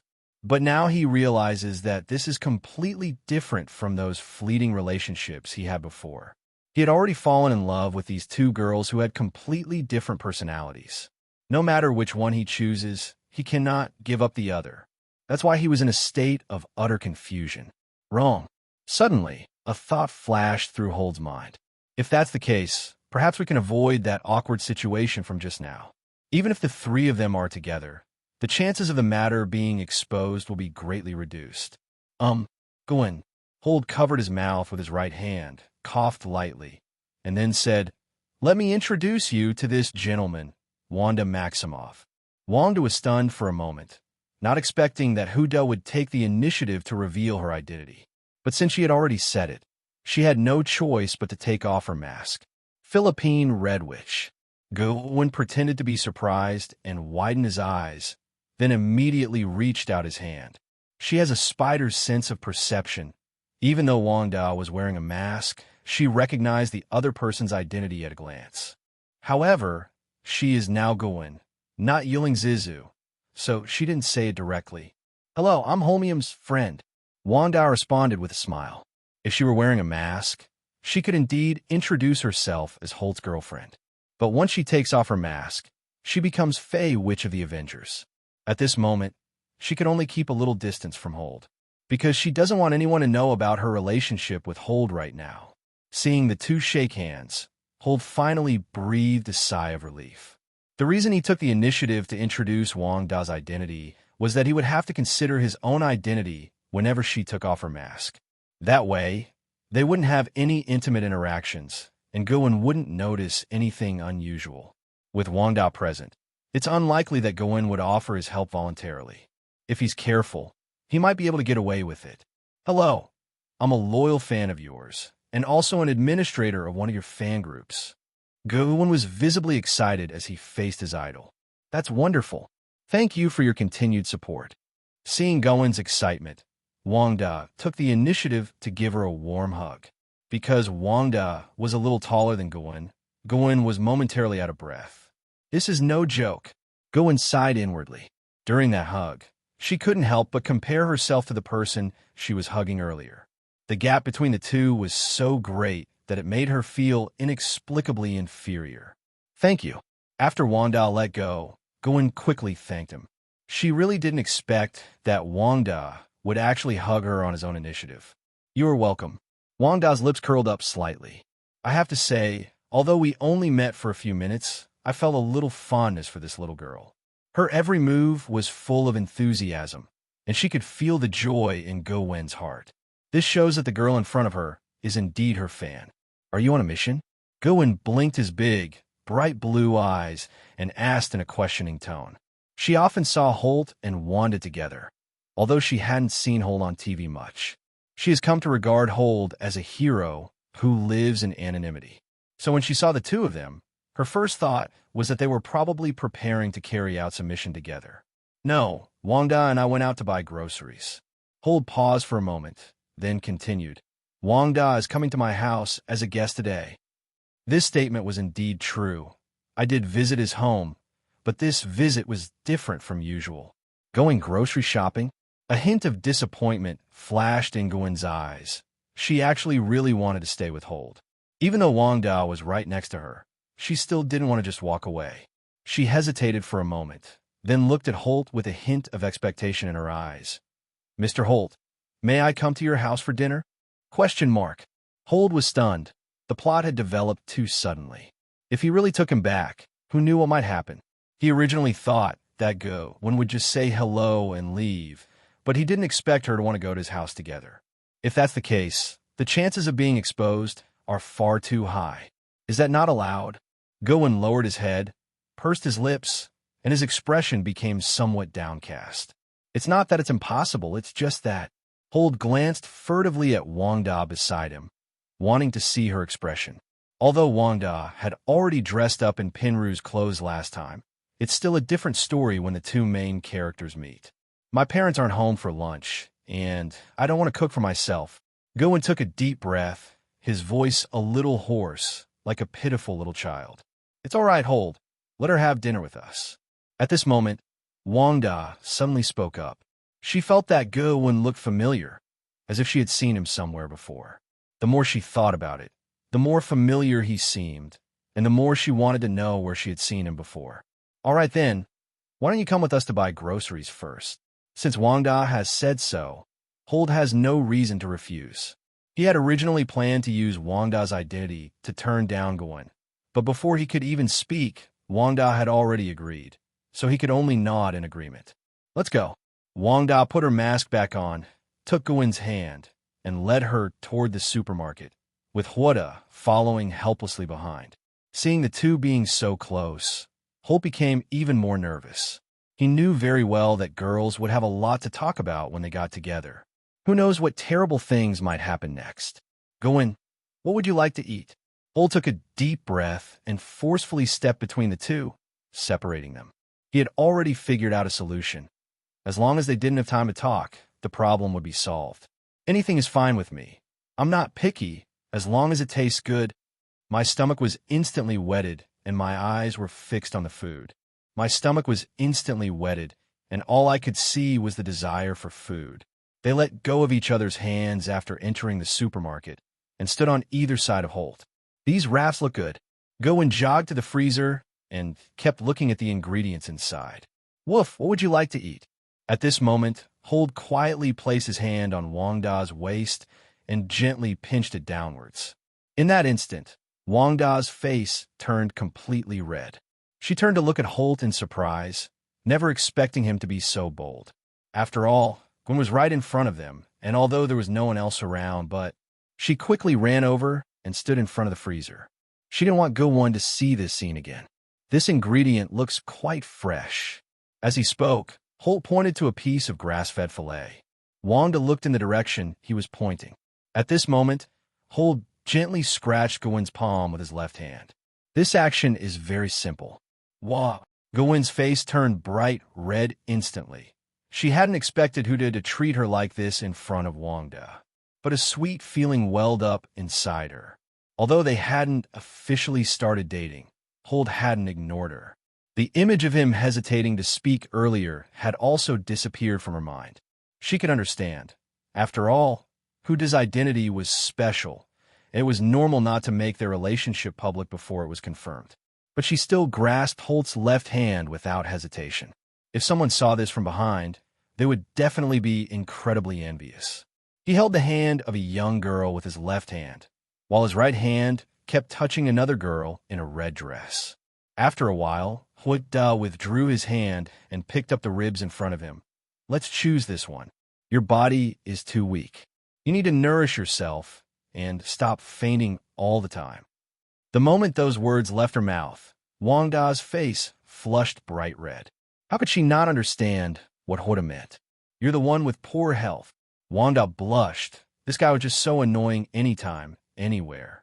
Ms. Wanda looks to be in good health. Gowen turned his head to the side and said in a questioning tone, She looks very healthy. Could it be due to internal injuries from the previous battle? This is not impossible. Of course, would ear mushrooms that have been soaked in rainwater will grow better. Huda said with a smile. Oh. Gowen nodded with a puzzled look. Although he didn't understand what the words meant, they sounded quite impressive. But she could sense that Holt really cared about Wanda. Wanda's expression was strange, and he secretly reached out and pinched Huda hard. Although Gowen didn't see anything unusual, a slight unease stirred within him. She could sense the atmosphere between Holt and Wanda. It wasn't like that of ordinary friends. Their relationship was very close. The Avengers are constantly on the brink of death, which is why they have such a good relationship. Gowen thought to himself that he could only attribute it all to the feelings between comrades in arms. After buying groceries, the three of them left the mall. You bought so much food. Are you sure you can finish it all? Wanda looked at the fully loaded shopping cart and muttered to herself. With me here, I guarantee you won't be able to finish eating. Holt revealed a wicked smile, and with a glance, he made Wanda's expression become unnatural. That child. Suddenly, Wanda noticed a toddler, about a year old, walking unsteadily by the roadside. A car sped towards them. From the driver's seat, it was clear the driver had no time to brake. Huff! Suddenly, a white figure jumped out. He nimbly grabbed the girl, then leaped into the air, the car whizzing past beneath his feet. Oh my God! Wanda stared wide-eyed at Gawain in shock. Hode, your student is really skilled. Hold nodded subconsciously. To Gawain, this was indeed nothing. You're welcome. Gawain handed the child over to his mother and told her to take good care of the child in the future. She's a pretty righteous person. Wanda really admires Gawain. Perhaps she would also be suited to be a superhero. Hold smiled. No matter what danger he encounters, Gawain will always save people. Perhaps this is the sense of justice that Yulin Zizu possesses. You said she's got the makings of a super eagle. Wanda suddenly looked at Wanda. Don't you think she looks a lot like someone? Huda felt a sudden tightness in his chest, a bad premonition creeping over him. Wanda turned to look at Huda with a calm expression, his lips slightly parted. Yulin Zizu? Question mark. Hole was startled. Had he been seen through? The witch's eyes are truly venomous. He thought this to himself, but his face remained calm. Perhaps it does look a bit like it? If he is recognized, his previous lies may be exposed. Don't let Wanda's low-key appearance fool you. He's actually quite shrewd. You think so too, don't you? Wanda rested her chin on her fingers, staring at Gawain with a scrutinizing gaze. Her movements were incredibly agile, though an ordinary person could probably do that too. But Gawain's expression and demeanor were far too calm. Moreover, his reaction speed far exceeds that of ordinary people, and his skills are even comparable to those of the Black Widow. However, if she really is the spider of the ghostly spirits, some people might not be able to control themselves. Wanda snorted coldly, hugged the bear with both hands, its front full, and kept scanning Huda with his eyes. She remembered how excited this guy was when she put on the ghost spider armor. If she didn't have any ideas, she wouldn't even believe it herself. Maybe she really is? Huda secretly breathed a sigh of relief, a slight smile playing on his lips, and teased. Judging from Wanda's words, she only had some doubts and had not yet confirmed the other party's identity. You really dare to dream. Wanda puffed up with anger, pinching Huda's waist and twisting him. But after hearing what Hold said, her mood suddenly plummeted. She didn't know if Hold really thought that way. If that's the case, how will she get along with Holt in the future? She began to feel uneasy. What if that day really came? Would she be abandoned? As their relationship grew closer, she became increasingly afraid of losing Holt. Her life was bad enough. Nothing else mattered. Now all she hopes is that Holt won't abandon her. She no longer asks for much more. It's okay. Just be more careful next time. Gawain refused the gift from the little girl's mother, waved his hand, ran over and asked, "What were you talking about just now?" She had just noticed that the two seemed to be talking about something, but she couldn't hear clearly because they were far away. "It's nothing. I was just thinking about how to get Holt to cook more. Delicious food for us." Wanda shook her head, unsure whether it was out of fear or for some other reason, and didn't bring up the previous topic. "Let's go back quickly. I can't wait to eat your cooking. Everything you make tastes delicious." Gawain excitedly stood on tiptoe, his face full of anticipation. She couldn't wait to eat the dishes that Hold made. The only pity is that Wanda was there, otherwise it could have been like last time. Even so, she was quite content. "Have you eaten there?" Suddenly, Wanda frowned and asked in confusion, because she felt that Gawain had just eaten the food made by Huda. That day, Gawain was about to say that she had eaten breakfast while staying overnight, since in her opinion there was nothing to hide. Although they haven't officially defined their relationship, this already demonstrates the closeness between them. Cough, cough. Upon hearing this, Huda's expression changed, and he quickly interjected, "I told her before that I'm a very good cook." Gowen originally meant to say that he ate downstairs that day. If I told you, Wanda might guess what it is. So he immediately interrupted Gowen. Yes, Mr. Holt's cooking skills are indeed very good. Gowen didn't continue speaking, but nodded in agreement. Because the food that Holt cooked was the best she had ever eaten. Oh, Wanda just looked at Holt with suspicion. She didn't know why, but she felt that something was off about Huda today. Come. Holt walked over to Bumblebee, put everything down, and then said, Let's go, we're going back now.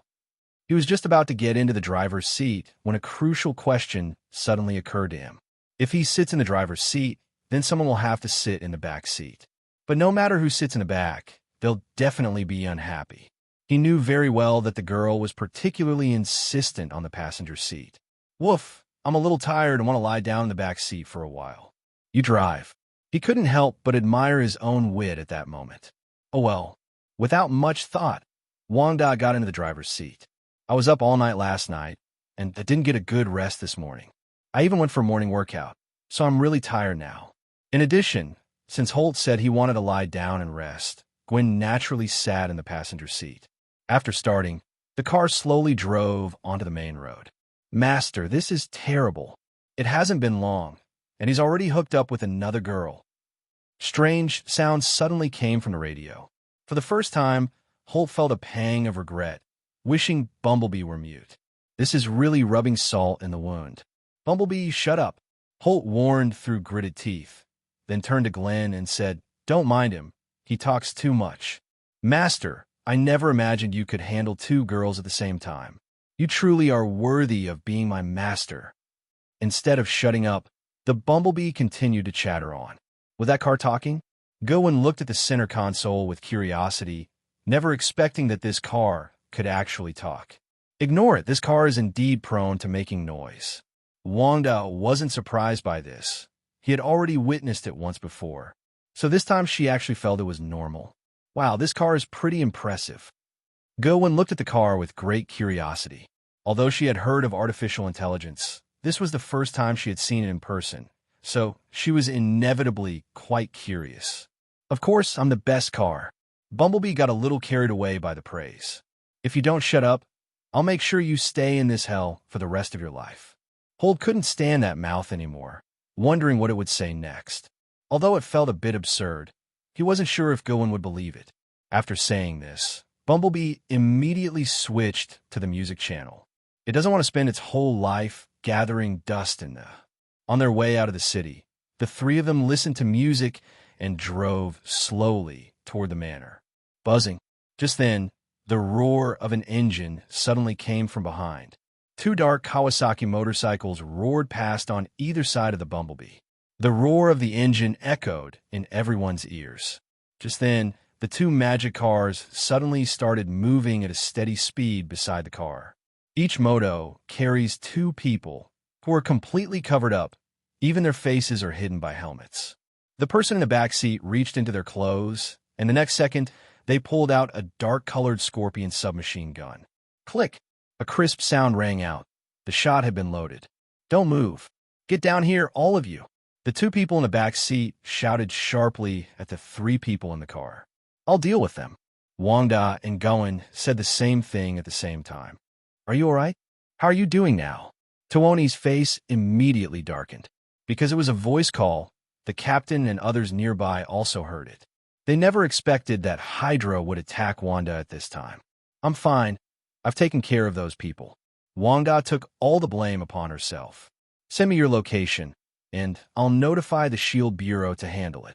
Tuoni said calmly, and then hung up the phone. But his gloomy expression already showed that he was not in a good mood. Tuo and I, shouldn't we send some people to protect Wanda? The team leader hesitated for a moment before offering his own idea. Since the other party is after Wanda, the most important thing now is to ensure her safety. No need. Wanda has that mysterious person protecting him. Tuoni shook his head. With that person there, Wanda would definitely not be in any trouble. Although Wanda is fine, it doesn't mean he'll let it go. Hydra, of all people to mess with, you had to mess with them. It seems we'll have to cut off all 9 of their heads. At the same time, in an underground base, inside an office with beige walls. Report. A shout came from outside the door, and when the door opened, a man in a dark combat uniform strode in. "Boss, the mission to capture the Spider-Woman has failed.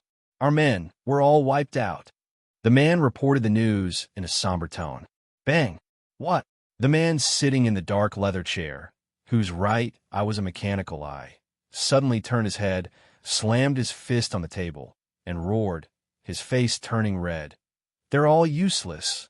2 elite squads couldn't even catch a little girl." He had carefully calculated the strength of both sides before sending out this team. Although Yuling Jiju is agile, it doesn't mean she's invulnerable to blades and scalds. In addition, their unit is well organized, so in theory there shouldn't be any problems, and even if there were losses, they shouldn't be this serious. Our information is that Fei Hongnu Wu was also present. The man lowered his head, gritted his teeth, and continued his report. He paused for a moment, then said, "There's also a man here named Hold, who is a shareholder of the SeaTac Group." "Oh," the bald man frowned, a thoughtful expression on his face. "I didn't expect that Fei Hongnu Wu would get involved with the shareholders of the SeaTac Group. That's quite interesting. If Fei Hongnu Wu were here, everything would make sense. 2 elite squads alone are no match for her." What puzzled him was why Fei Hongnu Wu didn't stay with Tuo and I and the others, but instead went to find a shareholder of SeaTac, which added a bit of interest to the matter. If Holt were here, he would definitely recognize this person's identity, because this person was none other than Baron Citrak. He was one of the high-ranking members of the Hydra organization. However, this is not the character from the movie, but rather a character from the comics. Baron Citrak slowly stood up and stretched his shoulders. Only then was his body fully revealed, and it was clear that his entire body had been modified. Its arms are made of gleaming silver metal, and the front and back of the bear are also covered with steel parts. With the slightest movement, a clicking or grinding sound could be heard from his body. "Boss, should we send more people to capture the Yulingzi spider next?" The man lowered his head and asked, his tone heavy. They had already analyzed the situation and knew that they could bring the Spider-Woman back once she was alone. "Don't rush. Wait for the right time to make a move." Baron Strack walked up to him and gently patted his shoulder with his steel arm. Although he spoke calmly, the man couldn't help but tremble slightly. Now that the Filipinos have been involved, things are not so simple anymore. Moreover, even if he were to make an arrest, it wouldn't be now, because the current situation has exceeded his expectations. "Get out." Baron Stig calmly issued the order. "Yes." The man quickly lowered his head and cautiously left the office. Baron Citrak turned around with a sinister smile and sat back down. "Philip the Red Witch, I'll bring you back sooner or later." He had always felt it was a pity that Fei Hongnu Wu had gotten away before. It seems we should reconsider bringing her back. And since Tony and his group recently went to Wakanda, perhaps they could find an opportunity. Thinking about this, his heart began to race. This is truly an excellent test subject. He casually pulled open the wooden drawer on the right and pulled out a file. He monitored experimental subject, Wanda Maximoff. He glanced at the file a few times, then his gaze fell on the photograph. "Just wait, you'll be back soon." As he said this, his expression became increasingly distorted. He picked up the file, stood up, pressed a button on the wall, and a door behind him slowly opened. After he went inside, he saw rows of iron frames. Each shelf was filled with things, bottles, and jars piled high. These bottles contained various human tissues, deformed arms, thin tongues, and even bottles filled with eyeballs. A chilling aura wafted out of the room. Even more terrifying, there were all sorts of strangely shaped heads floating in the glass jars deep inside. These are all materials used in experiments. Some of the heads looked as if they were still alive, their open mouths seemingly emitting painful screams. "Woof! When can you come in here too?" Baron Strack picked up a glass jar containing a head, stared intently at it, and grinned from ear to ear. His eyes were filled with longing and an irrepressible excitement. A harsh, hoarse laugh echoed in the dimly lit room. Because the Divine Shield Bureau took over, Holt had already returned to the manor with Gwen and Wanda before they arrived. Phew! 247. After getting out of the car, Holt stretched and couldn't help but exclaim, "Finally back." Although nothing major happened on this trip, Holt felt completely exhausted. After all, when pursuing, one always has to go through some thrilling experiences. As for Hydra, he didn't care at all. If these guys really annoy him, he wouldn't mind spending some time getting rid of these annoying little bugs. "I'm going upstairs to take a shower first." Wanda rubbed her sore arms. The heat from earlier had made her sweat a lot. The sticky feeling made her feel uncomfortable all over, and she was eager to rush back to the bathroom to take a shower. "Okay." Holt nodded, a meaningful smile appearing on his face. "Go wash up first, then we'll be eating." With just one sentence, Wanda understood what this guy was up to again. "Go cook. Stop talking nonsense." After saying that, Wanda swayed her body and walked upstairs. After all, being covered in sweat and feeling sticky is too uncomfortable. After watching Wanda go upstairs, Huda took all the ingredients out of the trunk and then walked towards the kitchen. "By the way, go on. If you're tired, you can sit on the sofa for a while." He also reminded Go on to take a rest. "No, I want to go with you and see." Shavga shook his head and refused, jogging to catch up with Huda as he spoke. Rather than sitting there in a daze, she would rather get closer to Holt and chat with him. "Do you want to secretly learn my craft?" While Wanda was away, Holt quickly reached out and pinched her cheek. The soft, fluffy feeling melted his heart. Of course. Gwen hugged the bear with both arms, enjoying Holt rubbing his face, and said smugly. She had long coveted Holt's culinary skills. After that breakfast last time, all I could think about during class were those delicious foods. Now, of course, I want to see if I can learn something from their teachings. Then come with me. If you can learn it, you'll be amazing. Holt smiled, withdrew his hand, and walked towards the kitchen. "By the way, does Wanda live at your house?" Gwen suddenly asked about this because she had just seen Wanda go upstairs. This suggests that Wanda may very well be living in Holt's house. Holt paused for a moment, but continued walking forward without turning his head, saying, "Yes, we've been through life and death together. She's like family to me." "Oh." Upon hearing this, Gwen simply lowered his head and nodded. She didn't think much of it, but was a little jealous that Wanda was able to live with Hugh. After entering the kitchen, Holt skillfully began washing vegetables and cooking. Seeing his busy figure, Gwen couldn't hold back any longer and rushed over to hug him. Just then, a voice came from upstairs. "Horde, what are you doing? Horde, did you hear that? Could you give me some clothes?" "It's the sound of a dog." "They're here." Horde relaxed completely. "I was so focused that I didn't even realize the sound was coming from upstairs. I'm going to deliver some clothes to Wanda." Holt gently patted Gwen's pert buttocks and said in a tender tone. Feeling the softness in his hands, his mood improved considerably. After all, the closer you are to danger, the more likely your dopamine levels will spike. Okay." Reluctantly, Gwen let go of Holt. The feeling of being held for so long and the skin-to-skin contact made her feel hot all over, as if she had a fever. This feeling is so wonderful. Being able to be with the person she loves makes her reluctant to leave. This might be the kind of relationship she's always been looking for. But before leaving, looking at Holt's handsome face, she couldn't help but tiptoe and kiss him again. Then he took 2 steps back. "Just keep an eye on the food for me. Make sure it doesn't burn." Holt patted Gwen's head and said with a smile, "Good." Gwen nodded obediently, feeling the warmth of Holt's palm. Watching Holt's departing figure, Gwen felt a little envious. The relationship between the two is like that of family, even to the point of being that intimate. Wanda only said one sentence, and Huda immediately and considerately brought the clothes over. It would be wonderful if she could be with Holt in the future and enjoy such treatment. "Oh no, this is terrible." Seeing that the pot was starting to burn, Gwen quickly ran over and used a spatula to stir it. Even so, some thoughts still surfaced in her mind. "Looks like I need to find an opportunity to talk to Holden. But isn't this too early?" Because of her family's advice, Gwen became a little nervous. But in any case, now is not the right time. If they could have established a relationship sooner, she could have. Thinking of this, her face flushed red, and she remembered their kiss just now. She subconsciously touched her stomach. After all, She later learned that Hold had more than just ordinary weapons. Just looking at the place, his tone carried a hint of fear, as well as a strange sense of pleasure. However, he sounded very weak, as if he had been frightened by something. "Then I'll go catch the snake for you." Gowen responded immediately.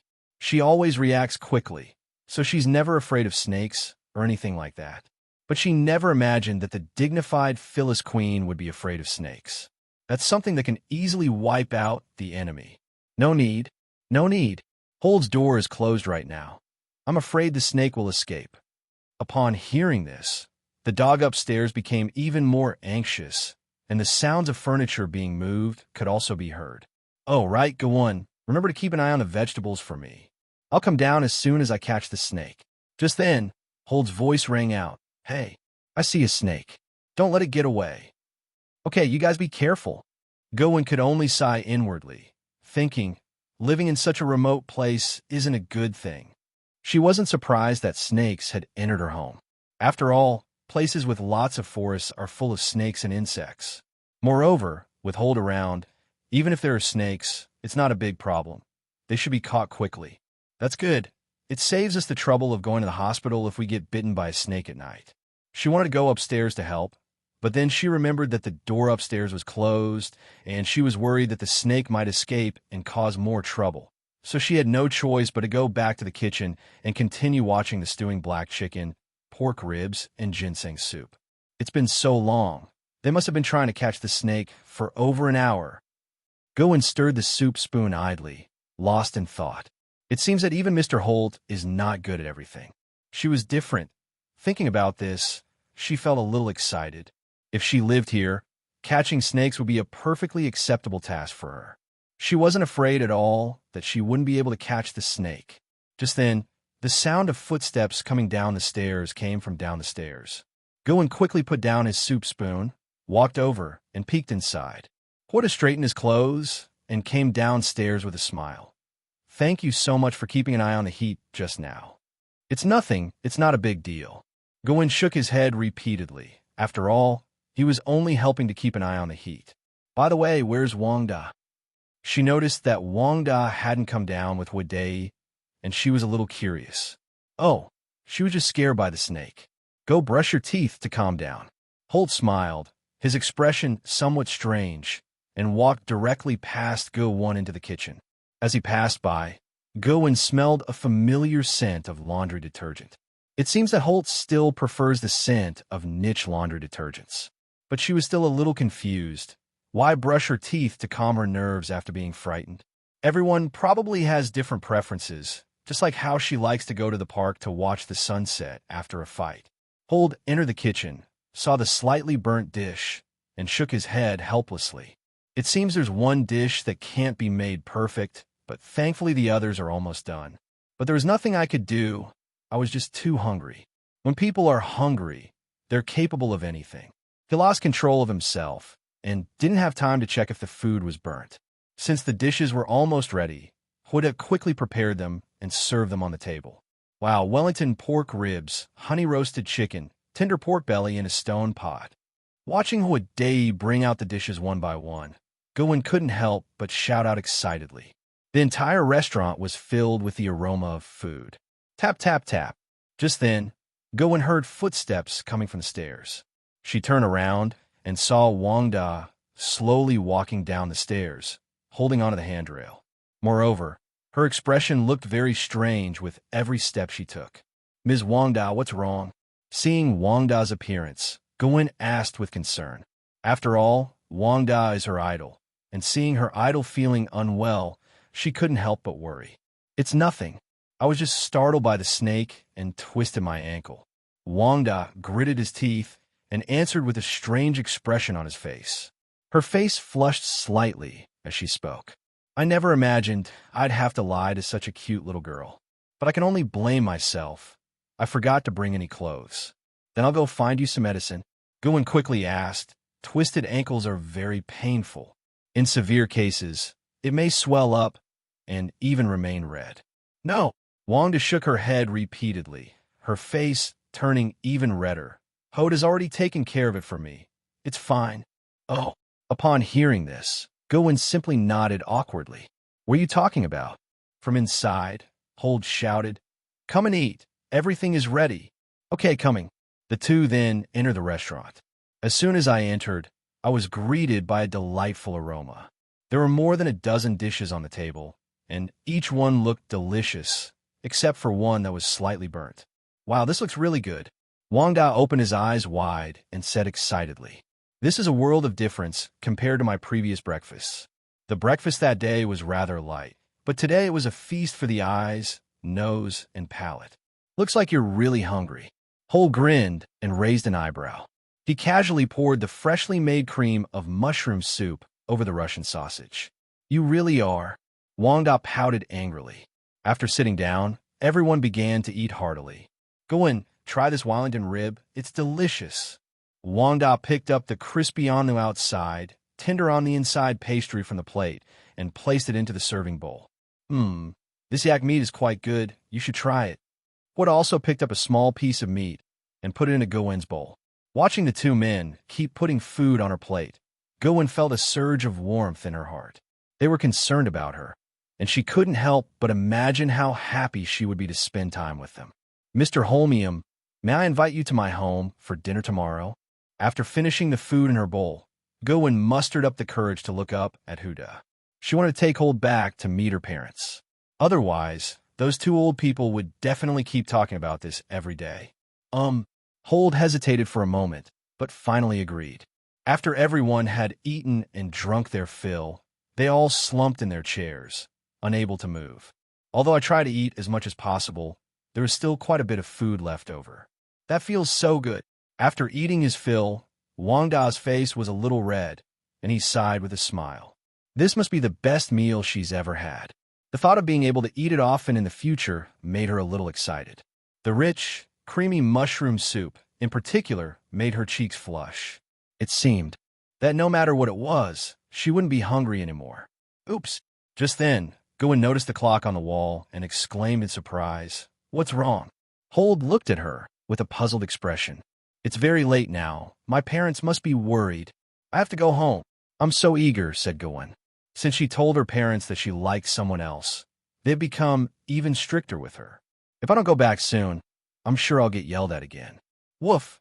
You rest first. I'll take Gawain back," Hode said to Wanda beside him. "Okay, then go ahead." Wanda simply nodded. She was full and didn't want to move at all. "Just drop us off at the station in the suburbs." Gawain suddenly remembered that his parents were at home, and if he took them downstairs, they would definitely be discovered. So she only asked Hold to take her to the outskirts, and she could use the spider silk to go back later. All right, with Wanda by his side, Hold didn't insist any further. A train station in the suburbs. It was very late at night, and there was almost no one on the street. "I'm leaving," Gawain said reluctantly. She really didn't want to leave, but if she didn't go back, Xiaoji's father might call the police to find her. "Yes, I'll come see you tomorrow." Hold ruffled her hair and said with a smile, "You absolutely have to come." After saying that, Gawain got out of the car and left, looking back every step of the way. She had already told Hold that she would go back in the spider armor later. Because she usually wears the spider armor, she only needs to find a place to take off her coat. Hold nodded and drove away. He had been holding back a lot of anger, and now he was going to go back and vent it properly. After Bumblebee's taillights disappeared, Gawain decided to find an alley to take off his coat. "Little girl, are you here all alone?" Just then, a minivan parked slowly by the roadside, and a bearded man poked his head out and asked a question. "Uncle, what's wrong?" Upon seeing this person, Gawain immediately became vigilant. Her spider-like senses vaguely indicated that there might be danger. As she spoke, she quietly took a step back. The uncle captured this scene perfectly. "She's all alone," he roared, and the back door was immediately pulled open. Several soldiers wearing gas masks and dark-colored Special Forces uniforms suddenly jumped down. Without saying a word, they immediately pulled out their guns and opened fire. Bang, bang, bang. Gawain reacted quickly, using his nimble body to somersault and swiftly dodge to the side. It almost grazed her body as it flew past. "Who are you?" Gawain frowned. a hint of fear showing on his face. That was really dangerous. If I had been any slower, I would have hit her. Yelling, Jiju, come back with us. A woman's voice came from behind one of the people's masks.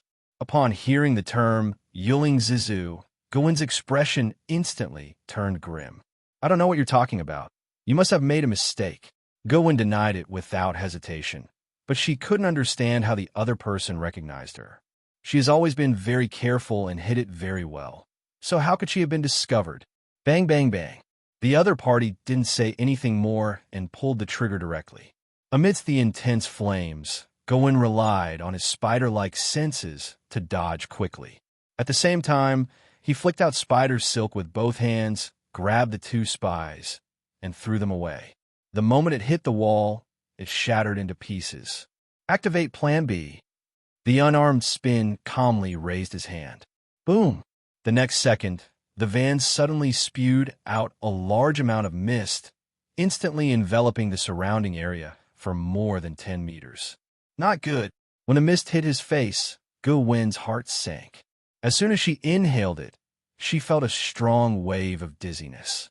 She realized something was wrong and tried to run away. But after only a few steps, he felt dizzy and couldn't stand up straight. The spies rushed at him, and Gowin tried to fight back, but he was too weak and was kicked to the ground. My last conscious thought was that I was vaguely led into the van by these spies. Ugh, cough, cough. Gowin clutched her head, feeling a splitting headache, as if something was gnawing at her brain. She opened her eyes, looked around groggily, and found herself in a very bright room. The four walls are white, but from the outside, they are clearly made of steel. The glaring light on her face made her squint. Where's this? All that remained in Gowin's mind was the image of being carried into the van. When she woke up, she found herself here. Snap! Just then, the door to the room opened gently, and a blonde woman walked in gracefully. Finally awake? A woman walked up to Gwen, who was lying on the ground groaning in pain, and stared down at her. Where is this place? Gowin gritted his teeth, enduring the pain in his head. His tone carried a hint of fear, as well as a strange sense of pleasure. However, he sounded very weak, as if he had been frightened by something. Then I'll go catch the snake for you. Gowin responded immediately. She always reacts quickly, so she's never afraid of snakes or anything like that. But she never imagined that the dignified Phyllis Queen would be afraid of snakes. That's something that can easily wipe out the enemy. No need. No need. Hold's door is closed right now. I'm afraid the snake will escape. Upon hearing this, the dog upstairs became even more anxious, and the sounds of furniture being moved could also be heard. Oh, right, Gowin. Remember to keep an eye on the vegetables for me. I'll come down as soon as I catch the snake. Just then, Hold's voice rang out. Hey, I see a snake. Don't let it get away. Okay, you guys be careful. Gowin could only sigh inwardly, thinking, living in such a remote place isn't a good thing. She wasn't surprised that snakes had entered her home. After all, places with lots of forests are full of snakes and insects. Moreover, with Hold around, even if there are snakes, it's not a big problem. They should be caught quickly. That's good. It saves us the trouble of going to the hospital if we get bitten by a snake at night. She wanted to go upstairs to help, but then she remembered that the door upstairs was closed, and she was worried that the snake might escape and cause more trouble. So she had no choice but to go back to the kitchen and continue watching the stewing black chicken, pork ribs, and ginseng soup. It's been so long. They must have been trying to catch the snake for over an hour. Gowin stirred the soup spoon idly, lost in thought. It seems that even Mr. Holt is not good at everything. She was different. Thinking about this, she felt a little excited. If she lived here, catching snakes would be a perfectly acceptable task for her. She wasn't afraid at all that she wouldn't be able to catch the snake. Just then, the sound of footsteps coming down the stairs came from down the stairs. Gowin quickly put down his soup spoon, walked over, and peeked inside. Hoda straightened his clothes and came downstairs with a smile. Thank you so much for keeping an eye on the heat just now. It's nothing, it's not a big deal. Gowin shook his head repeatedly. After all, he was only helping to keep an eye on the heat. By the way, where's Wanda? She noticed that Wanda hadn't come down with Wadei, and she was a little curious. Oh, she was just scared by the snake. Go brush your teeth to calm down.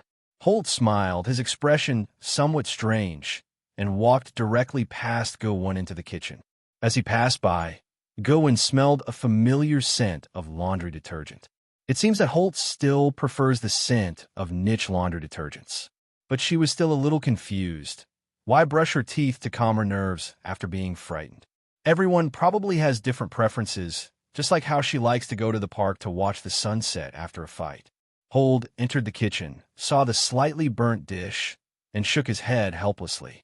It seems there's one dish that can't be made perfect, but thankfully the others are almost done. But there was nothing I could do. I was just too hungry.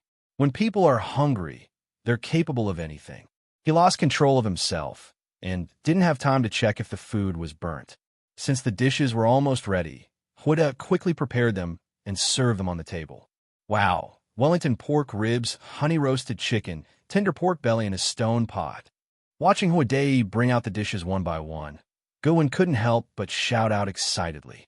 The entire restaurant was filled with the aroma of food. Tap, tap, tap. Just then, Go-won heard footsteps coming from the stairs. She turned around and saw Wanda slowly walking down the stairs, holding onto the handrail. Moreover, her expression looked very strange with every step she took. "Ms. Wanda, what's wrong?" Seeing Wanda's appearance, Go-won asked with concern. After all, Wanda is her idol, and seeing her idol feeling unwell, she couldn't help but worry. "It's nothing. I was just startled by the snake and twisted my ankle." Wanda gritted his teeth and answered with a strange expression on his face. Her face flushed slightly as she spoke. "I never imagined I'd have to lie to such a cute little girl. But I can only blame myself. I forgot to bring any clothes. Then I'll go find you some medicine." Go-won quickly asked. Twisted ankles are very painful. In severe cases, it may swell up and even remain red. "No." Wanda shook her head repeatedly, her face turning even redder. "Holt has already taken care of it for me. It's fine." "Oh." Upon hearing this, Go-won simply nodded awkwardly. "What are you talking about?" From inside, Holt shouted, "Come and eat. Everything is ready." "Okay, coming." The two then entered the restaurant. As soon as I entered, I was greeted by a delightful aroma. There were more than a dozen dishes on the table, and each one looked delicious, except for one that was slightly burnt. "Wow, this looks really good." Wanda opened his eyes wide and said excitedly, "This is a world of difference compared to my previous breakfasts." The breakfast that day was rather light, but today it was a feast for the eyes, nose, and palate. "Looks like you're really hungry." Holt grinned and raised an eyebrow. He casually poured the freshly made cream of mushroom soup over the Russian sausage. "You really are." Wanda pouted angrily. After sitting down, everyone began to eat heartily. "Go-won, try this Wellington rib. It's delicious." Wanda picked up the crispy on the outside, tender on the inside pastry from the plate and placed it into the serving bowl.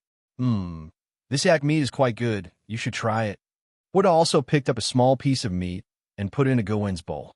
Watching the two men keep putting food on her plate, Go-won felt a surge of warmth in her heart. They were concerned about her, and she couldn't help but imagine how happy she would be to spend time with them. "Mr. Holmium, may I invite you to my home for dinner tomorrow?" After finishing the food in her bowl, Go-won mustered up the courage to look up at Wanda. She wanted to take Holt back to meet her parents. Otherwise, those two old people would definitely keep talking about this every day. Holt hesitated for a moment, but finally agreed. After everyone had eaten and drunk their fill, they all slumped in their chairs, unable to move. Although I tried to eat as much as possible, there was still quite a bit of food left over. "That feels so good." After eating his fill, Wanda's face was a little red, and he sighed with a smile. This must be the best meal she's ever had. The thought of being able to eat it often in the future made her a little excited. The rich, creamy mushroom soup, in particular, made her cheeks flush. It seemed that no matter what it was, she wouldn't be hungry anymore. "Oops." Just then, Go-won noticed the clock on the wall and exclaimed in surprise, "What's wrong?" Holt looked at her with a puzzled expression. "It's very late now. My parents must be worried. I have to go home." "I'm so eager," said Go-won. Since she told her parents that she liked someone else, they've become even stricter with her. If I don't go back soon, I'm sure I'll get yelled at again. Woof, you rest first. I'll take one back, Hode said to Wanda beside him. Okay, then go ahead. Wanda simply nodded. She was full and didn't want to move at all. Just drop us off at the station in the suburbs. Gwen suddenly remembered that his parents were at home, and if he took them downstairs, they would definitely be discovered. So she only asked Hole to take her to the outskirts, and she could use the spider silk to go back later. All right, with Wanda by his side, Hole didn't insist any further. A train station in the suburbs. It was very late at night, and there was almost no one on the street. I'm leaving, Gwen said reluctantly. She really didn't want to leave, but if she didn't go back, Xiaoji's father might call the police to find her. Yes, I'll come see you tomorrow. Hold ruffled her hair and said with a smile, You absolutely have to come. After saying that, Gwen got out of the car and left, looking back every step of the way. She had already told Hold that she would go back in the spider armor later. Because she usually wears the spider armor, she only needs to find a place to take off her coat. Hold nodded and drove away. He had been holding back a lot of anger, and now he was going to go back and vent it properly. After Bumblebee's taillights disappeared, Gwen decided to find an alley to take off his coat. Little girl, are you here all alone? Just then, a minivan parked slowly by the roadside, and a bearded man poked his head out and asked a question. Uncle, what's wrong? Upon seeing this person, Gwen immediately became vigilant. Her spider-like senses vaguely indicated that there might be danger. As she spoke, she quietly took a step back. The uncle captured this scene perfectly. She's all alone, he roared, and the back door was immediately pulled open. Several soldiers wearing gas masks and dark-colored Special Forces uniforms suddenly jumped down. Without saying a word, they immediately pulled out their guns and opened fire. Bang, bang, bang. Gwen reacted quickly, using his nimble body to somersault and swiftly dodge to the side.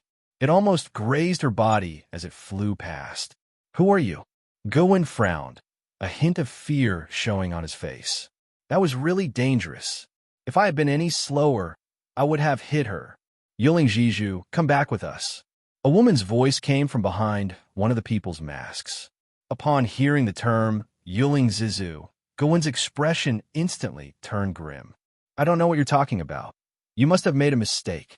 Gwen denied it without hesitation, but she couldn't understand how the other person recognized her. She has always been very careful and hid it very well. So how could she have been discovered? Bang, bang, bang. The other party didn't say anything more and pulled the trigger directly. Amidst the intense flames, Gwen relied on his spider-like senses to dodge quickly. At the same time, he flicked out spider silk with both hands, grabbed the two spies, and threw them away. The moment it hit the wall, it shattered into pieces. Activate Plan B. The unarmed Spin calmly raised his hand. Boom! The next second, the van suddenly spewed out a large amount of mist, instantly enveloping the surrounding area for more than 10 meters. Not good. When the mist hit his face, Gwen's heart sank. As soon as she inhaled it, she felt a strong wave of dizziness. She realized something was wrong and tried to run away. But after only a few steps, he felt dizzy and couldn't stand up straight. The spies rushed at him, and Gwen tried to fight back, but he was too weak and was kicked to the ground. My last conscious thought was that I was vaguely led into the van by these spies. Ugh, cough, cough. Gwen clutched her head, feeling a splitting headache, as if something was gnawing at her brain.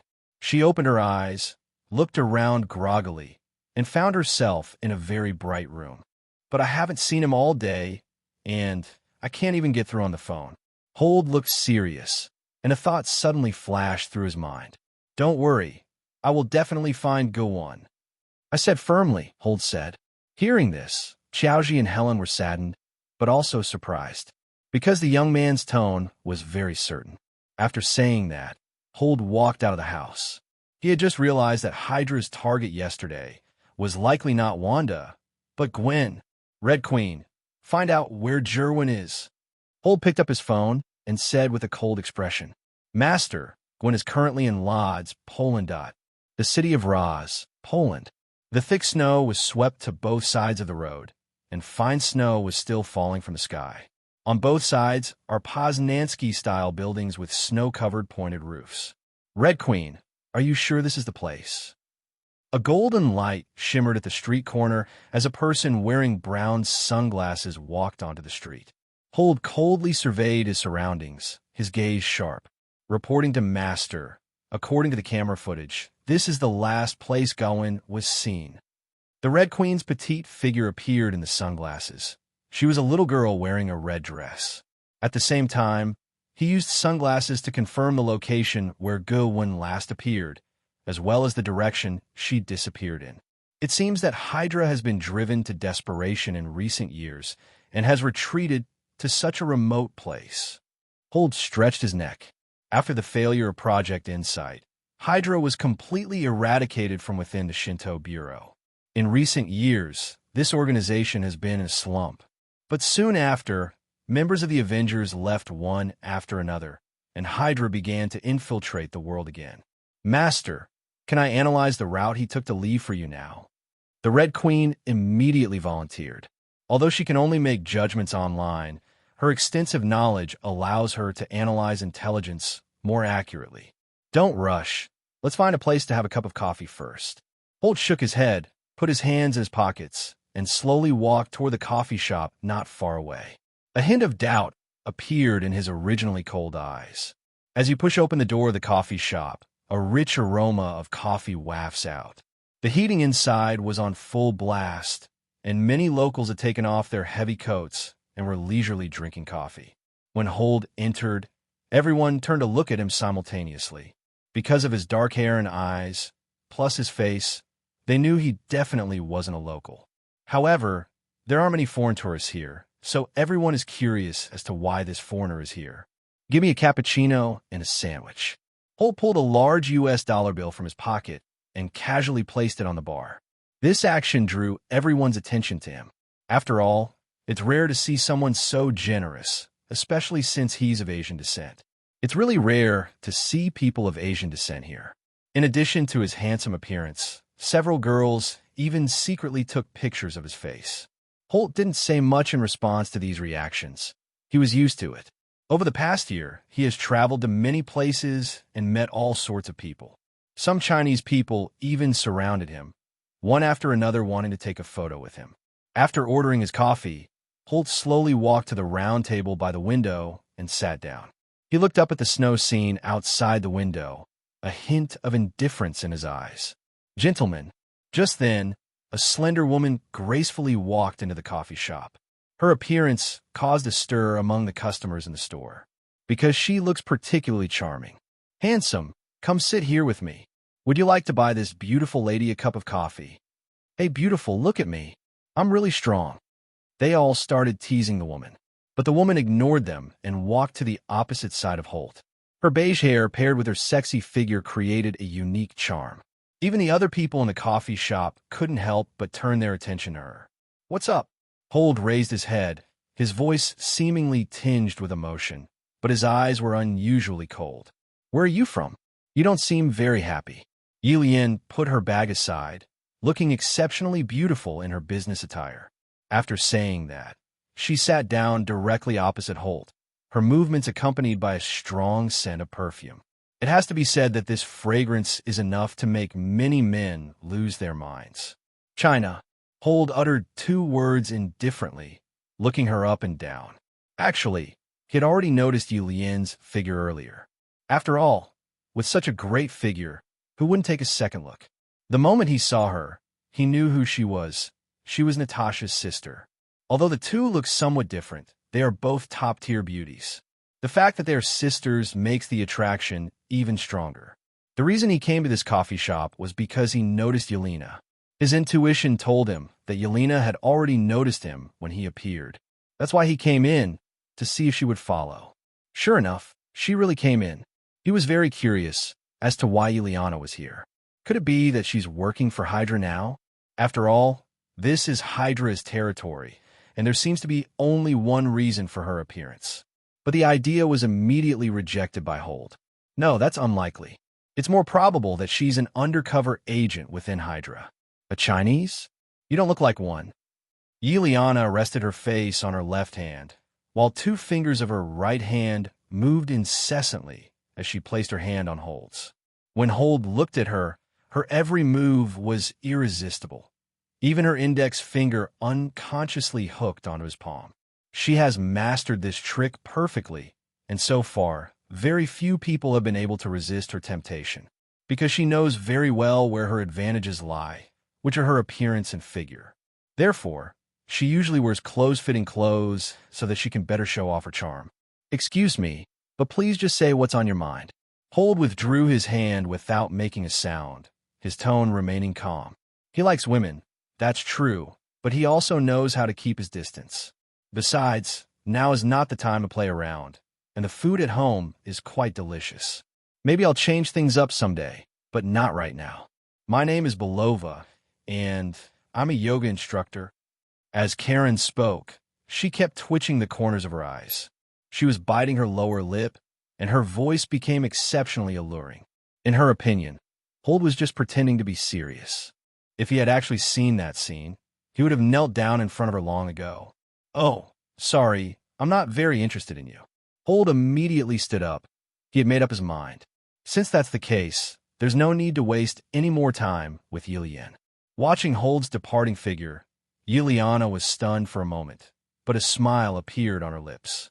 This was much more interesting than she had expected. "Yuliana, how is she?" At that moment, a voice came through the headset.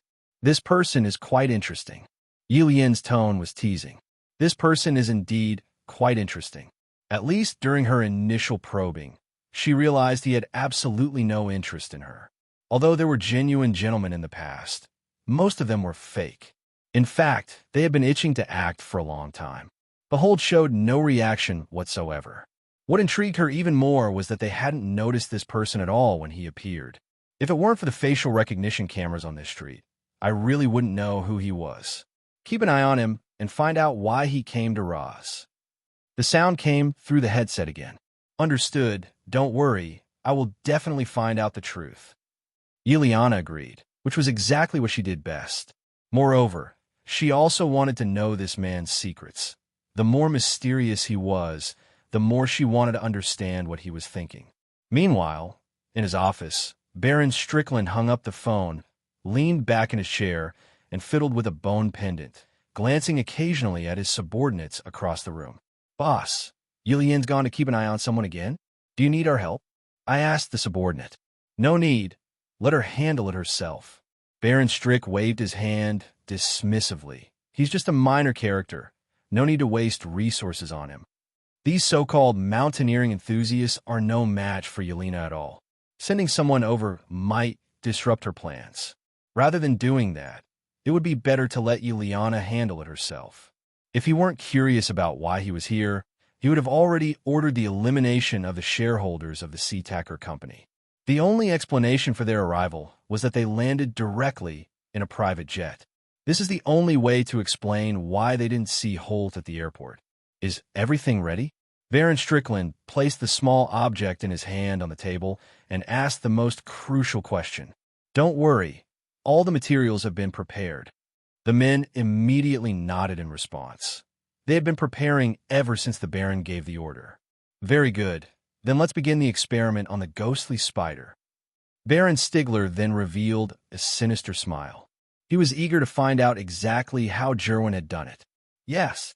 After nodding, the subordinate respectfully left the office. "How did the power of a knowing spider enter your body?" Yelling knowing spider. Baron Strickland's eyes were filled with madness and greed. If he can figure it out, he can turn his men into Spider-Men. That would give us another trump card to play against the Avengers. After all, what's most terrifying about the Spider of Knowledge isn't just its spider sense, but also its astonishing power.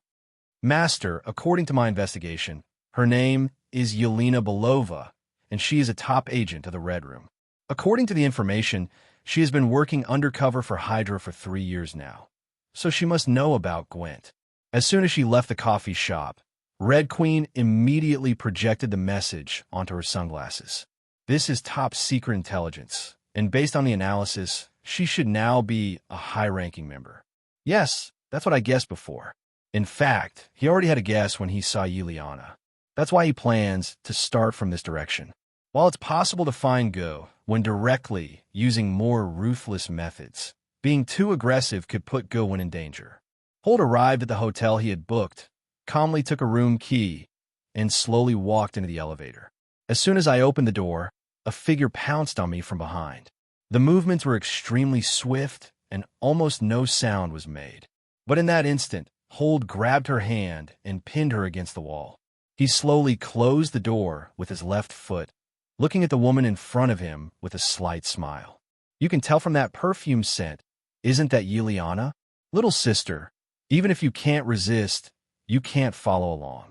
Do we really have to study human anatomy to understand this? Holt spoke slowly, looking at the shocked Yuliana with a mocking gaze. He didn't need to consciously sense it. He knew the other person would definitely follow him.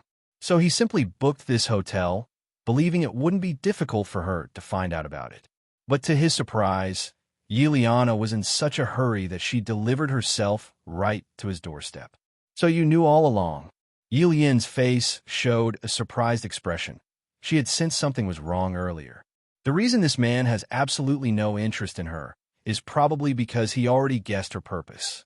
Sure enough, those who get involved with the Avengers are not ordinary people. Ah, I can smell your perfume from 8 blocks away. Holt made no attempt to hide his gaze as he looked Yuliana up and down. To be honest, he had a rather appealing look from above. But he's not in a good mood right now. His mind is entirely on Go-1. Since you know that, are you here to see Go-1? Yuliana also realized that the other party had figured everything out. Otherwise, they wouldn't have made a special trip here. This can only mean one thing. The other party had a premonition all along. It seems that secret agents aren't stupid. Holt took a step forward, and his heavy aura instantly rushed towards Yulian. He doesn't have time to waste words on this woman. Don't you need to use some form of torture or something? Yulian raised her alluring eyes, narrowed them slightly, and a strange smile appeared on her lips. Just this one moment. Don't you need to use some form of torture or something? Yulian raised her alluring eyes, narrowed them slightly, and a strange smile appeared on her lips. That one move alone was enough to send chills down one's spine. The next second, she suddenly wrapped her legs around Holt. But before she could even make a move, Holt interrupted her with a single sentence. Yuliana, the Red House sent you here as an undercover agent. Wasn't it to save people? Upon hearing this, Yulian's eyes widened. This was the Red Room's top secret. How did this man in front of me know? Tell me, where's Go-1? Holt released his grip and sat down on the sofa. Yuliana took a deep breath to calm herself down and said, Gwen is in Baron Strickland's laboratory in Ross. Since the other party already knows her identity, it means that the other party has no malicious intent. Do you want to leave sooner? I know your target is Baron Citrak. I can take care of him for you. Holt got straight to the point. After all, being an undercover agent all the time wasn't a good thing. You are very strong. Yuliana raised the corners of her mouth slightly and continued. But Baron Strack is not only powerful, he has also undergone multiple modifications and is no longer an ordinary person. Even if the Avengers came, they would be unable to deal with him. The other party is too cautious and unmoved by anything, making them impossible to deal with. Holt didn't speak, but instead raised his hand and pointed it at a bronze statue in the room. Click! The next second, the bronze statue instantly collapsed into dust. Yuliana's eyes widened, her face filled with shock. After a while, she slowly spoke. In a basement in downtown Roz, there is a passage leading to an underground laboratory. Such strength is beyond question. Holt opened the dimensional gate directly, and dazzling golden light spread out. He pulled the still shocked Yuliana and walked into the passage of the underground laboratory.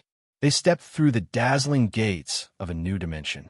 Yuliana stared at everything before her, still unable to process what she was seeing. Although she had already witnessed Holt's strength, this was still far beyond her imagination. This was no longer just a simple mutation. It was a powerful force she had never seen before. She finally understood why Holt's appearance was so sudden. He must have used this method to come directly to Ra's city. Are you a mutant? Ileana's eyes widened, and she asked incredulously. She never expected that such a capable person would have no record of her in the Red Room's archives. What just happened was absolutely bizarre. If it were just a bronze statue, it could be barely explained, but now it has been brought down to the laboratory. And all of this was completed in just a few seconds. It seems that Holt already knew where she was referring to. No, Holt didn't offer any further explanation, but instead looked around at the surrounding passageways. This is a downward-sloping ramp, which, judging from both sides, should be an emergency access route.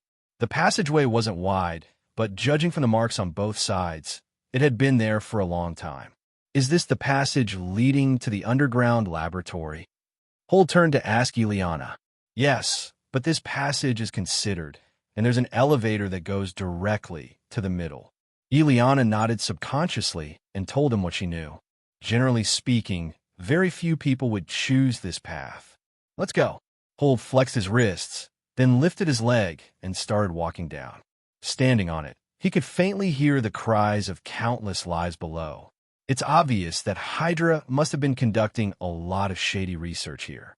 They targeted Gu when 620, probably because they were interested in the spider-knowing gene within her. The power of this gene is so great that even Captain America finds it difficult to resist. But at the time, he didn't expect that Hydra would know Gwen's true identity. Otherwise, he would never have felt comfortable letting go back alone. Wait, don't go yet.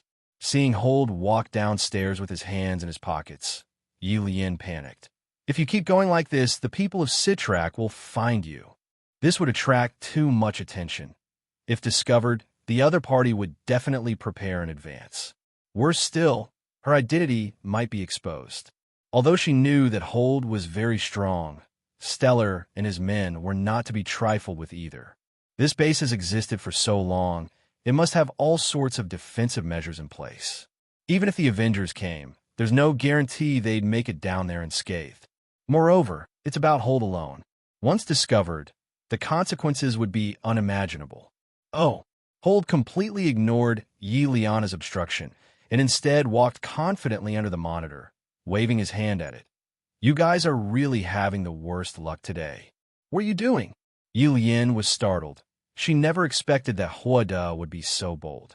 Her original plan was to escort Holt and herself. As long as Holt cooperated, she could enter safely and then quickly capture Baron Strickland while he was off guard.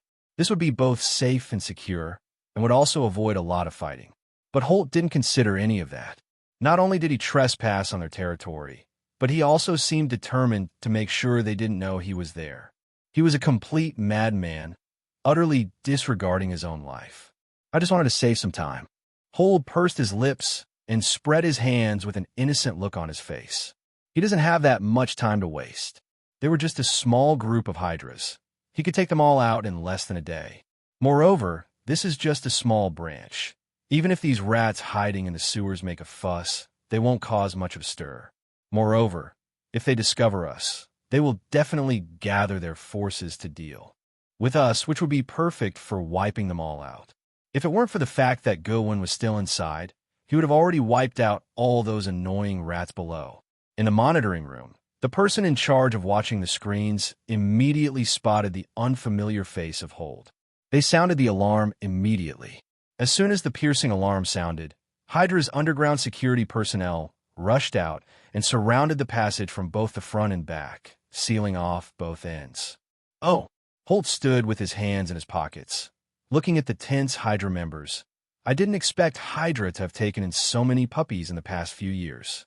It must be said that although this organization wasn't considered a formidable force in his eyes, they had even infiltrated the upper echelons of the Divine Shield Bureau, turning it into something resembling the Snake Shield Bureau. In a sense, they were indeed quite powerful. Yelena, who is this person? What are you doing? One of the soldiers recognized Yi Liana standing next to Holt and immediately pointed his gun at her. Although it's unclear how this person ended up here, it's obvious that he's connected to Yi Lian. This has nothing to do with me. I was kidnapped. Without saying a word, Yi Lian raised her hands, feigning innocence. Holt wanted to go to her death without taking herself with her, And besides, she had finally managed to get close to Baron Strickland. If the mission fails and I end up getting myself killed, it's just not worth it.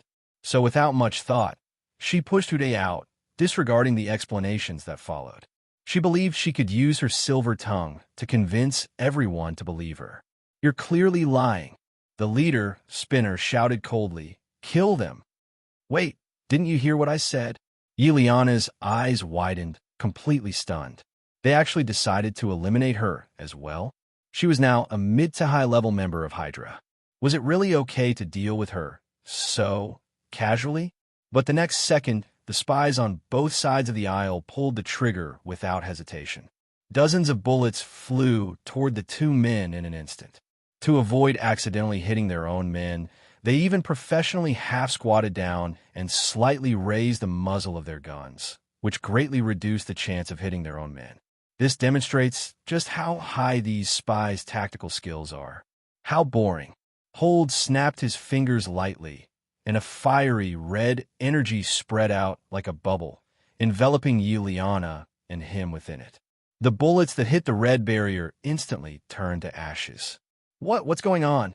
Yuliana's eyes nearly popped out of their sockets when she saw this. She had absolutely no idea how that was done. Dozens of bullets were blocked so easily. Although she had considered many possibilities, they were all scenarios of how she and Hold would die tragically. But what she saw before her eyes was completely beyond her imagination. "Keep firing." The soldiers stared wide-eyed, gritted their teeth, and continued firing. No matter how hard they tried, the bullets couldn't penetrate that thin, membrane-like barrier. They might as well just die. They're nothing but a bunch of small fry. Holt raised his right hand, his eyes coldly fixed on the senators. As he slowly clenched his fist, the soldier who was firing instantly stopped. Fear washed over them like a tidal wave. J-A-A, J-A-J. Their helmets began to slowly shrink, as if they were being clamped by a hydraulic press. Then, the helmets gradually collapsed, accompanied by their screams as they clutched their heads in agony. But this did not alleviate their pain. Instead, it made them feel endless torment. Snap, snap, snap. A series of crisp sounds rang out, as if watermelons were being smashed to pieces. Blood splattered instantly onto the smooth wall. Tick-tock, tick-tock. Blood flowed slowly down the wall, making a crisp sound as it hit the ground. Looking around, the entire ground was covered in blood, and the heavy smell of blood filled the air, leaving only horror and eeriness. The scene was extremely bloody and terrifying.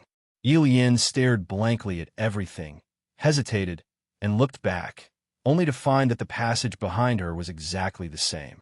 The head of the man wearing the black combat suit had been blown off and disappeared, and bone fragments could even be seen scattered all around.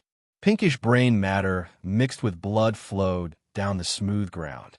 This fear left Yuliana with only the sound of her own rapid heartbeat. This is like a demon.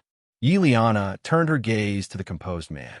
At that moment, she felt only fear, a fear that surged from the depths of the spirit. She swallowed hard. How come she had never seen such a capable person before? It was as if this person had suddenly fallen from the sky. "Let's go." Holt stepped forward, stepping onto the red carpet of blood, and said, "While you're at it, get rid of all these useless bugs."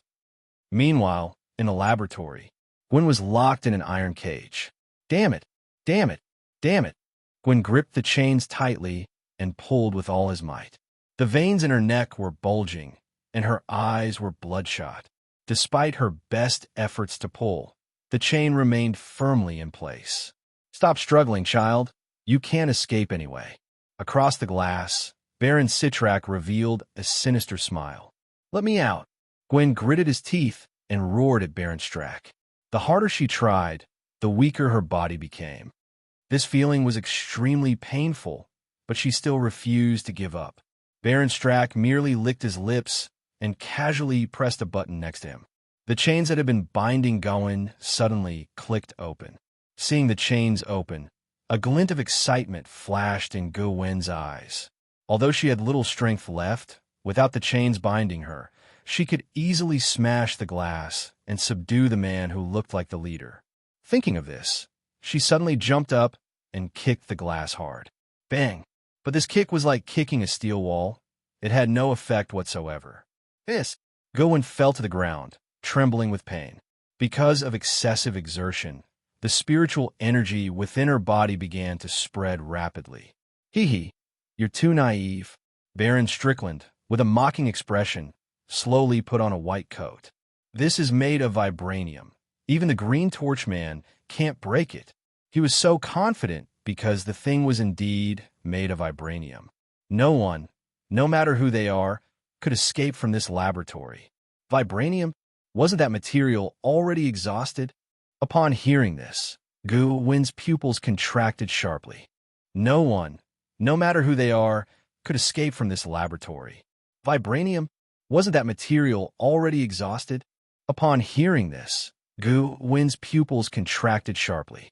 If she remembered correctly, the vibranium should have been used up, but why would Hydra exist? She couldn't understand at all what Hydra was. They can even get their hands on such rare vibranium, yet they waste it by turning it into glass. She remembered clearly that her teacher had said that vibranium was almost completely depleted. So you better stop struggling. Baron Strickland slowly put on a disposable glove, letting out a low laugh. So, just accept your fate. He untied Gawain's anklets because he wanted to see her struggle one last time.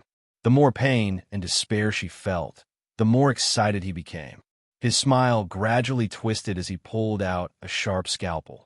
I'm going to turn you into the most perfect work of art. Click! The wall behind Strick suddenly opened, revealing a variety of bottles and jars.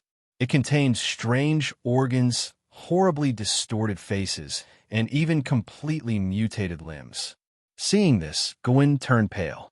Although Stellar didn't say anything, she could already guess what she was about to face. Huff!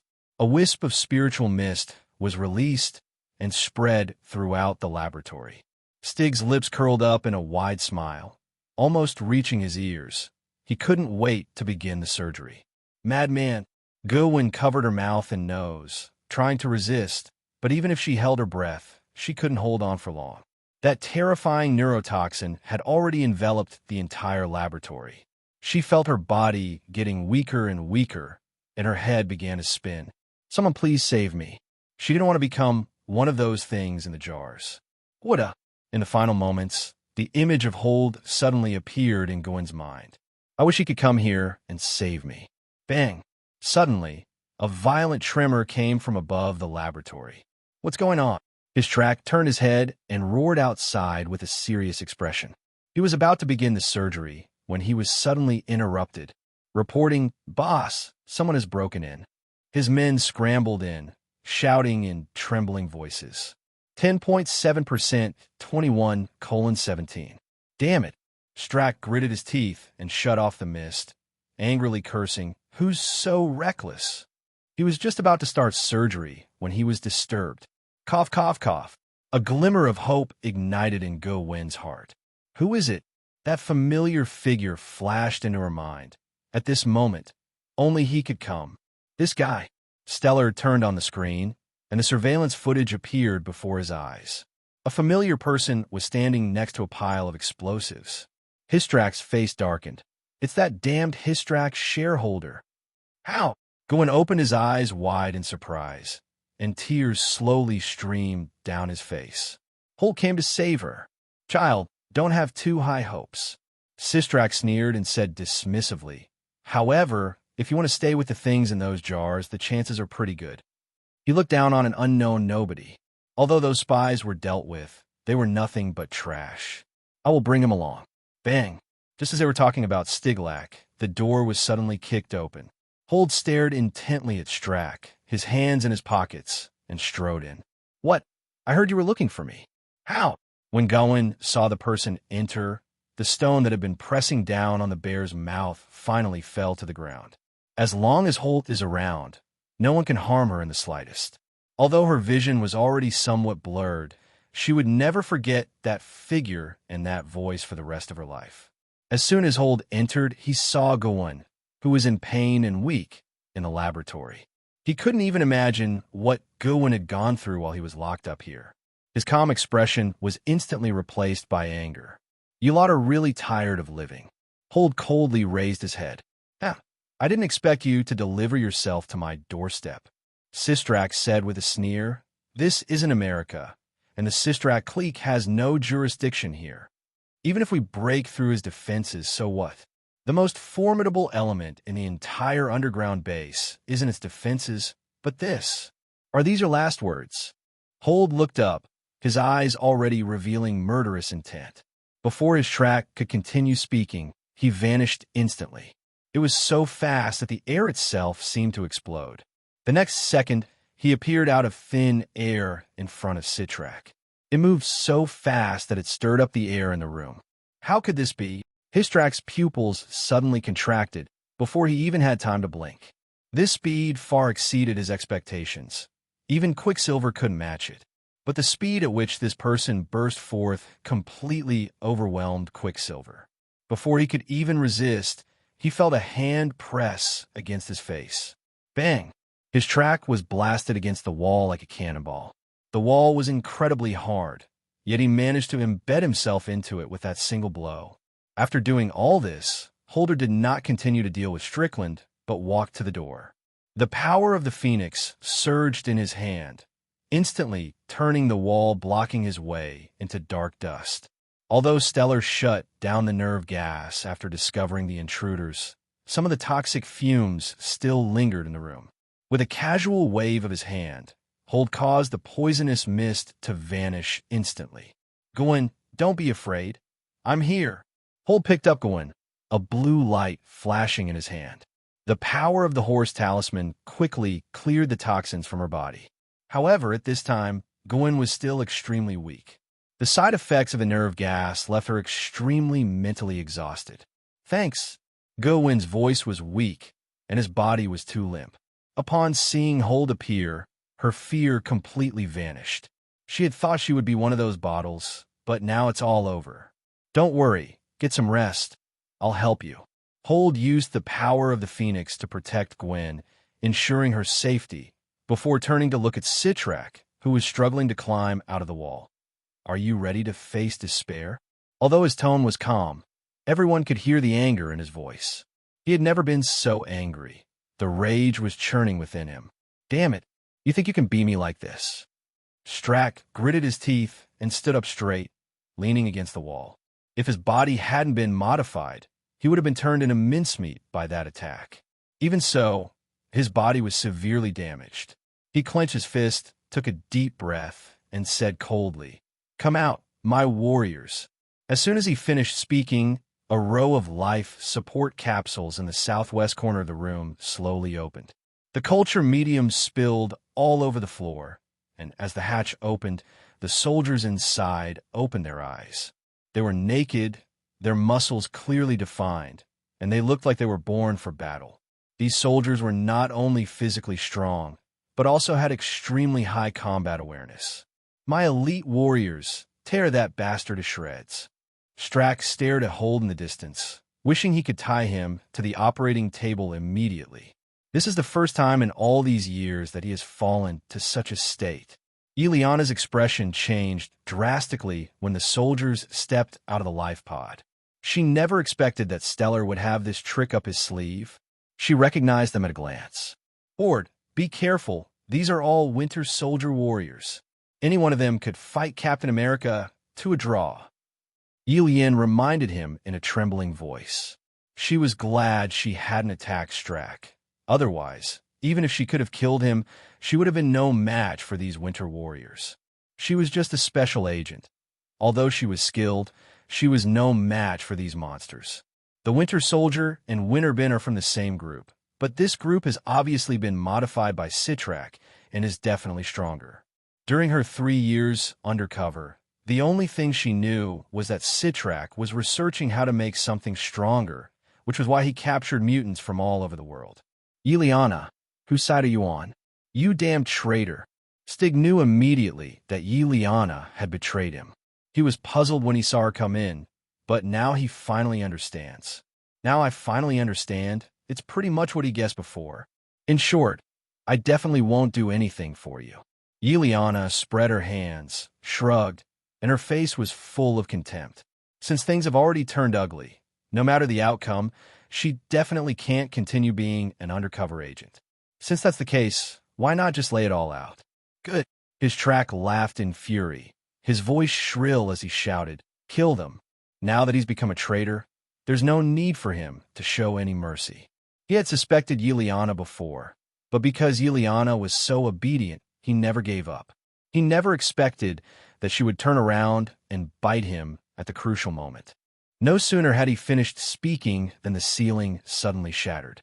A huge, dark shadow descended from the sky and suddenly burst forth. Upon closer inspection, it turned out to be a giant humanoid bat, its body covered with hard, needle-like spikes. They swarmed around the room like a cloud of clouds, quickly rushing towards Hold. The enormous wings flapped down, emitting a piercing cry, like countless people wailing. "Hiss!" Yuliana covered her ears in pain upon hearing the voice. This guy actually turned people into monsters. The voice seemed to pierce through even the most ethereal souls. It made her tremble uncontrollably all over. What frightened her even more was that Stellar was so insane. The more I learned about Strickland, the more I felt he was a heartless bastard. Go die peacefully, this body must be in so much pain. Hold shook his head, a glint of red light flashing in his eyes. An invisible force struck the bat instantly, causing it to explode into a cloud of blood mist in midair. The blood splattered out, but did not fall to the ground. Instead, it transforms into black particles that float in the air. It is time to wipe all this evil from the world. Hold's eyes were cold. This kind of creature had already killed too many people while it was alive. He could even clearly sense that these winter warriors and bats had long since lost their consciousness. Like a controlled robot, it can only unconditionally execute Stellar's commands. As soon as he finished speaking, the image of a phoenix seemed to appear in Hold's pupils. A dark red light instantly enveloped the entire room, and the power of the phoenix filled every corner. A buzzing sound filled everyone's ears. A terrifying force gathered within the confined space. This powerful energy made the air incredibly heavy. An indescribable sense of oppression swept over her, and Yuliana even knelt down, panting heavily. She could sense that Hold wasn't targeting her. He was simply unleashing his power. Even so, she could barely hold on. She could even see these energies causing the air to vibrate violently, forming transparent ripples. As soon as the Phoenix Force was released, the entire underground laboratory began to shake. It was as if I had encountered something terrifying. The once indestructible steel walls have begun to show cracks. It looked as if it was being torn and stretched by something, and everything around it was changing under the influence of this energy. Damn it, what's going on here? This power. His track felt an immense sense of oppression, and the expression on his face became distorted. Fear, dread, and longing mingled together, churning within him. This is the power he desires most. But this power was not his. At this moment, Citrak could even hear the creaking sounds of the modified parts on his body. Keep in mind that these are all components with a small amount of vibranium added. But in the face of this power, they seem completely useless. The Winter Soldier finally moved because their consciousness was controlled and they had no idea what fear was. Bang! With a loud bang, they ducked and rushed toward Hold. Moreover, these Winter Warriors coordinated very well during their operations. Everyone is responsible for a different position. As long as you get close, you can